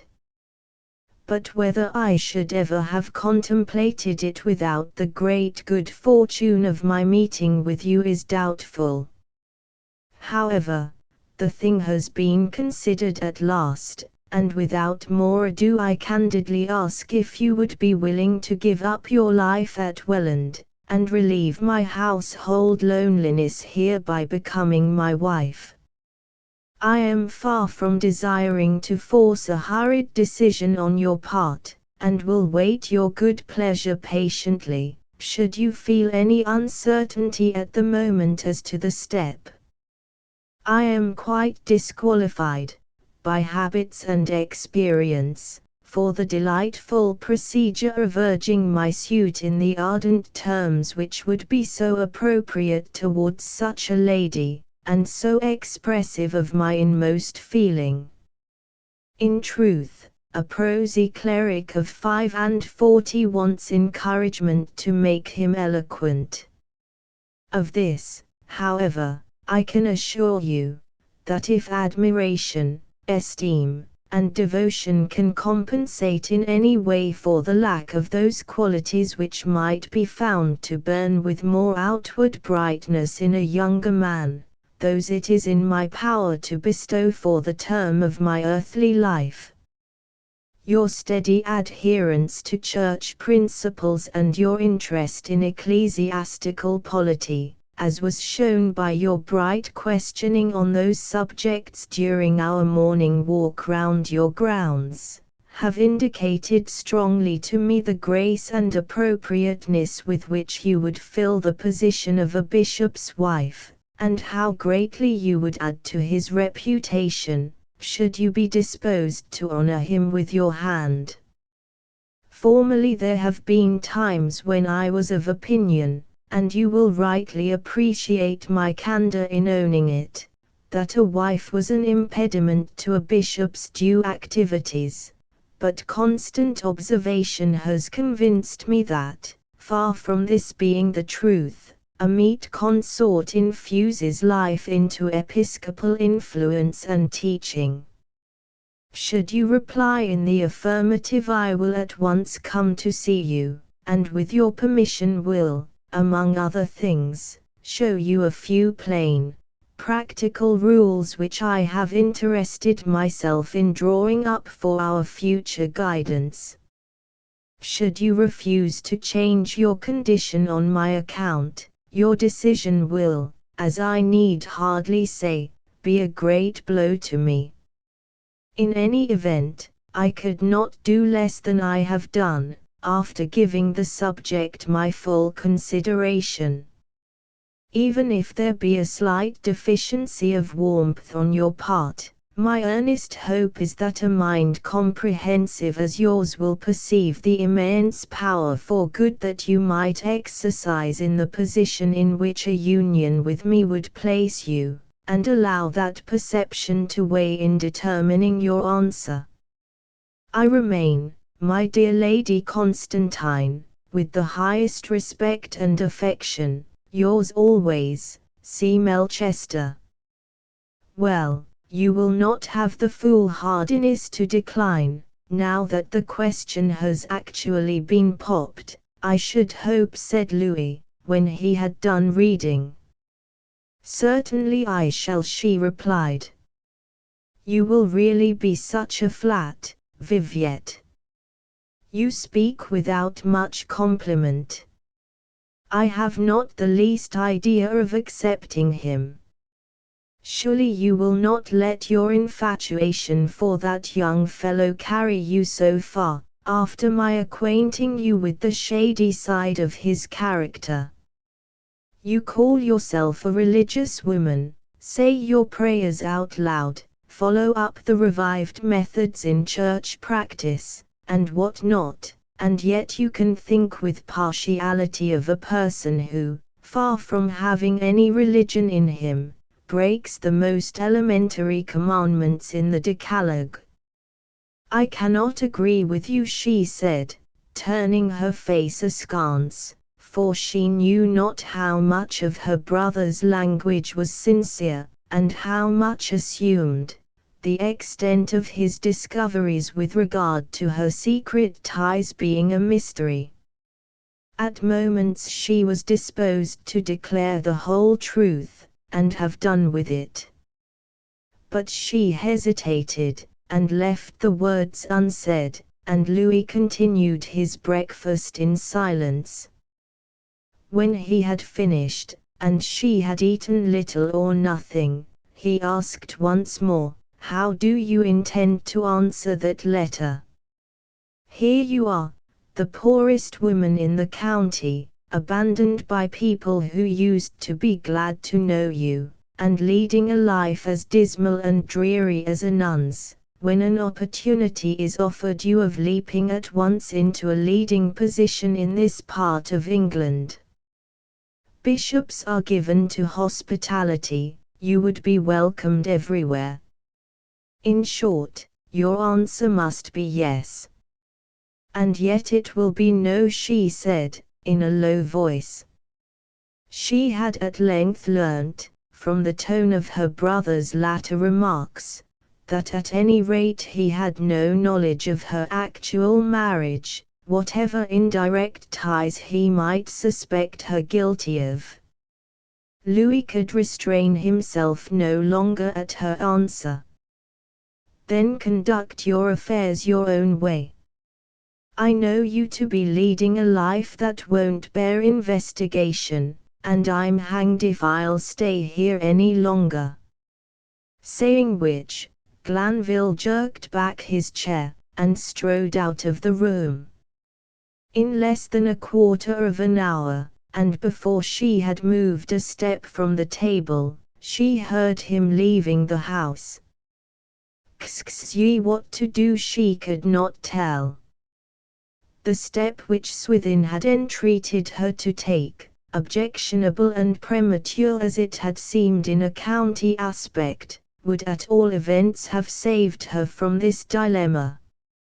Had she allowed him to tell the bishop his simple story in its fullness, who could say but that divine might have generously bridled his own impulses, entered into the case with sympathy, and forwarded with zest their designs for the future, owing to his interest of old in Swithin's father, and in the naturally attractive features of the young man's career.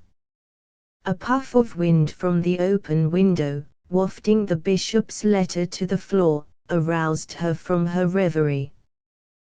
With a sigh she stooped and picked it up, glanced at it again, then arose, and with the deliberateness of inevitable action wrote her reply, Welland House, the 29th of June, 18 My dear Bishop of Melchester, I confess to you that your letter, so gracious and flattering as it is, has taken your friend somewhat unawares. The least I can do in return for its contents is to reply as quickly as possible.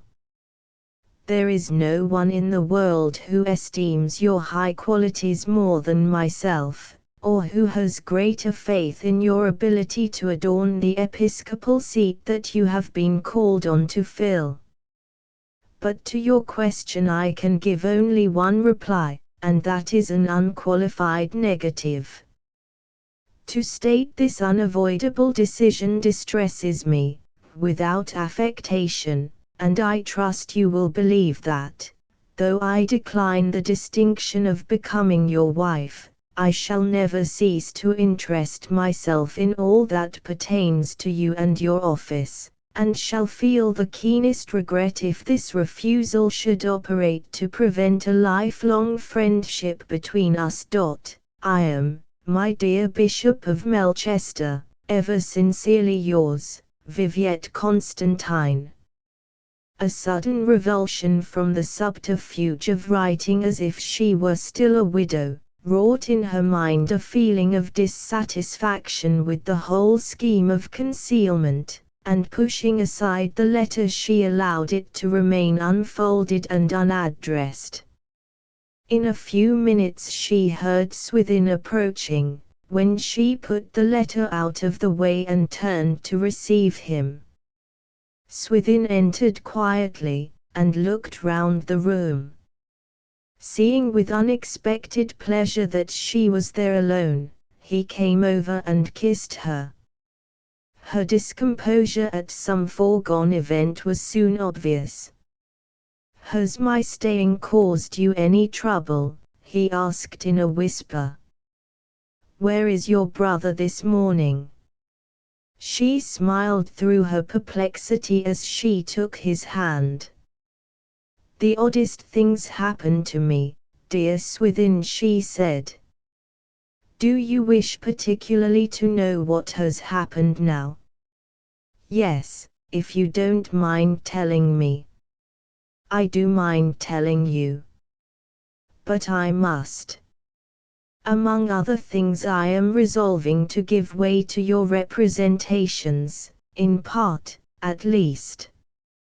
It will be best to tell the bishop everything, and my brother, if not other people." "I am truly glad to hear it," Viviette said he cheerfully.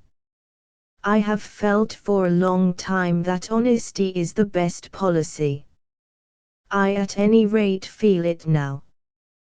But it is a policy that requires a great deal of courage. It certainly requires some courage, I should not say a great deal, and indeed, as far as I am concerned, it demands less courage to speak out than to hold my tongue. But, you silly boy, you don't know what has happened. The bishop has made me an offer of marriage."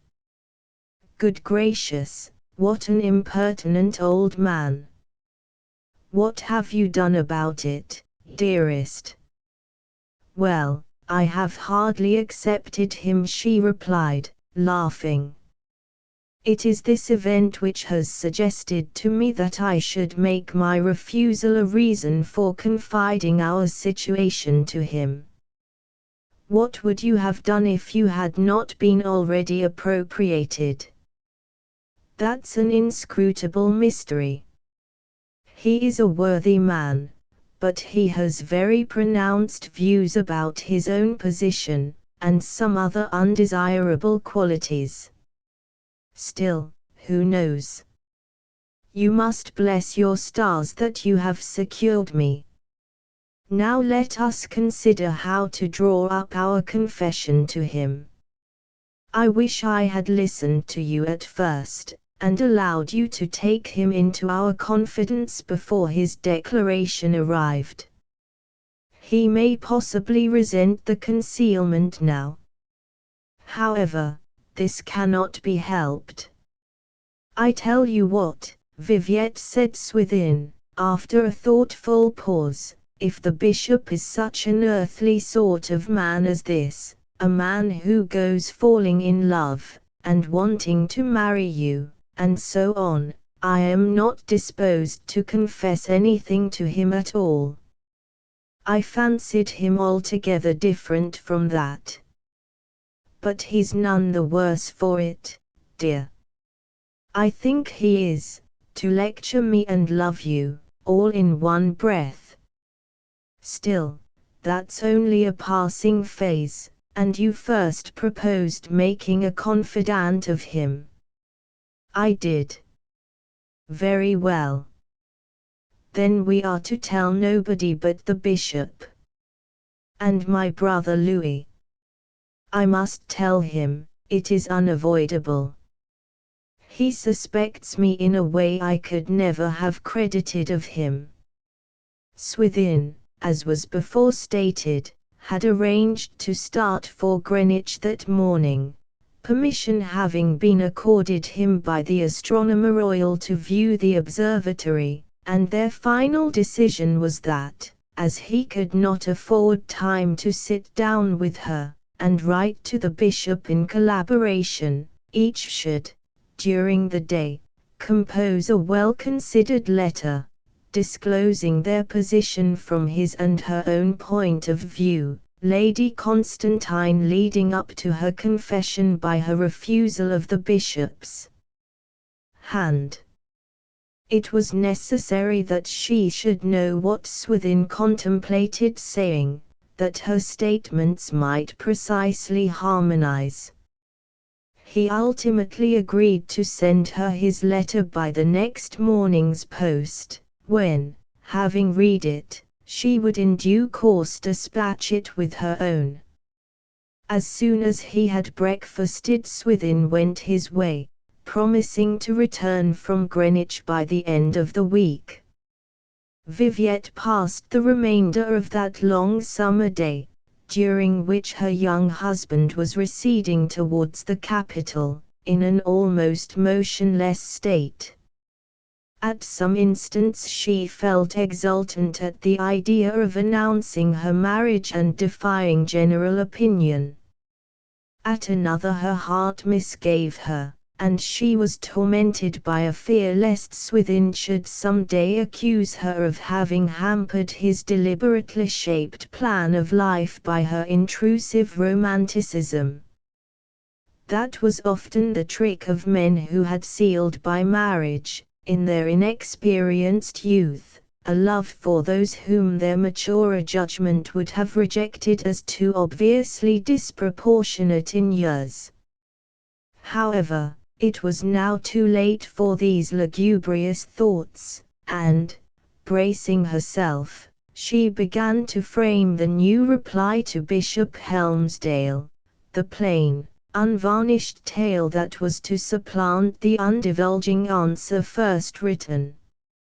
She was engaged on this difficult problem till daylight faded in the west, and the broad-faced moon edged upwards, like a plate of old gold, over the elms towards the village. By that time Swithin had reached Greenwich, her brother had gone she knew not whither, and she and loneliness dwelt solely, as before, within the walls of Welland House. At this hour of sunset and moonrise the new parlourmaid entered, to inform her that Mr. Cecil's head clerk, from Warborne, particularly wished to see her. Mr. Cecil was her solicitor, and she knew of nothing whatever that required his intervention just at present. But he would not have sent at this time of day without excellent reasons, and she directed that the young man might be shown in where she was. On his entry the first thing she noticed was that in his hand he carried a newspaper. "In case you should not have seen this evening's paper, Lady Constantine, Mr. Cecil has directed me to bring it to you at once, on account of what appears there in relation to your ladyship. He has only just seen it himself." "What is it? How does it concern me?" "I will point it out. Read it yourself to me. Though I am afraid there's not enough light." "I can see very well here," said the lawyer's clerk, stepping to the window. Folding back the paper he read, "News from South Africa. Cape Town, the 17th of May, via Plymouth. A correspondent of the Cape Chronicle states that he has interviewed an Englishman just arrived from the interior, and learns from him that a considerable misapprehension exists in England concerning the death of the traveller and hunter, Sir Blount Constantine. Oh, he's living." "My husband is alive," she cried, sinking down in nearly a fainting condition. "No, my lady. Sir Blount is dead enough, I am sorry to say." "Dead, did you say?" "Certainly, Lady Constantine, there is no doubt of it." She sat up, and her intense relief almost made itself perceptible like a fresh atmosphere in the room. "Yes." "Then what did you come for?" she asked calmly. "That Sir Blount has died is unquestionable," replied the lawyer's clerk gently. "But there has been some mistake about the date of his death. He died of malarious fever on the banks of the Zuga, the 24th of October, 18 No, he only lay ill there a long time it seems. It was a companion who died at that date. But I'll read the account to your ladyship, with your permission. The decease of this somewhat eccentric wanderer did not occur at the time hitherto supposed, but only in last December. The following is the account of the Englishman alluded to, given as nearly as possible in his own words. During the illness of Sir Blount and his friend by the Zuga, 3 of the servants went away, taking with them a portion of his clothing and effects, and it must be they who spread the report of his death at this time. After his companion's death he mended, and when he was strong enough he and I travelled on to a healthier district. I urged him not to delay his return to England, but he was much against going back there again, and became so rough in his manner towards me that we parted company at the first opportunity I could find. I joined a party of white traders returning to the west coast. I stayed here among the Portuguese for many months. I then found that an English travelling party were going to explore a district adjoining that which I had formerly traversed with Sir Blount. They said they would be glad of my services, and I joined them.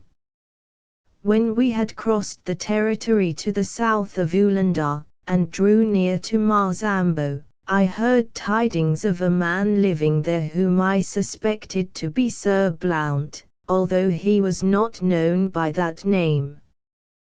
Being so near I was induced to seek him out, and found that he was indeed the same.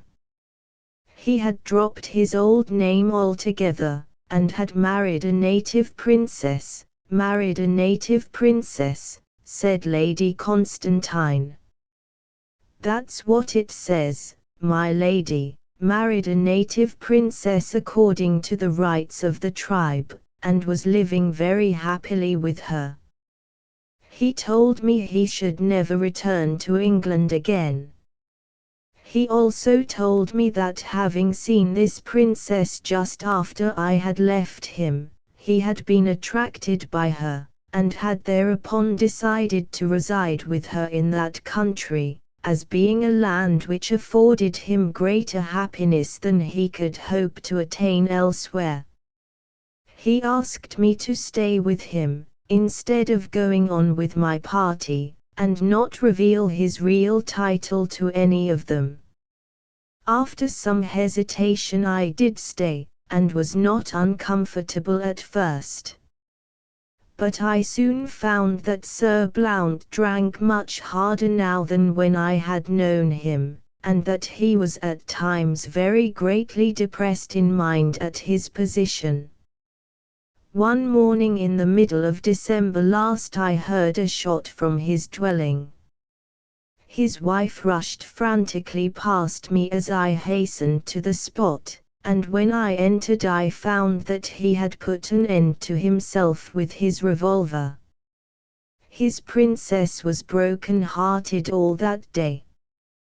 When we had buried him I discovered in his house a little box directed to his solicitors at Warborne, in England, and a note for myself, saying that I had better get the first chance of returning that offered, and requesting me to take the box with me. It is supposed to contain papers and articles for friends in England who have deemed him dead for some time. The clerk stopped his reading, and there was a silence. The middle of last December, she at length said, in a whisper. Has the box arrived yet? Not yet, my lady. We have no further proof of anything. As soon as the package comes to hand you shall know of it immediately. Such was the clerk's mission, and, leaving the paper with her, he withdrew. The intelligence amounted to thus much, that, Sir Blount having been alive till at least 6 weeks after her marriage with Swithin St. Cleeve, Swithin St. Cleeve was not her husband in the eye of the law, that she would have to consider how her marriage with the latter might be instantly repeated, to establish herself legally as that young man's wife. XXXII. Next morning Viviette received a visit from Mr. Cecil himself. He informed her that the box spoken of by the servant had arrived quite unexpectedly just after the departure of his clerk on the previous evening. There had not been sufficient time for him to thoroughly examine it as yet, but he had seen enough to enable him to state that it contained letters, dated memoranda in Sir Blount's handwriting, notes referring to events which had happened later than his supposed death, and other irrefragable proofs that the account in the newspapers was correct as to the main fact, the comparatively recent date of Sir Blount's decease. She looked up, and spoke with the irresponsible helplessness of a child. On reviewing the circumstances, I cannot think how I could have allowed myself to believe the first tidings, she said. Everybody else believed them, and why should you not have done so, said the lawyer. How came the will to be permitted to be proved, as there could, after all, have been no complete evidence, she asked. If I had been the executrix I would not have attempted it. As I was not, I know very little about how the business was pushed through. In a very unseemly way, I think. Well, no, said Mr. Cecil, feeling himself morally called upon to defend legal procedure from such imputations. It was done in the usual way in all cases where the proof of death is only presumptive. The evidence, such as it was laid before the court by the applicants, your husband's cousins, and the servants who had been with him deposed to his death with a particularity that was deemed sufficient. Their error was, not that somebody died, for somebody did die at the time affirmed, but that they mistook one person for another, the person who died being not Sir Blount Constantine. The court was of opinion that the evidence led up to a reasonable inference that the deceased was actually Sir Blount, and probate was granted on the strength of it. As there was a doubt about the exact day of the month, the applicants were allowed to swear that he died on or after the date last given of his existence, which, in spite of their error then, has really come true. Now, of course, they little think what they have done to me by being so ready to swear, she murmured. Mr. Cecil, supposing her to allude only to the pecuniary straits in which she had been prematurely placed by the will taking effect a year before its due time, said, "True. It has been to your ladyship's loss, and to their gain. But they will make ample restitution, no doubt, and all will be wound up satisfactorily.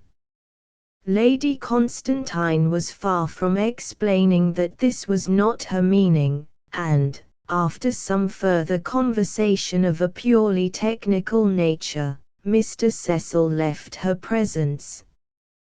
When she was again unencumbered with the necessity of exhibiting a proper bearing, the sense that she had greatly suffered in pocket by the undue haste of the executors weighed upon her mind with a pressure quite inappreciable beside the greater gravity of her personal position. What was her position as legatee to her situation as a woman? Her face crimsoned with a flush which she was almost ashamed to show to the daylight, as she hastily penned the following note to Swithin at Greenwich, certainly one of the most informal documents she had ever written. Welland, Thursday. Oh Swithin, my dear Swithin, what I have to tell you is so sad and so humiliating that I can hardly write it, and yet I must. Though we are dearer to each other than all the world besides, and as firmly united as if we were one, I am not legally your wife. Sir Blount did not die till some time after we in England supposed. The service must be repeated instantly. I have not been able to sleep all night. I feel so frightened and ashamed that I can scarcely arrange my thoughts. The newspapers sent with this will explain, if you have not seen particulars. Do come to me as soon as you can, that we may consult on what to do. Burn this at once. Your Viviette.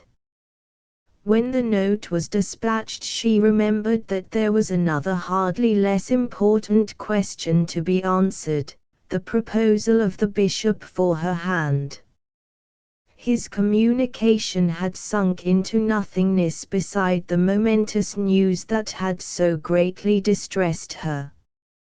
The two replies lay before her, the one she had first written, simply declining to become Dr. Helmsdale's wife, without giving reasons, the second, which she had elaborated with so much care on the previous day, relating in confidential detail the history of her love for Swithin, their secret marriage, and their hopes for the future, asking his advice on what their procedure should be to escape the strictures of a censorious world.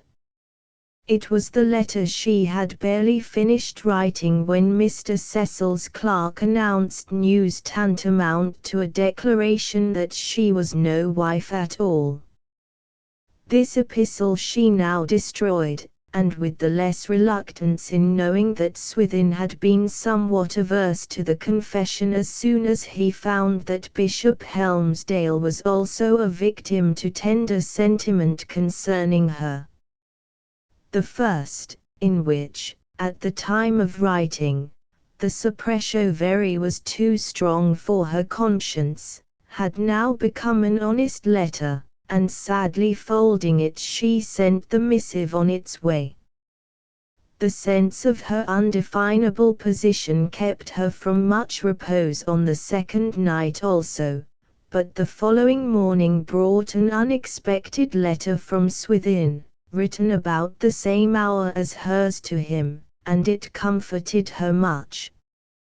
He had seen the account in the papers almost as soon as it had come to her knowledge, and sent this line to reassure her in the perturbation she must naturally feel.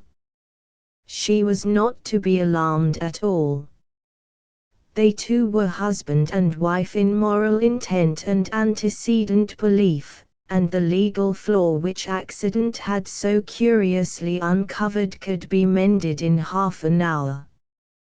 He would return on Saturday night at latest, but as the hour would probably be far advanced, he would ask her to meet him by slipping out of the house to the tower any time during service on Sunday morning, when there would be few persons about likely to observe them. Meanwhile he might provisionally state that their best course in the emergency would be, instead of confessing to anybody that there had already been a solemnization of marriage between them, to arrange their remarriage in as open a manner as possible, as if it were the just reached climax of a sudden affection, instead of a harking back to an old departure, prefacing it by a public announcement in the usual way. This plan of approaching their second union with all the show and circumstance of a new thing, recommended itself to her strongly, but for one objection, that by such a course the wedding could not, without appearing like an act of unseemly haste, take place so quickly as she desired for her own moral satisfaction. It might take place somewhat early, say in the course of a month or two, without bringing down upon her the charge of levity, for Sir Blount, a notoriously unkind husband, had been out of her sight 4 years, and in his grave nearly 1. But what she naturally desired was that there should be no more delay than was positively necessary for obtaining a new license, 2 or 3 days at longest, and in view of this celerity it was next to impossible to make due preparation for a wedding of ordinary publicity, performed in her own church, from her own house, with a feast and amusements for the villagers, a tea for the school children, a bonfire, and other of those proclamatory accessories which, by meeting wonder halfway, deprive it of much of its intensity. It must be admitted, too, that she even now shrank from the shock of surprise that would inevitably be caused by her openly taking for husband such a mere youth of no position as Swithin still appeared, notwithstanding that in years he was by this time within a trifle of 21. The straightforward course had, nevertheless, so much to recommend it, so well avoided the disadvantage of future revelation which a private repetition of the ceremony would entail, that assuming she could depend upon Swithin, as she knew she could do, good sense counselled its serious consideration. She became more composed at her queer situation, hour after hour passed, and the first spasmodic impulse of womanly decorum, not to let the sun go down upon her present improper state, was quite controllable. She could regard the strange contingency that had arisen with something like philosophy. The day slipped by. She thought of the awkwardness of the accident rather than of its humiliation, and, loving Swithin now in a far calmer spirit than at that past date when they had rushed into each other's arms and vowed to be one for the first time, she ever and anon caught herself reflecting, were it not that for my honour's sake I must remarry him, I should perhaps be a nobler woman in not allowing him to encumber his bright future by a union with me at all. This thought, at first artificially raised, as little more than a mental exercise, became by stages a genuine conviction, and while her heart enforced, her reason regretted the necessity of abstaining from self-sacrifice, the being obliged, despite his curious escape from the first attempt, to lime Swithin's young wings again solely for her credit's sake. However, the deed had to be done, Swithin was to be made legally hers. Selfishness in a conjuncture of this sort was excusable, and even obligatory. Taking brighter views, she hoped that upon the whole this yoking of the young fellow with her, a portionless woman and his senior, would not greatly endanger his career. In such a mood night overtook her, and she went to bed conjecturing that Swithin had by this time arrived in the parish, was perhaps even at that moment passing homeward beneath her walls, and that in less than 12 hours she would have met him, have ventilated the secret which oppressed her, and have satisfactorily arranged with him the details of their reunion. Successive Sunday morning came, and complicated her previous emotions by bringing a new and unexpected shock to mingle with them.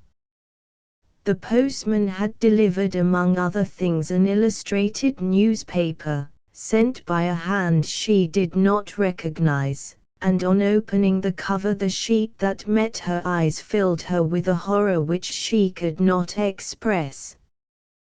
The print was one which drew largely on its imagination for its engravings, and it already contained an illustration of the death of Sir Blount Constantine.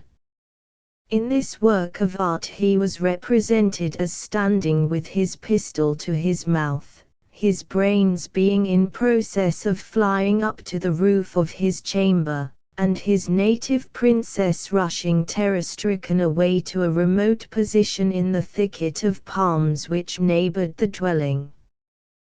The crude realism of the picture, possibly harmless enough in its effect upon others, overpowered and sickened her. By a curious fascination she would look at it again and again, till every line of the engraver's performance seemed really a transcript from what had happened before his eyes. With such details fresh in her thoughts she was going out of the door to make arrangements for confirming, by repetition, her marriage with another. No interval was available for serious reflection on the tragedy, or for allowing the softening effects of time to operate in her mind. It was as though her first husband had died that moment, and she was keeping an appointment with another in the presence of his corpse. So revived was the actuality of Sir Blount's recent life and death by this incident, that the distress of her personal relations with Swithin was the single force in the world which could have coerced her into abandoning to him the interval she would fain have set apart for getting over these new and painful impressions. Self-pity for ill usage afforded her good reasons for ceasing to love Sir Blount, but he was yet too closely intertwined with her past life to be destructible on the instant as a memory. But there was no choice of occasions for her now, and she steadily waited for the church bells to cease chiming. At last all was silent. The surrounding cottages had gathered themselves within the walls of the adjacent building. Tabitha Lark's first voluntary then droned from the tower window, and Lady Constantine left the garden in which she had been loitering, and went towards Rings Hill Spear. The sense of her situation obscured the morning prospect. The country was unusually silent under the intensifying sun, the songless season of birds having just set in. Choosing her path amid the efts that were basking upon the outer slopes of the plantation, she wound her way up the tree-shrouded camp to the wooden cabin in the center. The door was ajar, but on entering she found the place empty. The tower door was also partly open, and listening at the foot of the stairs she heard Swithin above, shifting the telescope and wheeling round the rumbling dome, apparently in preparation for the next nocturnal reconnoitre. There was no doubt that he would descend in a minute or two to look for her, and not wishing to interrupt him till he was ready, she re-entered the cabin, where she patiently seated herself among the books and papers that lay scattered about. She did as she had often done before when waiting there for him, that is, she occupied her moments in turning over the papers and examining the progress of his labors. The notes were mostly astronomical, of course, and she had managed to keep sufficiently abreast of him to catch the meaning of a good many of these. The litter on the table, however, was somewhat more marked this morning than usual, as if it had been hurriedly overhauled. Among the rest of the sheets lay an open note, and, in the entire confidence that existed between them, she glanced over and read it as a matter of course. It was a most businesslike communication, and beyond the address and date contained only the following words: "Dear Sir, we beg leave to draw your attention to a letter we addressed to you on the 26th ult., to which we have not yet been favored with a reply. As the time for payment of the first moiety of the £600 per annum settled on you by your late uncle is now at hand, we should be obliged by your giving directions as to where and in what manner the money is to be handed over to you, and shall also be glad to receive any other definite instructions from you with regard to the future. We are, dear Sir, yours faithfully, Hannah and Rawls. Swithin St. Cleeve, Esquire. An income of £600 a year for Swithin, whom she had hitherto understood to be possessed of an annuity of £80 at the outside, with no prospect of increasing the sum but by hard work. What could this communication mean?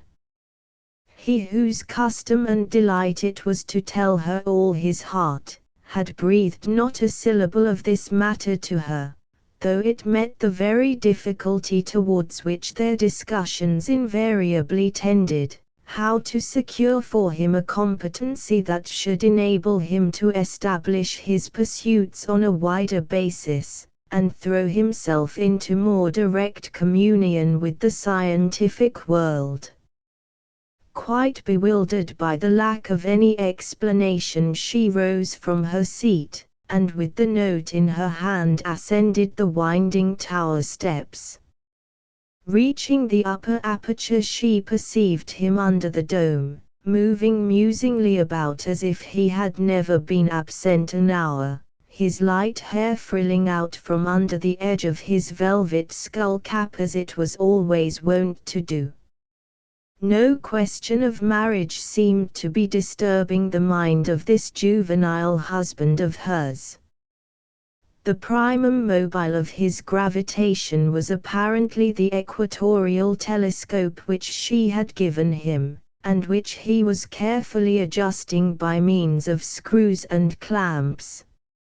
Hearing her movements, he turned his head. "Oh, here you are, my dear Viviette. I was just beginning to expect you," he exclaimed, coming forward. "I ought to have been looking out for you, but I have found a little defect here in the instrument, and I wanted to set it right before evening comes on. As a rule it is not a good thing to tinker your glasses, but I have found that the diffraction rings are not perfect circles. I learnt at Greenwich how to correct them, so kind they have been to me there, and so I have been loosening the screws and gently shifting the glass, till I think that I have at last made the illumination equal all round. I have so much to tell you about my visit. One thing is, that the astronomical world is getting quite excited about the coming transit of Venus. There is to be a regular expedition fitted out. How I should like to join it. He spoke enthusiastically, and with eyes sparkling at the mental image of the said expedition, and as it was rather gloomy in the dome he rolled it round on its axis, till the shuttered slit for the telescope directly faced the morning sun, which thereupon flooded the concave interior, touching the bright metal work of the equatorial, and lighting up her pale, troubled face. "But Swithin," she faltered, "my letter to you, our marriage." "Oh yes, this marriage question," he added. "I had not forgotten it, dear Viviette, or at least only for a few minutes." "Can you forget it, Swithin, for a moment?" "Oh, how can you?" she said reproachfully. "It is such a distressing thing. It drives away all my rest." "Forgotten is not the word I should have used," he apologized. "Temporarily dismissed it from my mind, is all I meant.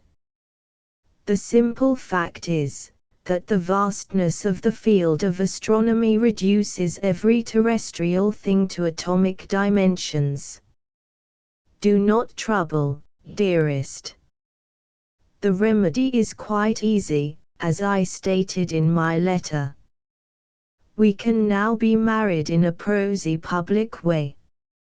Yes, early or late, next week, next month, 6 months hence, just as you choose. Say the word when, and I will obey." The absence of all anxiety or consternation from his face contrasted strangely with hers, which at last he saw, and, looking at the writing she held, inquired, "But what paper have you in your hand?" "A letter which to me is actually inexplicable," said she, her curiosity returning to the letter, and overriding for the instant her immediate concerns. "What does this income of 600 a year mean? Why have you never told me about it, dear Swithin? Or does it not refer to you?"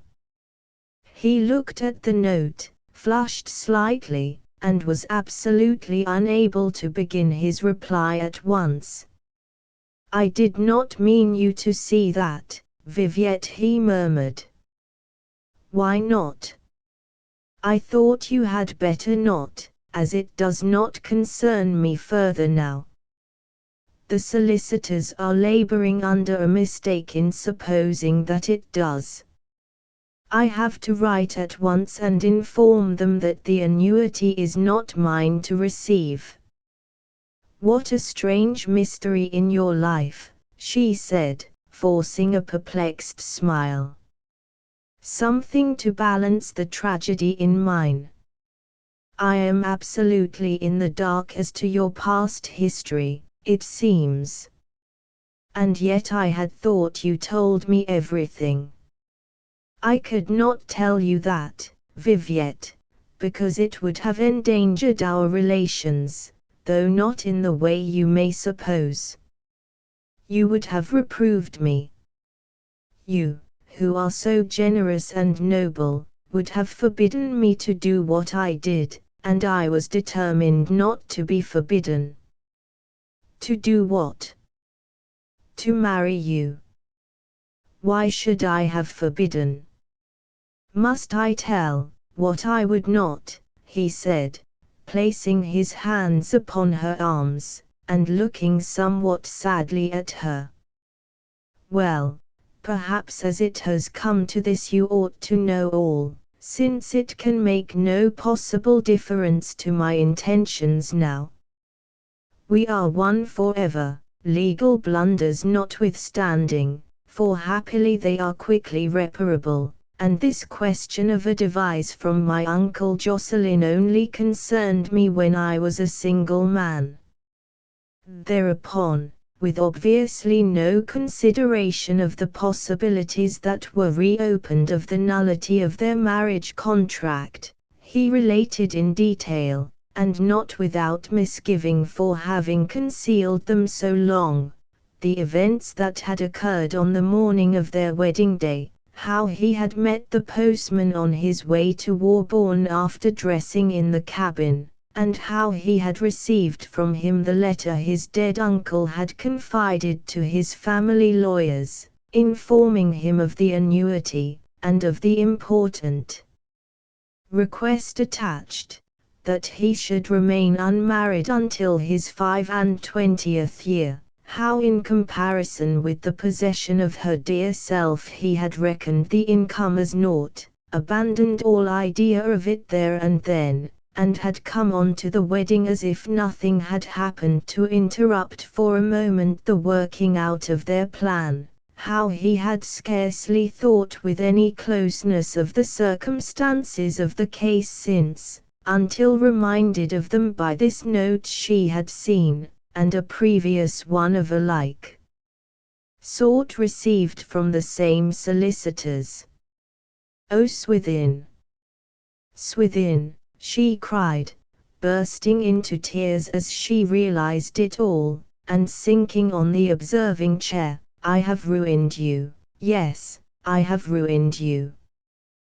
The young man was dismayed by her unexpected grief, and endeavored to soothe her, but she seemed touched by a poignant remorse which would not be comforted. "And now," she continued, as soon as she could speak, "when you are once more free, and in a position, actually in a position to claim the annuity that would be the making of you, I am compelled to come to you, and beseech you to undo yourself again, merely to save me. Not to save you, Viviette, but to bless me. You do not ask me to remarry, it is not a question of alternatives at all, it is my straight course. I do not dream of doing otherwise. I should be wretched if you thought for one moment I could entertain the idea of doing otherwise." But the more he said the worse he made the matter. It was a state of affairs that would not bear discussion at all, and the unsophisticated view he took of his course seemed to increase her responsibility. "Why did your uncle attach such a cruel condition to his bounty?" she cried bitterly. "Oh, he little thinks how hard he hits me from the grave, me, who have never done him wrong, and you, too. Swithin, are you sure that he makes that condition indispensable? Perhaps he meant that you should not marry beneath you. Perhaps he did not mean to object in such a case as your marrying, forgive me for saying it, a little above you. There is no doubt that he did not contemplate a case which has led to such happiness as this has done." The youth murmured with hesitation, for though he scarcely remembered a word of his uncle's letter of advice, he had a dim apprehension that it was couched in terms alluding specifically to Lady Constantine. "Are you sure you cannot retain the money, and be my lawful husband too?" she asked piteously. "Oh, what a wrong I am doing you! I did not dream that it could be as bad as this. I knew I was wasting your time by letting you love me, and hampering your projects, but I thought there were compensating advantages. This wrecking of your future at my hands I did not contemplate. You are sure there is no escape? Have you his letter with the conditions, or the will? Let me see the letter in which he expresses his wishes." "I assure you it is all as I say," he pensively returned. "Even if I were not legally bound by the conditions I should be morally. But how does he put it? How does he justify himself in making such a harsh restriction? Do let me see the letter," Swithin. I shall think it a want of confidence if you do not. I may discover some way out of the difficulty if you let me look at the papers. Eccentric wills can be evaded in all sorts of ways. Still he hesitated. I would rather you did not see the papers, he said. But she persisted as only a fond woman can. Her conviction was that she who, as a woman many years his senior, should have shown her love for him by guiding him straight into the paths he aimed at, had blocked his attempted career for her own happiness. This made her more intent than ever to find out a device by which, while she still retained him, he might also retain the life interest under his uncle's will. Her entreaties were at length too potent for his resistance. Accompanying her downstairs to the cabin, he opened the desk from which the other papers had been taken, and against his better judgment handed her the ominous communication of Jocelyn St. Cleeve, which lay in the envelope just as it had been received 3/4 of a year earlier. "Don't read it now," he said. "Don't spoil our meeting by entering into a subject which is virtually past and done with. Take it with you, and look it over at your leisure, merely as an old curiosity, remember, and not as a still operative document. I have almost forgotten what the contents are, beyond the general advice and stipulation that I was to remain a bachelor."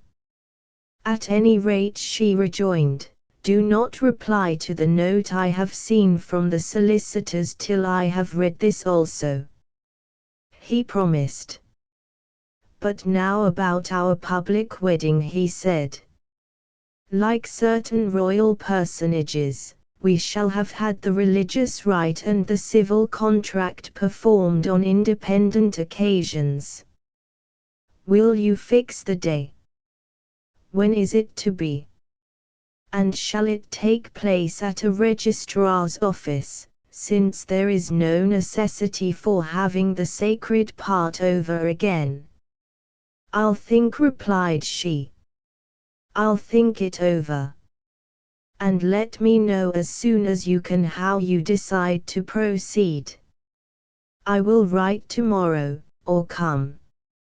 I do not know what to say now. I cannot forget how I am wronging you. This is almost more than I can bear."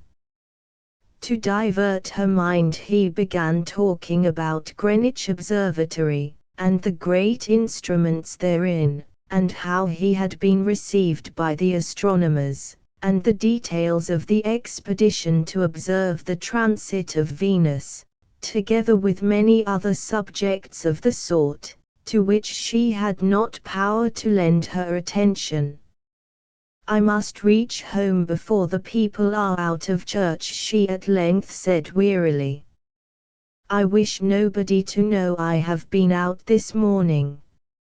And forbidding Swithin to cross into the open in her company, she left him on the edge of the isolated plantation, which had latterly known her tread so well.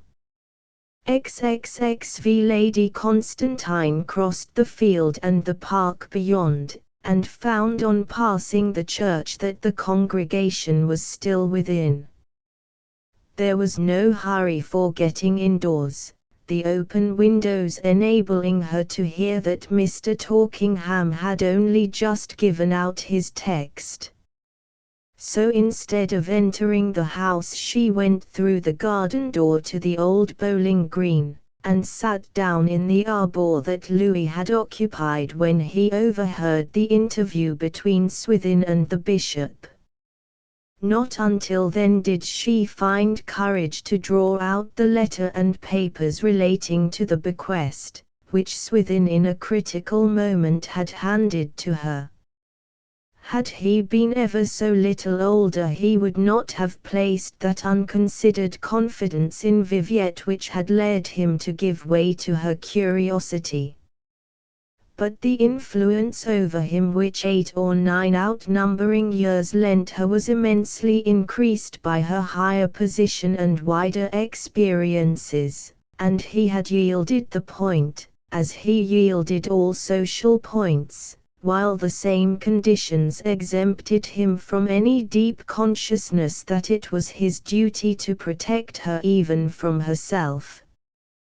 The preamble of Dr. St. Cleeve's letter, in which he referred to his pleasure at hearing of the young man's promise as an astronomer, disturbed her not at all, indeed, somewhat prepossessed her in favor of the old gentleman who had written it. The first item of what he called unfavorable news, namely, the allusion to the inadequacy of Swithin's income to the wants of a scientific man, whose lines of work were not calculated to produce pecuniary emolument for many years, deepened the cast of her face to concern. She reached the second item of the so-called unfavorable news, and her face flushed as she read how the doctor had learned that there was something in your path worse than narrow means, and that something is a woman. To save you, if possible, from ruin on these heads, she read on, I take the preventive measures entailed below. And then followed the announcement of the £600 a year settled on the youth for life, on the single condition that he remained unmarried till the age of 25, just as Swithin had explained to her. She next learned that the bequest was for a definite object, that he might have resources sufficient to enable him to travel in an inexpensive way, and begin a study of the southern constellations, which, according to the shrewd old man's judgment, were a mine not so thoroughly worked as the northern, and therefore to be recommended. This was followed by some sentences which hit her in the face like a switch. The only other preventive step in my power is that of exhortation. Swithin St. Cleeve, don't make a fool of yourself, as your father did. If your studies are to be worth anything, believe me they must be carried on without the help of a woman.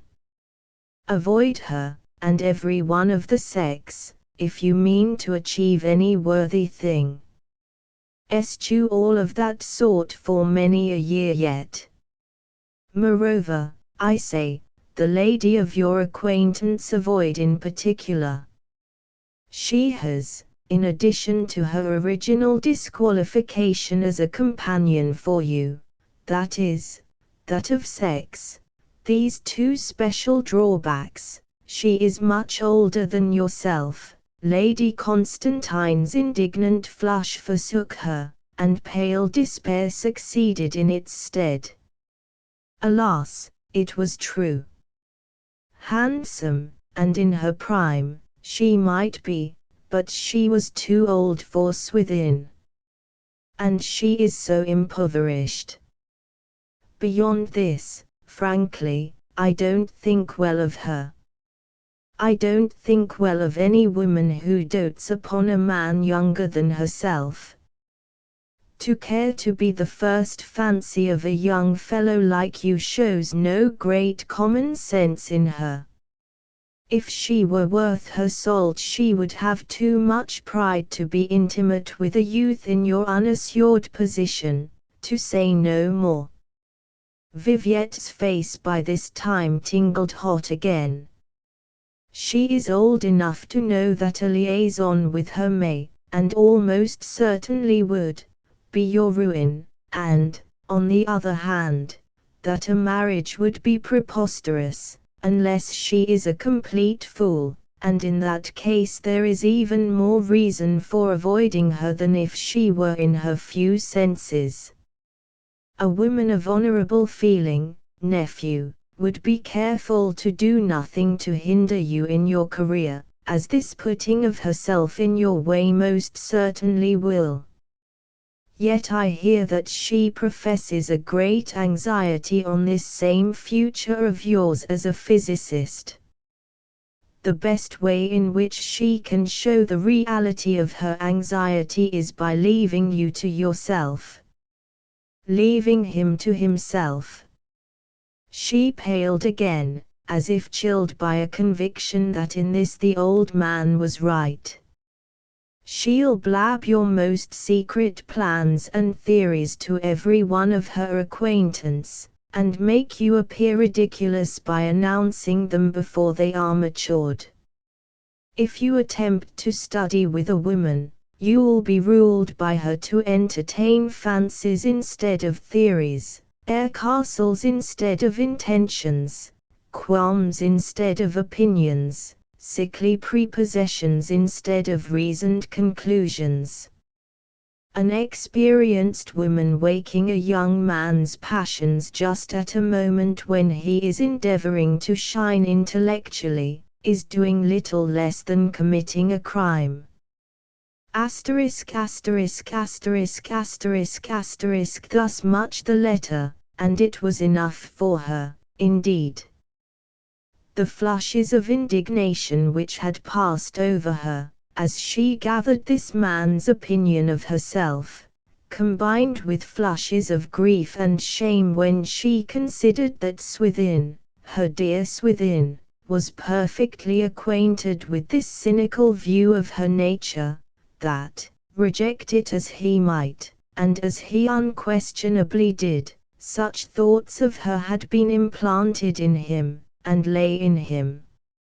Stifled as they were, they lay in him like seeds too deep for germination, which accident might some day bring near the surface and aerate into life.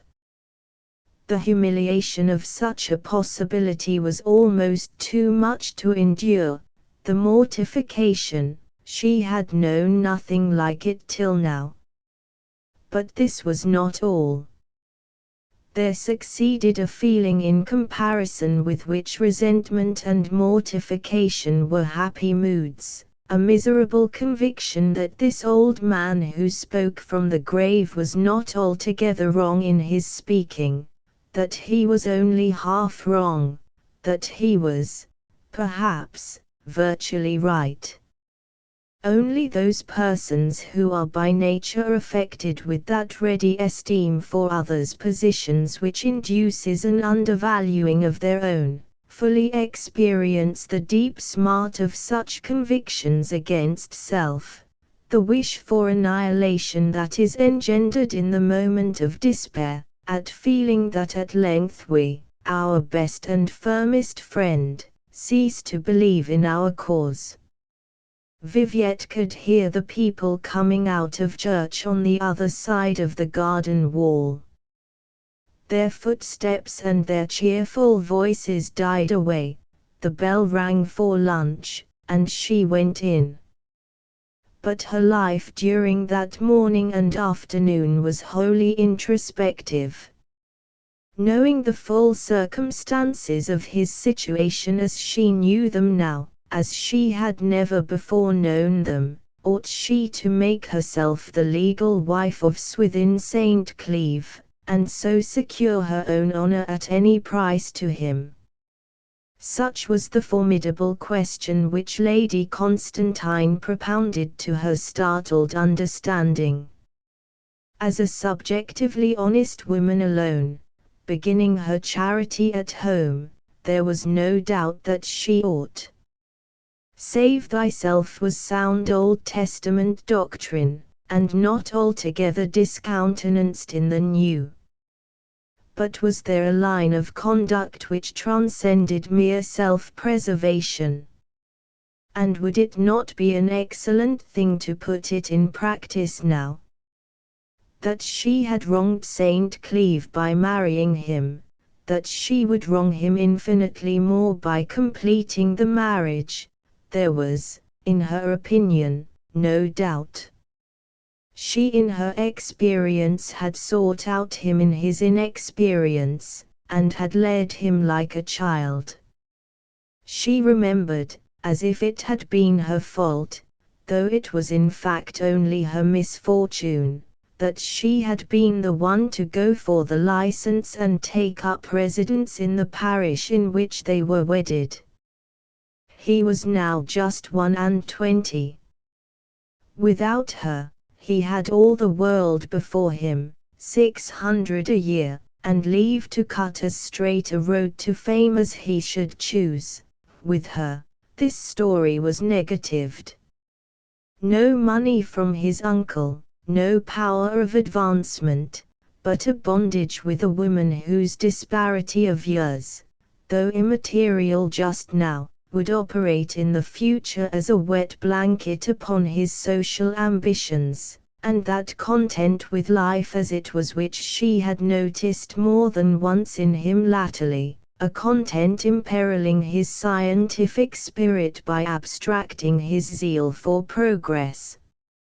It was impossible, in short, to blind herself to the inference that marriage with her had not benefited him. Matters might improve in the future, but to take upon herself the whole liability of Swithin's life, as she would do by depriving him of the help his uncle had offered, was a fearful responsibility. How could she, an unendowed woman, replace such assistance?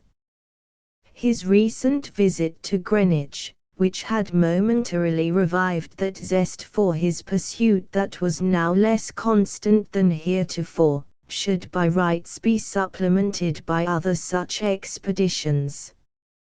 It would be true benevolence not to deprive him of means to continue them, so as to keep his ardor alive, regardless of the cost to herself. It could be done. By the extraordinary favor of a unique accident she had now an opportunity of redeeming Swithin's seriously compromised future, and restoring him to a state no worse than his first. His annuity could be enjoyed by him, his travels undertaken, his studies pursued, his high vocation initiated, by one little sacrifice, that of herself. She only had to refuse to legalize their marriage, to part from him forever, and all would be well with him thenceforward. The pain to him would after all be but slight, whatever it might be to his wretched Viviette. The ineptness of retaining him at her side lay not only in the fact itself of injury to him, but in the likelihood of his living to see it as such, and reproaching her for selfishness in not letting him go in this unprecedented opportunity for correcting a move proved to be false. He wished to examine the southern heavens. Perhaps his uncle's letter was the father of the wish, and there was no telling what good might not result to mankind at large from his exploits there. Why should she, to save her narrow honor, waste the wide promise of his ability? That in immolating herself by refusing him, and leaving him free to work wonders for the good of his fellow creatures, she would in all probability add to the sum of human felicity, consoled her by its breadth as an idea even while it tortured her by making herself the scapegoat or single unit on whom the evil would fall. Or to possibly large number, Swithin included, to remain unbenefited because the one individual to whom his release would be an injury chanced to be herself. Love between man and woman, which in Homer, Moses, and other early exhibitors of life, is mere desire, had for centuries past so far broadened as to include sympathy and friendship. Surely it should in this advanced stage of the world include benevolence also. If so, it was her duty to set her young man free. Thus she labored, with a generosity more worthy even than its object, to sink her love for her own decorum in devotion to the world in general, and to Swithin in particular. To counsel her activities by her understanding, rather than by her emotions as usual, was hard work for a tender woman, but she strove hard, and made advance. The self-centered attitude natural to one in her situation was becoming displaced by the sympathetic attitude, which, though it had to be artificially fostered at first, gave her, by degrees, a certain sweet sense that she was rising above self-love. That maternal element which had from time to time evinced itself in her affection for the youth, and was imparted by her superior ripeness in experience and years, appeared now again, as she drew nearer the resolve not to secure propriety in her own social condition at the expense of this youth's earthly utility. Unexpectedly grand fruits are sometimes forced forth by harsh pruning. The illiberal letter of Swithin's uncle was suggesting to Lady Constantine an altruism whose thoroughness would probably have amazed that queer old gentleman into a withdrawal of the conditions that had induced it. To love St. Cleeve so far better than herself as this was to surpass the love of women as conventionally understood, and as mostly existing. Before, however, clinching her decision by any definite step, she worried her little brain by devising every kind of ingenious scheme, in the hope of lighting on one that might show her how that decision could be avoided with the same good result. But to secure for him the advantages offered, and to retain him likewise, reflection only showed it to be impossible. Yet to let him go forever was more than she could endure, and at length she jumped at an idea which promised some sort of improvement on that design. She would propose that reunion should not be entirely abandoned, but simply postponed, namely, till after his 25th birthday, when he might be her husband without, at any rate, the loss to him of the income. By this time he would approximate to a man's full judgment, and that painful aspect of her as one who had deluded his raw immaturity would have passed forever. The plan somewhat appeased her disquieted honor. To let a marriage sink into abeyance for 4 or 5 years was not to nullify it, and though she would leave it to him to move its substantiation at the end of that time, without present stipulations, she had not much doubt upon the issue. The clock struck 5. This silent mental debate had occupied her whole afternoon. Perhaps it would not have ended now but for an unexpected incident, the entry of her brother Louis. He came into the room where she was sitting, or rather writhing, and after a few words to explain how he had got there and about the mistake in the date of Sir Blount's death, he walked up close to her. His next remarks were apologetic in form, but in essence they were bitterness itself. "Viviette," he said, "I am sorry for my hasty words to you when I last left this house. I readily withdraw them. My suspicions took a wrong direction. I think now that I know the truth. You have been even madder than I supposed." "In what way?" she asked distantly. "I lately thought that unhappy young man was only your too favored lover." "You thought wrong, he is not."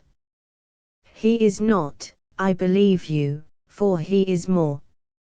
I now am persuaded that he is your lawful husband. Can you deny it? I can. On your sacred word. On my sacred word he is not that either. Thank heaven for that assurance, said Louis, exhaling a breath of relief.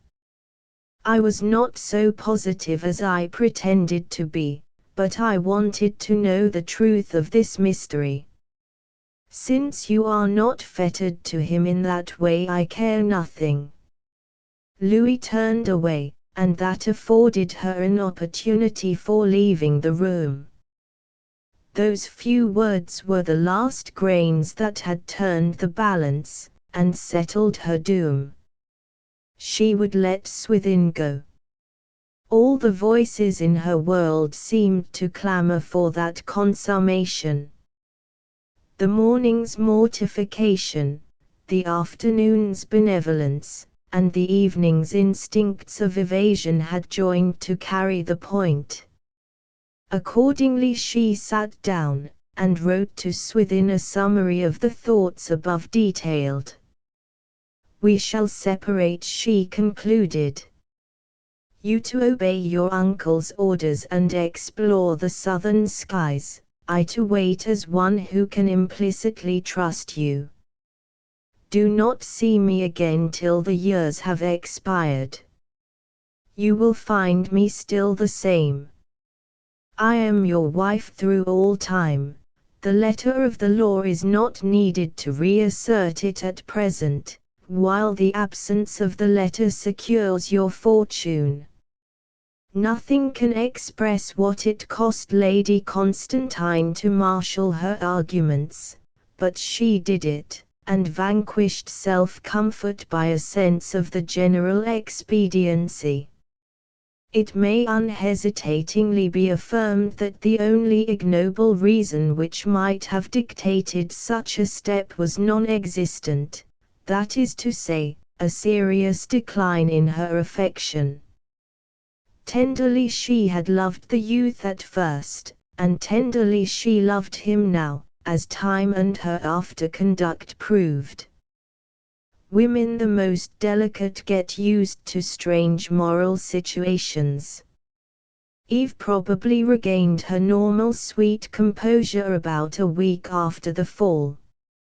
On first learning of her anomalous position, Lady Constantine had blushed hot, and her pure instincts had prompted her to legalize her marriage without a moment's delay. Heaven and earth were to be moved at once to effect it. Day after day had passed, her union had remained unsecured, and the idea of its nullity had gradually ceased to be strange to her, till it became of little account beside her bold resolve for the young man's sake.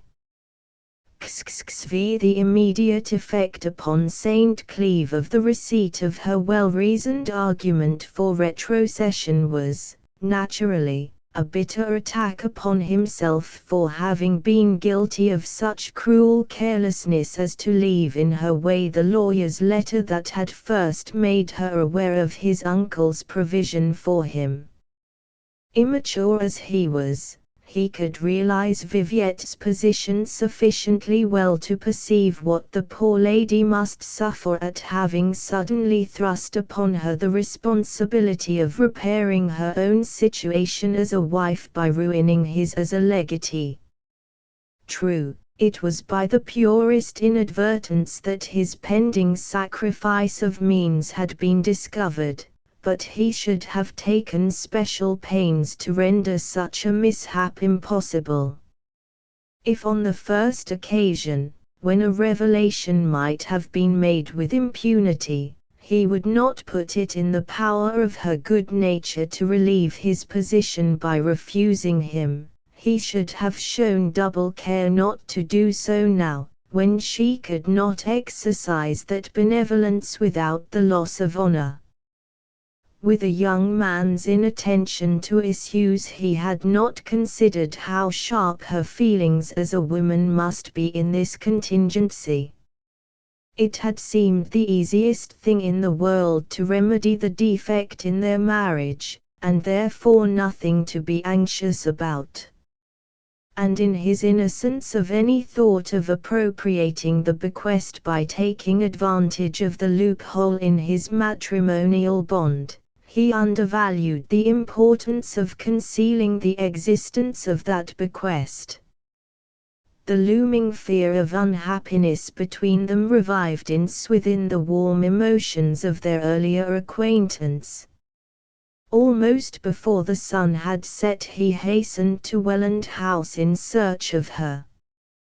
The air was disturbed by stiff summer blasts, productive of windfalls and premature descents of leafage. It was an hour when unripe apples shower down in orchards, and unbrowned chestnuts descend in their husks upon the park glades. There was no help for it this afternoon but to call upon her in a direct manner, regardless of suspicions. He was thunderstruck when, while waiting in the full expectation of being admitted to her presence, the answer brought back to him was that she was unable to see him. This had never happened before in the whole course of their acquaintance. But he knew what it meant, and turned away with a vague disquietude. He did not know that Lady Constantine was just above his head, listening to his movements with the liveliest emotions, and, while praying for him to go, longing for him to insist on seeing her and spoil all. But the faintest symptom being always sufficient to convince him of having blundered, he unwittingly took her at her word, and went rapidly away. However, he called again the next day, and she, having gained strength by one victory over herself, was enabled to repeat her refusal with greater ease. Knowing this to be the only course by which her point could be maintained, she clung to it with strenuous and religious pertinacity. Thus immured and self-controlling she passed a week. Her brother, though he did not live in the house, preferring the nearest watering place at this time of the year, was continually coming there, and one day he happened to be present when she denied herself to Swithin for the third time. Louis, who did not observe the tears in her eyes, was astonished and delighted. She was coming to her senses at last. Believing now that there had been nothing more between them than a too plainly shown partiality on her part, he expressed his commendation of her conduct to her face. At this, instead of owning to its advantage also, her tears burst forth outright. Not knowing what to make of this, Louis said, "Well, I am simply upholding you in your course." "Yes, yes, I know it," she cried. "And it is my deliberately chosen course. I wish he, Swithin St. Cleeve, would go on his travels at once, and leave the place. 600 a year has been left him for travel and study of the southern constellations, and I wish he would use it. You might represent the advantage to him of the course if you cared to." Louis thought he could do no better than let Swithin know this as soon as possible. Accordingly, when St. Cleeve was writing in the hut the next day, he heard the crackle of footsteps over the fir needles outside, and jumped up, supposing them to be hers, but, to his disappointment, it was her brother who appeared at the door. "Excuse my invading the hermitage, St. Cleeve," he said in his careless way, "but I have heard from my sister of your good fortune." "My good fortune?" "Yes, in having an opportunity for roving, and with a traveler's conceit I couldn't help coming to give you the benefit of my experience. When do you start? I have not formed any plan as yet. Indeed, I had not quite been thinking of going. Louis stared. Not going. Then I may have been misinformed. What I have heard is that a good uncle has kindly bequeathed you a sufficient income to make a second Isaac Newton of you, if you only use it as he directs. Swithin breathed quickly, but said nothing. If you have not decided so to make use of it, let me implore you, as your friend, and one nearly old enough to be your father, to decide at once. Such a chance does not happen to a scientific youth once in a century. Thank you for your good advice, for it is good in itself, I know, said Swithin, in a low voice. But has Lady Constantine spoken of it at all? She thinks as I do. She has spoken to you on the subject? Certainly. More than that, it is at her request, though I did not intend to say so, that I come to speak to you about it now. Frankly and plainly, said Swithin, his voice trembling with a compound of scientific and amatory emotion that defies definition. Does she say seriously that she wishes me to go? She does. Then go I will, replied Swithin firmly. I have been fortunate enough to interest some leading astronomers, including the Astronomer Royal, and in a letter received this morning I learn that the use of the Cape Observatory has been offered me for any southern observations I may wish to make. This offer I will accept. Will you kindly let Lady Constantine know this, since she is interested in my welfare? Louis promised, and when he was gone Swithin looked blankly at his own situation, as if he could scarcely believe in its reality.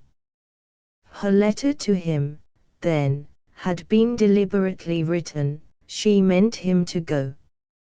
But he was determined that none of those misunderstandings which ruin the happiness of lovers should be allowed to operate in the present case. He would see her, if he slept under her walls all night to do it, and would hear the order to depart from her own lips. This unexpected stand she was making for his interests was winning his admiration to such a degree as to be in danger of defeating the very cause it was meant to subserve. A woman like this was not to be forsaken in a hurry. He wrote 2 lines, and left the note at the house with his own hand. The cabin, Rings Hill, the 7th of July. Dearest Viviette, if you insist, I will go. But letter writing will not do. I must have the command from your own 2 lips, otherwise I shall not stir. I am here every evening at 7. Can you come, S? This note, as fate would have it, reached her hands in the single hour of that week when she was in a mood to comply with his request, just when moved by a reactionary emotion after dismissing Swithin. She went upstairs to the window that had so long served purposes of this kind, and signalled yes. St. Cleeve soon saw the answer she had given and watched her approach from the tower as the sunset drew on. The vivid circumstances of his life at this date led him ever to remember the external scenes in which they were set. It was an evening of exceptional irradiations, and the west heaven gleamed like a foundry of all metals common and rare.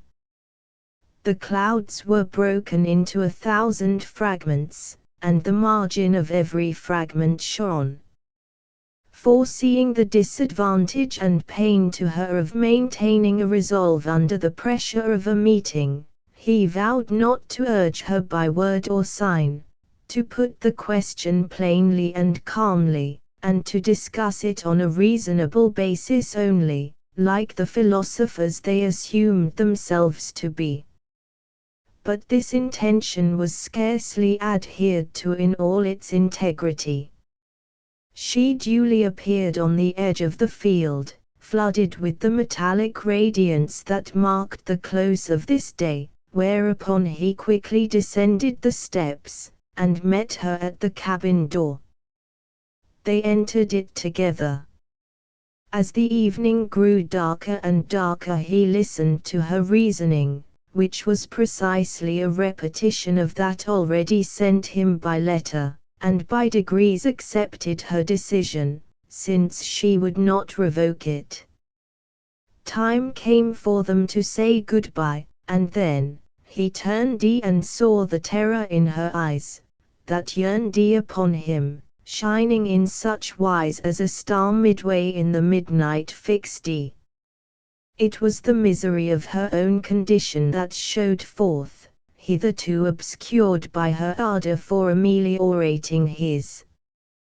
They closed together, and kissed each other as though the emotion of their whole year and half's acquaintance had settled down upon that moment. "I won't go away from you," said Swithin huskily. "Why did you propose it for an instant?" Thus the nearly ended interview was again prolonged, and Viviette yielded to all the passion of her first union with him. Time, however, was merciless, and the hour approached midnight, and she was compelled to depart. Swithin walked with her towards the house, as he had walked many times before, believing that all was now smooth again between them, and caring, it must be owned, very little for his fame as an expositor of the southern constellations just then. When they reached the silent house, he said what he had not ventured to say before: "Fix the day. You have decided that it is to be soon, and that I am not to go." But youthful Swithin was far, very far, from being up to the fond subtlety of Viviette this evening. "I cannot decide here," she said gently, releasing herself from his arm. "I will speak to you from the window." "Wait for me." She vanished, and he waited. It was a long time before the window opened, and he was not aware that, with her customary complication of feeling, she had knelt for some time inside the room before looking out. "Well," said he. "It cannot be," she answered. "I cannot ruin you. But the day after you are 25 our marriage shall be confirmed, if you choose." "Oh, my Viviette, how is this?" he cried. "Swithin, I have not altered. But I feared for my powers, and could not tell you whilst I stood by your side. I ought not to have given way as I did tonight. Take the bequest, and go. You are too young to be fettered. I should have thought of it.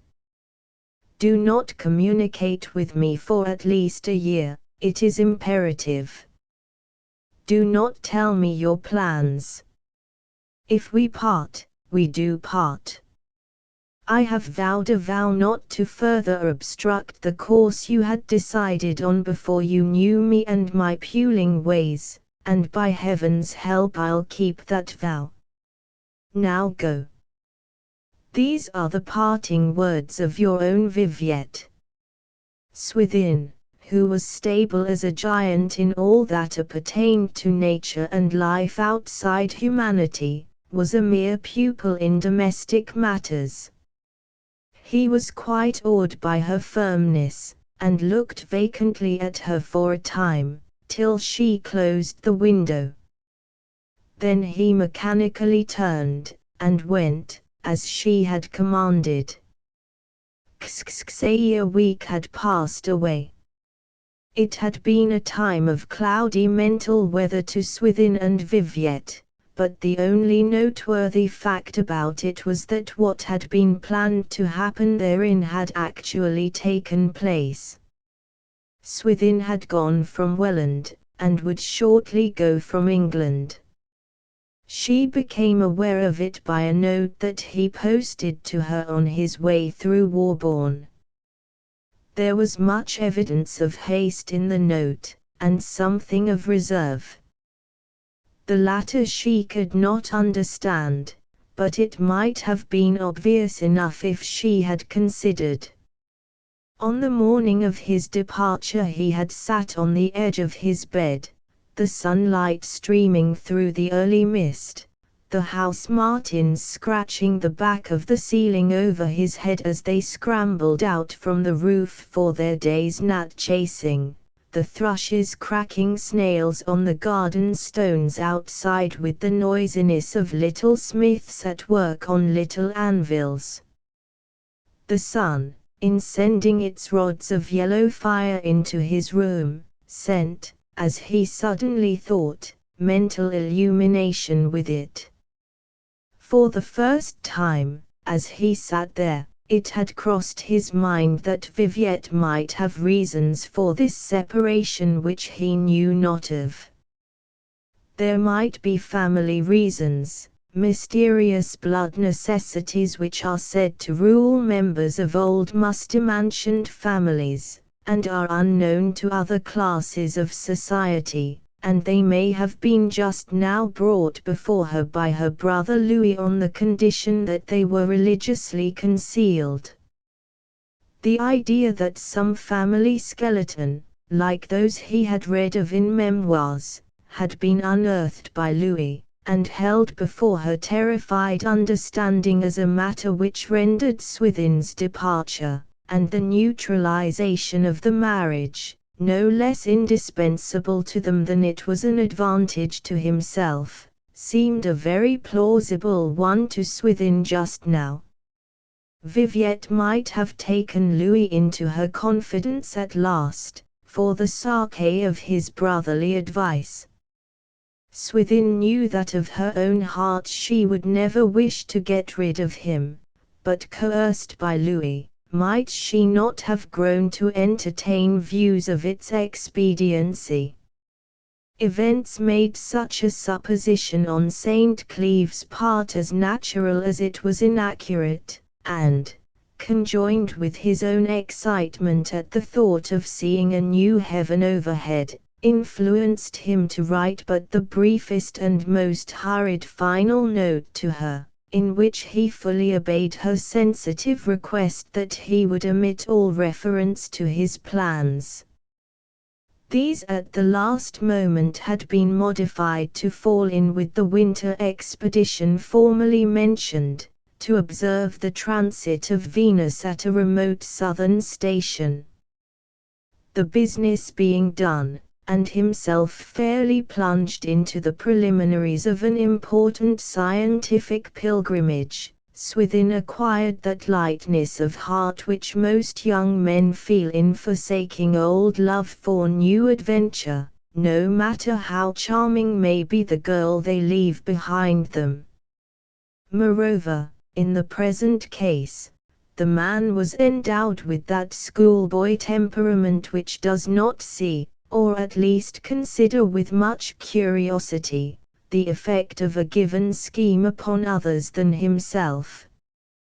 The bearing upon Lady Constantine of what was an undoubted predicament for any woman, was forgotten in his feeling that she had done a very handsome and noble thing for him, and that he was therefore bound in honor to make the most of it. His going had resulted in anything but lightness of heart for her.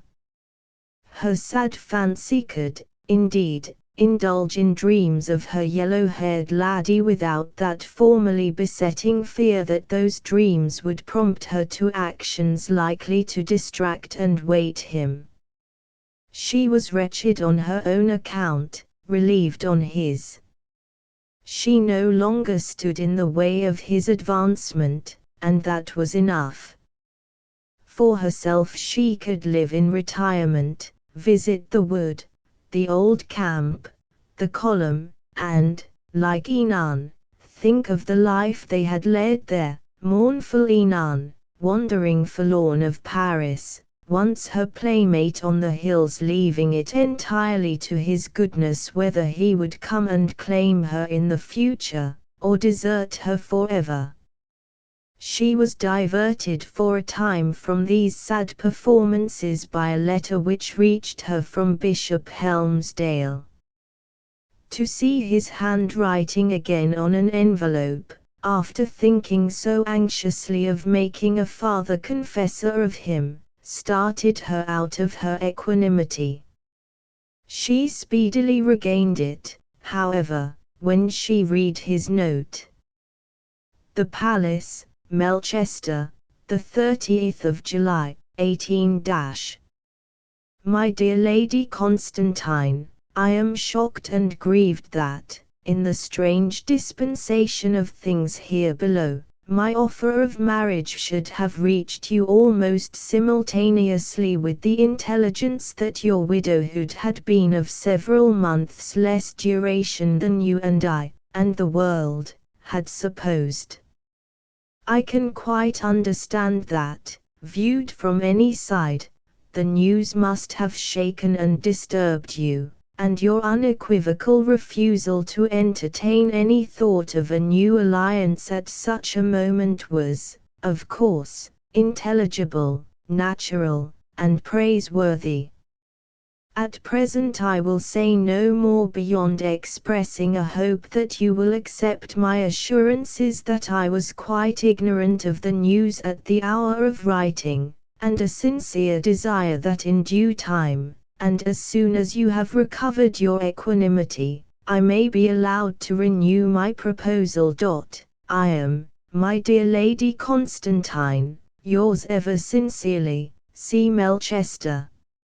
She laid the letter aside, and thought no more about it, beyond a momentary meditation on the errors into which people fall in reasoning from actions to motives. Louis, who was now again with her, became in due course acquainted with the contents of the letter, and was satisfied with the promising position in which matters seemingly stood all round.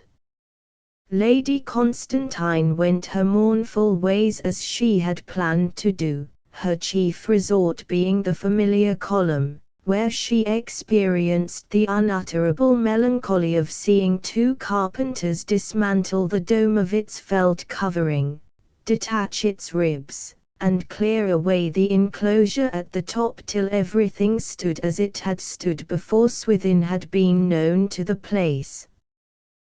The equatorial had already been packed in a box, to be in readiness if he should send for it from abroad.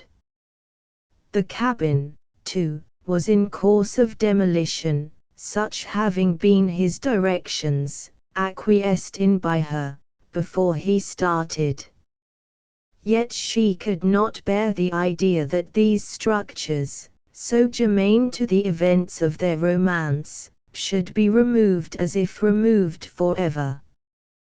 Going to the men she bade them store up the materials intact, that they might be re-erected if desired. She had the junctions of the timbers marked with figures, the boards numbered, and the different sets of screws tied up in independent papers for identification.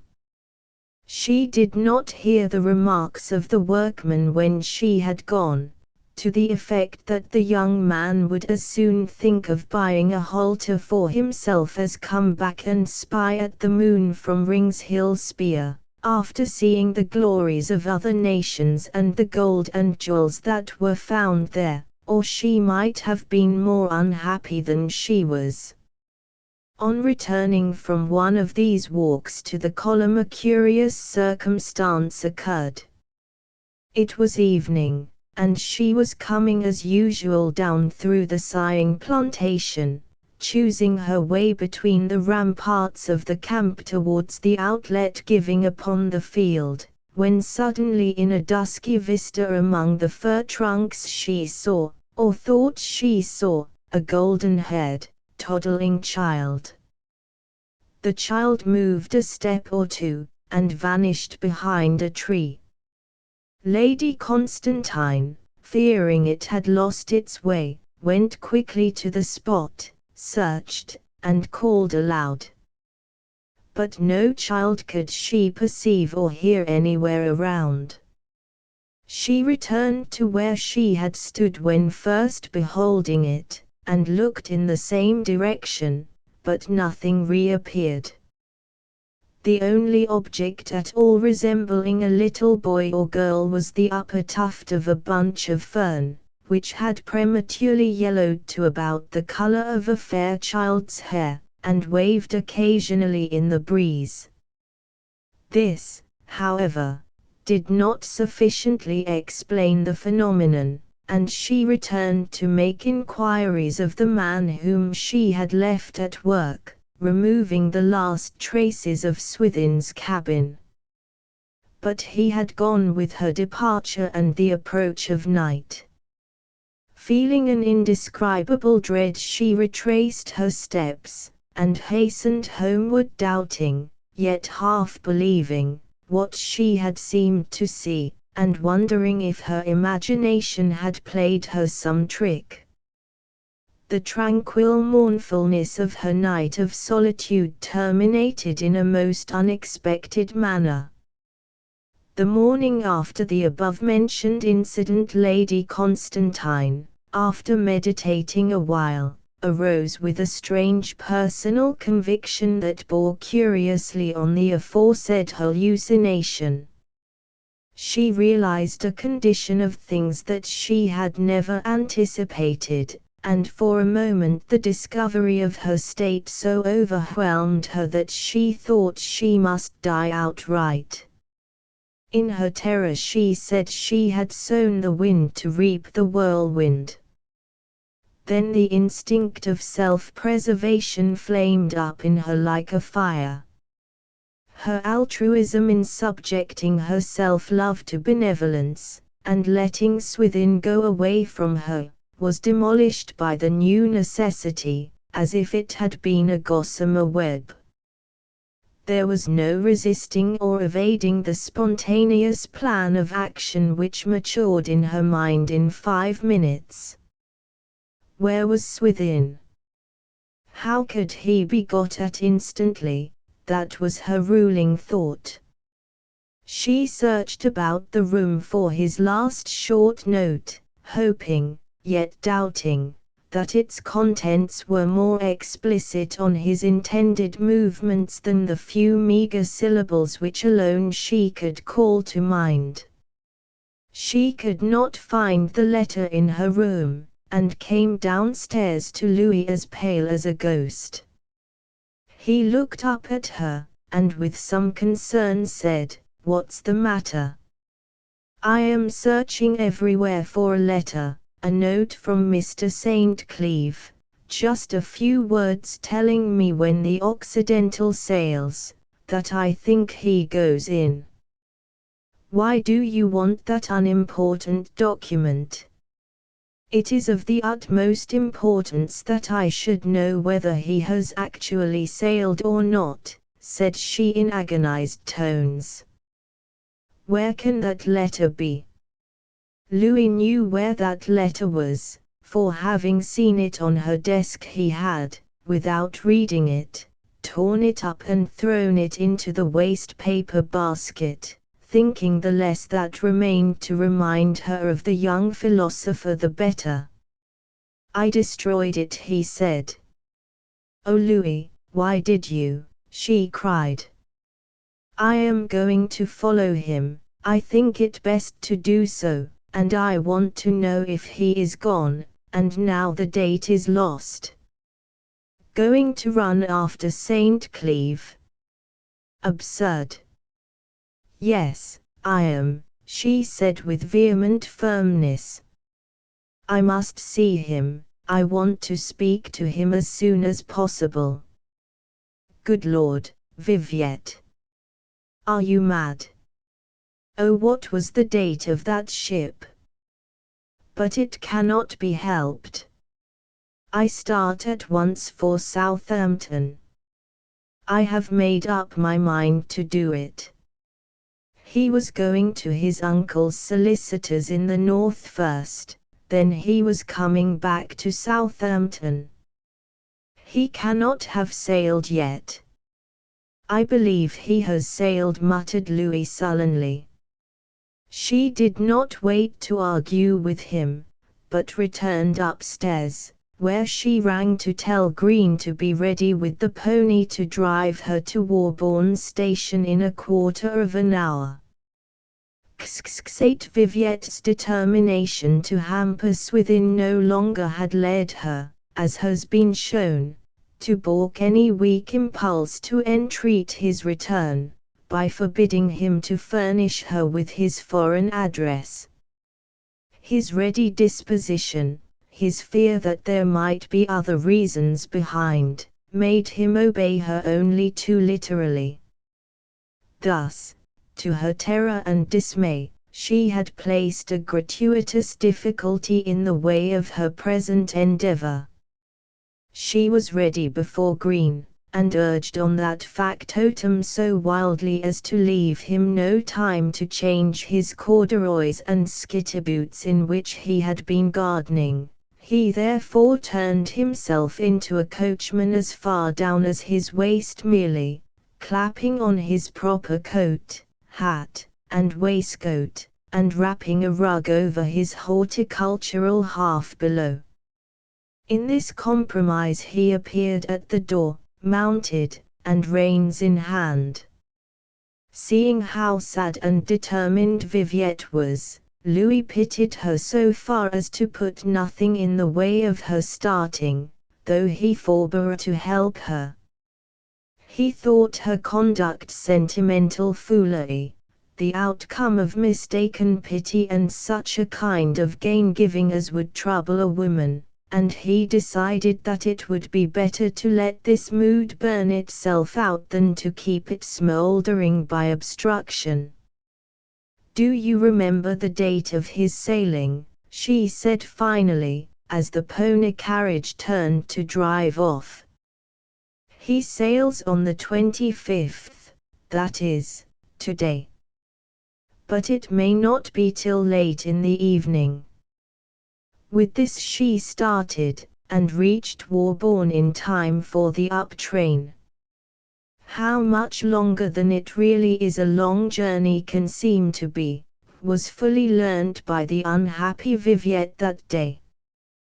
The changeful procession of country seats past which she was dragged, the names and memories of their owners, had no points of interest for her now.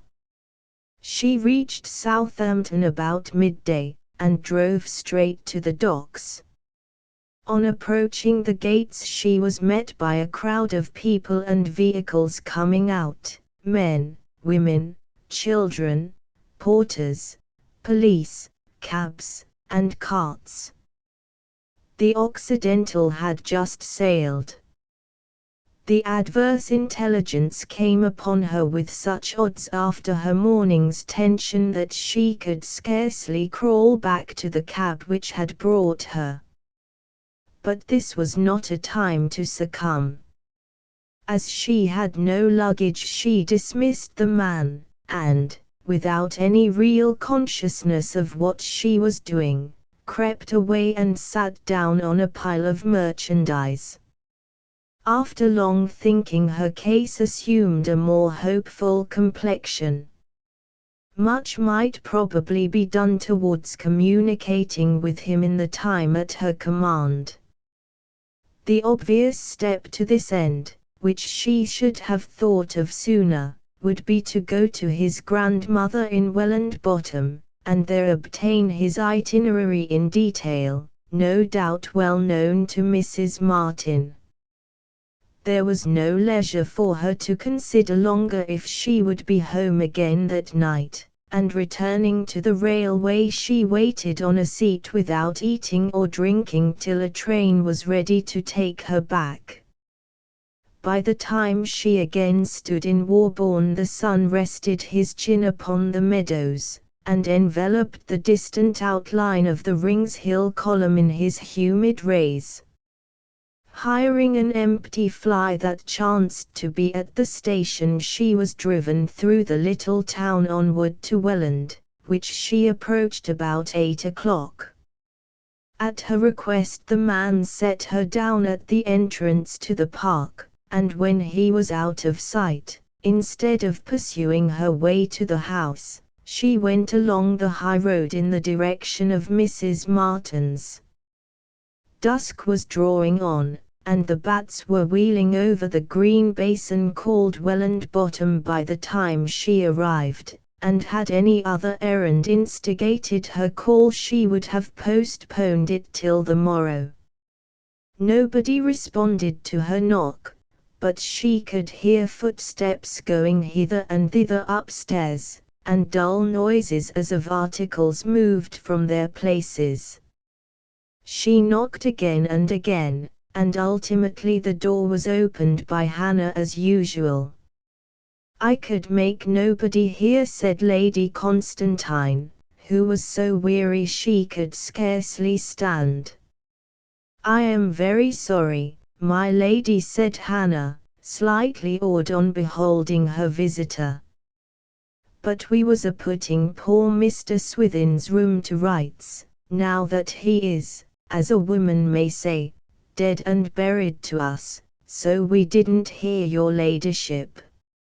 I'll call Mrs. Martin at once. She is up in the room that used to be his workroom." Here Hannah's voice implied moist eyes, and Lady Constantine's instantly overflowed. "No, I'll go up to her," said Viviette, and almost in advance of Hannah she passed up the shrunken ash stairs. The ebbing light was not enough to reveal to Mrs. Martin's aged gaze the personality of her visitor, till Hannah explained. "I'll get a light, my lady," said she. "No, I would rather not." "What are you doing, Mrs. Martin?" "Well, the poor misguided boy is gone, and he's gone for good to me. I am a woman of over 80 years, my Lady Constantine, my junketing days are over, and whether 'tis feasting or whether 'tis sorrowing in the land will soon be nothing to me.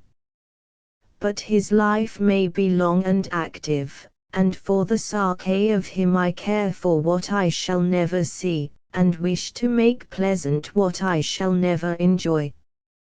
I am setting his room in order, as the place will be his own freehold when I am gone, so that when he comes back he may find all his poor gimcracks and tranglays as he left 'em, and not feel that I have betrayed his trust." Mrs. Martin's voice revealed that she had burst into such few tears as were left her, and then Hannah began crying likewise, whereupon Lady Constantine, whose heart had been bursting all day, and who, indeed, considering her coming trouble, had reason enough for tears, broke into bitterer sobs than either, sobs of absolute pain, that could no longer be concealed. Hannah was the first to discover that Lady Constantine was weeping with them, and her feelings being probably the least intense among the three she instantly controlled herself. "Refrain yourself, my dear woman, refrain," she said hastily to Mrs. Martin. "Don't ye see how it do raft my lady?" And turning to Viviette she whispered, "Her years be so great, your ladyship, that perhaps ye'll excuse her for busting out afore ye. We know when the mind is dim, my lady, there's not the manners there should be, but decayed people can't help it, poor old soul. Hannah, that will do now.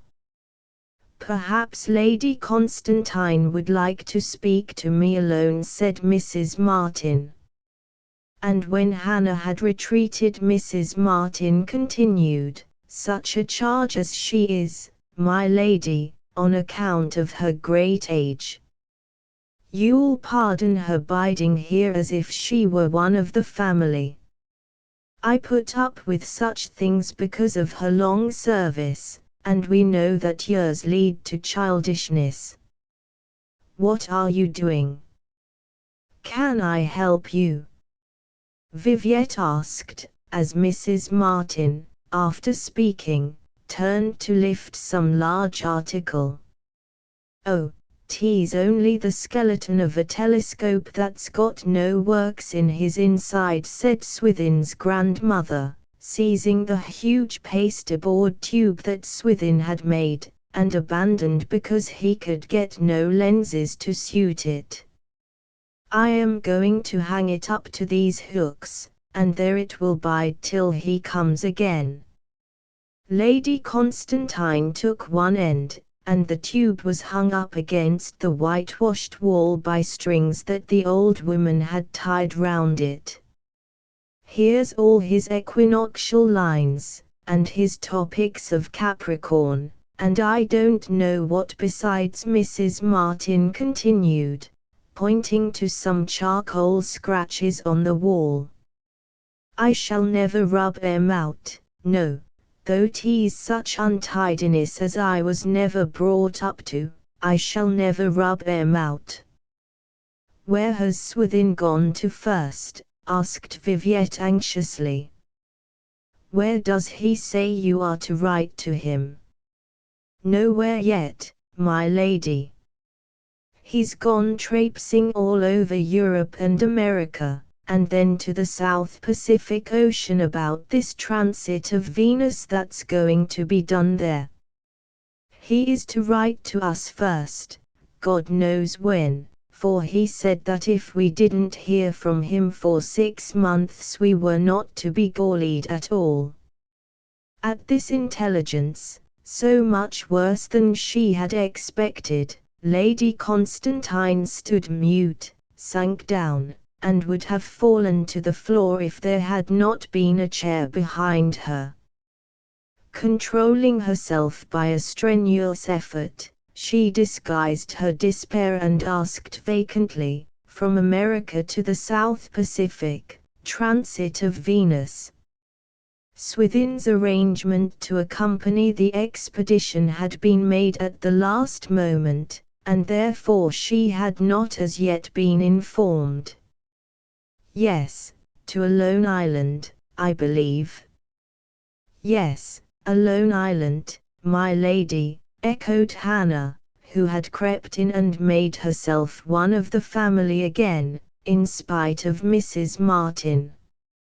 He is going to meet the English and American astronomers there at the end of the year. After that he will most likely go on to the Cape. But before the end of the year, what places did he tell you of visiting? Let me collect myself. He is going to the Observatory of Cambridge, United States, to meet some gentlemen there, and spy through the great refractor. Then there's the Observatory of Chicago, and I think he has a letter to make him be known to a gentleman in the observatory at Marseilles, and he wants to go to Vienna, and Pulkowa, too. He means to take in his way, there being great instruments and a lot of astronomers at each place. Does he take Europe or America first? She asked faintly, for the account seemed hopeless. Mrs. Martin could not tell till she had heard from Swithin. It depended upon what he had decided to do on the day of his leaving England. Lady Constantine bade the old people goodbye, and dragged her weary limbs homeward. The fatuousness of forethought had seldom been evinced more ironically. Had she done nothing to hinder him, he would have kept up an unreserved communication with her, and all might have been well. For that night she could undertake nothing further, and she waited for the next day. Then at once she wrote 2 letters to Swithin, directing one to Marseille's observatory, one to the Observatory of Cambridge, US, as being the only 2 spots on the face of the globe at which they were likely to intercept him. Each letter stated to him the urgent reasons which existed for his return, and contained a passionately regretful intimation that the annuity on which his hopes depended must of necessity be sacrificed by the completion of their original contract without delay. But letter conveyance was too slow a process to satisfy her. To send an epitome of her epistles by telegraph was, after all, indispensable.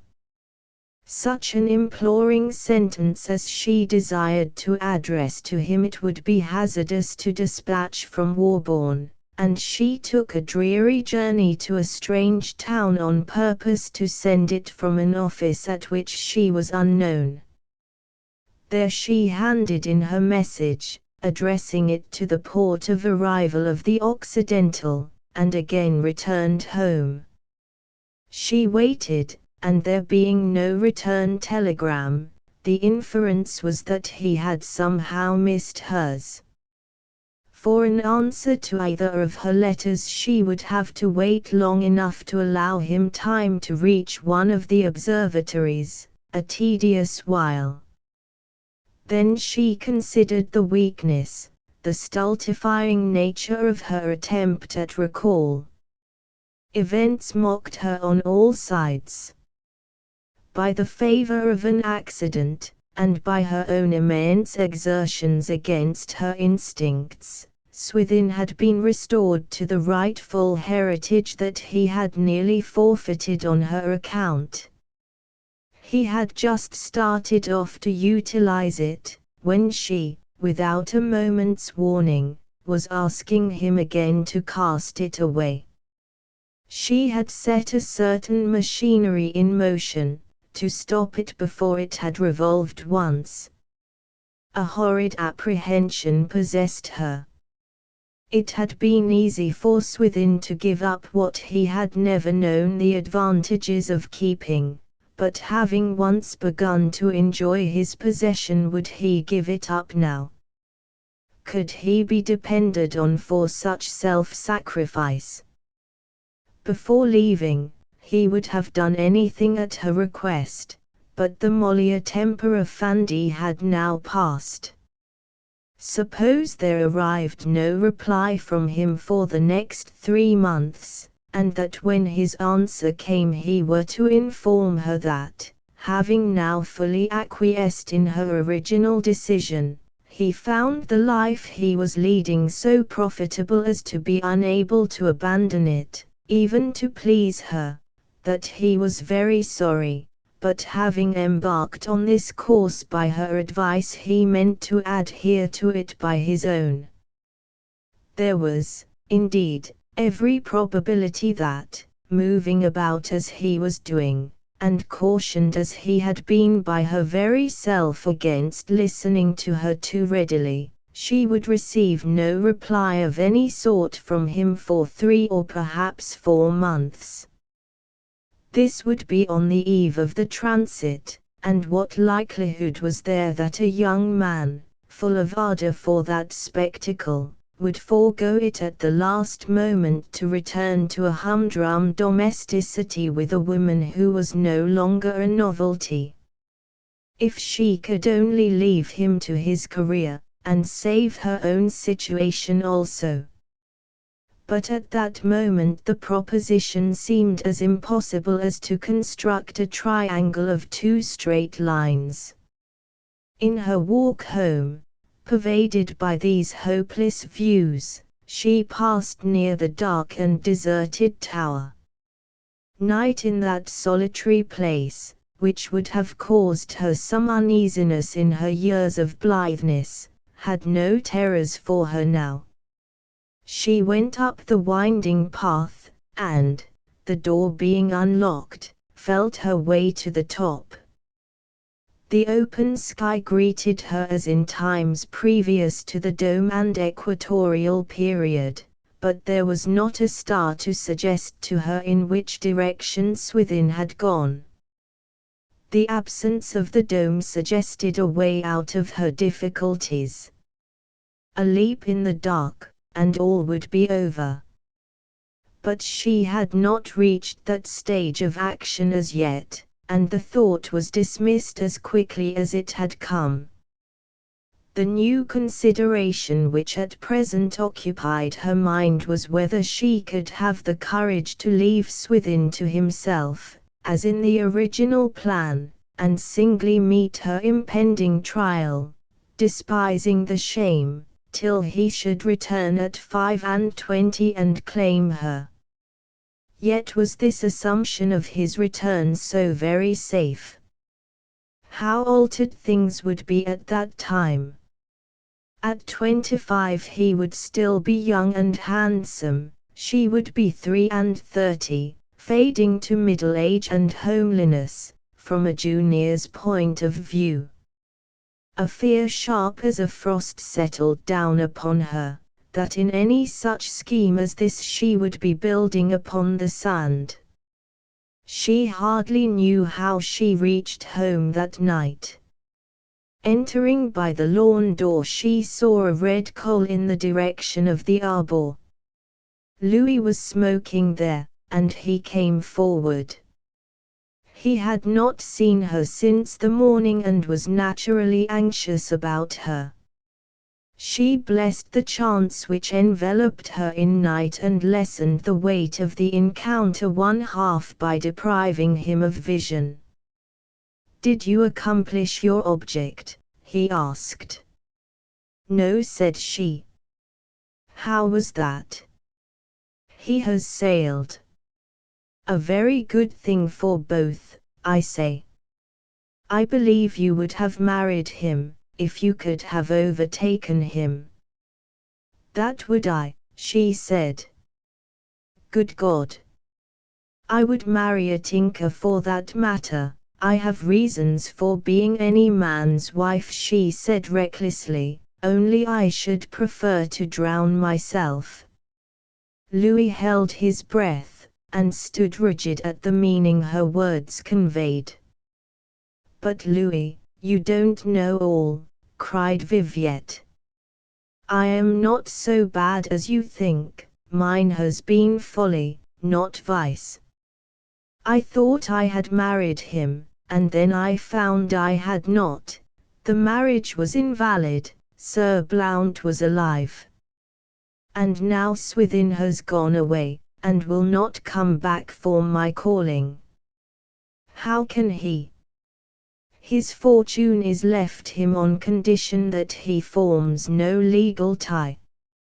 Oh, will he, come again?" "Never, if that's the position of affairs," said Louis firmly, after a pause. "What then shall I do?" said Viviette. Louis escaped the formidable difficulty of replying by pretending to continue his Havana, and she, bowed down to dust by what she had revealed, crept from him into the house. Louis's cigar went out in his hand as he stood looking intently at the ground. Louis got up the next morning with an idea in his head. He had dressed for a journey, and breakfasted hastily. Before he had started, Viviette came downstairs. Louis, who was now greatly disturbed about her, went up to his sister and took her hand. Auxiliary grands mors les grands remedies, he said, gravely. I have a plan. I have a dozen, said she. You have? Yes. But what are they worth?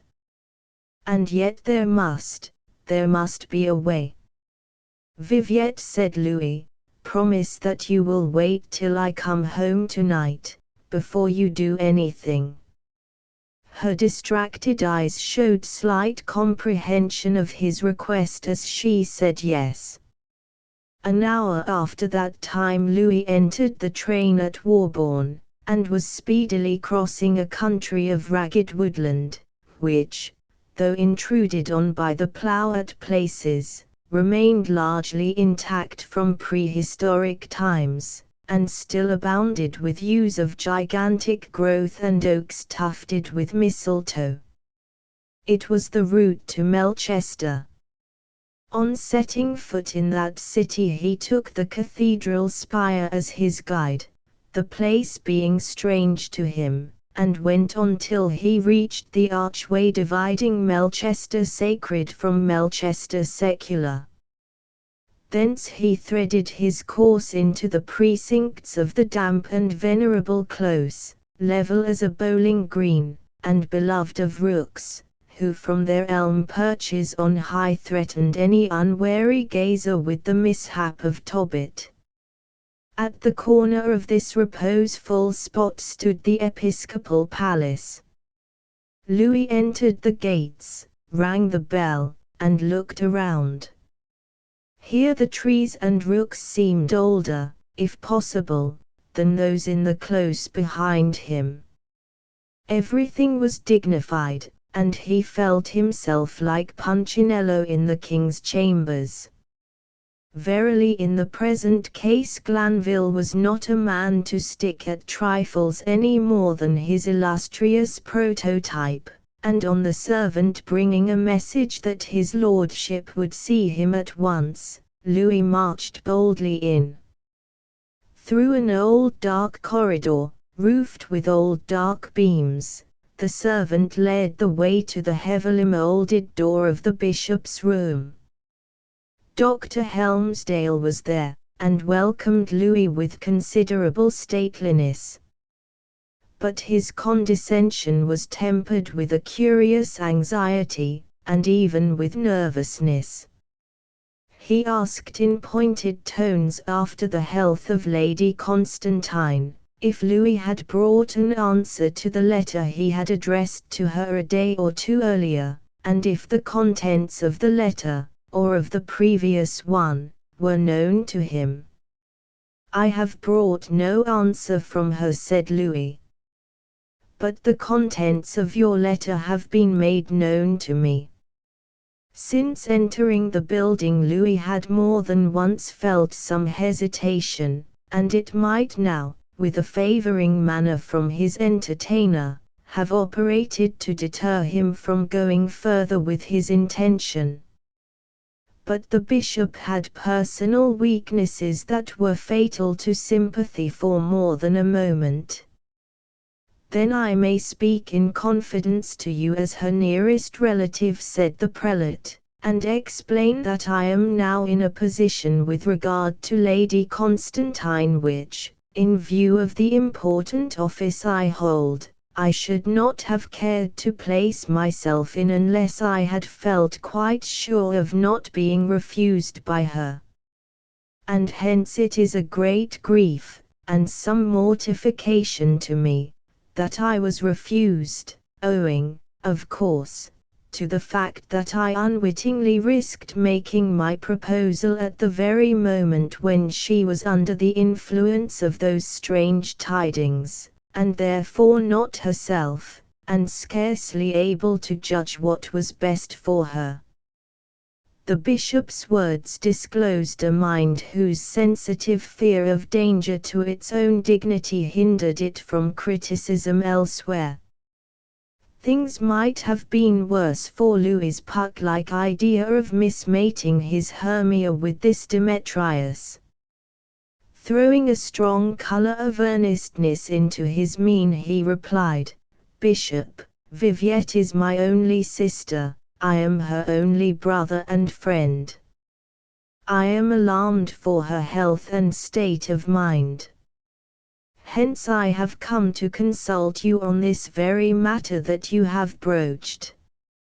I come absolutely without her knowledge, and I hope unconventionality may be excused in me on the score of my anxiety for her."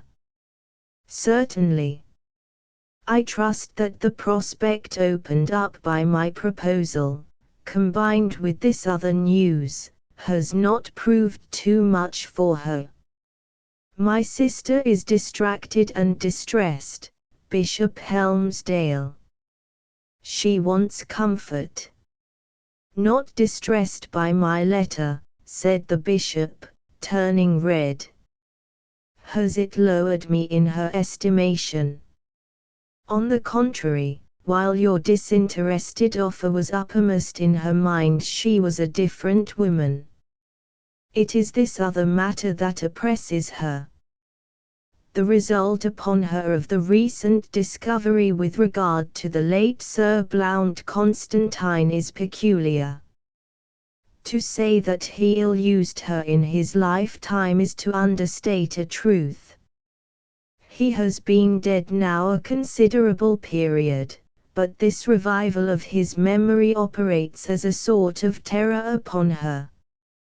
Images of the manner of Sir Blount's death are with her night and day, intensified by a hideous picture of the supposed scene, which was cruelly sent her. She dreads being alone. Nothing will restore my poor Viviette to her former cheerfulness but a distraction, a hope, a new prospect. That is precisely what acceptance of my offer would afford."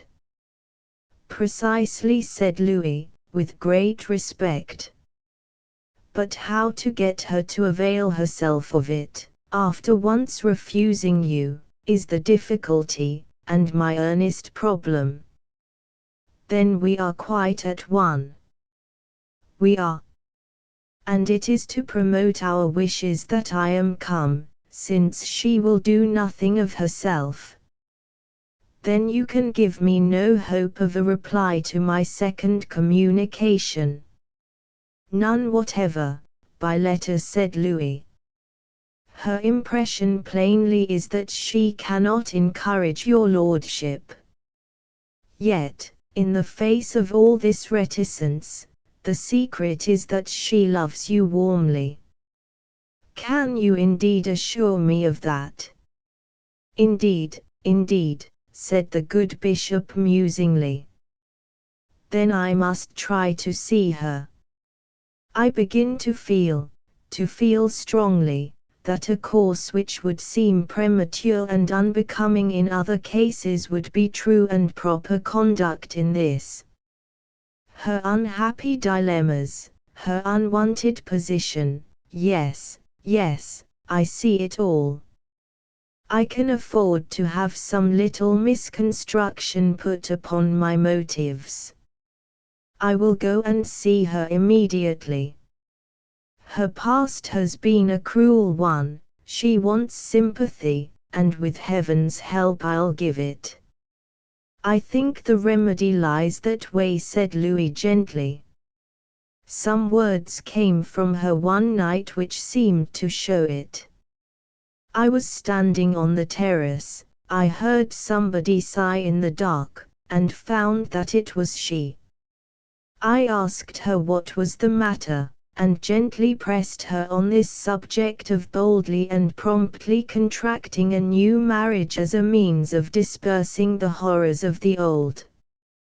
Her answer implied that she would have no objection to do it, and to do it at once, provided she could remain externally passive in the matter, that she would tacitly yield, in fact, to pressure, but would not meet solicitation halfway. Now, Bishop Helmsdale, you see what has prompted me. on the one hand is a dignitary of high position and integrity, to say no more, who is anxious to save her from the gloom of her situation. On the other is this sister, who will not make known to you her willingness to be saved, partly from apathy, partly from a fear that she may be thought forward in responding favorably at so early a moment, partly also, perhaps, from a modest sense that there would be some sacrifice on your part in allying yourself with a woman of her secluded and sad experience. Oh, there is no sacrifice. Quite otherwise. I care greatly for this alliance, Mr. Glanville. Your sister is very dear to me. Moreover, the advantages her mind would derive from the enlarged field of activity that the position of a bishop's wife would afford, are palpable. I am induced to think that an early settlement of the question, an immediate coming to the point, which might be called too early in the majority of cases, would be a right and considerate tenderness here. My only dread is that she should think an immediate following up of the subject premature. And the risk of a rebuff a second time is one which, as you must perceive, it would be highly unbecoming in me to run. I think the risk would be small, if your lordship would approach her frankly. Write she will not, I am assured, and knowing that, and having her interest at heart, I was induced to come to you and make this candid statement in reply to your communication. Her late husband having been virtually dead these 4 or 5 years, believed dead 2 years, and actually dead nearly 1, no reproach could attach to her if she were to contract another union tomorrow. I agree with you, Mr. Glanville, said the bishop warmly. I will think this over. Her motive in not replying I can quite understand. Your motive in coming I can also understand and appreciate in a brother. If I feel convinced that it would be a seemly and expedient thing I will come to Welland tomorrow. The point to which Louis had brought the bishop being so satisfactory, he feared to endanger it by another word. He went away almost hurriedly, and at once left the precincts of the cathedral, lest another encounter with Dr. Helmsdale should lead the latter to take a new and slower view of his duties as Viviette's suitor. He reached Welland by dinner time, and came upon Viviette in the same pensive mood in which he had left her. It seemed she had hardly moved since. Have you discovered Swithin St. Cleeve's address? She said, without looking up at him. No, said Louis. Then she broke out with indescribable anguish. But you asked me to wait till this evening, and I have waited through the long day, in the belief that your words meant something, and that you would bring good tidings. And now I find your words meant nothing, and you have not brought good tidings. Louis could not decide for a moment what to say to this. Should he venture to give her thoughts a new course by a revelation of his design? No, it would be better to prolong her despair yet another night, and spring relief upon her suddenly, that she might jump at it and commit herself without an interval for reflection on certain aspects of the proceeding. Nothing, accordingly, did he say, and conjecturing that she would be hardly likely to take any desperate step that night, he left her to herself. His anxiety at this crisis continued to be great. Everything depended on the result of the bishop's self-communion. would he or would he not come the next day? Perhaps instead of his important presence there would appear a letter postponing the visit indefinitely. If so, all would be lost. Louis's suspense kept him awake, and he was not alone in his sleeplessness. Through the night he heard his sister walking up and down, in a state which betokened that for every pang of grief she had disclosed, twice as many had remained unspoken. He almost feared that she might seek to end her existence by violence, so unreasonably sudden were her moods, and he lay and longed for the day.